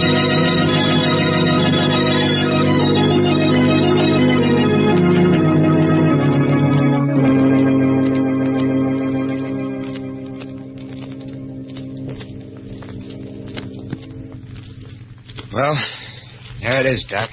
Yeah, huh? It's his story. I kept hearing what he said. Tom. Over and over again. I'm nuts. I'm crazy. But I couldn't stand it anymore. So I looked you up in the phone book and I come over. Oh, what do you expect me to do, Lefty? Do? You're a brain doc. I'm not nuts. I know I'm not. Why am I seeing these things? What's happening to me? Well, it's rather difficult to make a diagnosis this quickly, but I'd say that you were suffering from hallucinations because of a sense of guilt. Guilt? About what? Well, it probably started with that first murder, Mrs. Tilson. And it's been weighing, preying on your mind ever since. Now, if you could extrovert that, get it out of your system. But I did. That's true, but not as a confession, with all that it entails. That's the only way you can achieve a complete catharsis. Well, that's crazy. All right. You wanted my advice, but you don't have to take it. And you think... Okay, I did kill her. I knew all the time what I was doing. I waited for a night when there was only the two of us in the house, and then I beat her brains out with a tire iron. There, I said it, I told you. Yes, Lefty. And I think that now I can promise you you'll never be troubled by hallucinations again. You sure, Doc? Quite sure. That's good. Because... Remember I said that in half an hour I was going to kill someone? Yes. Well, a half hour is up. And you're the man. Am I, Lefty? Yeah. I'm sorry, Doc, but you know too much now. You're the only one who does, so... I wouldn't, Lefty. Why are you sitting there like that? I shot you. Yes, Lefty, with blanks in your gun. All right, boy. Take it easy, Lefty. We got you covered. No. And Mason. Did you get it? Uh-huh. Every What? word. You're cops. No kidding. Then the whole thing, letting me escape and everything that happened afterwards was just a trick. That's right. You wanted to show I wasn't nuts, get me to confess. Smart boy. You made just one mistake, Lefty. Or rather, Ruth did. Following you into the Tilson mansion. She paid for that with her life. But now you're going to pay. No. Shut up. Yes, Lefty, for that and for the Tilson murder. And my only regret is that rats like you can only burn once.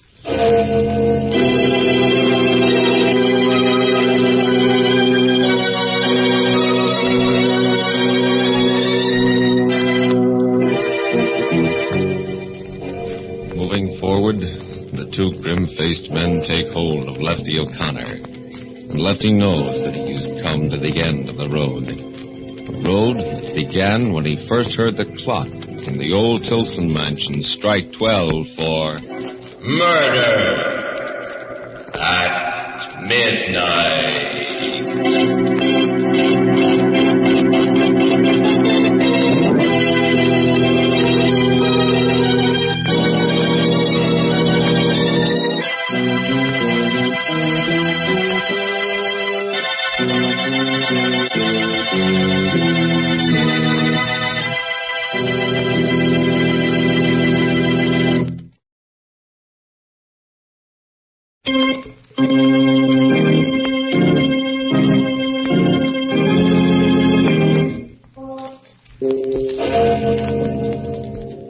Remember to be with us again when death's face peers out of the darkened windows of deserted houses and the clocks strike 12 for... Murder at midnight.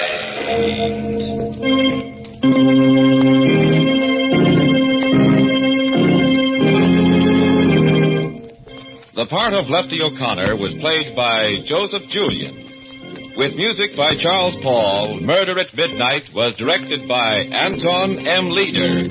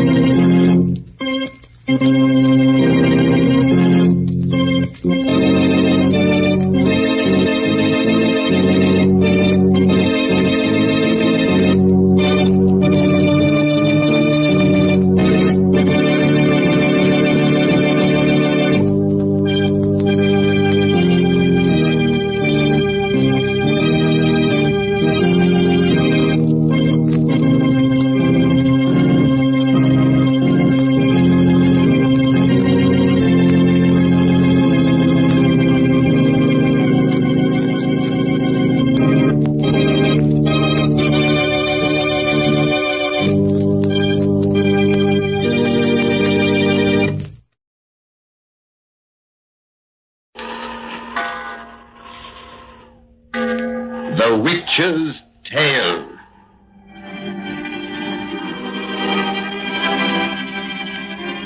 The fascination of the eerie, weird, blood-chilling tales told by old Nancy, the witch of Salem, and Satan, her wise black cat. They are waiting for you. Now.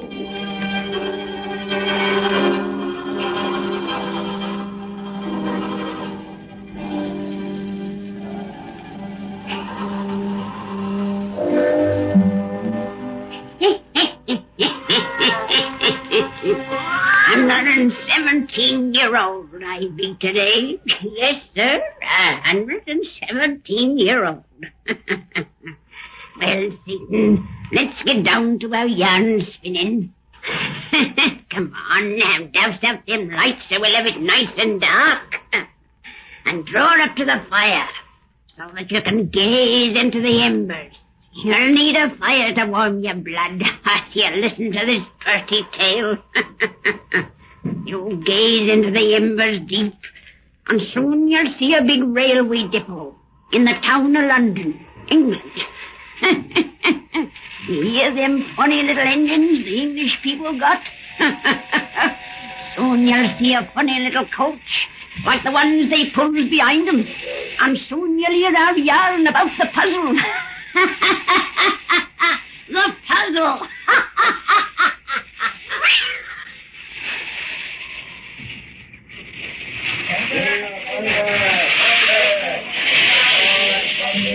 Everything's stowed away, sir, and the guard has assured me, Mr. Holmes, that you'll have the compartment to yourself, sir, all the way to Theory. Oh, that's just bully. This chauffeur of yours is a born fixer, Cecil. Yes. You know, since I first came to England, I've learned to appreciate the privacy of your railway compartment system. And today, I take it, you're especially appreciative. The chap who's on his way to meet the parents of his prospective bride for the first time will want privacy for the examination of his conscience. Our Julia hasn't much respect for her stepmother's opinion. I really have only my future father-in-law to worry about. You know, it's funny you haven't heard of him. I'm told he's one of the most successful attorneys in London. Well, his name's vaguely familiar. Ormeroyd. Ormeroyd? Yeah, Theodore Ormeroyd. Firm of Ormeroyd and Hardy. Now, is there any other claim to fame? Well, Julia tells me he's a puzzle expert. Puzzle expert? Yeah, you know, puzzles are his hobby. Oh, you mean he solves those crossword thingy-bobs and plays with those wire and steel, what do you call them, huh? Yeah, that's it. My word. Well, let's be walking towards the train, Cecil. Very well. Lead the way, Collins. Yes, sir. I'm dashed sorry you won't stand for the next train, Willis. We've only had these few minutes together since you arrived from Dover. Oh, I can't stay over. But it was awfully good of you to meet me here for this brief get-together. Oh, I had to hear more of the wonderful girl you've been writing me about. You met her in France? Yeah. Oh, deucedly romantic. You from USA and she from England go to France to find each other. Well, the poet says, two shall be born a whole wide world apart. Oh, the man is in love. He's even quoting poetry. Yeah, I guess I have got it pretty badly. Well, here's the train. Nearly ready to start. I'm very anxious to rejoin her. Why did she leave Paris just ahead of you? Our stupid conventions. Julia's chaperone couldn't get away, and she maintained it wasn't proper for engaged people to travel unaccompanied. Oh, I say. I'm sorry I didn't tell the old dodo to go jump in the Seine with the Victorian notions. Julia shouldn't have made that trip alone. She was too badly upset. Oh, upset? Well, you see, she was called home by a telegram from her stepmother. It was one of those vaguely worded, "Your presence is required immediately" messages. Makes you imagine all sorts of calamities. Well, Julia decided something had happened to her father. She's very devoted to him. Well, to ease her mind, I called her home by long distance and was told there was no illness there or accident or death. They just wouldn't explain the reason for her summons, though. Well, that only made it more urgent. So when I put her on the train, she was still greatly worried. Sounds rather mysterious. Yeah, it does. Yeah, but whatever the trouble is, it can be very serious. Illness, death, and accident have been definitely ruled out. All aboard! That means me. Which is my compartment, Collins? Right here, sir. Number 3. This is my gentleman guard, which you promised to take care of. Oh, yes. Step right in, sir. You'll be alone in the compartment all the way, sir. I've arranged for that. Oh, that's fine, guard. Here, thanks very much. Oh, thank you, sir. Thank you very much, sir. Well, now, in perfect solitude, you can prepare yourself to meet your future father-in-law. Too bad you haven't made a study of puzzles, Willis. Then he'd accept you as a kindred soul. Yeah. I suppose I'll have to give that subject a lot of serious thought. Yes. Toodaloo, old thing. So long, Cecil. Goodbye, Colin. Bye, Mr. Collins. Best of luck, Willis. Thanks. I may need it. Well, I'm off. Well, a nice young chap, your friend. What? Oh, I beg your pardon. But where... You weren't in this compartment a moment ago. How did you... A puzzle, isn't it? You really must give serious thought to the subject of puzzles, Mr. Holmes. You know my name? Very well. Now, permit me to tell you mine. I am Theodore Ormeroyd. You're Julia's father? Yes. Oh, of course. Now I recognize you from the photographs. Oh, this is a pleasure, sir. Excuse me if I don't shake hands. I've recently met with a serious injury. An injury? A rather painful one. Although, as you see, I wear no bandages. Was it merely your hand that was injured, sir? You were very pale, as though you had experienced a serious illness. You have been ill. Oh, that's the reason Mrs. Ormeroyd sent that telegram to Julia. It was because of me that telegram was sent. But let's not talk about that now, if you don't mind. I prefer a more pleasant subject. I'm very glad to know you, my boy. And I to know you, sir. But how did you know me? Well, that's an easy puzzle to solve. According to my daughter's letters, there can be but one Willis Holmes. Well, I hope I can convince you of that, sir. But the guard said I was to be alone in this compartment. And when he closed the door, I was alone. How on earth did you... I came aboard from the other side. The other side? Yes. You see how simple puzzles are when one is told the answers.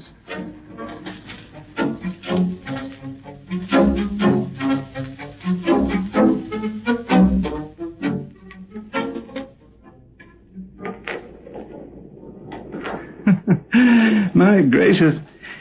Here I've been talking of puzzles for a solid hour. I hope you'll forgive me. You see, to me, all life is an endless succession of intricate problems, which the successful man must solve for himself, and which the good man, the man who loves, must solve for others. I wanted you to know my philosophy, and now I won't bore you any longer. Oh, you haven't bored me at all, sir. I've been intensely interested. Ticket, please, sir. Oh, good Lord, conductor, not again. Sorry to bother you, but it's rules, sir. All right, sir. And thank you. Well, one puzzle I wish you'd solve for me, Mr. Ormeroyd, is why that conductor never asks to see your ticket. He's looked at mine 4 times. I ride free, my boy. Are you a stockholder of this road? No. I'm well acquainted with the chairman of its governing board, though. Mr. Travers. My firm handles his legal business. The last time I rode this train, I carried 50,000 pounds of his money. In currency. In currency? 1,000-pound notes. Oh, that's rather dangerous, isn't it? Men have been murdered for a great deal less. It is a dangerous business. But when one is accustomed to handling large sums, one grows careless. Ah, we're pulling into Whittam. I leave you here, my boy. Oh, aren't you going home to Fearing, Mr. Ormeroyd? Not now. First, I must return to Whittam. That's where Mr. Trazett has his residence. You won't see me again until tomorrow.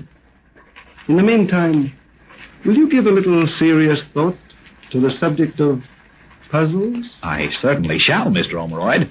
But I'd value your expert opinion as to where and how I'd best begin. Circumstances will indicate your course of thought. Whittam!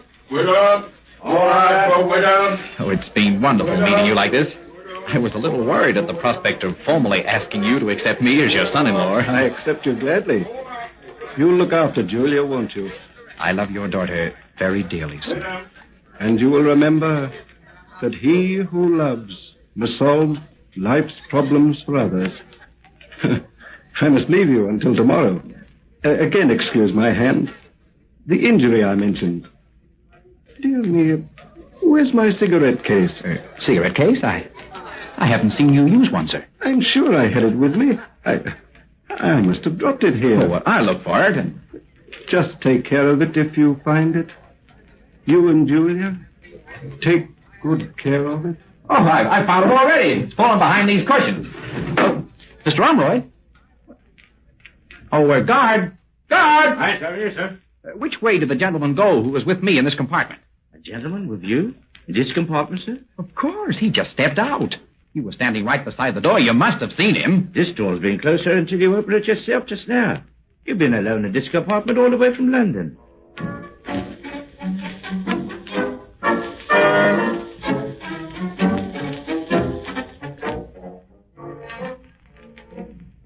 The gentleman we've been expecting has arrived, Mrs. Ormeroyd. Mr. Willis Holmes. Show him in, Barker, and then inform Miss Julia that he's here. I'll fetch Julia, if you wish, Mrs. Ormeroyd. Well, perhaps you'd better, Mr. Toms. You're going to let Julia tell the young man our bad news? Naturally. He's her affianced husband at present. You think he'll break the engagement when he learns? Well, then what would you do if you were in his place, Mr. Hardy? Mr. Willis Holmes. Oh, come in, Mr. Holmes. Julia will be here directly. I am Mrs. Ormeroyd. Oh, this is a great pleasure, Mrs. Ormeroyd. Julia has told me so many things about you, I feel I already know you. I'll wager she never told you many nice things about me. Agatha, control yourself. Really, Allow me to present these gentlemen. Mr. Hardy and Mr. Holmes. How do you do, young man? Mr. Hardy, You're Mr. Ormeroyd's partner, I imagine. I'm the junior member of Ormeroyd and Hardy. And this is Mr. Justice Rowley, Mr. Holmes. How do you do, Justice Rowley? Justice is a difficult title, isn't it? In America, I believe you would call me judge, although I'm merely a provincial justice of the peace. Julia will be down directly, Mrs. Ormeroyd. Oh, excuse me. Oh, this is Mr. Toms, Mr. Holmes. How do you do? Pleasure, old chap. Charms, all that, you know. Mr. Toms is my husband's personal secretary. Won't you all sit down? Oh, thank you. Mr. Holmes looks rather uncomfortable. I don't imagine he expected to encounter such a large gathering. Of course he's uncomfortable. Poor chap. Comes to pay a visit to Miss Ormeroyd's family and finds the house party in full swing about the place. House party? Huh. Agatha, you must control yourself. I don't understand. Well, there's nothing you need to understand, old man. Not now. I'm told you're an American. How do you like England? I have learned to like it very much, Mr. Toms, with some exceptions. Oh, what are they? Well, one is the type of guard employed on your railway train. You don't approve of our railway guards? Well, I've just had a very ridiculous experience with one. A chap either afflicted with blindness or a very faulty sense of humor. It's a rather silly story, but if you care to hear it, Willis! Julia! Oh, Willis, I'm so glad you're here. So glad. Darling, what's the matter? Julia, control yourself. Things are already bad enough, Julia. If you wish to tell him now of our disgrace, at least wait until I can leave the room. Disgrace? What do you mean? Julia, dear, I talked to your father on the train an hour ago, and he didn't mention any trouble here. What did you say? You talked to my father? Yes, we traveled from London together as far as Witham. I don't believe it. He wouldn't have dared. Quiet. Willis, you're sure it was my father? Of course I am. Why, Did he say where he was going when he left you? Did he say when he'd be home? Yes. He was on his way to a place called Witham. He said he'd be home tomorrow. Tomorrow? Oh, thank God. I knew everything would come out all right. That father would come back and explain. Mr. Holmes was mistaken in the man he talked to. Yes, Ormeroyd couldn't have travelled on that train as far as Witham. The police would have arrested him before he got aboard. Police? Yes, and if the bobbies missed him, every guard and conductor on that road has his description. Well, I haven't the faintest idea what any of you were talking about. Though I'd never met him before, I've seen his photographs. And I was neither mistaken nor the dupe of an imposter. What did he say to you, Willis, besides the other things you've told us? Well, he talked mostly about puzzles. It was, Father. He's coming home to explain everything. Won't someone please explain to me what all this is about? Perhaps that's my painful duty, Mr. Holmes. Through powerful influence, we've thus far kept the story from the newspapers. But 2 weeks ago, Theodore Ormeroyd disappeared with £50,000 belonging to a client of our firm, a Mr. Travis of Witham.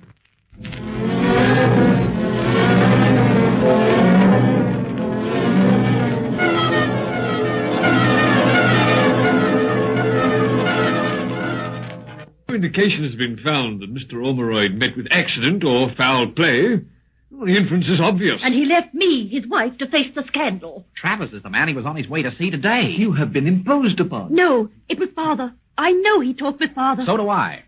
And I hardly think, Justice Rowley, that a practical joker would have possessed this cigarette case with Mr. Ormeroyd's monogram upon it. Father! By Jove! It's Ormeroyd's. Where did you get that silver case? From the compartment where he left it, as he alighted from the train. Everything will be explained. He said he'd be home tomorrow. Willis? Yes. Maybe that's him now. Maybe don't be ridiculous. Your father wouldn't ring his own doorbell. If he comes here, the police will bring him as a prisoner. Come in. A police officer is here to see you, Mrs. Ormeroyd. Oh, they've arrested him. If they have, dear, they'll soon let him go. Show the officer in. Yes, ma'am. I asked to come in on you like this, ladies and gentlemen. Mr. Justice Rowley. What is it, man? Speak up. It's bad news, sir. The constables at Witham have found Mr. Ormeroyd, sir. They've arrested him? No, ma'am. They found him dead. Dead? Dead? Yes, ma'am. The doctor say he's been dead 2 weeks. Dead 2 weeks? Yes, sir. They'll bring his body home first thing tomorrow. His body home tomorrow? Merciful God! What was it that rode with me in that compartment?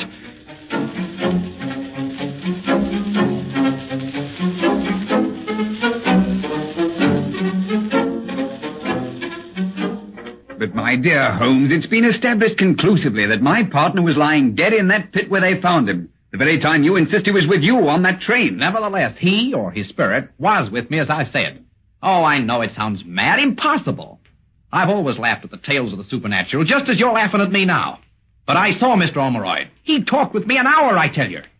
Julia, you at least believe me. I don't know.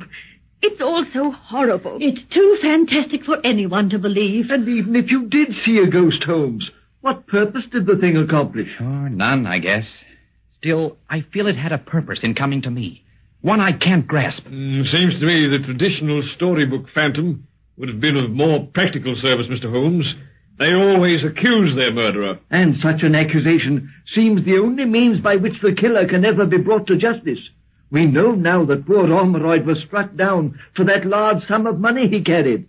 But other than that obvious conclusion, we of the law haven't found a single clue. The ghost should have known his murder had left no trail, but instead of dropping a helpful hint, Mr. Holmes says his spectre merely talked of puzzles. That would have been my father's way. Julia, you're not going to become a champion of this young man's mad delusion. If your father's spirit could return to Earth, he'd appear to you or to me, rather than to his fiancée whom he'd never met in life.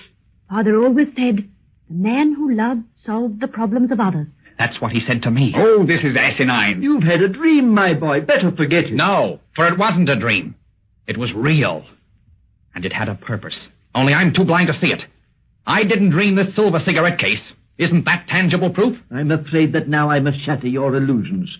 I was advised today that the coach in which you travelled from London, by a strange coincidence, was the one in which 2 weeks before Mr. Ormeroyd took his fatal journey to Witham. Lying in idleness, the car had not been cleaned carefully.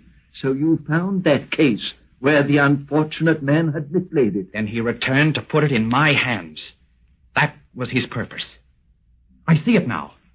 Somehow in this cigarette case is the solution of the puzzle. Since you regard the case in that light, perhaps you'd better give it into my keeping as a possible clue for the police. No, I give it to no one.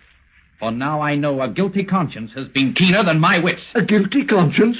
Are you accusing... I accuse no one yet. Oh, what do you mean? I mean that now everyone in this room, at different times with a different excuse, has asked me for this case.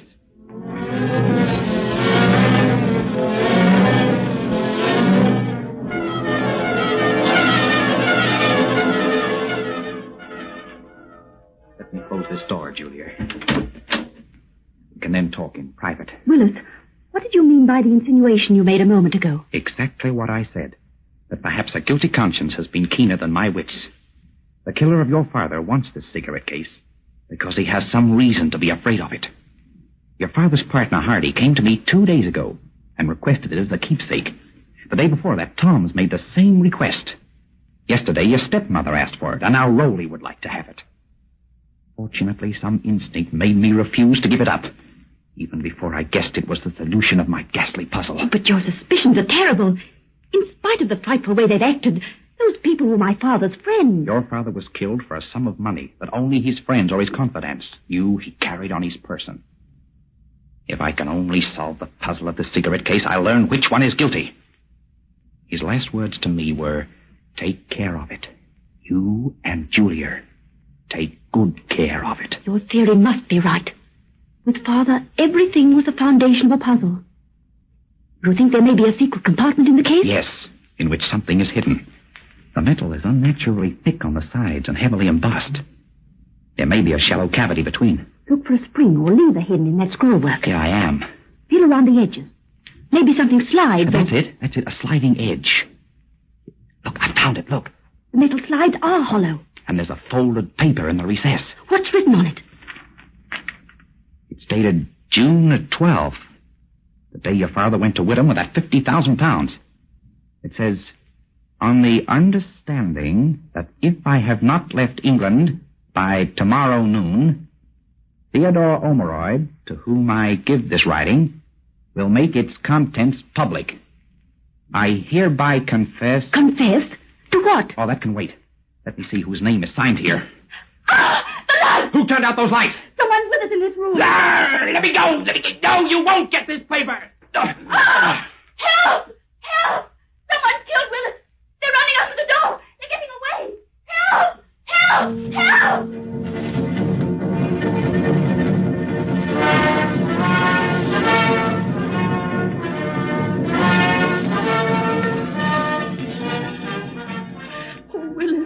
Willis!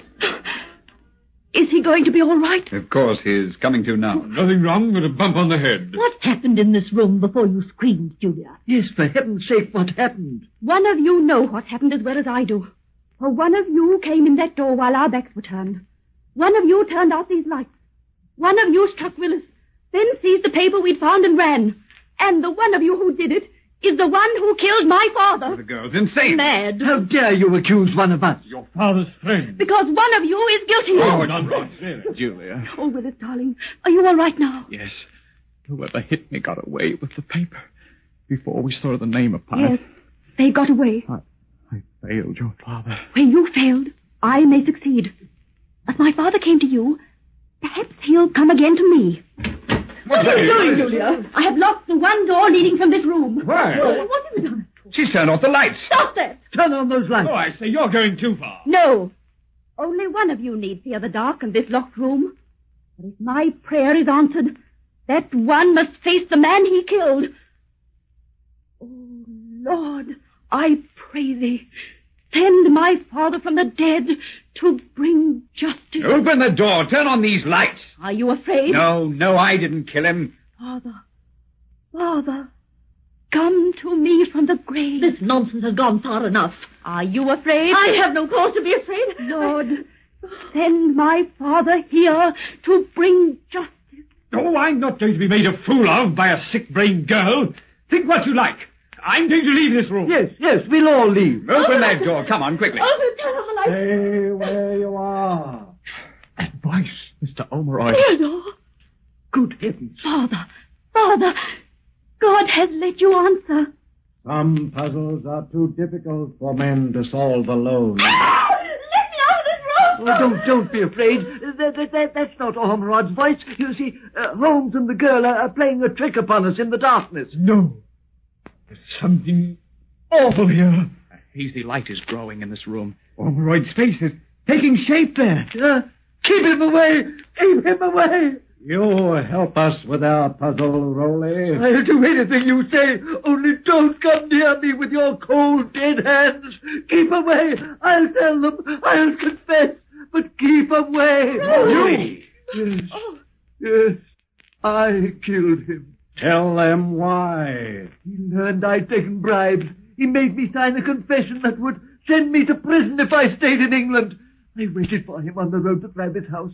I didn't know about the money he had with him. All I wanted was the paper that I didn't find. The paper in that cigarette case that I never found until tonight. Here it is. Use it to send me to the gallows. But don't come near me with your cold, dead hands. Don't come near me with your cold, dead hands. I have the paper. His confession. You and Tom's hold on to him. I'll phone for the police. Oh, I won't try to get away. There's no escape from the dead. The dead. Father! Willis, his form is fading. Goodbye, Julia. My task is over. We will not meet here again. Father! Julia, dear. Take care of her, my boy. And remember, he who loves must solve the puzzles of life for others.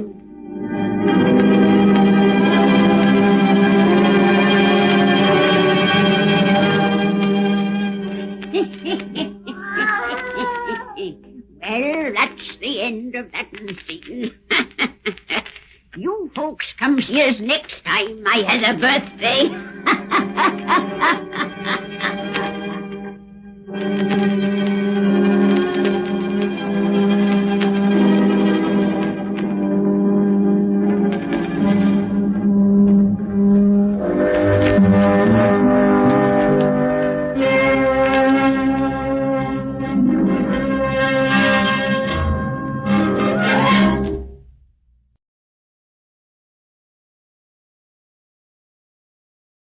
The CBS Radio Mystery Theater presents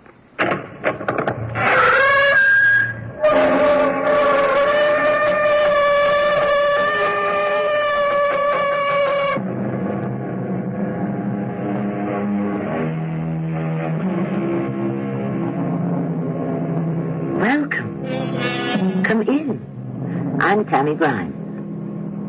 There are those who have, or claim to have, special mental ability that goes beyond mere intelligence.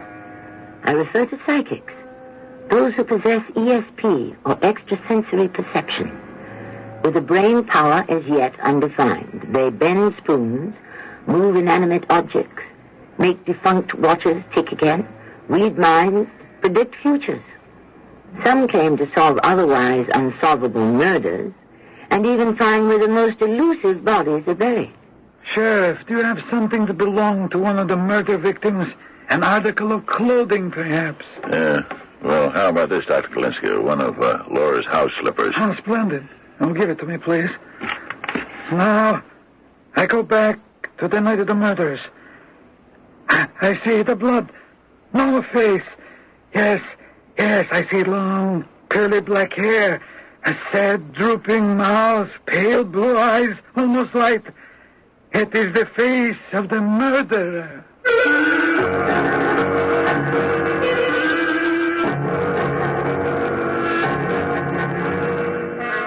Our mystery drama, The Man with the X-Ray Eyes, was written especially for the Mystery Theater by Bryce Walton and stars Fred Gwynne. I'll be back shortly with Act One.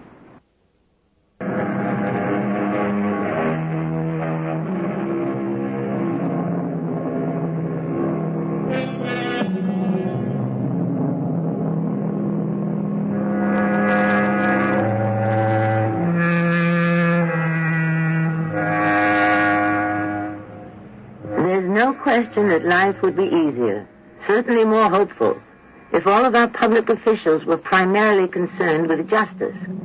Unfortunately, too many of us are less concerned with justice than with feathering our own precarious nests.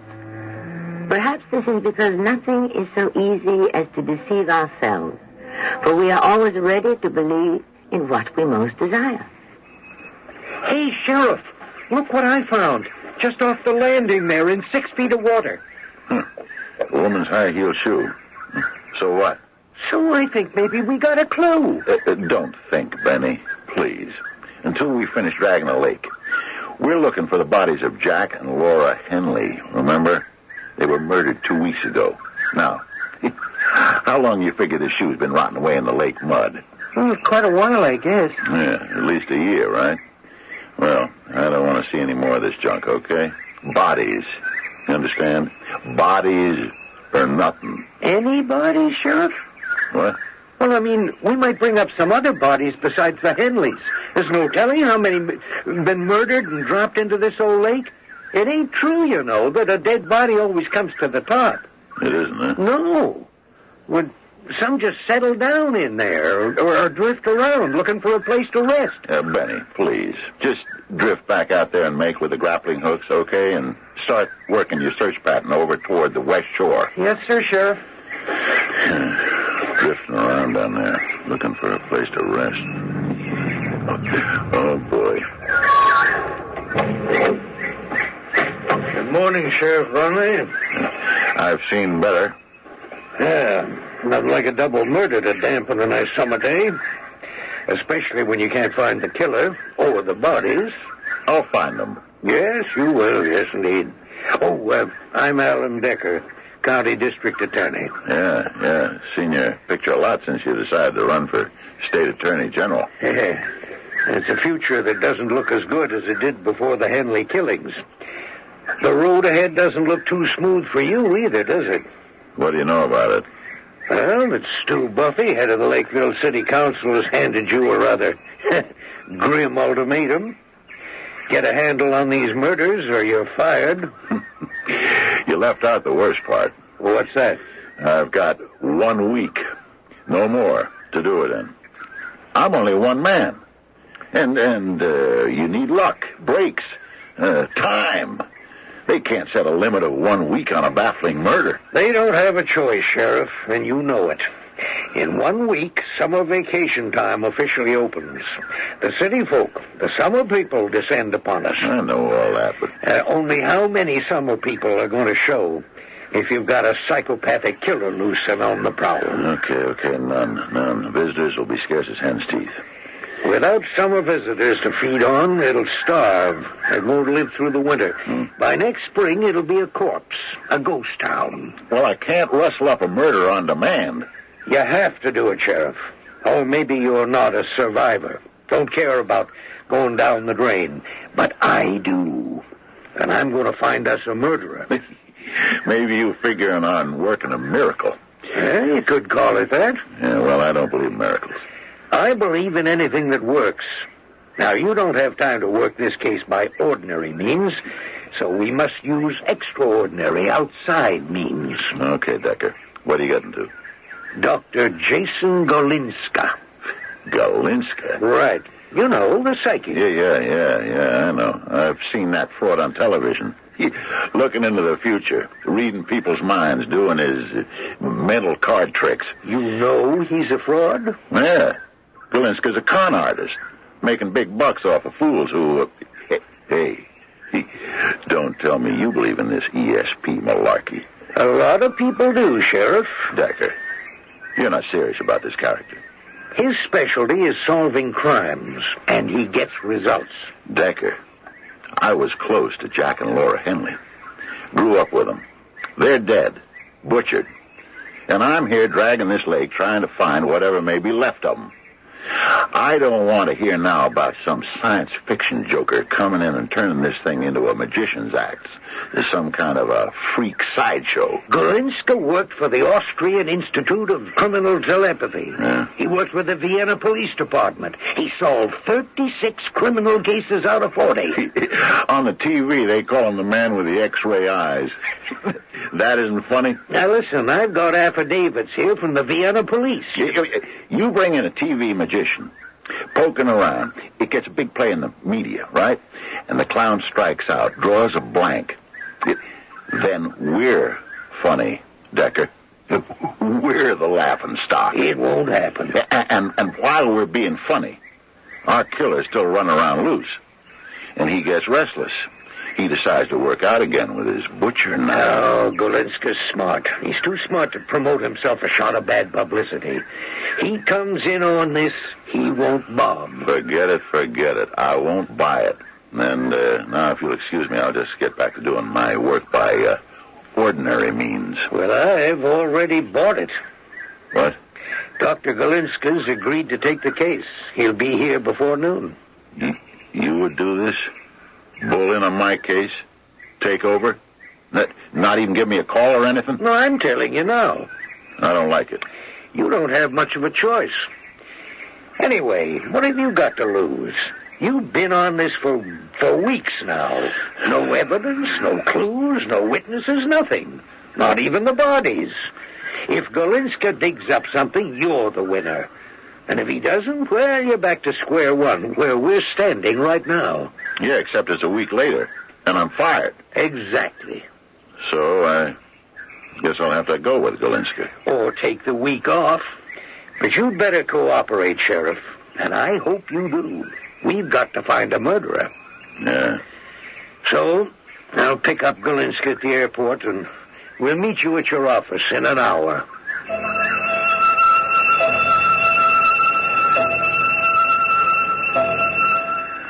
Please, Sheriff, you will excuse not shaking the hand. Nothing personal. No, of course not, Dr. Golinska. A psychic allergy, you might say.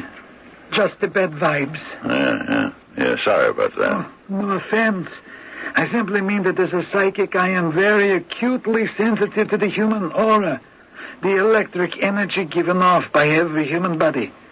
Direct physical contact can short-circuit my telepathic channels of communication. Well, whatever we can do to keep the channels clear. Right, Sheriff? Yeah, sure. Anything, Dr. Golinska. At your service. First, I would sit down. Yes, flying tires me. Oh, here, have this chair behind my desk. It's most comfortable. Thank you, Sheriff. Such a nice little town here. Lovely, gentle, relaxing. So quiet. Yeah. Well, Doctor, whatever you need to work with, anything you want to know about this case? Oh, but you have been involved, Sheriff. In contact. You are saturated with the aura, the force field, so to speak, of murder. You can sharpen focus. Why don't you just tell me briefly, pertinent facts? Sure. Well, the Henleys, Jack and Laura, were murdered 3 weeks ago, April 3rd, at 2 o'clock in the morning. That's when screams were heard coming from the Henley house. I went there. That's on the lake's north shore. Signs of a struggle in the kitchen and the bedroom. Jack had a bad flare-up of arthritis and had been unable to get out of bed for weeks. He was murdered there. His wife in the kitchen. No bodies, though. No trace of them. But he's positive it was murder because of the blood, right, Sheriff? That's right. And the wrecked furniture. But there was so much blood. I mean, no two people could lose that much blood and still be alive.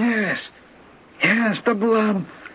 I am getting a mind flash. A red mist. I found the murder weapons. 2 blood-stained butcher knives. Blade of one was broken square off. But the fingerprints were all smeared out. No good. And that's it. No clues, no bodies, no witnesses. One of Pat Shriver's bloodhounds sniffed a trail down the lake. That's why I've been dragging it, but I haven't found anything. Do you have something that belonged to one of the Henleys? Perhaps an article of clothing? Yeah, I got a few items here. Here's one of Laura's house slippers. I used it for comparison with plaster casts of footprints from the murder scene. Splendid. Give it to me, please. It's all bloodstained. Much the better. Now, I go back to that night of April 3rd. Yes, I see it. What? I see the blood. Now, a face. Yes, I see. Long, black, curly hair, a very pale face, a sad, droopy mouth, pale blue eyes, almost white. It is the face of the murderer. Hey, wait a minute. That sounds like Stevie Harrison. He is your murderer. No way. Not Stevie. He couldn't kill anyone. Well, I've known Stevie since the day he was born. Yes, my dear Sheriff. But have you read the fellow's mind?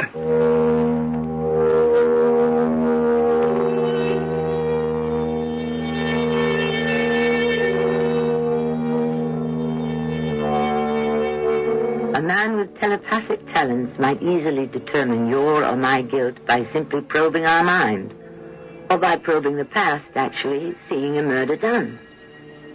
Seems so simple, so convenient, yes? But testimony from a psychic is not acceptable evidence in our courts of law.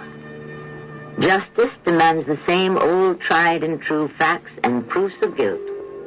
Perhaps in Act 2 we'll learn if Sheriff Bonley can, or will, find normal, down-to-earth proof to support the good doctor's paranormal vision.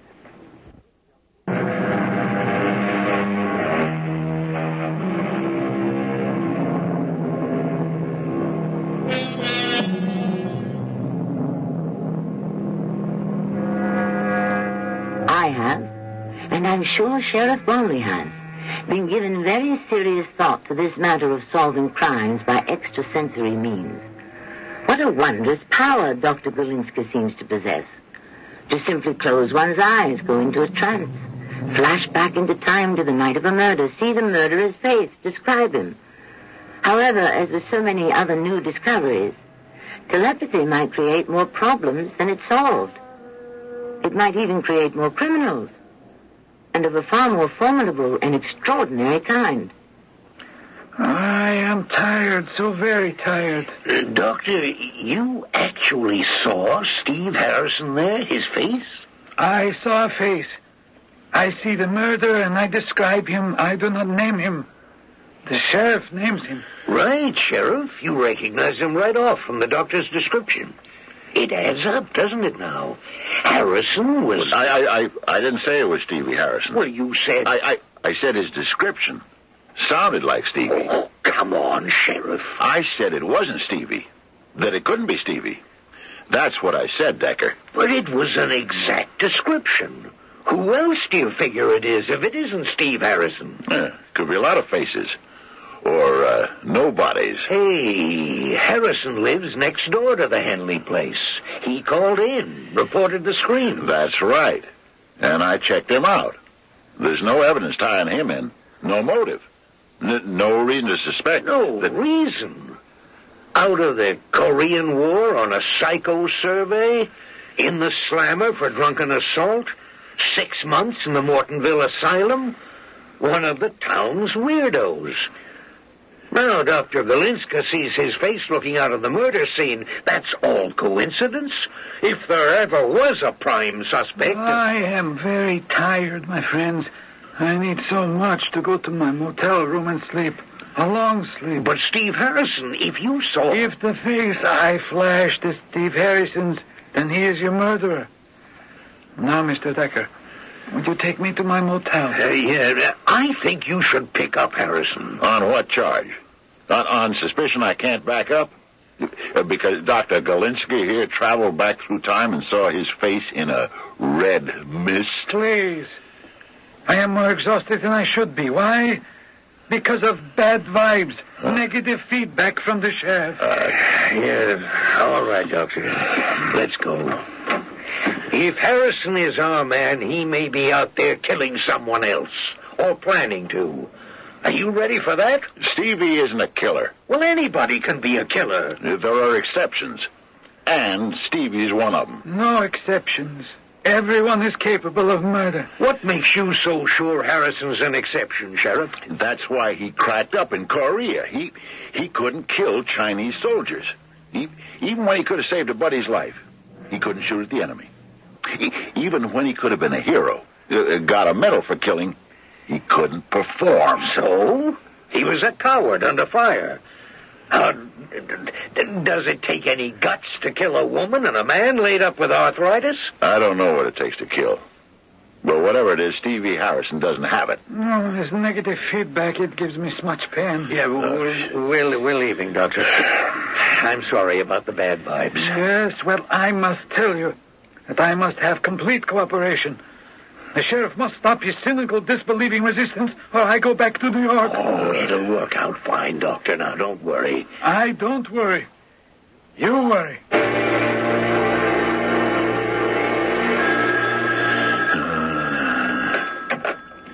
Sheriff Bonley speaking. Decker.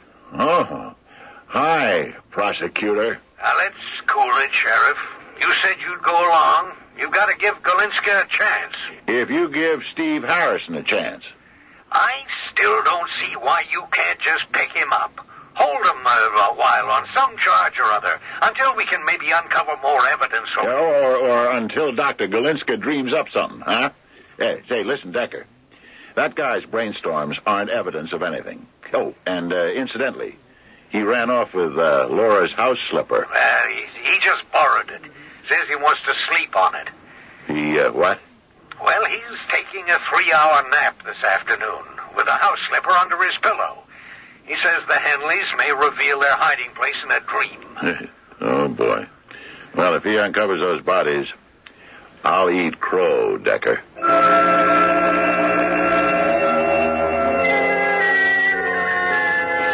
Hey, Stevie. Huh? Sit tight now. We have to do some talking. Oh, you want to talk? Is Bill Bonley my old friend, or Sheriff Bonley? Both, Stevie. Bill Bonley first. Well, then sit a while, Bill, and share a brew. Yeah. Haven't been down here under the old pier since we played hooky. Spent a free day fishing for mudcats. You caught a string of fish. Yeah. I caught poison ivy, remember? Yeah. I'm glad I remembered you saying this would be a good hiding place if we were ever in trouble. Boy, it'd take anybody who didn't know a month of Sundays to find you. Well, who else is looking? Nobody. Yet. What's that mean? It means first, you gotta get back home, Stevie. Anna's worried sick. Come on, we'll talk on the way. Oh, Anna's not worried. She gave up worrying about me. Gave me up, I don't blame her a little bit. Anna called my office. She seems real worried to me, Stevie. Pride. Pride. Anna puts up a front, but she doesn't care anymore. No, I'm getting out. I'm going to California someplace. I'm running out. Running's my style. I found that out in the mud of Yalu.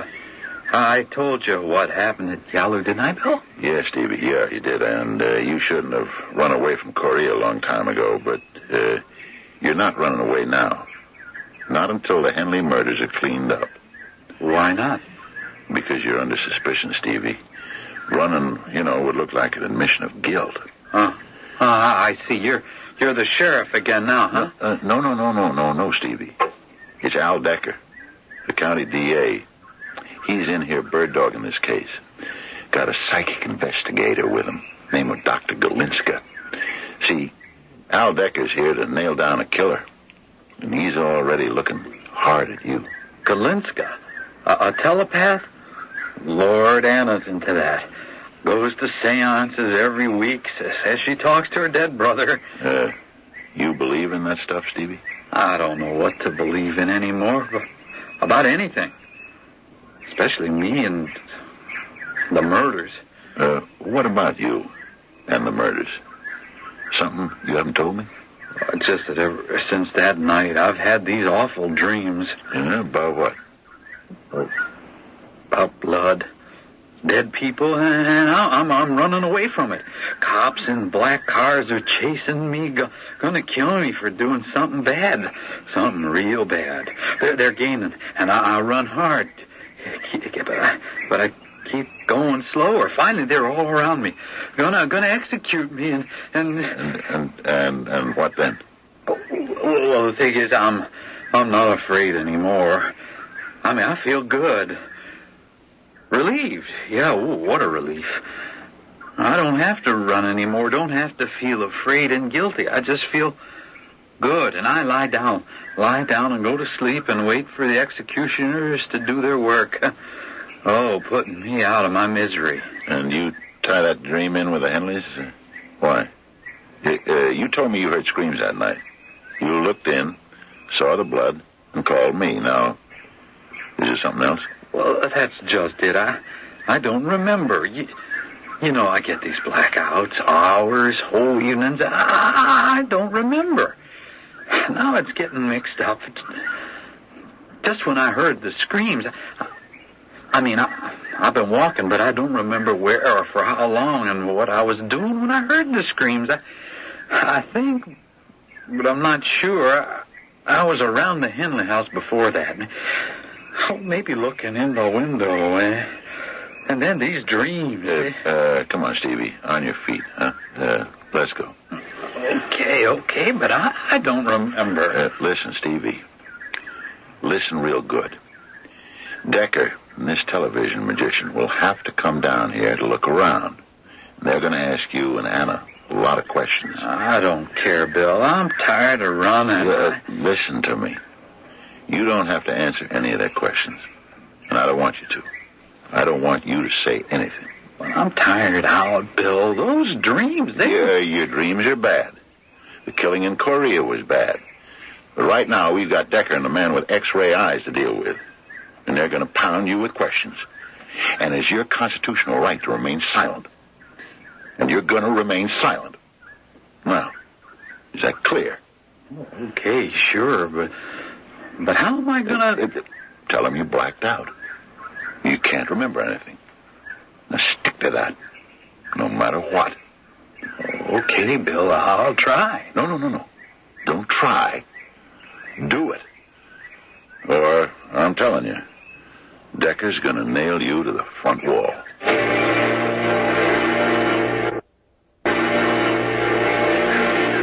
Hey, Sheriff, just in time. Yeah? For what, Decker?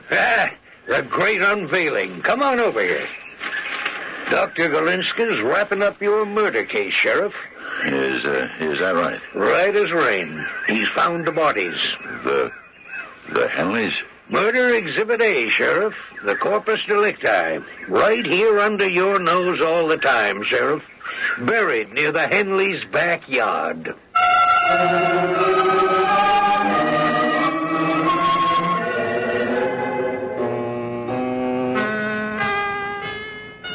Remarkable, yes?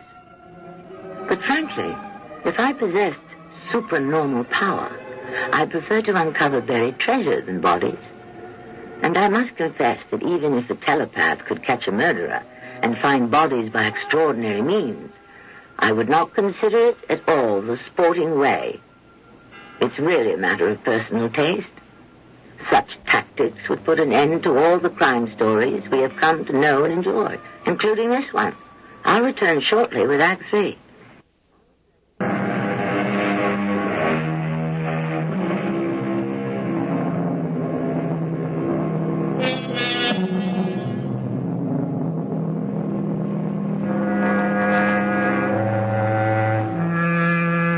An actor in films, on the television or on the stage, in opera and ballet, and even in home movies, is, we hope, entertaining.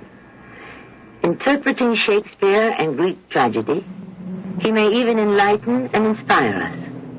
Masking and role-playing on Halloween and at Mardi Gras and at costume parties is an innocent and often romantic diversion. But when practiced in the real world for sinister purposes, it loses its innocence. Decided to keep an eye on Stevie Harrison, huh, Sheriff? Yeah. Anna was worried, Decker. I brought Stevie home. Well, we'll soon have something for him to look at. Just where does Dr. Phoney say the bodies are buried? Well, he hasn't said exactly, not yet. That's why he's walking back and forth across the old garden patch. Hey, why are his arms stretched out of the way like a sleepwalker? He put himself in a trance and walking that crisscross pattern all over the place. Went clear down to the lake and back. Says he's getting close now. How did he figure it? Who knows? But he got plenty of positive vibes from Mrs. Harrison. Yeah? What'd he get out of Anna? I don't know. She turned out to be a psychic, too. Kalinska insisted on having a private seance with her in her house. Quite a session. Yeah, I'll bet. In psychic communion or whatever. For half an hour. Kalinska comes out of the house and runs over here all hyped up and sniffing like a bloodhound. Yeah. No, he's still sniffing. He's narrowing the focus. Says he's honing in. Well, he's flushed up another rabbit. That's par for a magic act. He keeps going back there along that old wooden fence and... Look, he's onto something. Huh? Come on. Here! They are here! Hey, Sheriff, you ready to eat that crow?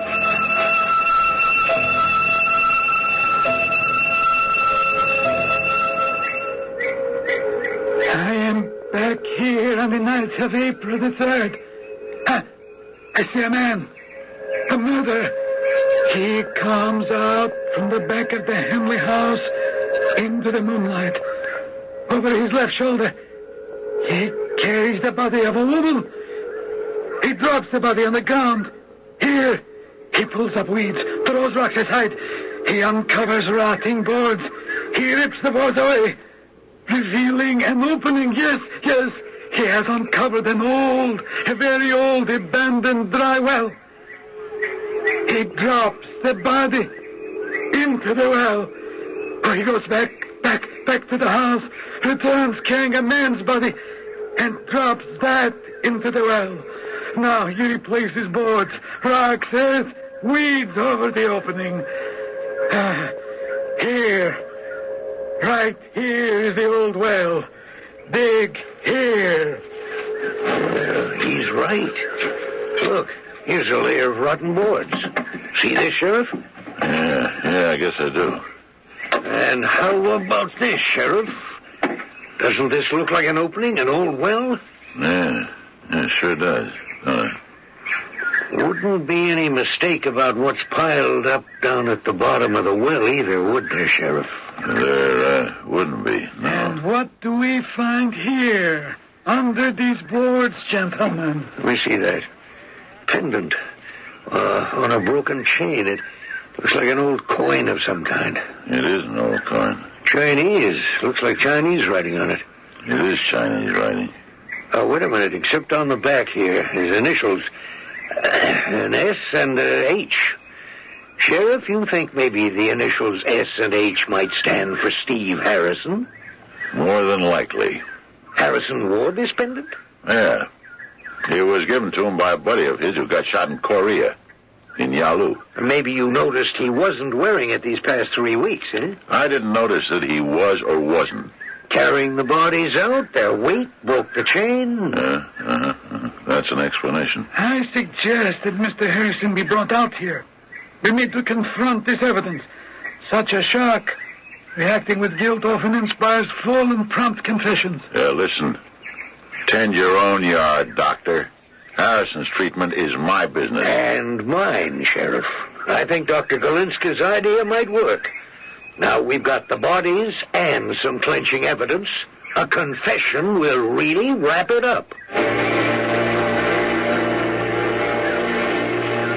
It's okay, Steve. You can look. We want you to look. Go ahead, Steve. Your observation may be very helpful to all of us. Why, that looks like Laura's face down there. And there's another face. You recognize that one, Steve? I think that's Jack. Yeah, Jack. What are they doing down there? Don't you remember how they got there, Steve? Why, no, I don't think so. Mm-hmm. Remember this, Steve? Sure I do. My old buddy Ollie used to wear that. We found it right here under these boards, Steve. Remember losing it here, Steve? I don't think so. I remember the chain breaking. Couldn't wear it anymore till I got it fixed, but You lost it here, Steve. You lost it that night when you brought Jack and Laura out here and dropped them down there. You say you found it here under the boards? That's right, Steve. Stevie, you don't have to answer him. You don't have to say anything. Well, why not? They found Ollie's present here. I'd like to remember. Did you have a blackout that night when Jack and Laura were murdered and brought out here and hidden down there in the well? Part of the time, yeah.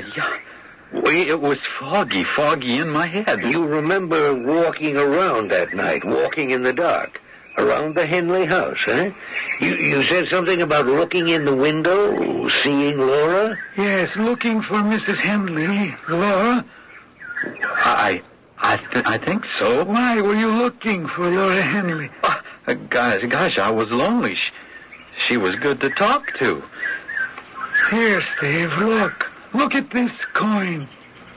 Keep looking at it and you will remember. Watch it. Spin. And spin in the light. Watch it. And relax. And think of that night. Carrying a heavy burden in the night. You want to get rid of it. And rest. And be able to sleep. Is that not so? Yeah, I'm tired. I'm tired, all right. Now you're looking in the window, Steve. You see Laura in there, in the kitchen. You're excited seeing her. You want her, don't you? You wanted Laura for a long time, haven't you? Sometimes, yeah, I guess so. Mostly I wanted her to be my friend. She was pretty, wasn't she? She excited you and you wanted more than friendship, didn't you, Steve? You went in, but something went wrong and Laura began to scream. You tried to shut her up, but she kept screaming, and she fought back at you. You had to do something to stop her screaming. You were afraid, and you saw the butcher knife. Yeah, I remember a knife. You will feel so good, so relieved when you tell us the truth. How you killed them. Tell us, then you can rest, sleep in peace. No more nightmares, no more fear and loneliness. You will be free. Steve Harrison, I sentence you to life imprisonment in the Canesville State Penitentiary.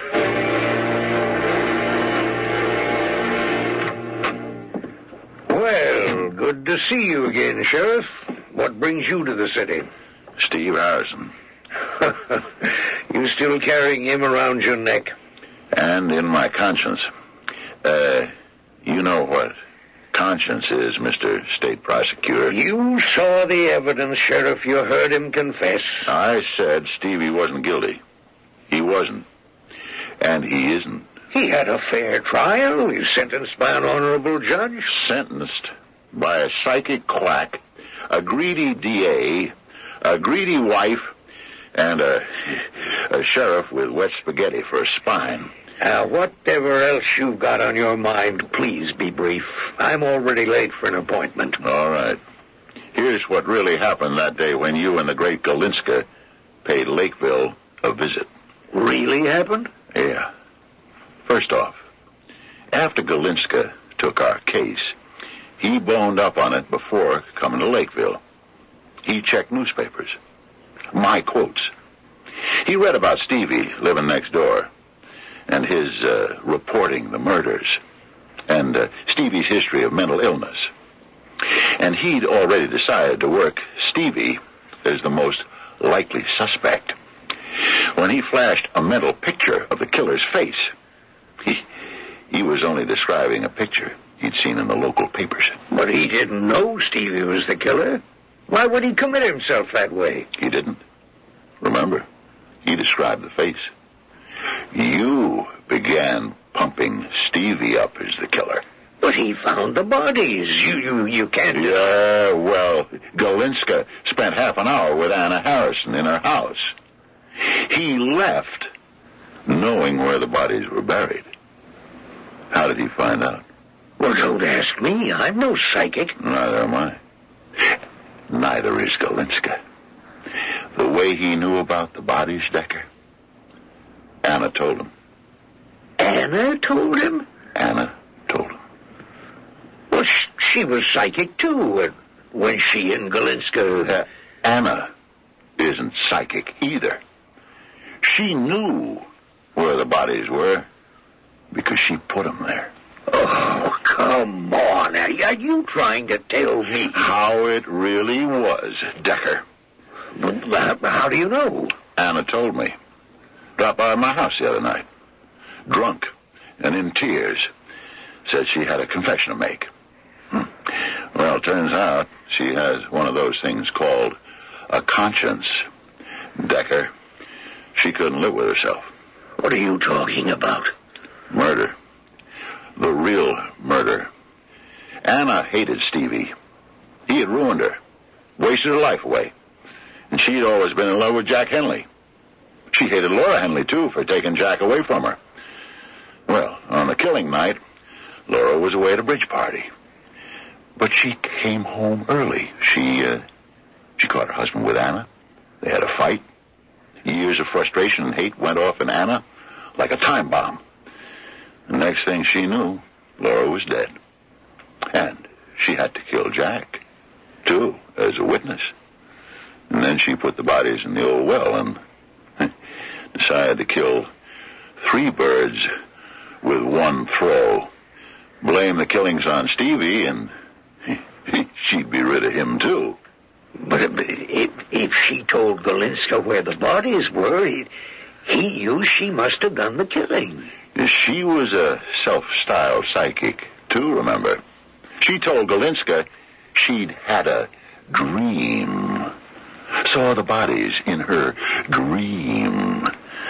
Well, whether Galinska believed that or not, he knew Stevie was still a better mark than Anna. So what about Stevie's pendant? Chain broke a week before. Stevie left the pendant in the house. Galinska saw it when he was in there having his talk with Anna. Palming off that pendant was no problem for a magician. Here's Anna's confession, Decker. All typed up neat. There, on the bottom, her signature.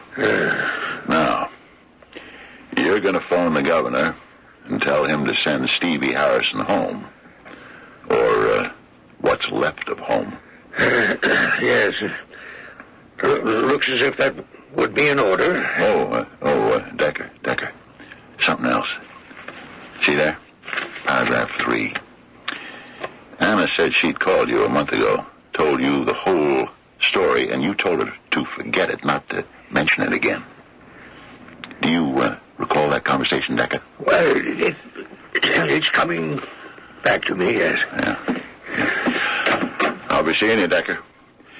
Say, listen, come on up to Lakeville sometime. Why? The town needs a dog catcher. And we aren't too finicky about who does that kind of work.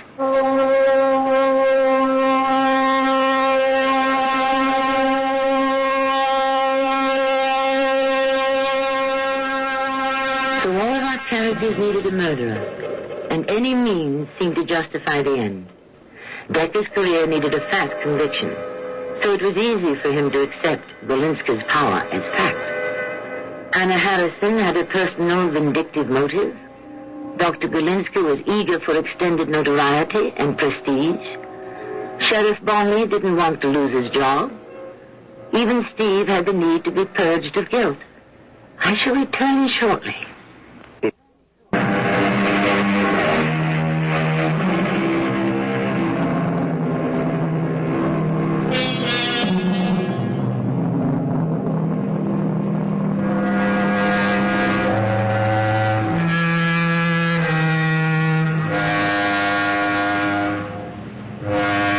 Flawed creations. We love, but we hate.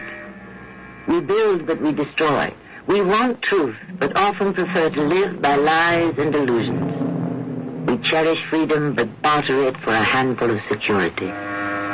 In short, we are ambivalent, even tragic, creatures, lonely, frightened, guilty. Yet despite all this, we can hear the call of conscience. We can still be heroes. Is not this eternal conflict the core of being human? And isn't it the stuff of high drama?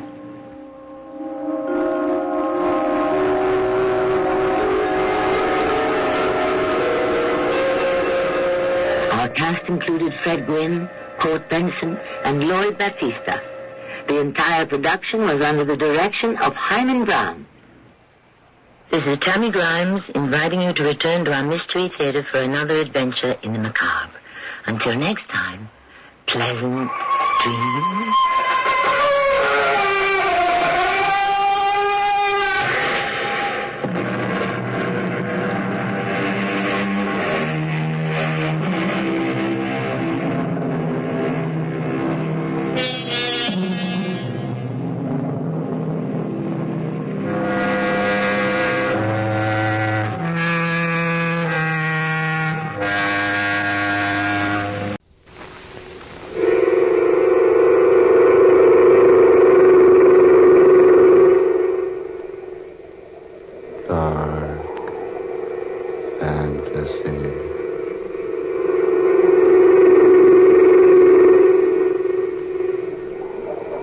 Dead hands reaching.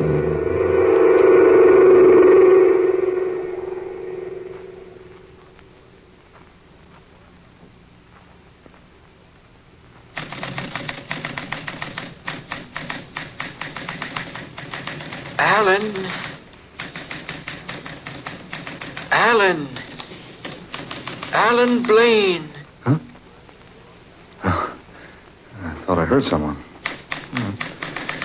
Listen to me, Alan. Someone did speak. I spoke to you, Alan. Who's that? Don't be alarmed. There's no one here. No one in this office but myself. I am here. Am I losing my mind? No, there's no one. Listen to me, Alan. I hear you, but where are you? I am here, but you can't see me. Who are you? Listen to me, Alan. Yes? How much money are you making? Not much. How much? $25 a week. You're worth more. I know I am. Then why haven't you done something about it? Well, there are hundreds of men who could do my work. I can't afford to lose my job. You won't lose your job, but you will get a better one. What do you mean? Go talk to your employer today, Alan. Today, you hear? Yes. There's a position open. Assistant manager? Exactly. That's too big a position for me. You're capable of handling it. Go in. Ask for it. Ask for job of assistant manager? Yes. You'll never get it unless you ask for it. Look here, who are you? Where are you? You cannot see me, Alan. Because I am not of your world. Are you some devil? Some evil spirit? I assure you, I am not. Then why don't you show yourself to me? I am not permitted to do that. Be thankful that I am able to advise you. Why do you advise me? Because there is much I can do for you. I don't understand. Your voice. Out of nowhere. That must not worry you, Alan. Do as I say. Go now. Ask for assistant managership. Go, Alan. Ask for it now. Wait. Don't wait, Alan. Wait, I want to talk to you some more. Don't wait until it's too late. I warn you. Come back. Come back. Look here. What's all the commotion about? Sit down, Mrs. Evans. What? I said sit down, ma'am. Here, I have something to talk to you about. I want to know what the shouting out here was about. Oh, never mind that, Mrs. Evans.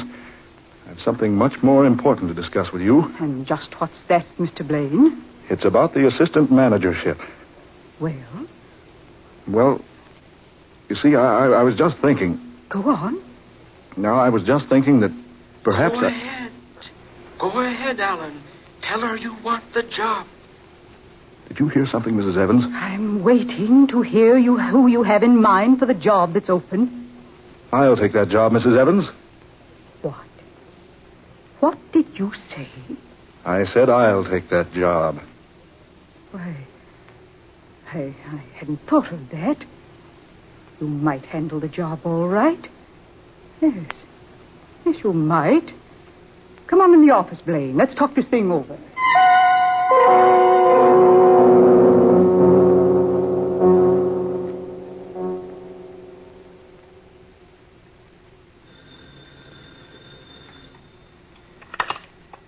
Assistant manager's office? Oh, Judith, darling. How are you? Hey, you coming down to see my new office?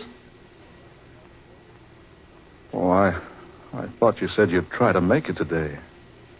Well, I've had my new job for 2 weeks now, and All right, dear. Yes. Goodbye. I can't understand Judith lately. Seems like she's avoiding me. Don't trust her, Alan. You again. Don't trust her, Alan. Don't trust her. What? Don't trust her. Don't trust her, Alan. I warn you, she's not to be trusted.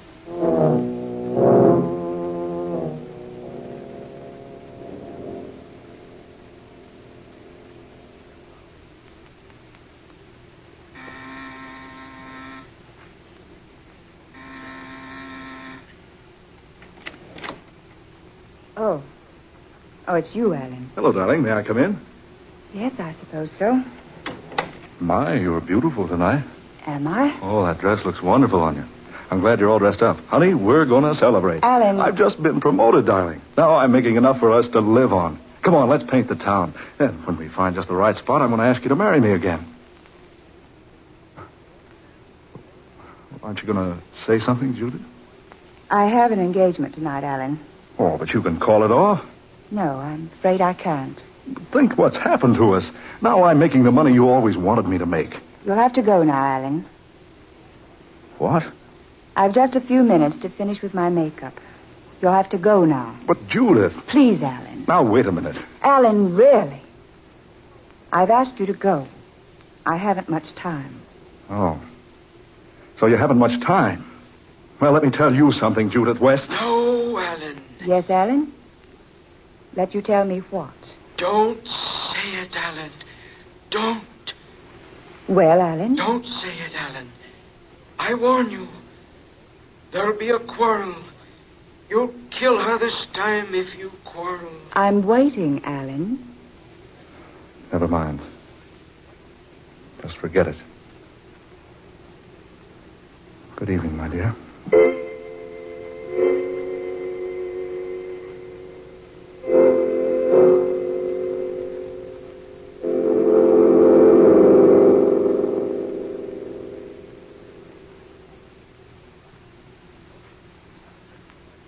Alan, perhaps I should have told you last night. I didn't, so I'm writing to you now. You have made quite a fool of yourself over me for some time now.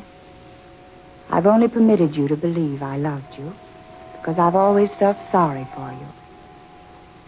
Now you're successful, and so I write you the truth. I'm being married tomorrow to a man from South America. I've never loved you. I know that I never can. And so I'm writing to tell you.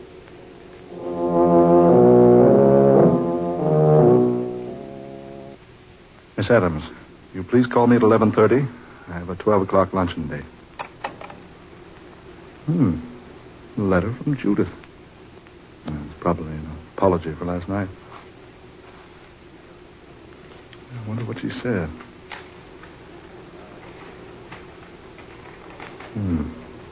Alan, perhaps I should have told you. Writing to you now. Quite a fool of yourself. Always felt sorry for you. Being married tomorrow. I have never loved you. Never loved me. Oh, she can't mean that. Yet she wrote it. Yes, she wrote it. Oh, so she's been playing ball with me all these years. Felt sorry for me, did she? Sorry. Well, I'll make her sorry. I'll show her. I'll kill her. No, Alan. Yes, I'll kill her. Don't go to her, Alan. I'll show her. I'll show her she can't toss me off like an old glove. Put that gun back, Alan. No. Put it back in the drawer, I say. No. I warn you, you'll be sorry if you don't put the gun away and calm yourself. I won't, and you can't stop me. No, I can't stop you. Nothing can stop me. Nobody. Not now. Oh, so she feels sorry for me. Well, I wonder if she'll feel sorry for herself with a bullet in her cheating heart.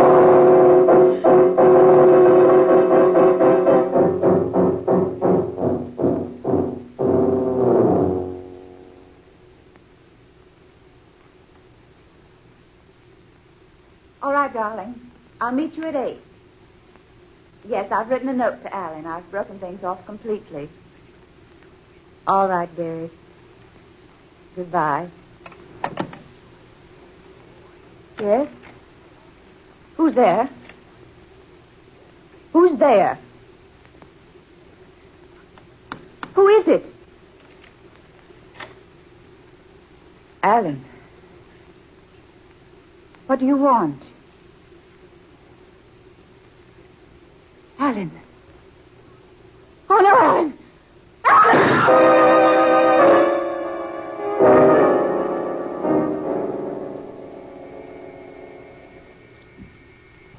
Alan. Alan, listen to me. Go sober yourself up, Alan. Oh, go away. You've lost your job. Spent all your money. This is no way out. Leave me alone. I want to help you. Help me. Why didn't you leave me alone to begin with? I warned you not to go to her apartment. You're a murderer now, Alan. You're wanted by the police. Oh, go away. Go away. You should have listened to me. I was trying to guide you. Leave me alone. Oh, leave me alone. I know what you're thinking. You're tired. The spirits aren't enough for you now. You want something else. Yes. Don't do it, Alan. Stay away from it. No. I'm not listening to you anymore. I'm not listening. Do you hear me? Go away. I'm not listening to a thing you say.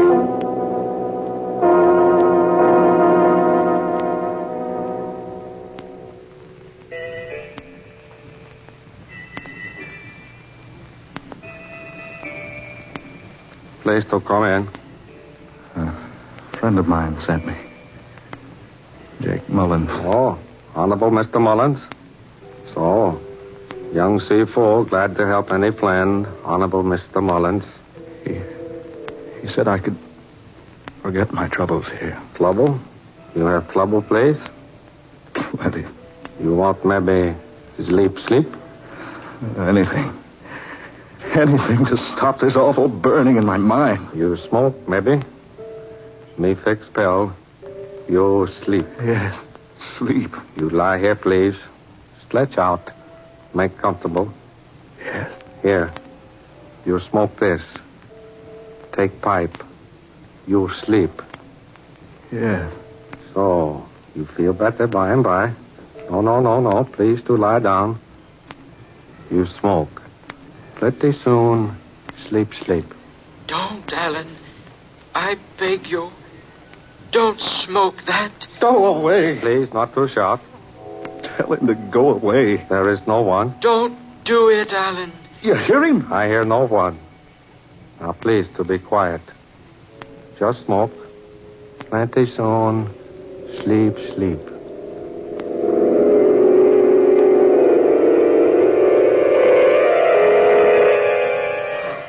It's too late now, Alan.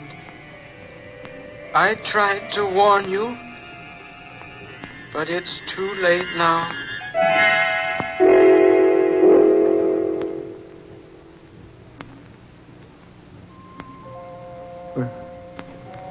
Where am I? So strange. Quiet. Peaceful. What's this? Book. Old. Rotting. Why, a diary. Aaron Blaine. That was my great-grandfather's name. This was his diary. Where am I? Seems like a cave. Yes, it is a cave. My clothes. So neat and so clean. Yesterday, yes, even today, I was almost ragged. I remember, too, I was tired. Worn. Now I feel refreshed. How did I get here in this cave? That light. From a fire. I can read the book by the fire. Yes. We are now in the midst of a dreadful civil war. I fear everything I own is lost. I have only managed to save my gold. Gold. I figure its value at more than $80,000.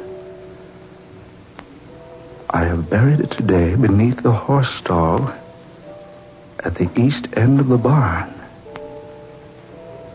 It will never be found there. Gold.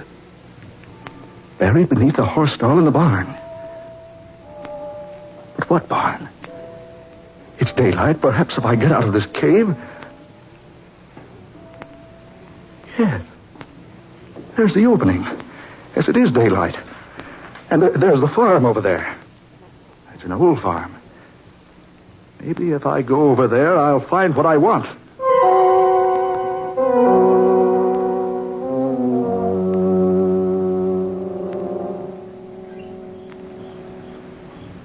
You say this farm did belong to old Aaron Blaine. That's right, boss man. About the time of the Civil War was, I reckon my pappy done worked for him. Who owns the place now? I reckon Uncle Sam do now, boss man. I pays the taxes when I can, and they lets me live here. Got myself a horse out there in the barn, yeah. Good old racing horse he is, and that barn about to fall down. Yeah, I see it is. Yeah, well, over this way, boss man.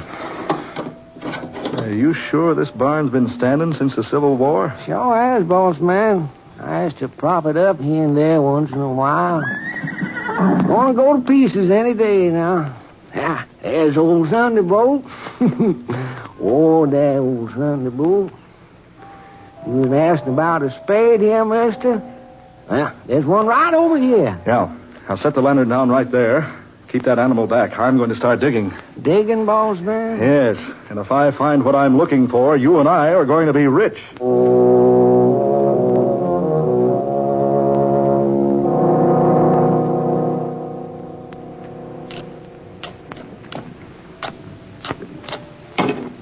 There it is. Lord have mercy, boss man. Something buried there? Yeah, a metal box. Come on, help me get it out of there. Okay, boss man. Did you get a hold of that corner? I think so. The pull's hard enough. Right. There. Good work. Heavy. Yeah, got a lock on it. You'll fix that. Golly, it's heavy. Ah, there we are. Lord have mercy, boss man. Look at that gold. Yeah, gold. $80,000 worth of gold. What's that?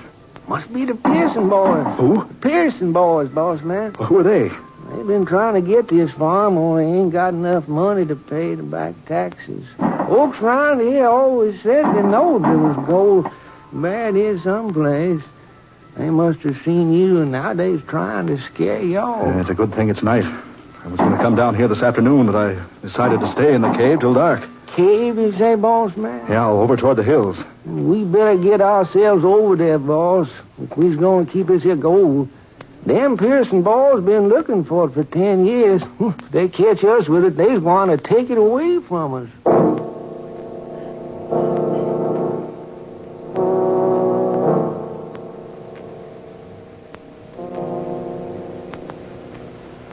Boss, I reckon I can't stay here much longer. We've got to stay here. I was hungry. And so am I. We can't leave this cave until those murdering thieves out there go away. Boss, we done been here 2 nights and a day. They've gone now, Alan. You again? Who, boss, me? It's safe now, Alan. Boss man, what you looking so funny about? You look like you done heard a spook or something talking. You can go out now, Alan. They've gone away. Come along, Sam. Are we going to leave here, boss man? Yeah. Help me carry this box. How come you to change your mind? I didn't. It was changed for me. Come along. Careful there. Sure will be good to wrap this old boy around a good thick old steak or maybe a fat old chicken. Now, easy now. Careful. Let's scout around behind this tall grass. All right, boss man. Now, you all watch your step out here. There's lots of snakes over here. Snakes? Yes, sir. Big ones, too, boss man, and poison. Now, come on. Over this way. Wait a minute. Huh? Look. Over there. Lordy, boss man, that's an old grave. Yeah, come on. Good Lord. Look. Boss man, looky over there. A bony, fleshless hand. Reaching up out of the grave. Boss man, how come that a hand over there? Whoever that was, they buried him alive. Come on, boss man. I don't feel none too comfortable around here. Now, wait a minute. Something scratched into this tombstone. I can't quite make out what it says. Yeah, that's better. What does it say, boss? I can't read. It says, Aaron Blaine. Aaron Blaine. Died August 16th, 1861. August 16, 1861. My great-grandfather buried alive. Lord of mercy, your grandpappy? I didn't die then. I was only unconscious from exhaustion. They thought I was dead, so they brought me here. Where are you? I brought you here to show you this. How did I get here? The opium removed the spirit from your body. I brought it here. No, take me back. You can never return. Yes, take me back. Yeah, I have the gold now. I'll be rich. No. Yes, take me back. Take me back, I say. Boss man, look at that there snake. No. Run, boss man. He done bit you, I tell you. Poison. Been poisoned by that snake. I can't. Help me. Help me. I can't get No, Alan. I warned you. Now, you'll never get back.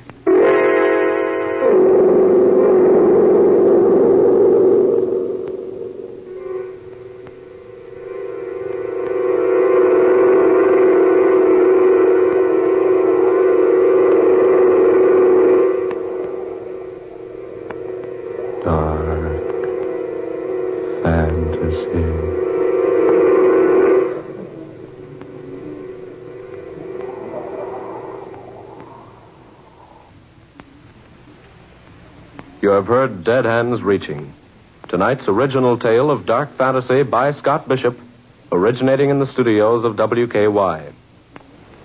The picturization story of Dead Hands Reaching appears in the May 16th issue of Movie Radio Guide. Ben Morris was heard as Alan Blaine. Eleanor Naylor Corrin played Judith West. Muir Height was Young Si Fu.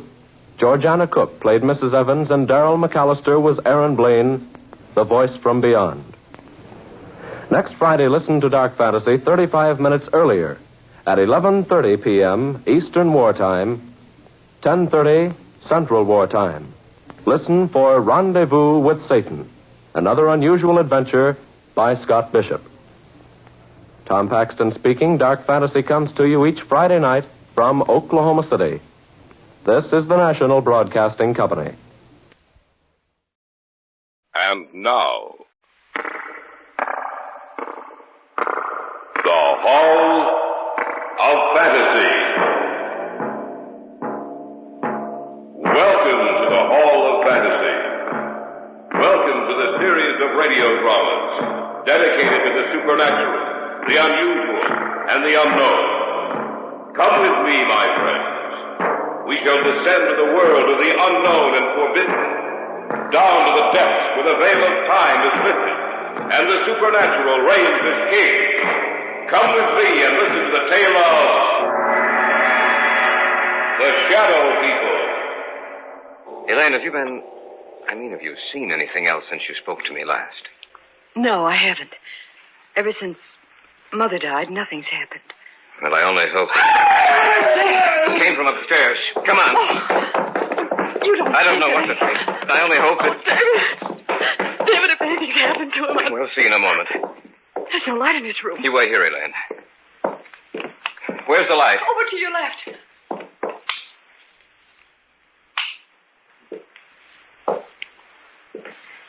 David, what's wrong? Why didn't you leave the light on? Your father's dead, Elaine.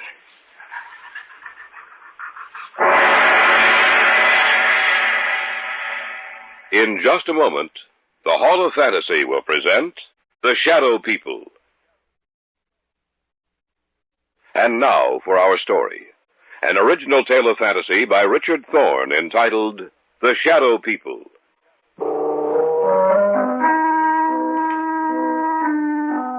Somewhere along the line of your life, you've met them. You have come in contact with the Shadow People. When did we first discuss it? Oh, yes, Brian and Elaine and I. It was in my apartment. There was only one light on in the entire place. What's wrong? Elaine, what's the matter? Oh, it's silly, I know, but I thought I saw something in that doorway over there. Where? Over there, right over there. Where are you going, David? Over to that archway, just to let you know that nothing's here. Huh. You see, Elaine, nothing's wrong, nothing at all. Are you satisfied that there's no one else here but us? Yes, I'm sorry. I just thought that Leave the overhead lights on. I'm sorry. I thought that... Put them back on, David, please. All right, Elaine. Look, what's bothering you, sis? I don't know. It's just that... I don't know. Tell us about it, Elaine. Tell us what's bothering you. You promise that you won't laugh at me? Of course not. Brian? Oh, Elaine, I'm your brother. If something's troubling you, I'd like to know about it. All right, then. The reason I was so upset was the fact that I saw someone or something standing in that archway. But, Elaine, David showed you that there was no one else in here. When the lights were put on, you saw for yourself that we were alone. I'm not talking about something you You can see in the light, Brian. I'm not talking about a human being. Then what's it all about, Elaine?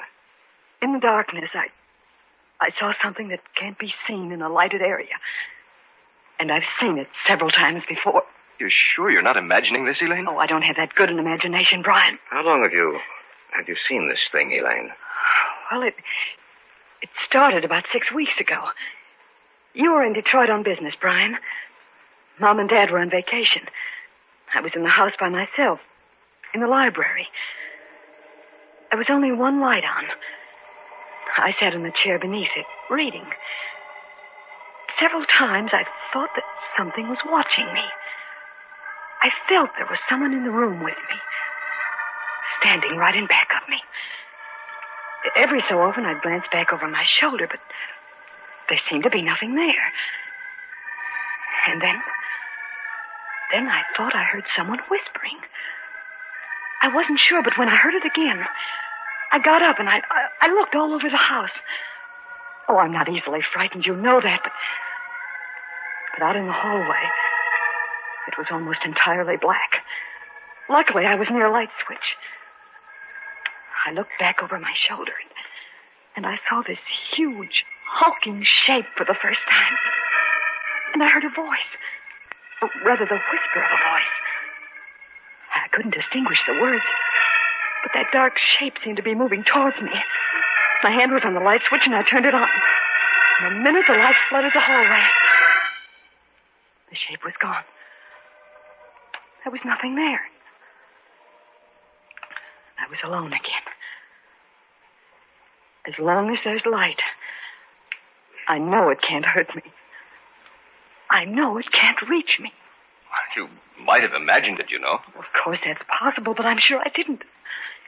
It was so real. So real, that shape in the darkness. It was the very essence of evil itself.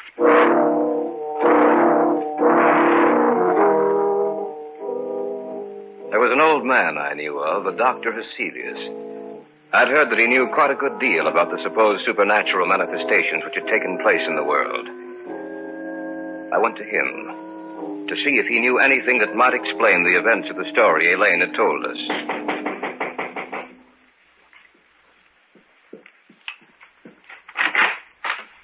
Yes, my good sir. What do you wish?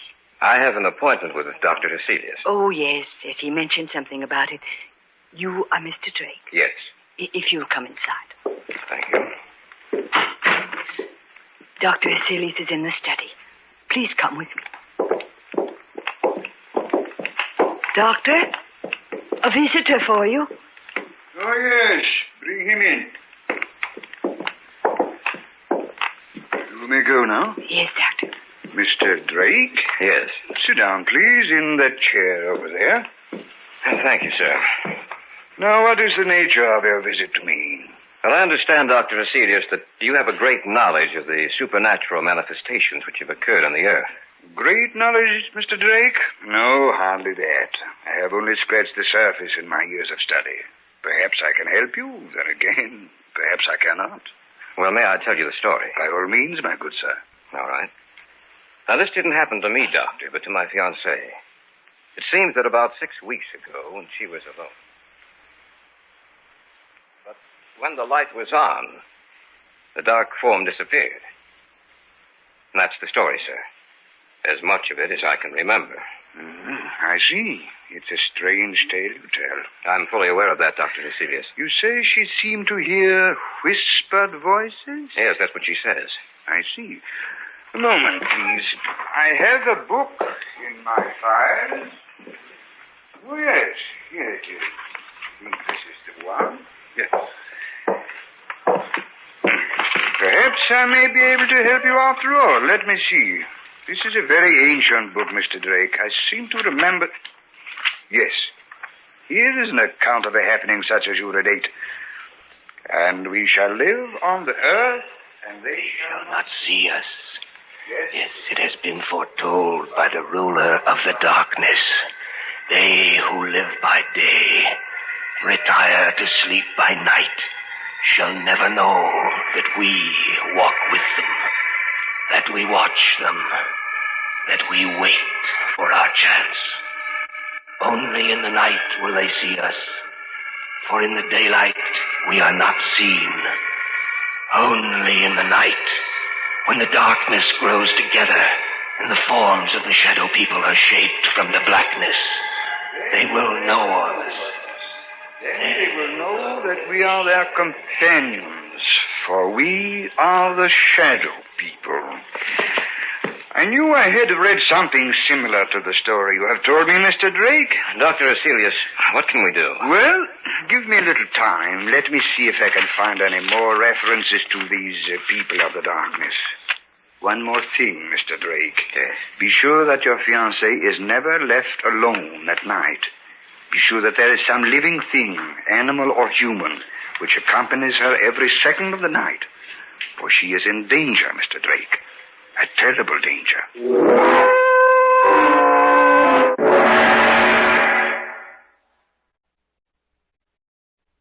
Back now to our story. An original tale of fantasy by Richard Thorne entitled The Shadow People.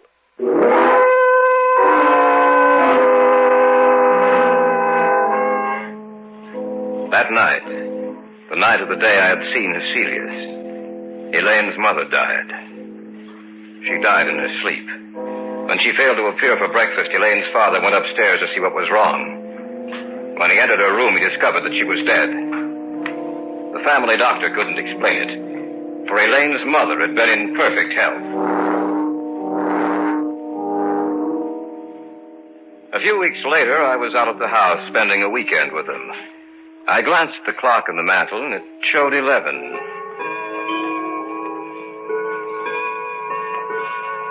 I can't understand why Brian hasn't returned from town. Well, he said he had some extra work to catch up on. He told me this morning that he might be late. Well, 11 o'clock, I'm going upstairs. Glad you came out, David. It's good seeing you again. It's a pleasure to be here, sir. Well, don't stay up too late. See you both in the morning. All right. Night, Dad. Good night, Mr. Davis. He isn't the same, David. Ever since Mother died, he hasn't been the same. I didn't realize that until tonight. He's changed. I only hope that he'll start living again. Ever since she died, it seems that a part of him died with her. Elaine, have you seen anything else since you spoke to me last? No, I haven't. Ever since Mother died, nothing's happened. Well, I only hope. Came from upstairs. Come on. You don't think... I don't know what to think. I only hope that... David, if anything's happened to it... We'll see in a moment. There's no light in his room. You wait here, Elaine. Where's the light? Over to your left.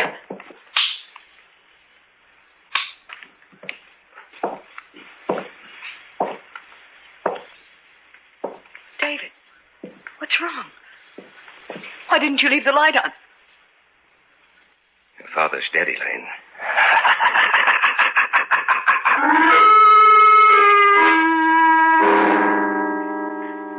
I had walked into the darkened bedroom. On the bed was Elaine's father. It didn't take a second look for me to know that he was dead.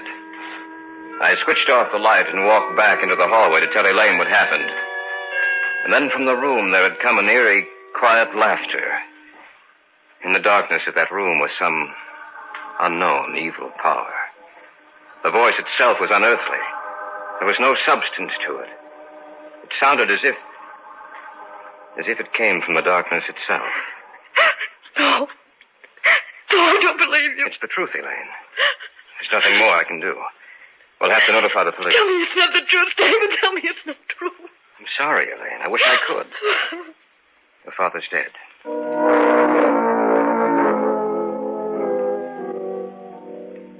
After the burial, Dr. Aselius got in touch with me. He said that he wanted to meet both Elaine and Brian, that he wanted to talk to the three of us. Accordingly, a few nights later, he came out to their house. Miss Davis, will you tell me just when you saw the first manifestation? The night Brian was in Detroit. Now, Miss Davis, you have even seen this apparition in the company of other people, is that correct?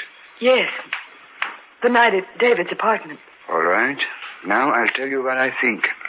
You are in deadly danger, Miss Davis. These beings want to claim you.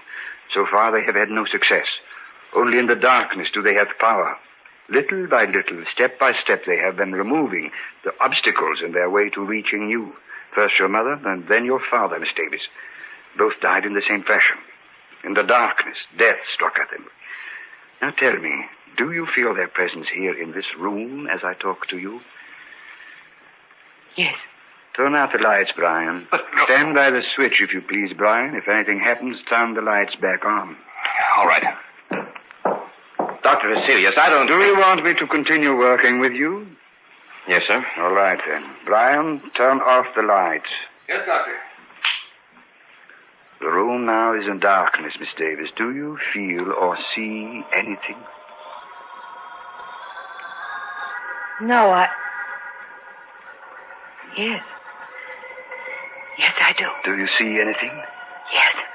Doctor, I don't... Be quiet, you fool. I know what I'm doing. In front of me. The darkness gathering together into a huge, terrible... Not only do you see us, Miss Davis, but everyone else in the room also will see the vague shapes forming themselves in the blackness. We do not want you, Dr. Heselius. The girl we want. We advise you to drop this case.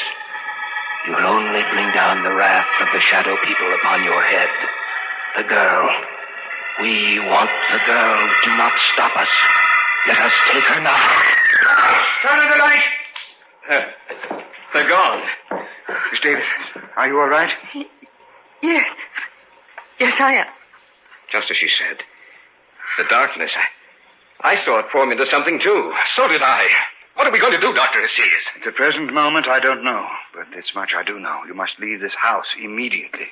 You must try to get out of their reach. I don't know if that is possible. I hope it is. I shall have to return to my home. I must learn if there is some manner by which we can defeat these creatures. For the moment, leave this house. Dispose of it in any manner you may see fit, but leave this house.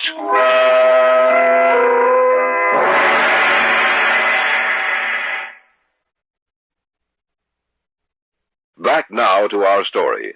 An original tale of fantasy by Richard Thorne entitled The Shadow People.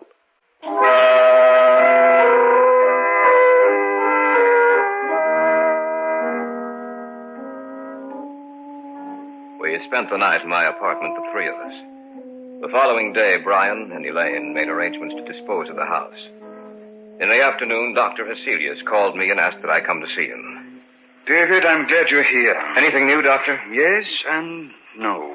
You realize, of course, that this spiritual manifestation is not new, that it has gone on for centuries. No, I wasn't aware of that. It's true, David. De Maupassant wrote what was supposedly a fiction story about the manifestation, David. He called it the Orla. However, according to the information here on my desk, it was taken from an actual case history. Of course, he embroidered the story, added a few touches to something he didn't realize actually existed. But have you found anything with which we can fight them? Everything depends upon an answer I received from a colleague of mine in Paris, Dr. Henri Renaud. I dispatched a telegram to him last night. Why hasn't he answered by now? There are certain things that must be done. It will take a few days, I'm afraid. We have to wait, David. There's nothing else we can do.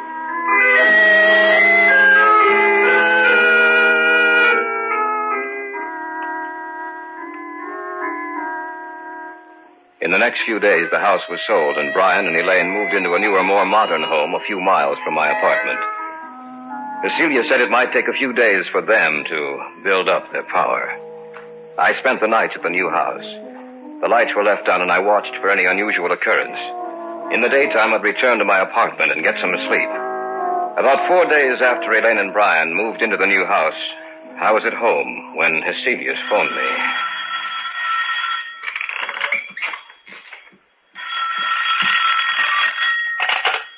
Hello? David? Yes, Dr. Heselius? I hate to tell you this, David. What's the matter? What's wrong? They were a step ahead of me, David. I just received word that Renaud died or was killed. At the very moment I sent the telegram to him.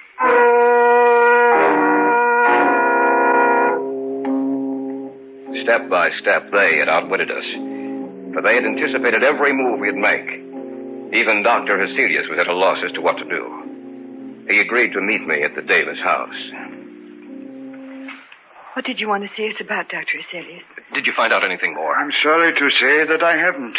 At the moment, I'm at a complete loss. I don't know what to do. But what did you want to see us about this evening? Merely to check, to see if anything else has happened. Miss Davis, have you seen or heard anything? Not in the house, only in my dreams. Your dreams? Yes. When I go to sleep at night, in my dreams, in the darkness, I see them. And it's grown worse, much worse. I was hoping that it would not have progressed so far. There has been no disturbance in this house, but now they disturb your sleep, Miss Davis. Now, you must stay awake for as long as you can. I want the three of you to move into my house. Perhaps that will give you more protection.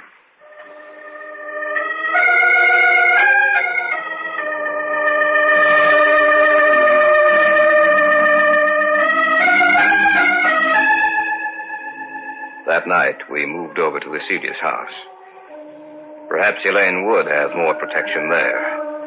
From there, we might be able to devise some plan of action, some way to beat those beings. For a few days, things were quiet. The shadow people seemed to have withdrawn. For a while, I thought that we might have succeeded in thwarting their purpose. Elaine no longer complained of troubled sleep.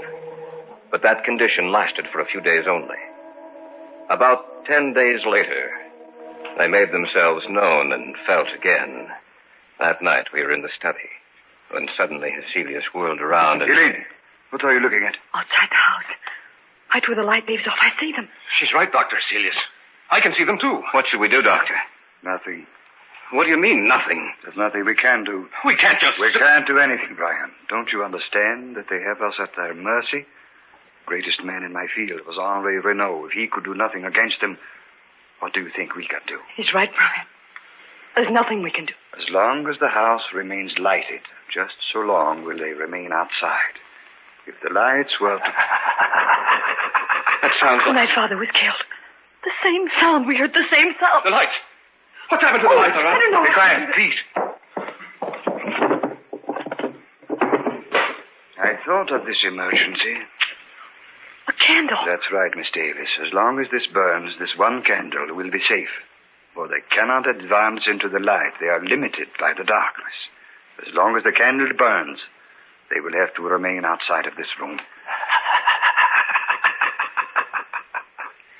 Around you, in every room of the house, in the darkness outside, we are around you. This time you shall not escape. This time we will claim you. Take it easy, Brian. I can't stand it. I'm getting out of here. Brian, come back. Don't be a fool. I'm going after him. Stay here. We just can't let him He go. won't have a chance. I doubt it. Miss Davis, I'm afraid that your brother is dead.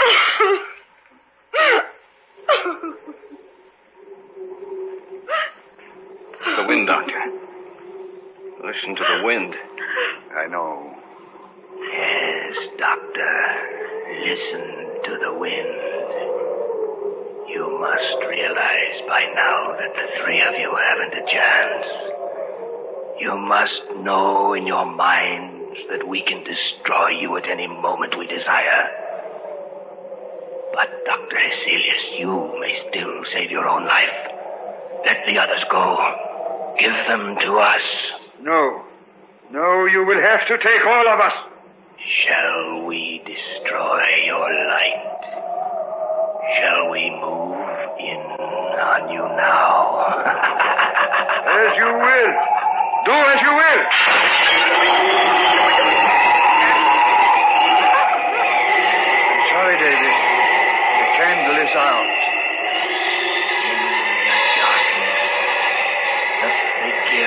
In the darkness.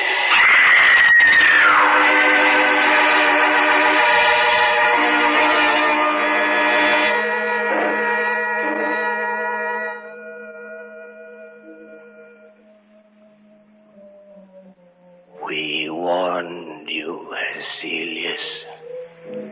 You and the others are dead now, and we shall live on the earth. and man in the day shall not see us. They will know that we wait for our chance, that we walk with them. Only in the night, when the darkness grows together, and the forms of the shadow people are shaped from the blackness, will they see us. Then they will know that we are their companions. Look next to you, there in the shadows.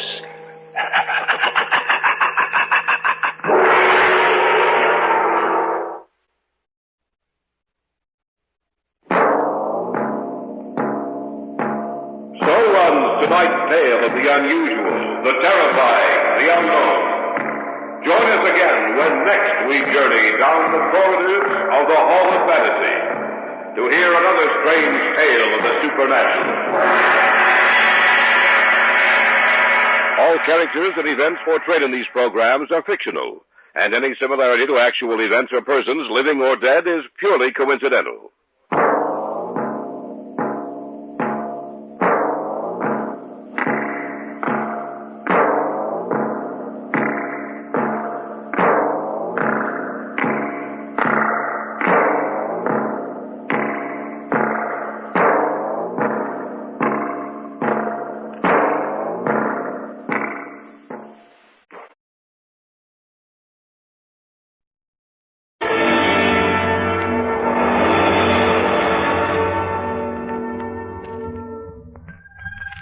Good evening, Creed, and welcome to the Mystery Playhouse.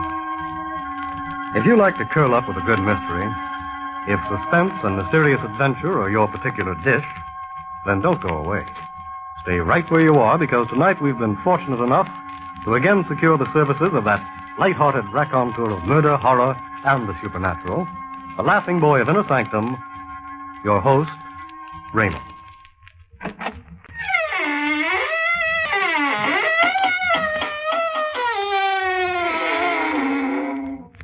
Good evening, friends of the Inner Sanctum. Welcome once again through the squeaking door. So brave of you to drop in. You know, I do like to have a body around. It keeps me in good spirits. What's that? Oh, you feel warm. Well, now, that may be the fault of the chairs. You see, we've been redecorating, and the chairs you're sitting in are hot seats. We bought them cheap from a firm that builds them for prisons. The convict didn't like them. Now, they complained that everyone who sits in those chairs gets absolutely burned alive. And now, friends, draw up those chairs we talked about earlier and listen to tonight's tale of terror, written especially for the Inner Sanctum by Michael Sklar. Our star tonight is Santos Ortega, who acts the role of Martin Wheeler in a blood-chilling story entitled, I Want to Report a Murder. Other women don't have to put up with such treatment. The way she carried on, you think I was Clark Gable. Believe me. Instead of a middle-aged bank cashier getting bald and a little pot-bellied. I'd never given her any reason to be jealous, not in 20 years of married life. She saw green every time I mentioned another woman. Every time I went out of the house. Like tonight. That was the reason the last time. You've always got a reason for going out and leaving me here alone. Now you've got to practice for the bank employees' bowling tournament. That's a likely story. It happens to be the truth, Margaret. Oh, I'm sure the team will be practicing over the bowling alleys. And I'm just as sure you won't be there. Where else would I be? Oh, now you needn't pretend, Martin. I know you've got a date with one of those women. I've told you 100 times I don't have any dates with any other women. And I'm sick and tired of your insane suspicions. Insane, are they? Yes, they are. I'll be home at 11 o'clock. You can wait up for me if you like. Good night. I went down to the car and began to drive to the bowling alleys. Margaret, always nagging at me. And suddenly, as the girl passed in front of the car, she slipped and fell to the ground. What happened? Are you all right? That hole in the street. I tripped. Let me help you to your feet. Oh, my foot. I must have sprained it. Can you walk? Well, I'll try. Oh, no. No, I can't put any weight on it. Oh, that's too bad. Look here, let me drive you home. Oh, I don't like to impose, but I... It's not an imposition. I'd consider it a pleasure.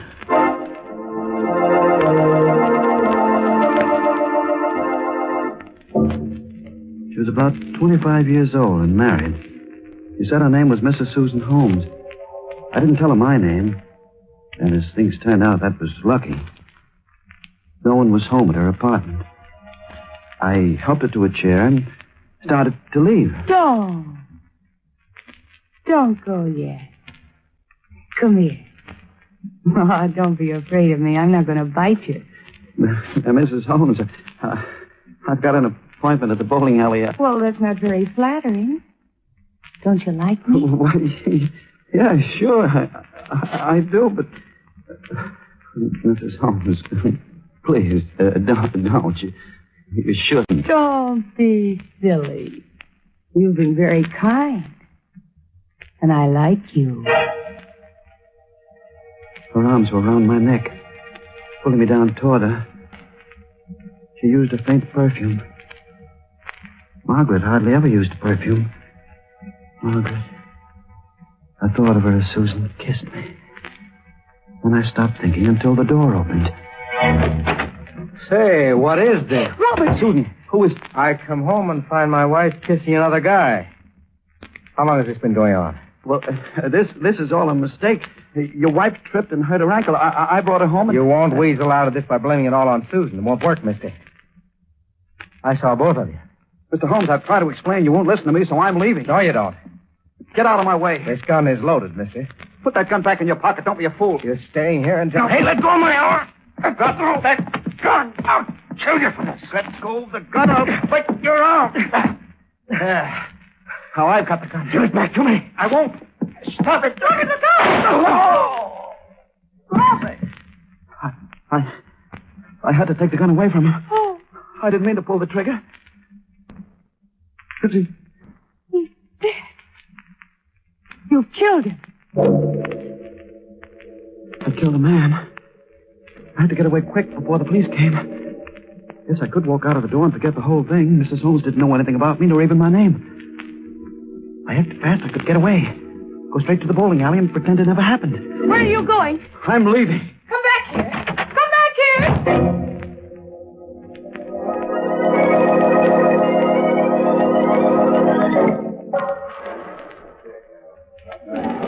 Well, you did come to the bowling alley after all. Margaret, what are you doing here? I've been waiting for you. Checking up on me. Why shouldn't I? It certainly didn't take you this long to drive over from the house. Where have you been? Oh, for heaven's sakes, Margaret, leave me alone. Why are you staring at me? Your face. What about my face? Lipstick. Oh, that's why you took so long to get here. Margaret, not so loud. And you swore you never had dates with other women. Oh, I knew it. I knew it all the time. Don't shout like that. People are staring Let at them us. stare. Let them hear every word I say. I want your friends to know what kind of a man you are. Call for Mr. Wheeler. Mr. Wheeler. That phone call, it must be for me. I'll be right back. Hello? Mr. Wheeler? Yes, who's this? This is Susan Holmes, Mr. Wheeler. What? You killed my husband. Just in case you've already forgotten. How did you know my name? Where to find me? It was all in your wallet. My wallet? It dropped out of your pocket during the fight. What? You want? I gotta see you right away. That's impossible. My wife... Would you rather have me call the police? No. Don't do that, please. Where shall I meet you? Downstairs in front of my apartment house. I'll be there waiting for you. I'll be there in 10 minutes. Bye.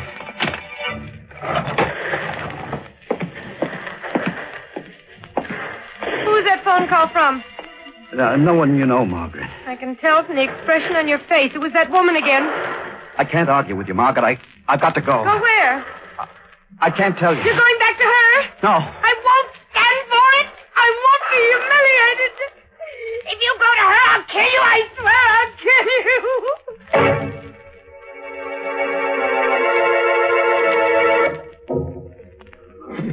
Fate hated to leave her there crying. What else could I do? She wouldn't have believed what happened any more than Holmes did. Even less. Because she was so jealous. Susan's voice had sounded hard and bitter over the phone. Well, I couldn't blame her. It's a rotten thing I did. Running away like that.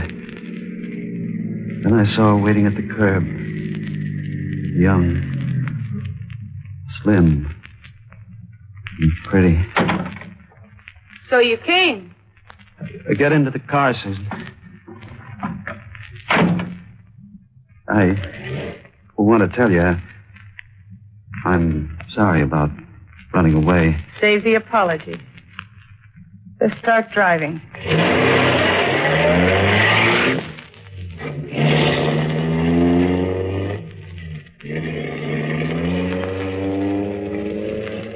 We drove for a while in silence. Several times I tried to start a conversation, but she wouldn't answer. Finally, I parked at the end of a deserted street on the waterfront. Fog was rolling in from the water. A few minutes, the mist would close around us. I've been thinking. I decided what we're going to do. You don't want the police mixed up in this, do you? No, of course not. Oh, neither do I. And don't ask me why. I got my own good reasons. You got a plan? Yeah. My husband subleased the apartment under an assumed name. We've only been there a few weeks. Nobody in the house knows us. I'll leave town for good. The police won't be able to trace either of us. What? Your husband's body? I'll leave it. That'll give me at least a couple of days' start before the police find it. You'll have to help me. I need money. How much? $5,000? $5,000. That's a lot of money. You got a nerve squawking about money. After what you did. It was self-defense. How would you like to tell that to a jury? But I simply haven't got $5,000. There was a card in your wallet that showed you work in a bank. The bank got plenty of money. You know how to get it. And more, too. She wanted me to steal the money. It's all clear now. No longer young and fresh and pretty. Just a cheap, flashy woman who wanted money. Money? It was blackmail. If she got the $5,000, it wouldn't end there. She'd keep riding me, squeezing me, milking me. Well, which is it going to be? The money or the police? Neither. Ah, don't be stupid. There's a law against murder. I'm going to do something very sensible, Susan. What do you mean? You? Take your hands off my throat. I don't like to do this. Oh, you're joking me. No. My fingers tightened on her throat. And I felt as though I was killing something inside me. She kissed me once. She said she liked me. And for a moment, I felt young again.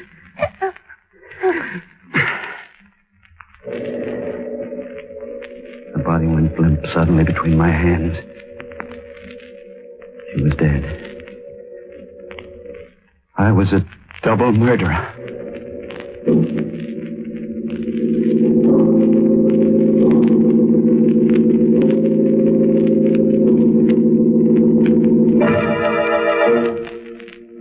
You know, I'm really annoyed at that Martin Wheeler, the ungrateful scoundrel, and that poor kid, Susan Holmes. She got her neck twisted, all because she was trying to do Martin a good turn. That wasn't a good return for her pains, was it? But on the other hand, it's not hard to see Martin's point of view. He probably felt that one good turn deserved another.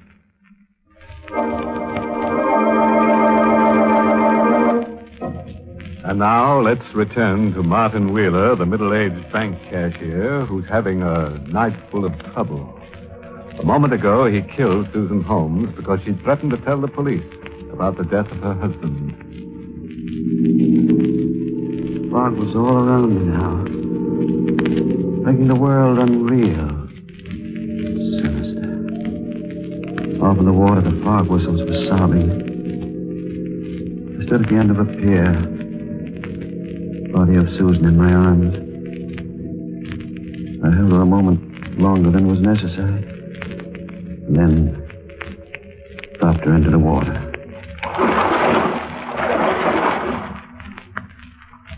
It was all over. Could go back to Margaret, try to forget that I'd committed murder. Then I remembered my wallet. My wallet. It contained my driver's license with my name and address on it. Back in the car, I found a handbag. It contained a change purse, the key to her apartment, but not my wallet. The wallet must still be in her apartment. I thought that I had it. Drove wildly, disregarding the fog, passing through red lights. Then a car loomed up in front of me. I slammed on the brakes and stopped, bumper to bumper. A man got out of the car in front of me. He wore a uniform. I'd almost hit a police car. All right, what's your race, mister? I didn't see the stop sign. The fog. You were doing at least 40 miles an hour and on a city street, too. Driving like that on a night like this, you could kill somebody. What's your hurry? Nothing at all. I just wanted to get home to my wife. Let's have a look at your license. My driver's license? It's in my wallet. Get it out. I lost my wallet the other day. The license and all. I haven't had a chance to apply for a new one. What's your name? Martin Wheeler. Where do you live? 63.5 Sunset Drive. You say your wife is at home, huh? Yes, sir. All right, move over. We'll drive over to your house. Your wife will have to identify you.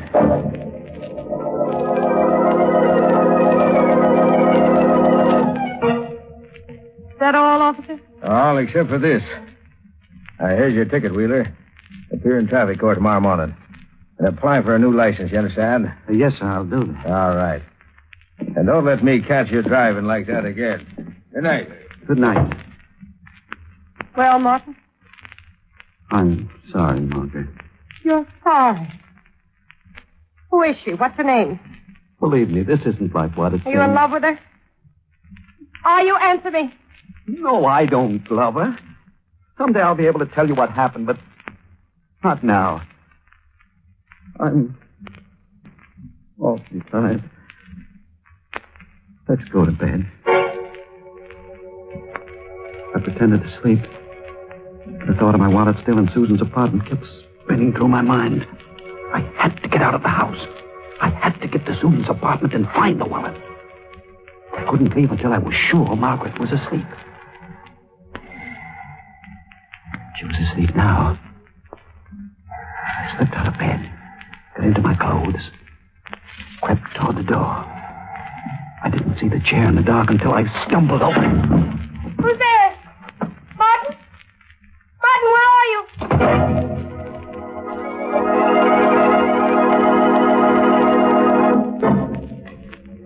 I used the key I found in Susan's purse to let myself into her apartment. The body was no longer on the living room floor. She must have dragged it away. Perhaps she put it in the closet before she went to meet me.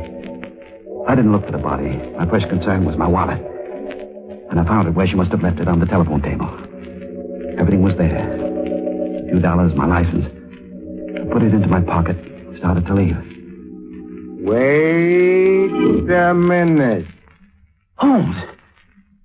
I thought you were dead. I'm still very much alive, Mr. Wheeler.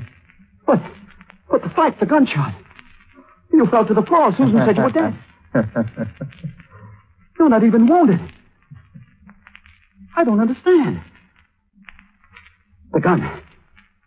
It must have been loaded with blanks. That's right. But why? Why didn't you tell me? Why did you let me go on thinking that... Oh, I think I understand now. It was the old Badger game right from the beginning. Susan's sprained ankle. When she kissed me. When you came in on us. That was all arranged in advance. Oh, I thought she really liked me. But it was all done in order to blackmail me. And now she... Where is she? I don't know. She met you to arrange for the money. Now, you've got her door key. What did you do to her? Nothing. Nothing. You don't kid me, Wheeler. I can figure out what happened. She met you and asked for the money according to plan, but you figured you could get out of the mess by killing her. That's what you did. No. Sure you did. Else, how could you get the door key? She wouldn't give it to you. Why would you come back here for the wallet? You better be on the level with me, Wheeler. I don't know what you're talking about. Yes, you do. So you killed her. But I don't hold it against you. Level with me and we'll make a deal. What do you want? So you did kill her. Yes. So it's a real thing now, instead of a phony. But the price is still the same. I'll keep my mouth shut for $5,000. He was right. The situation was still the same. If I got the money for him, I'd be in his grip forever. It's his life or mine. I had no choice. But I needed a weapon. And I saw it on the desk. A sharp-pointed letter knife. All right. I'll give you the money. When? Right now. I'll sit down at the desk and write you a check. You're doing the smart thing, Wheeler. Yeah, you... Hey, that knife. Stay away from me. Some money. No. No. Wheeler.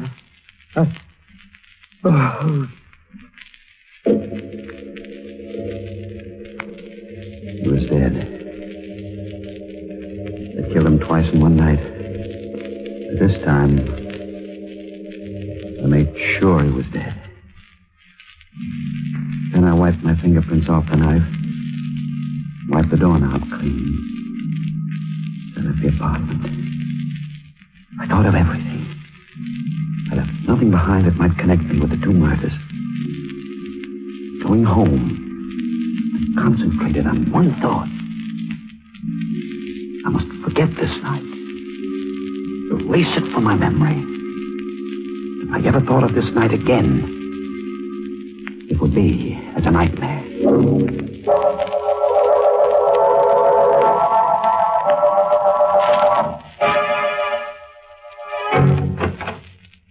Our bedroom was still dark as I entered. Margaret must have gone to sleep. Felt good to be home again. Safe. Back in a world where such things as I'd done simply didn't happen. Someday, I'd tell Margaret the truth. Someday when we were old and such things no longer mattered. And then the room exploded in my face. Oh, Margaret. Don't. No, please don't. You're making a mistake. Margaret, you wouldn't let me explain. I don't need any explanation. You went back to her. I told you I'd kill you if you went back to that woman.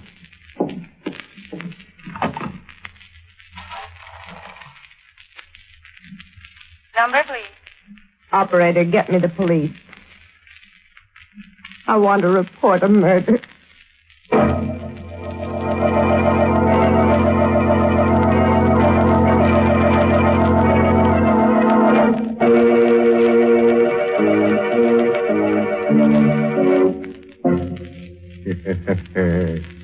Surprise, friend. Oh, you weren't. Well, anyway, that ending certainly was a surprise for Martin Wheeler. You might say it was curtains for Martin. As you know, come to think of it, he made one big mistake. He shouldn't have murdered that nice Holmes couple. No, indeed. He should have murdered his wife. Then we might have had a happy ending.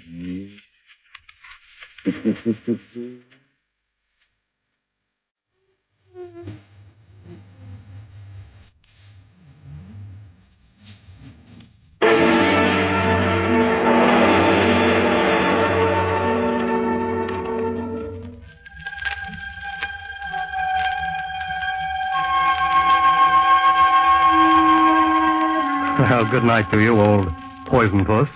And thanks for your story, I Want to Report a Murder, tonight's performance in the Mystery Playhouse. We'll be digging you again in the near future. Creeps, until next time, good night. Sleep tight. This is the Armed Forces Radio Service.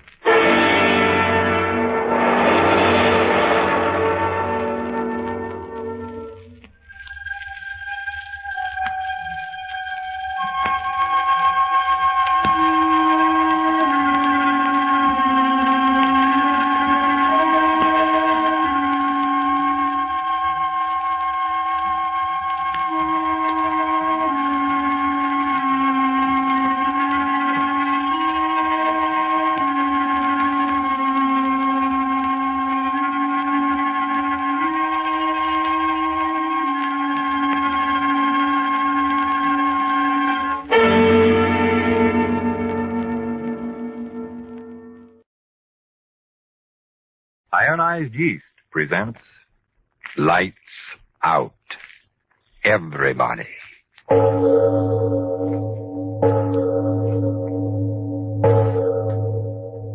It is later than you think.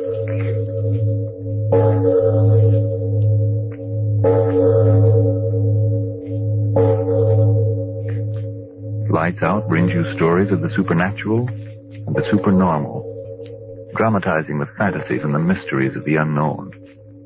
We tell you this frankly. So if you wish to avoid the excitement and tension of these imaginative plays, we urge you calmly, but sincerely, to turn off your radio now.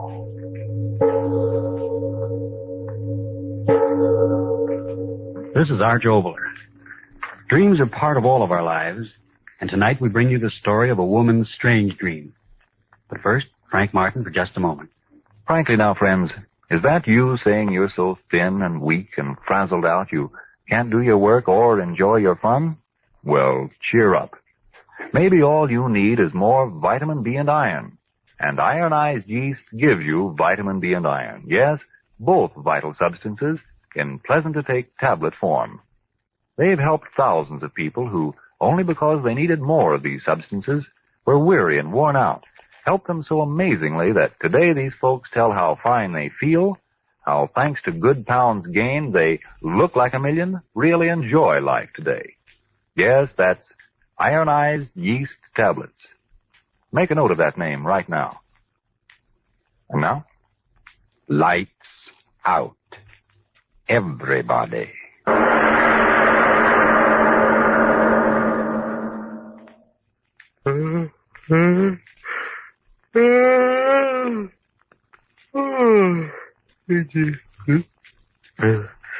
Claire?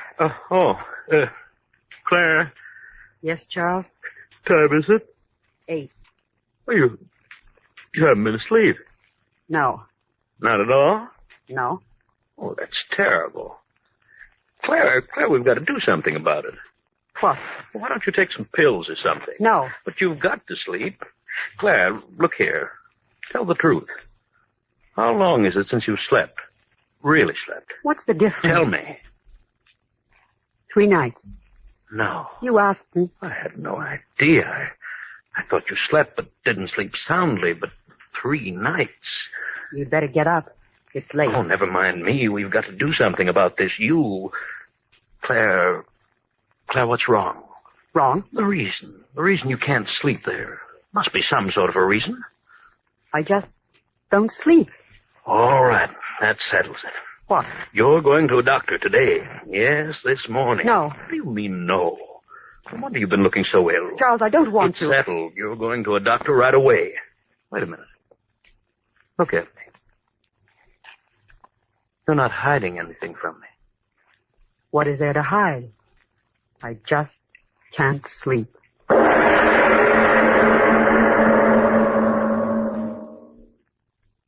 Heart action, lungs, everything quite normal. Of course, you're in rather a nervous state, but that's quite understandable. If, as you say, you haven't slept for that length of time. I haven't. Of course, I believe you. Please, won't you sit down? Thank you. What's troubling you, Mrs. Collins? Troubling? Yes. Nothing at all. If you're quite through, I think I'm going home. I have to... No, please, sit down. I'm warning you, Mrs. Collins, to go without sleep for as protracted a period of time as you have is most dangerous, physically and mentally. For your own sake, you must let me help you. What can I do? Have confidence in me. Now, your husband tells me you refuse to take any sort of soporific, sleeping powder. Is that true? Yes. Follows then that you don't want to fall asleep. Is that true? Well, Mrs. Collins, I said it before, and I say it again in complete sincerity. For your own sake, you must answer me. It's true, isn't it, that you don't want to fall asleep? Yes. Why? I don't dare. Why? Because I'll dream. You don't want to dream? No. Why not? All right, then. Tell me this. How often have you had this dream? 2 times. I see. What is this recurring dream about, Mrs. Collins? I can't tell you. Why not? I just can't. My dear woman, don't you realize I'm not just prying for the sake of simply prying? I'm trying to help you. And the way to help you is for you to help yourself by bringing this thing out into the open. You've got to tell me about it. A dream generally has a basis in reality. If we talk about it, perhaps we can find the underlying cause of the dream and so eliminate it. Don't hesitate to tell me. You know I'm a physician. Everything you tell me is in confidence. Supposing we start. You go to sleep, close your eyes, you dream. What do you dream? I dream. No, I can't tell you. Mrs. Collins, where are you? Well, I'll be...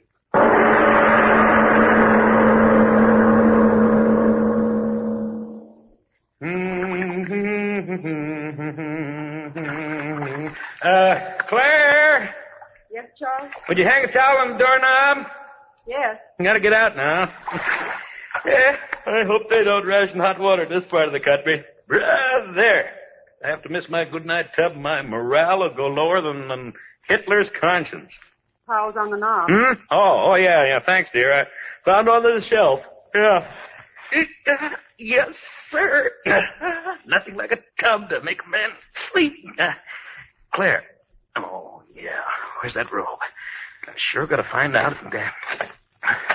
Oh, Claire. Claire, the doctor. What, Charles? The doctor. I was so busy all day, and then you didn't...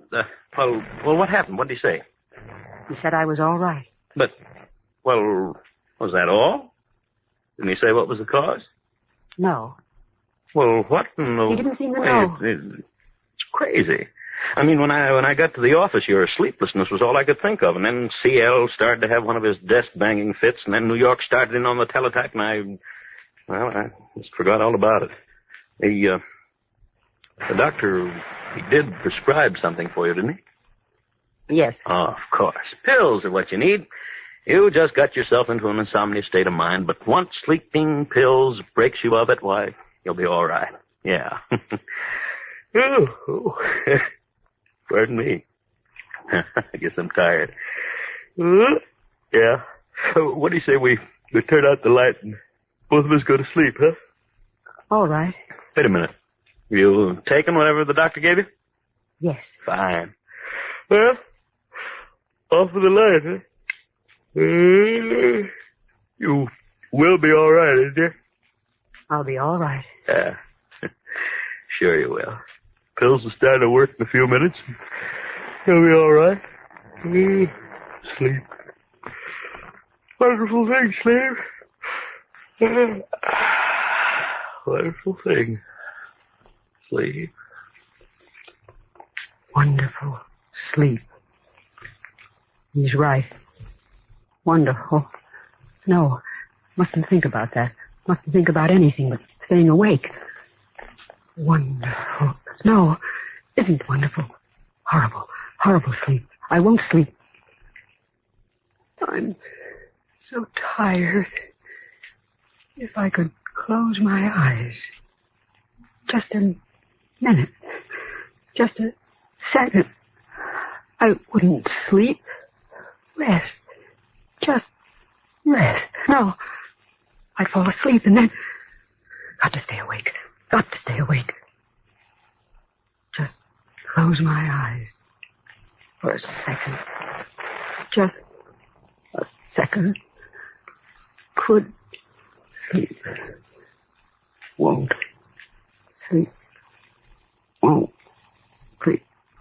Won't sleep. Won't.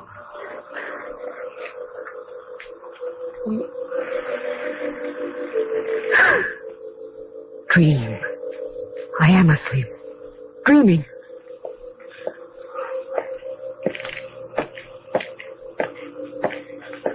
Walking. Where am I walking? Street.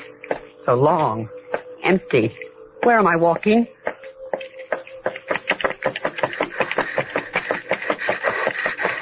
Running. Why should I run? Where am I running? I've got to stop running and walk. But I can't stop. I can't. House. What is this house? No. I won't go up there.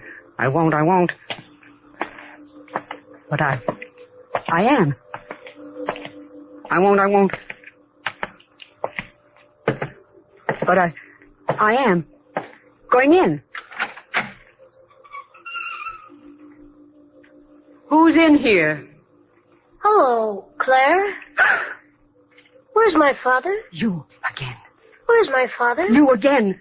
Where's my father? The same dream. Where's my father? Don't say that. Where's my father? Stop saying that. Where's my father? No. Where's my Stop father? saying that. Where's Close my your father? mouth. Where's Stop my saying father? that. Where's Stop. my All right, I'll Where's make my you father? stop. Where's my Drink father? this.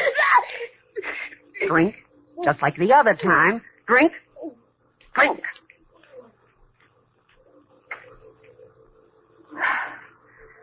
There. That stopped you. Jimmy. Jim. Oh.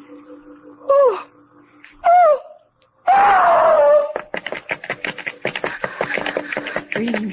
Just a dream. Running in my dream. Just a dream. Wait! Where are you going? Ooh. No. Don't touch me. Put me down.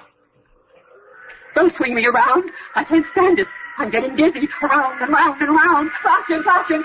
Don't let me go.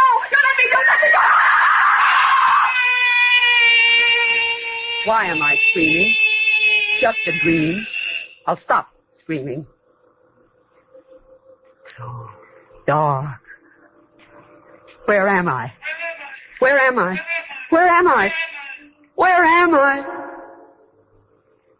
Tunnel. Someone following me. Something. No! I know what it is. I know. It won't get me. Never get me. Run. Never catch me. Never. Oh, can't go any farther. End of tunnel. River. Can't go. It's so dark. And it's still coming for me. No, you won't get me.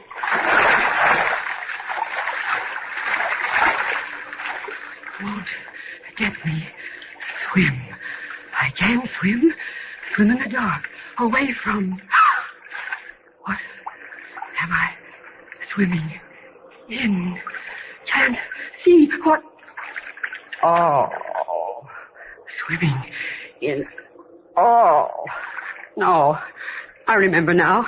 It's a dream. Oh, this is just a dream. Just a dream. You can wake up out of a dream. I will wake up. I've got to wake up. Wake up. Claire, stop screaming. Claire, wake up. You're having a nightmare.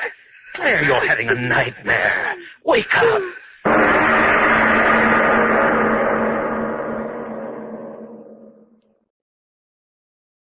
Let's pause here on KRLD. To find out more about old-time radio, old-time video, and the pleasures of listening to audiobooks, visit the Audiobook Club website, www.audiobookclub.com, where you can get 4 audiobooks for just 1 penny. MediaDay.com. Now back to Lights Out on KRLD.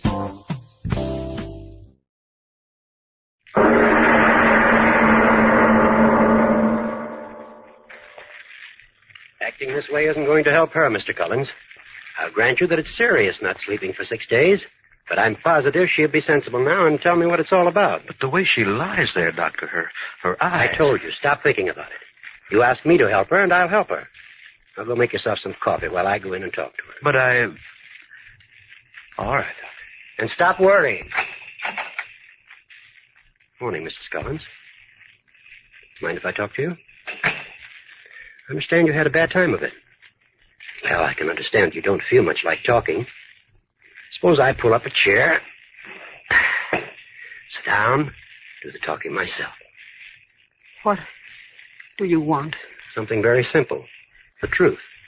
Truth? Yes, if not for your sake, for your husband's. What do you mean? I want to find out the source of your dreams. If you don't tell me, the consequences may be disastrous. The human organism simply can't endure without the proper rest. Mrs. Collins, I beg of you, tell me. You must. Yes? I must sleep. Of course. If I tell you, you swear you won't tell him? You have my word as a physician. I've been married to Charles for 2 years. Yes? I was never married before, but I'm his second wife. I know. He had a child by that first wife. I didn't like that child. He was always a reminder that Charles loved someone before me. I didn't like that. Well, go on, Mrs. Collins. Now, Mrs. Collins, please. Go on and tell me. No, you shouldn't do that. Mrs. Collins, there's only one answer to this. You must take a sedative and get some rest. A few hours of sound sleep and everything will straighten itself out. I'm sure of that. Now, you will take a sedative, won't you? Yes. Yes, I will. Fine. You'd better take some right now while I'm here. Water. Here you are. Drink this. Come now, drink. Leave it. I will. Promise? Yes. Here's the sedative. Take 2 now, and if that doesn't do it, take 2 more in, say, half an hour. I'll leave you more than enough. All right. Now, you will take it. Yes. It's the only sensible thing to do. I'll drop in and see you this afternoon. I know that after you've slept, you'll feel more like talking. Yes. Now, sleep well. Goodbye. Goodbye. Sleep well. Sleep well. Sedative. Yes. Sleep well. Must sleep, must. But if I sleep... I've got to sleep. Got to. Don't care what happens. Got to sleep. Water. Where? He left the glass. Yes. Pills. How many? I don't know. I don't know. Put them in.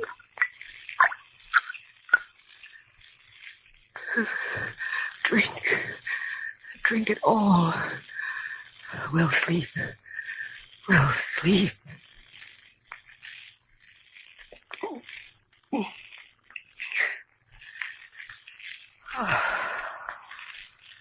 What if it doesn't work? No. Doctor said I will sleep. Close my eyes. Don't care. We'll sleep. We'll sleep.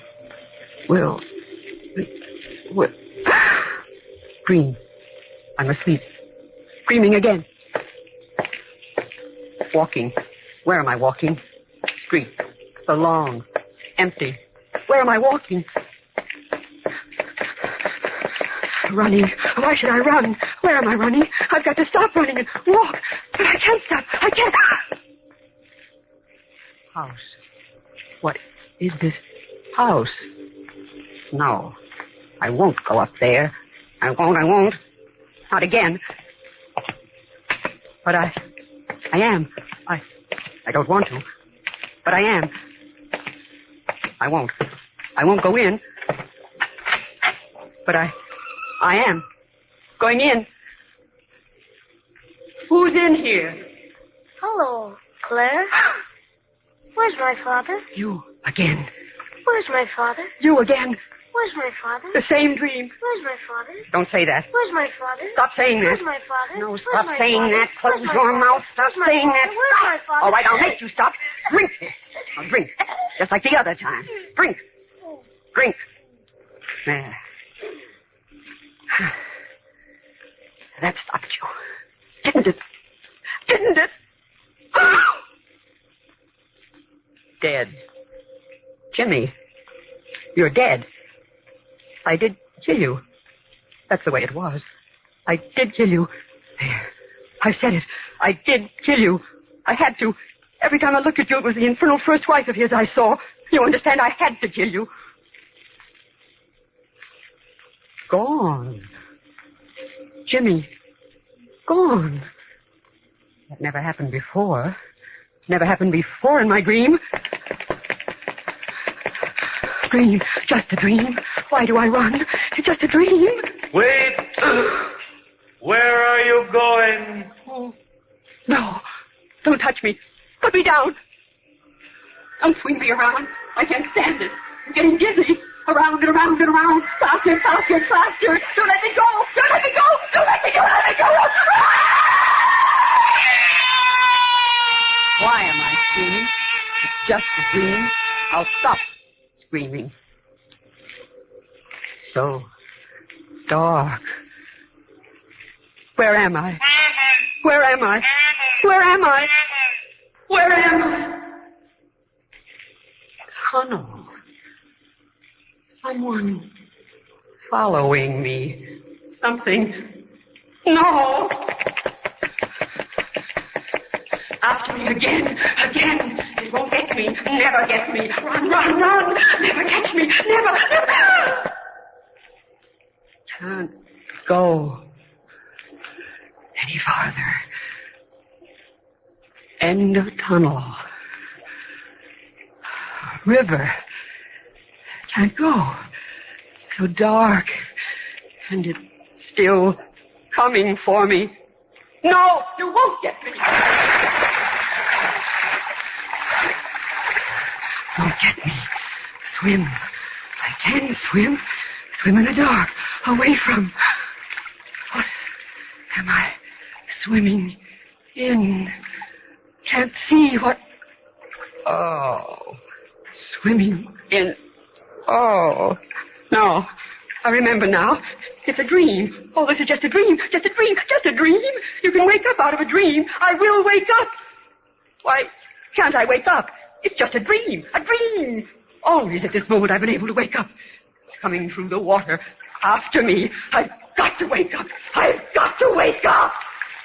I can't swim in this. I can't. Got to wake up. Why can't I wake up? Dream. Just a dream. Always woke up before. Why can't I wake up out of this dream? What if I could never wake up out of this dream? The pills. The doctor's pills. I took all of them. He said only 2. But I remember, I didn't think I took all of them. I'm not dreaming. I'll never wake up out of this dream. I'm dead.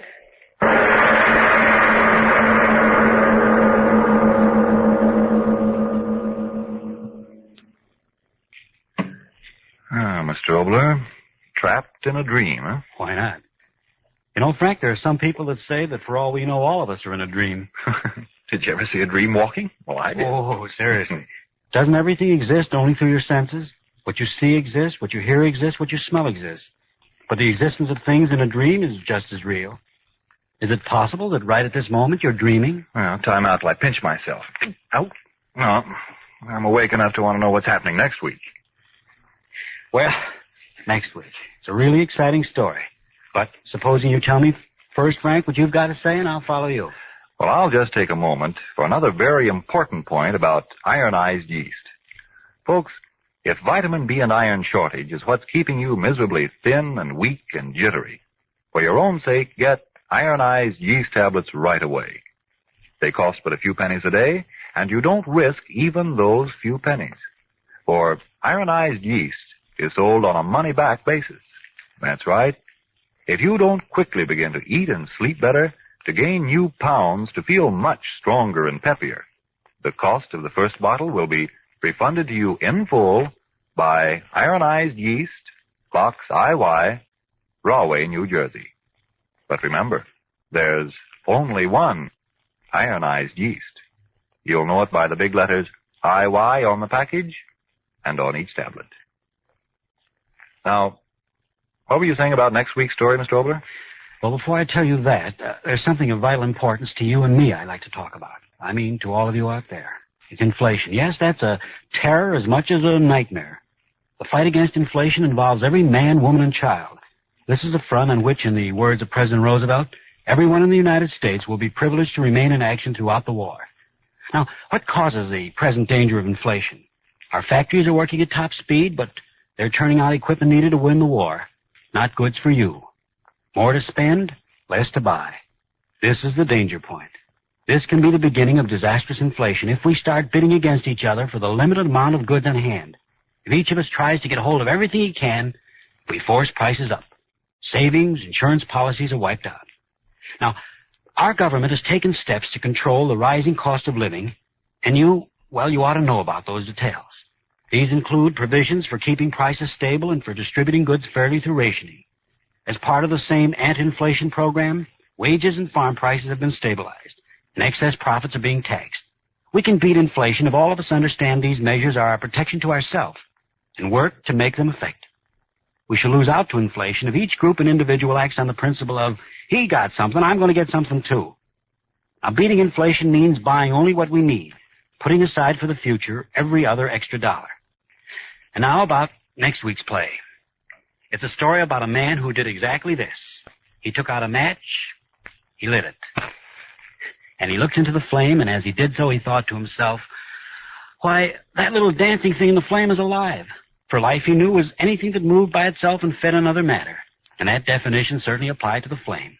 So he lit another match, and then, but that's next week. Yes, tune in next Tuesday again for Arch Obler's eerie story, The Flame. And if you need more vitamin B and iron, be sure to try ironized yeast, the one and only ironized yeast, with the big letters IY on the package and on each tablet.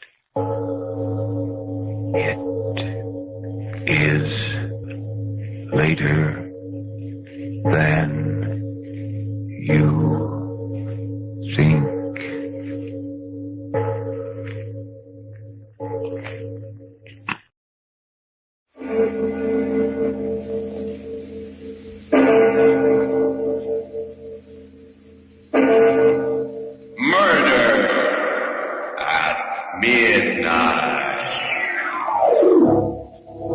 Let go of my arms.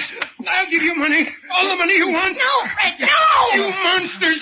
I'll make you pay for this.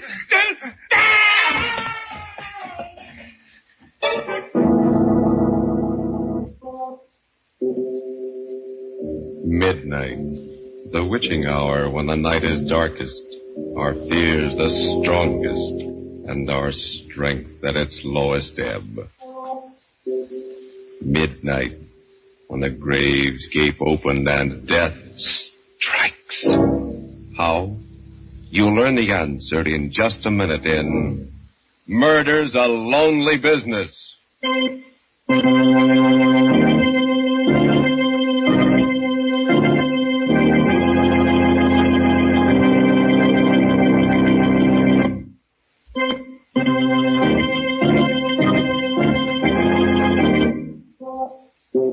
And now, Murder at Midnight. Unusual stories of terror and mystery by radio's masters of the macabre. This tale, a study of murder in duet, is by William Morwood. Its title, Murder's a Lonely Business.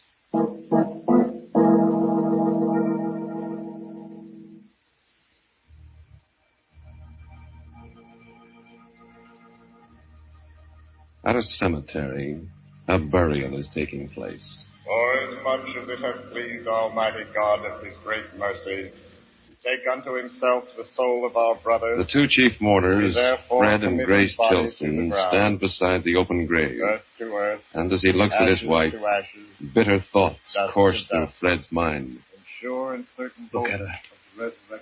Look at her standing there, through our dabbing her Lord eyes with a Jesus handkerchief. Christ, who shall take Tears. our vile bodies, Real tears after what she did, like unto his glory after what she made me do. according to the working whereby She doesn't know what sincerity is, or love, or pity either. She's hard. Hard all the way through. Almighty God, And I never knew, never even suspected to, hath restored death till we killed him. by his grace in the tomb. Now, that's the way she acted. I'll never forget it. Never. A nightmare always. How can I go on living with her? How can I ever trust her again? What am I to do? Oh, Lord, I'd give anything for it. To think I ever married that sniveling creature. I believe he's really crying. Really sorry. As if he cared a hoop about his Uncle Edward outside of the money he could get out of him. He was ready enough to help put the old man out of the way the other night. Now his nerve's gone. All he can think about is a drink. That's the only time I feel safe with him. When he's drunk.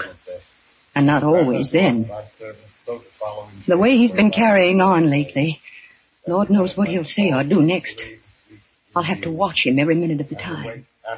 He's a fool. Through thy mercy, I O our despise Lord, who livest and reignest with the Father and the Holy Ghost, ever one God, world without end. Amen. Amen. Amen. Goodbye, Uncle Edward. They're throwing dirt on your coffin now. But you won't mind. You're cold and silent now. Very different from the way you were 3 nights ago. 3 nights ago. Was that all it was? Another lifetime, but... Yes, that's right. Driving up to his house in the dark. Letting ourselves in. Uncle Edward! He must be up in his study. I guess so. Servant's night out. Uncle Edward? The door above opened, and Uncle Edward started down the marble staircase. In my mind's eye, instead of Uncle Edward, I could see my friends, a whole crowd filling the room, and myself in a gorgeous gown descending to greet them. A much more fitting picture than the stodgy form of Uncle Edward as he came down toward us. Well, this is a surprise. I thought we'd drop in, Uncle Edward. It's been a long time. 6 weeks to be exact, Fred. How are you, Grace? Wonderful, thanks, Uncle Edward. I'm glad to hear it. You look a little off your feed. Come on into the library. You'll be more comfortable here. Oh, drink, Fred? Why, Don't be polite. From what I hear, you're rarely seen without one these days. You sound as if you'd had spies watching us, Uncle Edward. It's entirely possible. I've certainly been interested in your activities. For instance, I hear you can be found at a gambling house almost every evening, Grace. Oh, only the fashionable ones, where everybody goes. You've got to keep in the swim nowadays. If you can afford it. You can't. Not on Fred's salary. That's the trouble. well, frankly, Uncle Edward, that's why we've come here tonight. We're in a jam again. Money? What else? And you want me to bail you out, huh? Well, I'll be equally frank with you. This time, I'm not going to do it. Just But this Uncle I'm Edward- sorry I've helped you out of messes often enough in the past. Each time I hoped you'd pull yourself together, settle down and lead solid, respectable lives. But each time you disappointed me. Now I've given up hoping. Uncle Edward, I promise you... Too late, Fred. I can't believe your promises anymore. I've given you and Grace every chance. Now I'm washing my hand of you. You can't expect help from me ever again. Now or in the future. Exactly what does that mean? My lawyer's coming here tomorrow, and I'm going to cut Fred out of my will. Cut him out entirely. Uncle Edward... Every cent I have is to be left to charity. Why, you're not serious. You can't be. Why, it's not fair. I'm your only nephew, and There's no use talking, Fred. My mind is made up. Now, would you care to discuss the weather? No. I thought you wouldn't, Grace. Come along, Fred. Uncle Edward, I advise you to change your mind about this. I beg your pardon? Because if you don't, you may live to be sorry. went outside. Grace was in a white rage, and I was all jumping myself. We walked around the garden paths, trying to get hold of ourselves before we started back to town. You know what this means, don't you, Fred? The end of everything. We'll never be able to get credit once it's known that Uncle Edward's cut us off. Yes, I know. Somehow, some way, we've got to stop him from changing his will. But how? You know there's no use arguing with him. He's as stubborn as a mule. Besides, there's no time left. He's going to do it tomorrow. I know. Unless, of course, something happens to him before that. Such as? He could die. What? Suddenly. Some chance he's as healthy. Grace, what are you thinking of? You know. You're mad. If you want to spend the rest of your life struggling with debts, not able to do anything, I don't. But everything's perfect for it. The old man's alone in the house. No one knows we called this evening. No one will. Stop it. I won't listen to you. Be a man for once in your life. Everything you want. Money, luxury. For 5 minutes' work. Yes, but how? The gun. The gun he keeps in the desk in his study. You've seen it. Yes. We'll take the money, valuables, to make it look like a robbery. Well, what are you afraid of? The sight of a little blood? Grace, I don't know you when you talk like this. I know what I'm after for both of us. It's our only chance of a future. Together. Are you coming? Yes. All right. Let's go in. The servants will be coming back. We haven't any time to waste. We went back into the house, climbed the long staircase to Uncle Edward's study. My mouth was dry, my knees were shaking. We reached the landing. Knock on the door. Grace supposes. It's too late to suppose anything. Knock.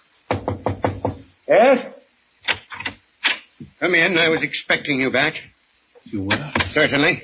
I didn't think you let the money go that easily. Not after Grace's threat. What do you mean? You should have been a man, Grace. You've a completely ruthless streak in you. You'll stop at nothing to get what you're after. No wonder you've led poor Fred around by the nose so long. Now, look here, Uncle Edward. Sorry to hurt your feelings, Fred, but you must admit it's true. Now, if you two will explain why you came back. We hope to make you change your mind. You should know me better than that. I've said my last word. Not your last, Uncle Edward. Not yet. What Grace means You is... don't have to explain, Fred. Her interest in my desk explains itself. The right-hand drawer, Grace. Were you by any chance looking for this? The gun? Yes, I took the precaution of removing it.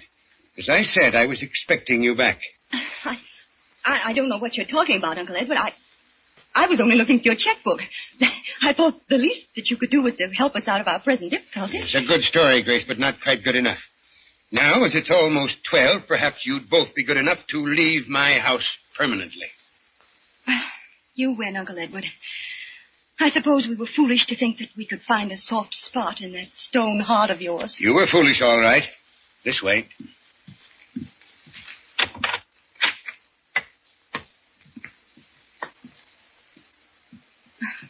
This reminds me of the old days, when Fred and I were first married, when we used to come and visit you.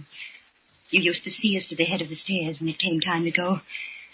Just like this. That was a long time ago. I wish those days could come back. Impossible. Well, good night, Fred, and goodbye. Aren't you going to shake hands with your only nephew? Well, since it's for the last time, goodbye, Fred. Hold him, Fred. No, Fred. Let go of me, Grace. Fred, you got what? No. I'll give you money. All the money you want. No, Fred, no. You monsters. I'll make you pay for this.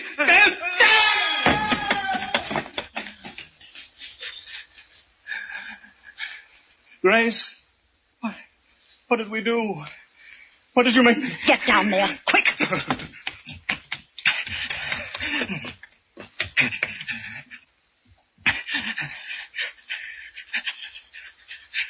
There's no pulse. His heart. He's dead. Grace, when they find him... An accident. The old man tripped on the stairs and broke his back. The money's ours, Fred. Everything we wanted. What's that? Grace, you hurt?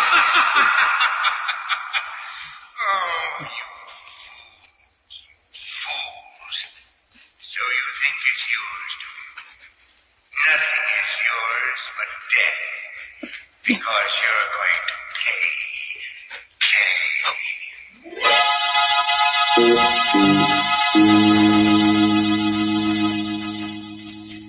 A dead man lying at the foot of the stairs, and a white-faced couple staring at each other. Did they hear a voice from beyond? Is it possible for the dead to make the living pay for murder at midnight?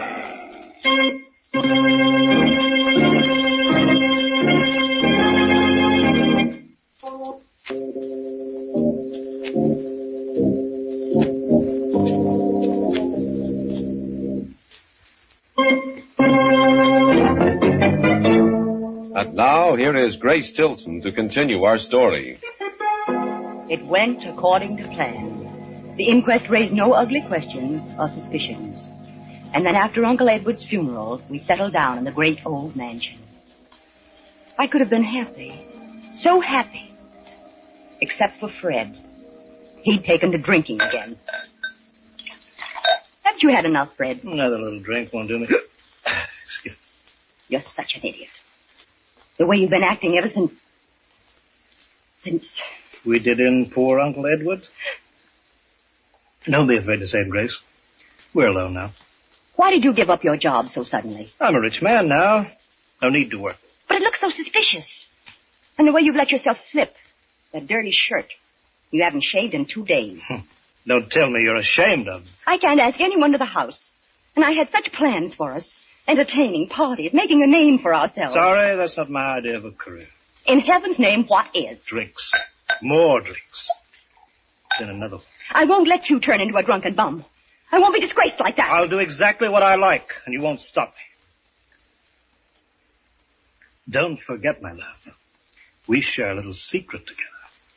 I'm not forgetting. No matter what happens, you're tied to me for the rest of your life. I wouldn't be too sure of that, Fred. If I get a chance at what I want, you won't stand in my way. Nothing will. What did she mean by that? I thought about it, brooded over it, couldn't forget it. Then one evening as we sat together in a nightclub, things became clearer. Did you hear me, Fred? What? I said I wanted a cigarette. Oh, certainly, Mother. Here you are. Match? If you can hold it steady enough. Why do you have to get soused every time we go out? A tribute to your intoxicating charms. Oh, don't be so... Oh, why, there's Ronnie. Good old Ronnie. Dowager's delight. Now, if you'll only look over this way. With that dress you're wearing? You will. Ronnie! Oh, Ronnie! The change that came over her. Smile. Sparkling eyes as he came over to our table. Well, hello there. This is a pleasant surprise, bumping into you again, Tilson. Getting to be a regular routine. The theater, the races, everywhere I go with Grace. Yes, we seem to share a lot in common, Fred. Sit down, Ronnie. What do you have to drink? Oh, nothing, thanks. I've had my quota for the evening. Well, I'm glad someone knows when to stop. Maybe Ronnie's got other vices. I have, Fred. One of them's dancing. Do you mind if I take Grace out on the floor for a turn? Why ask me? I'm sure Grace will agree to anything you say. Fred, now what kind of a man... Oh, come on, Grace. Fred didn't mean anything. Yeah, see you later, old boy. They danced well together. As I watched them, I remembered the things I'd heard about Ronnie. Of his rich wife who died so conveniently. The fortune he'd run through. I saw Grace look into his eyes. Their lips moved. The suspicion grew on me till it became a certainty. They were plotting my death. The veins stood out in my forehead. My hands grew cold. But I knew exactly what I had to do. I had to strike first. I had to kill them before they killed me. If only I knew what they were plotting. If only I could hear. They were whispering to each other. Oh, Grace, darling, you're so silent. It's Fred. How dare he act that way? Oh, he's a very unpleasant person. Of course, he's under the weather. But that's no excuse. Just means he doesn't give a rap for you. Never has. Well, don't let's talk about him. Right. Music's lovely. Yes. So are you. Ronnie. You dance like an angel. I could hold you in my arms forever. Oh, we're just made for each other. You know that, Grace, don't you? I'd rather not think about it. But you must. Have you considered what we talked about the other day? It's impossible. Why? I love you more than anything in the world. We have the same tastes and ambitions. We could be a wonderful success together. But... You love me, too, don't you? Oh, yes, yes. Well, then what's stopping us? What's so precious about the life of a drunken bum? Fred's my husband. Husband? Do you love him? Even respect him? No. I did feel sorry for him, but not anymore. Not after tonight. I hate him. That's more like it. Well, then there's nothing to interfere. Except... The danger? Leave that in my hands. You have just one job to do, Grace. And that? Get Fred up to my place in the mountains for a vacation. I guarantee he'll never come back.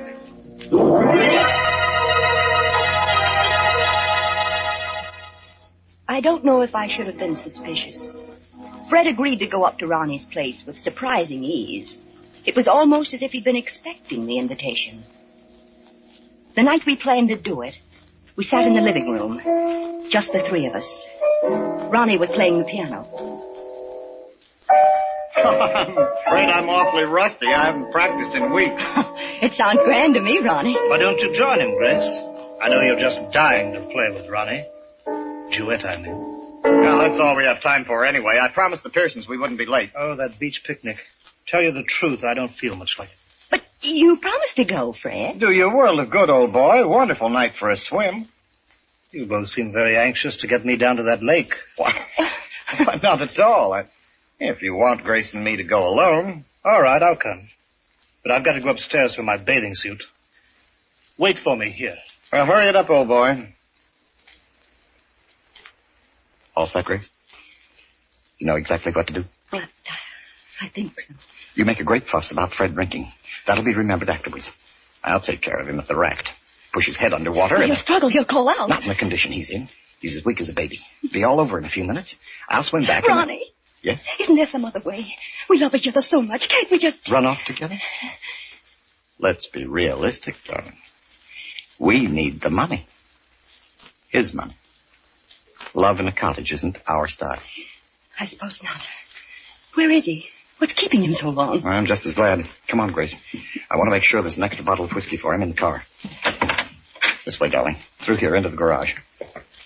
Give me your hand, Ronnie. Now, darling, everything's going to be all right. Just being with you.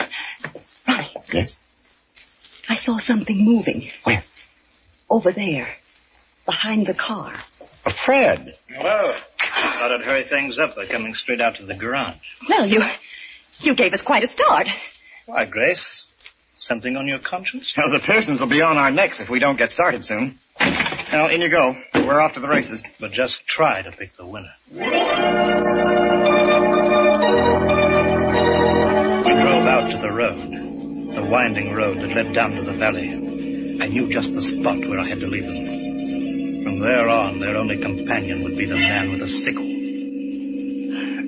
Slow down, Ronnie. Huh? I'm not going to the picnic after all. My head's splitting. But it's too late to drive you back, Fred. You won't have to. I'll walk. Just let me on.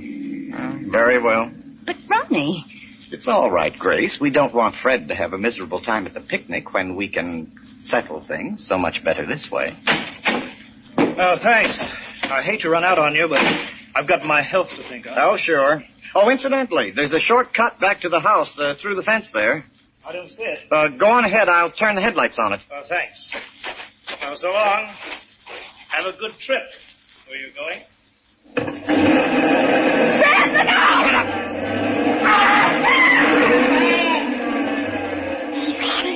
Ronnie, you ran him down. You killed him. That's what we wanted, isn't it?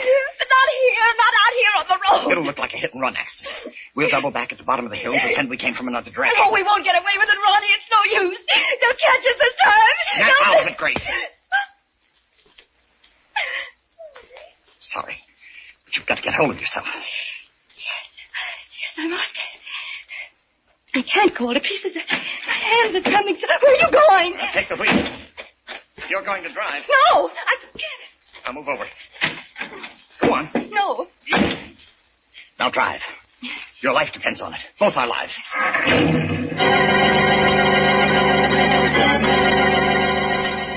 I started down the steep zigzag road, and slowly my nerves relaxed. As the car swooped around the curves, I felt a strange acceleration. Easy on these curves, Grace. It's a sheer drop if we go over the cliff. Are you scared now, Ronnie? Well, I want to keep my neck in one piece. You needn't worry. I'm a good driver. Fred always... Fred... What's the matter? Nothing. Keep your mind on the road. There's a hairpin bend ahead of here that... Hey, look out. Okay, I see it. I pushed on the brake. The pedal went all the way to the floor, but nothing caught. Nothing. No, Grace. Now, do you know what I was doing there in the garage? I disconnected the brakes. He did it! Fred! The fence, Grace. He disconnected them! Yes, Grace. I meant to kill you and Ronnie. Grace, slow down. Oh, Ronnie, Fred, I know something. Slow down. It was too late now. Long drop to the rocks. Ronnie! See you soon, Grace.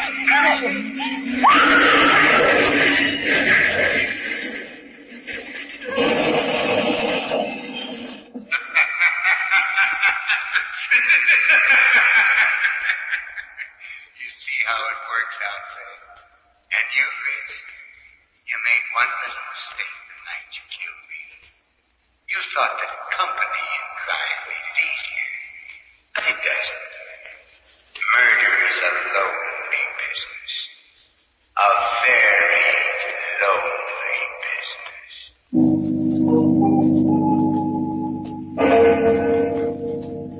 One body lying crumpled in the middle of the road, and two more in the shattered wreckage of the car at the foot of the cliff.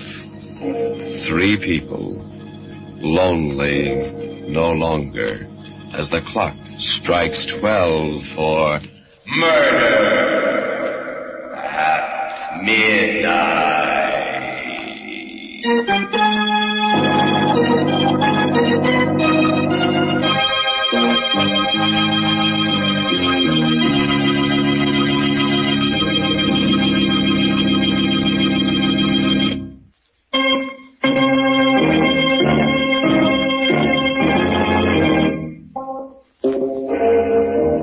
Remember to be with us again when death plays host and the clocks strike 12 for murder at midnight.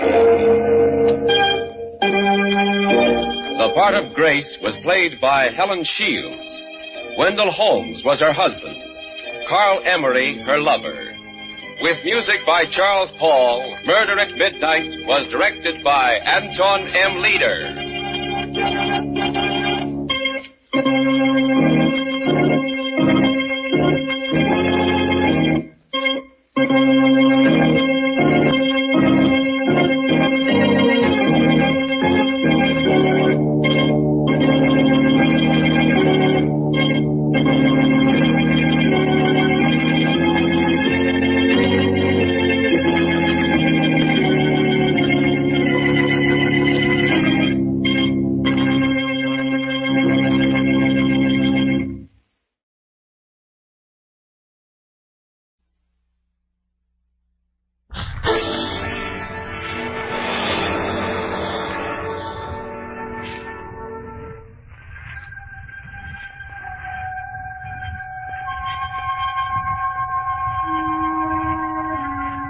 The public telephone in the all-night drugstore kept ringing.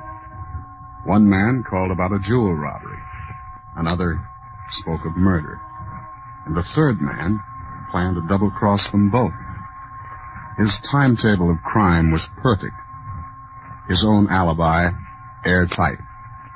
Yet 3 men would die.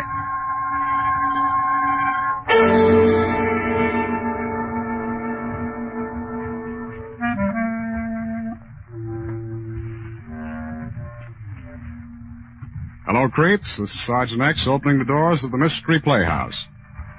Well, tonight we have another story of the perfect crime as told by the Whistler. That is, it's almost perfect. The motive is furnished by a fortune in jewels, and 3 slick gunmen try to outsmart the others. The tale is called Death Marks the Double Cross, and fast action and unexpected murder marks just about every step. So, let's join the Whistler as he leads us down the pathway of crime and violence.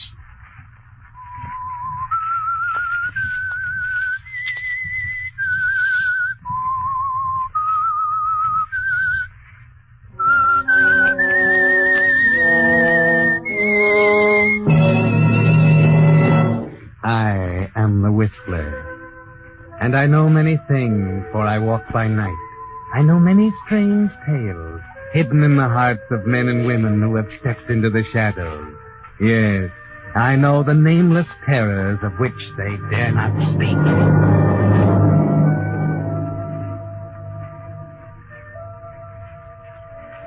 To this day, the police records and newspapers of Portland attribute the robbery of the swank Wellington jewelry store to a lone wolf. Perhaps it's because they refuse to admit the possibility that guilty accomplices still remain at large. As a matter of fact, it wasn't a lone wolf. True, Joe Strickland was alone, standing in the shadows at the back of the store when he saw the watchman turn the corner on his 11:15 round, then slunk down the alley to the back window. But at that same time, 2 other members of the corporation were waiting for him in a little black coupe parked near the highway in Tigard, a little town just out of Portland. They'd been there for almost 2 hours when Terry looked at his watch. 2 minutes of 1. It's an hour late. I'm getting uneasy. I don't want to say I told you so, Mike. What do you mean? He ain't coming? You're beginning to get the idea. After all, why should he? He's taking all the risk. Ah, no. He wouldn't cross me. He knows better. You're pretty sure of yourself. Well, maybe he had to wait till the watchman's next round. Maybe a patrol car decided to park across the street. There could be a million things happen to make a guy late. The watchman hasn't changed his schedule for 2 weeks now. 11:15 and 11:45. So what? So maybe he wasn't detained. He said he could pull it in 5 minutes. Remember? Oh, he was bragging. Punk kid shooting off his mouth. All right. Have it your way. There ought to be 10 or 15,000 in this, Mike. Almost enough to make a punk kid forget to come home. Hey, I'd kill him. And he knows it. Remember what he was saying just the other day? Tired of Portland, going south when the right time came. Maybe this is the right time. With 15 grand in his jeans. Well? What? I got an idea what you're thinking. What is it? That's what I said. There's something else. I can't tell you. I promised him I wouldn't. What do you mean? Spill it. Not yet. I said spill it. All right. Strickland tried to make a deal with me yesterday. What? Yeah. Seems he felt you weren't necessary to the corporation. And it might be a good idea to eliminate... You lie. Let go of it. You asked for it. What are you waiting till now to tell me for, huh? I promised the kid. Okay. I told him he was crazy. Told him you'd kill him if you even knew he was thinking about it. Okay, go on. Well, he said he couldn't see why. He was taking all the chances for a third of the payoff. A lot of things like that. The little rat. And he said he knew a fence named Bush downtown in the Grady Hotel where he could get rid of the jewels. I was supposed to ditch you out here somewhere and meet him tomorrow in Astoria. Then when he saw I wouldn't go for it, he got scared. And I hit him a couple of times and he broke down. Yeah? That's all. He said he'd stay in line and made me promise not to tell you. I wasn't going to, but... I see. The Grady Hotel, huh? Yes, room 108. I think I'll take a look. Still might be wrong. What if he comes out here and we're gone? I guess Mr. Strickland's got to learn the hard way. What are you going to do?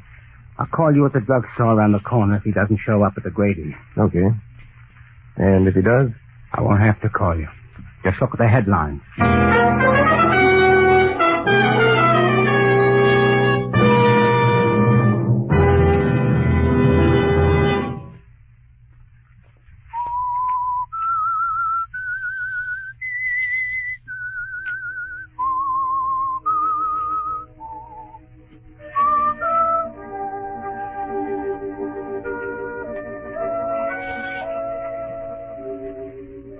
No, the robbery of Wellington's jewelry store in Portland wasn't the work of a lone wolf.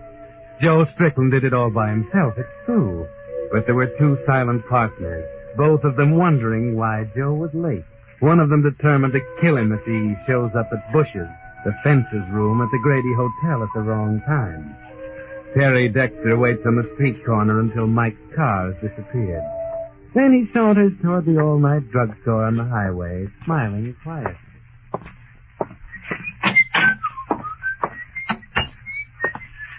Yes, sir? Yeah, make me a ham sandwich and a cup of coffee, will you? You bet. When's the next bus to Portland? Oh, I'm afraid you got a long wait, brother. Let's see, you just missed the 1:15. Next one's 3:15. It don't run so often this time of night. 2 hours, eh? Well, nothing much I can do about it. I'll be right back. Got a couple of phone calls.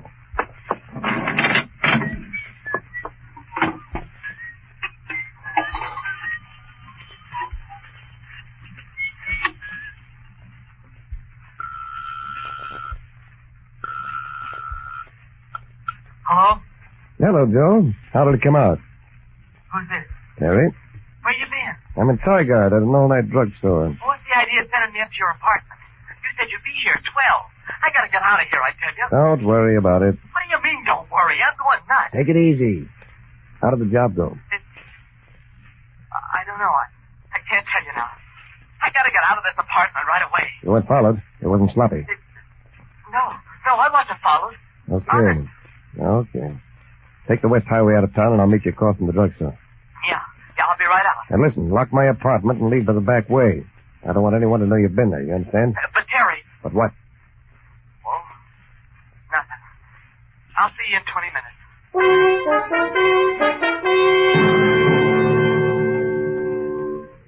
I see, Terry. You and Mike aren't both wondering what happened to Joe Strickland. Now one more call to prepare for Mike's arrival at the Grady Hotel.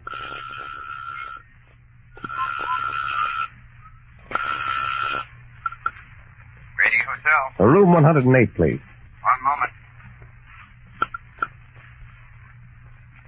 Hello? Miss Bush? Yes, sir. This is Joe Strickland. I called you yesterday. Oh, yes, Mr. Strickland. I'll be in to see you in about an hour. What is it, please? Jewelry. 15 grand at least. Oh, very well. I'll have it for you. Goodbye, sir. Goodbye. Here's your sandwich, sir. Ah, that's great. I'm a little hungry. You can have more cream if you want. That's all right. It's really a tough break. Missing that 1:15 bus. A 2-hour wait is no joke. Oh, I don't mind. I'd as soon be here as anywhere else the next 2 hours.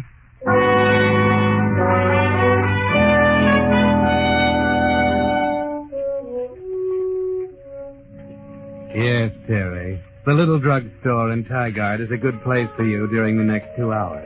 A place to sit at the control board and pull switches. Or perhaps you're more like a man with an intricate jigsaw puzzle, fitting the pieces together carefully, each one adding a little to a picture of $15,000.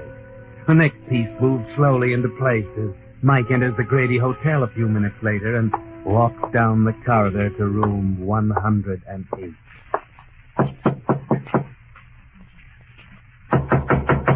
Yes? Open up. What do you want? You know what I want. Just a moment, please. Oh, I thought you were... Who'd you think I was? Well, I don't know. You was expecting someone? Now, see here, I haven't time for... I'll get your hand, Mr. Bush. We've got plenty of time.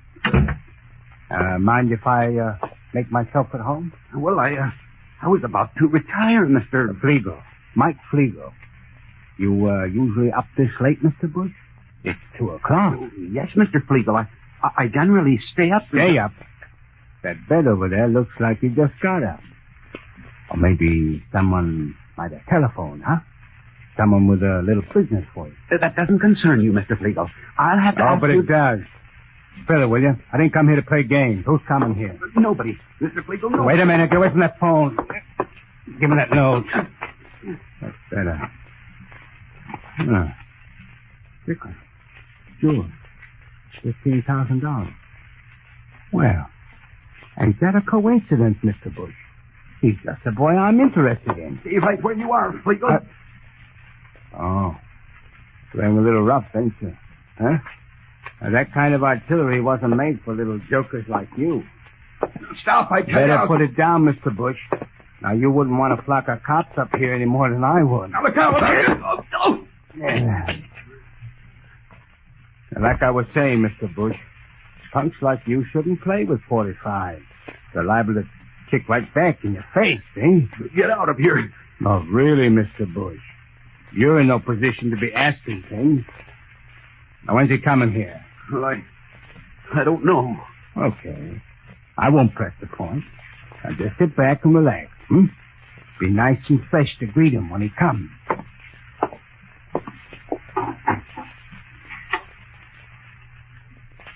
Outside line. Hello? Hello. I want to put a call through to the payphone in the all-night drugstore in Target.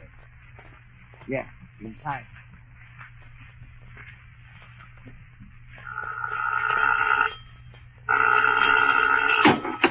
Hello. Who is it? Terry. Oh, okay. Look, I'm at the Grady. Bush is expecting our friend any minute. I was right, huh? Yeah. You're going to do it then? What do you think? Listen, Mike, I don't want any part of this. Don't worry. You'll take him out the other way, huh? The East Highway? Yeah, the East Highway. But look, stick around that store another hour. I might want to call you again. Okay.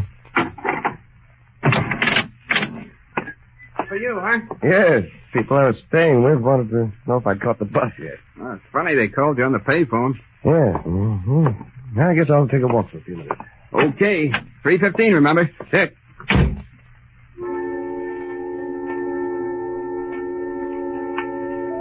Well, Terry, it's all working out beautifully, isn't it? You figured everything down to the last detail. And the next piece slides into place within a few minutes. You pace up and down in front of the drugstore a few times, and then a cab pulls up to the curb. Terry?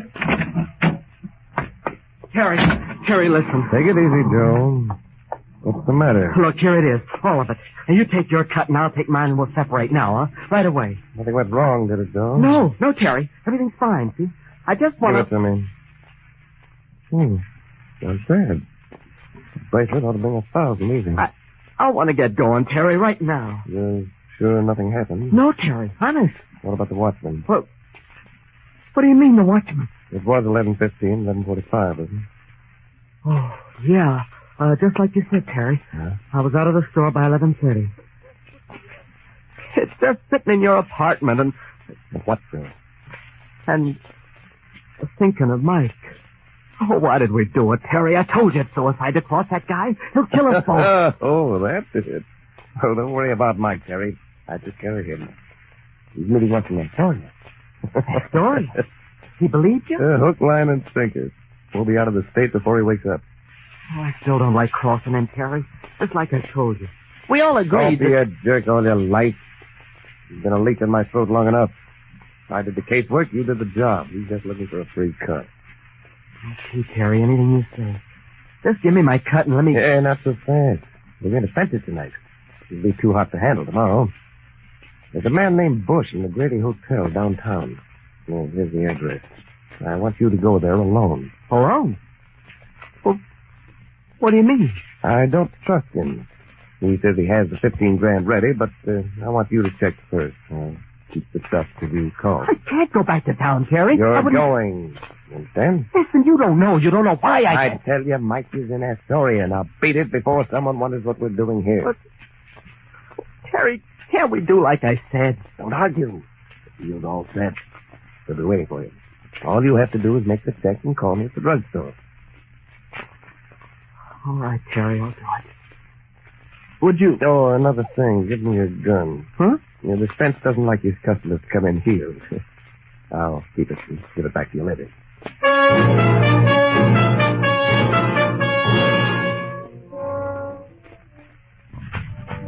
Well, the pieces of the puzzle are beginning to make a picture, aren't they, Terry? You can see the 15,000 pretty clearly, right in the center of it. All it needs is a little routine work around the edges. There ought to be a warm reception for poor Joe Strickland when he walks into that room at the Grady. Mike is a pretty hard man to explain things to when he gets in the wrong frame of mind. He has a careless habit of shooting first and thinking afterward. Yes, it's 2:45 now, and things are probably beginning to happen down in Mr. Bush's room. Hello, Joe.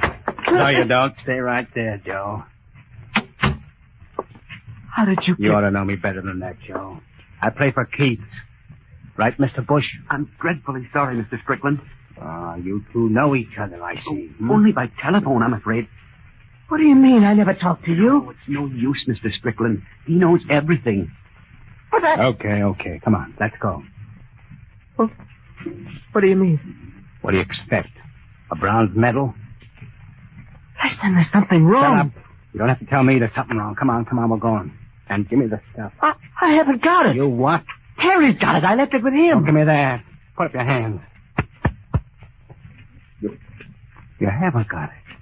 Where you hiding it? I tell you, Terry... You lying rat. I ought to let you have it right here. Come on, we're going.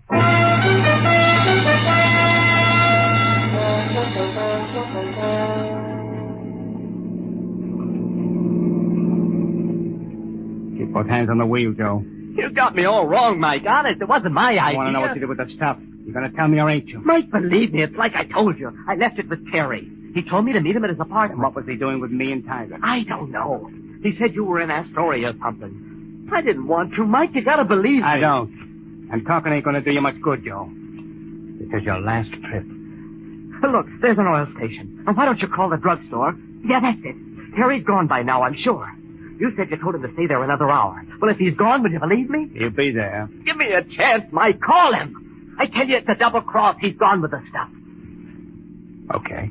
Pull in. Now remember, I'll be right behind you. Yes, sir. How many? Just want to use the phone. Okay, right over there. Come on, Joe. Stay in front of me. One false move. Yeah, Mike.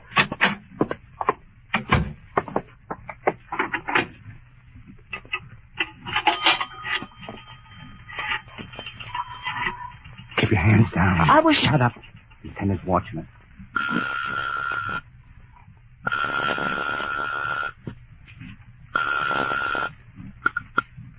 All-night drugstore. I'm looking for a party by the name of Dexter. He's expecting a call. I don't, Oh, you must mean the man who's been waiting for the bus. Yeah, just a minute. Looks like you're wrong, Joe. You mean he's there? What'd you expect? Hello. Hello, Terry? Yes, Mike. Mr. Strickland and I have taken a ride, Terry. And, he tells me he saw you an hour ago. Huh? What's he talking about? That's what I want to know, Terry. Wait a minute, Terry. What's he doing, Joe? What do you mean? The attendant. He's standing over there. What? You raise your hand again and I'll plug you right here. I wasn't... Shut up. Go on, Terry. What about Joe? Well, he tells me he left the stuff with you. Oh, he did, huh? Well, he's lying to you. I haven't seen him all night. Thanks. That's all I want to know. Wait a minute. Terry, you don't know what you're doing. Terry, he's going to kill me. You can't do it. You can't. I can't you see he's taking both of us for a ride. Both you and me. Shut up, you're right. Come on. No, you can't. I won't let you.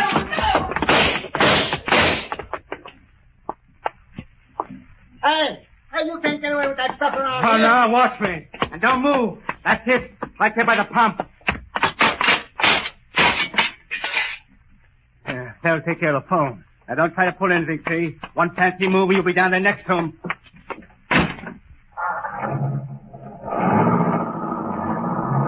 9S6157. Got it. Smart guy, huh? Smashing my phone. Thinks this is the only phone in the neighborhood.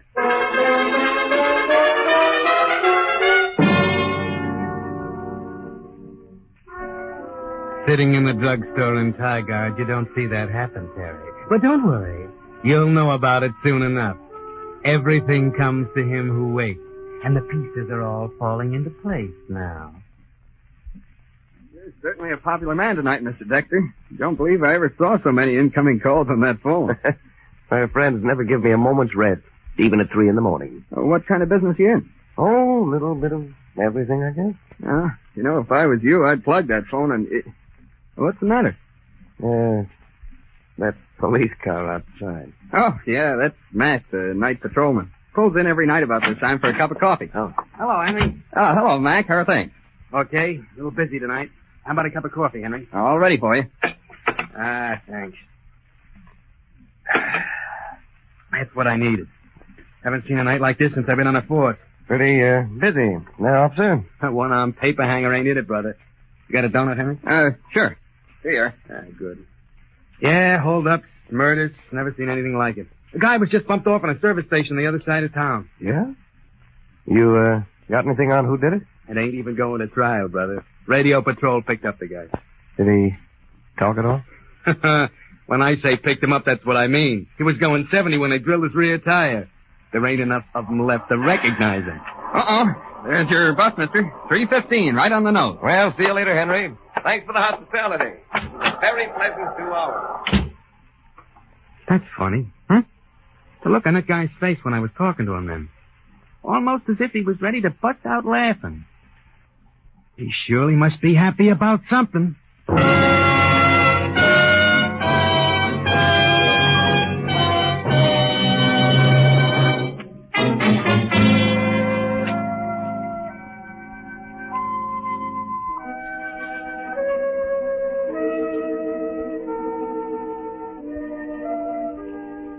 No wonder Terry Dexter couldn't help grinning as he walked outside and onto the bus to town, and his apartment, and the bag in the closet, packed for a long trip. The jigsaw puzzle was all together now, every piece in place, and it made a picture of $15,000, with no splits to make, no silent partners with grasping hands. No, fate must have been the silent partner in this. He hadn't dared to hope that Mike would be eliminated so easily. He thought perhaps of tipping off the police about the murder, maybe planting the gun you have in your pocket, after making suitable arrangements for the jewels, of course. Mike wasn't much of a worry after all, with a murder rap hanging over his head. Yes, Terry, you'll get the jewels, and all you have to do now is pick up that bag at your apartment. Your double cross worked beautifully. Only, are you sure you didn't double-cross yourself, too?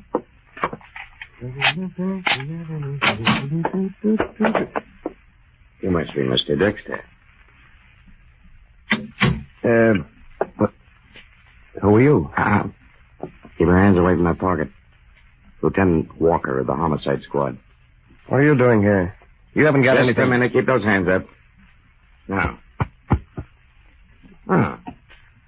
38, huh? Well, that isn't mine. It's 2 shells fired. Not very smart, Mr. Dexter. An idiot would know better than to walk around with a rod as hot as this. Yeah, keep those hands up, my friend. Now, take another look. Now, let's see. Inside coat pocket. Oh, you're a walking brief for the prosecution. A bag of jewelry. Now, what would you be doing with that, Mr. Dexter? I didn't do it. I should tell you that anything you say will be held against you. But you couldn't say anything that matters now, not when we add this to that dead watchman in the next room. What? Dead? Oh, what are you talking about? What are you trying to pull, Dexter? You ought to be smart enough to know when you're licked. You robbed the store at 11:25. Oh, we even know the time. The watchman came back accidentally in time to see you leaving and followed you here. You didn't know it until too late. So you waited for him in the doorway downstairs and plugged it. Well, that was stupid, because you must have known the shot would be heard and investigated. But the prize was pulling him into your own bedroom with a blood trail to lead us right to him. Victor, that little punk. That's why. And then, to top it off, you trot back now with the gun that killed him and the jewels in your coat pocket. Unless I'm mistaken, Mr. Dexter, your trial will be one of the shortest in history.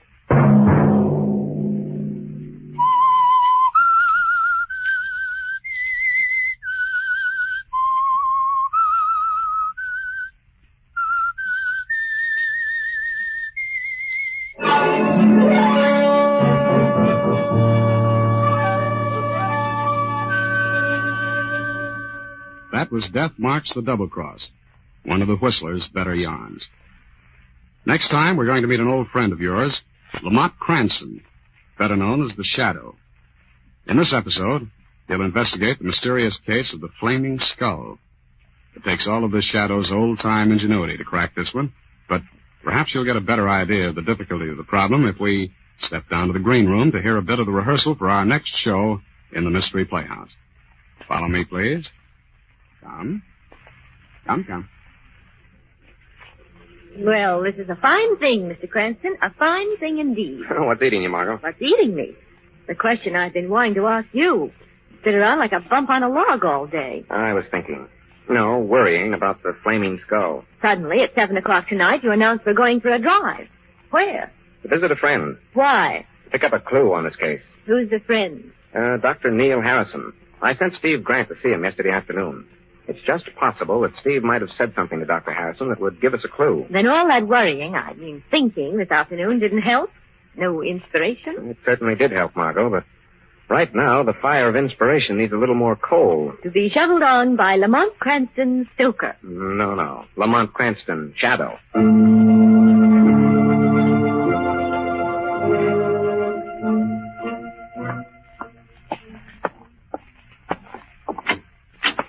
Next patient, please. That's odd. Waiting room's empty. I could have sworn I heard a patient come in. Who's that? Your patient, Dr. Harrison. Patient? Where? An invisible patient, Doctor. Why, this is absurd. It's some trick. Who are you? Men call me the Shadow. The Shadow? You have heard of the Shadow, Dr. Harrison. The Shadow seeks only one thing, the truth. The truth about what? The truth about all things. The truth about Steve Grant. Grant? Oh, yes. He came to you yesterday? Yes, Lamont Cranston sent him. You treated him? No, I did not. Why not? The truth, Dr. Harrison. Yes, I'll tell the truth. I could not treat him. He was... Dr. Harrison! He's dead. Shot by somebody from outside that window.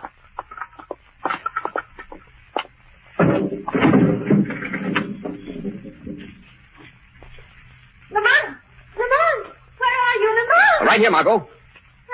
I heard shots while I was waiting in the car. Someone fired through the window while the Shadow was questioning Dr. Harrison. The doctor's dead. Now, come on. We've got to locate that killer if we can. But it's pitch dark, Lamont. Careful. He must have run off this way. Do you know who killed the doctor? No, I'm afraid we'll never find out now. Lamont! Yes, Margot. Look, running down the street. Way up there. Oh, Lamont. Yes, I see it, Margot. It's a flaming skeleton.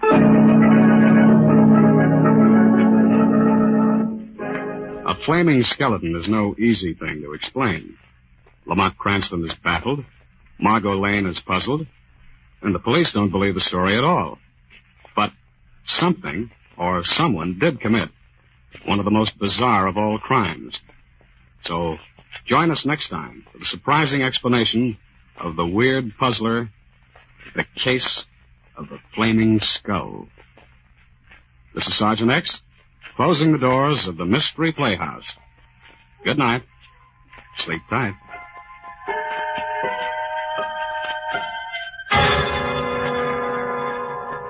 This is the Armed Forces Radio Service.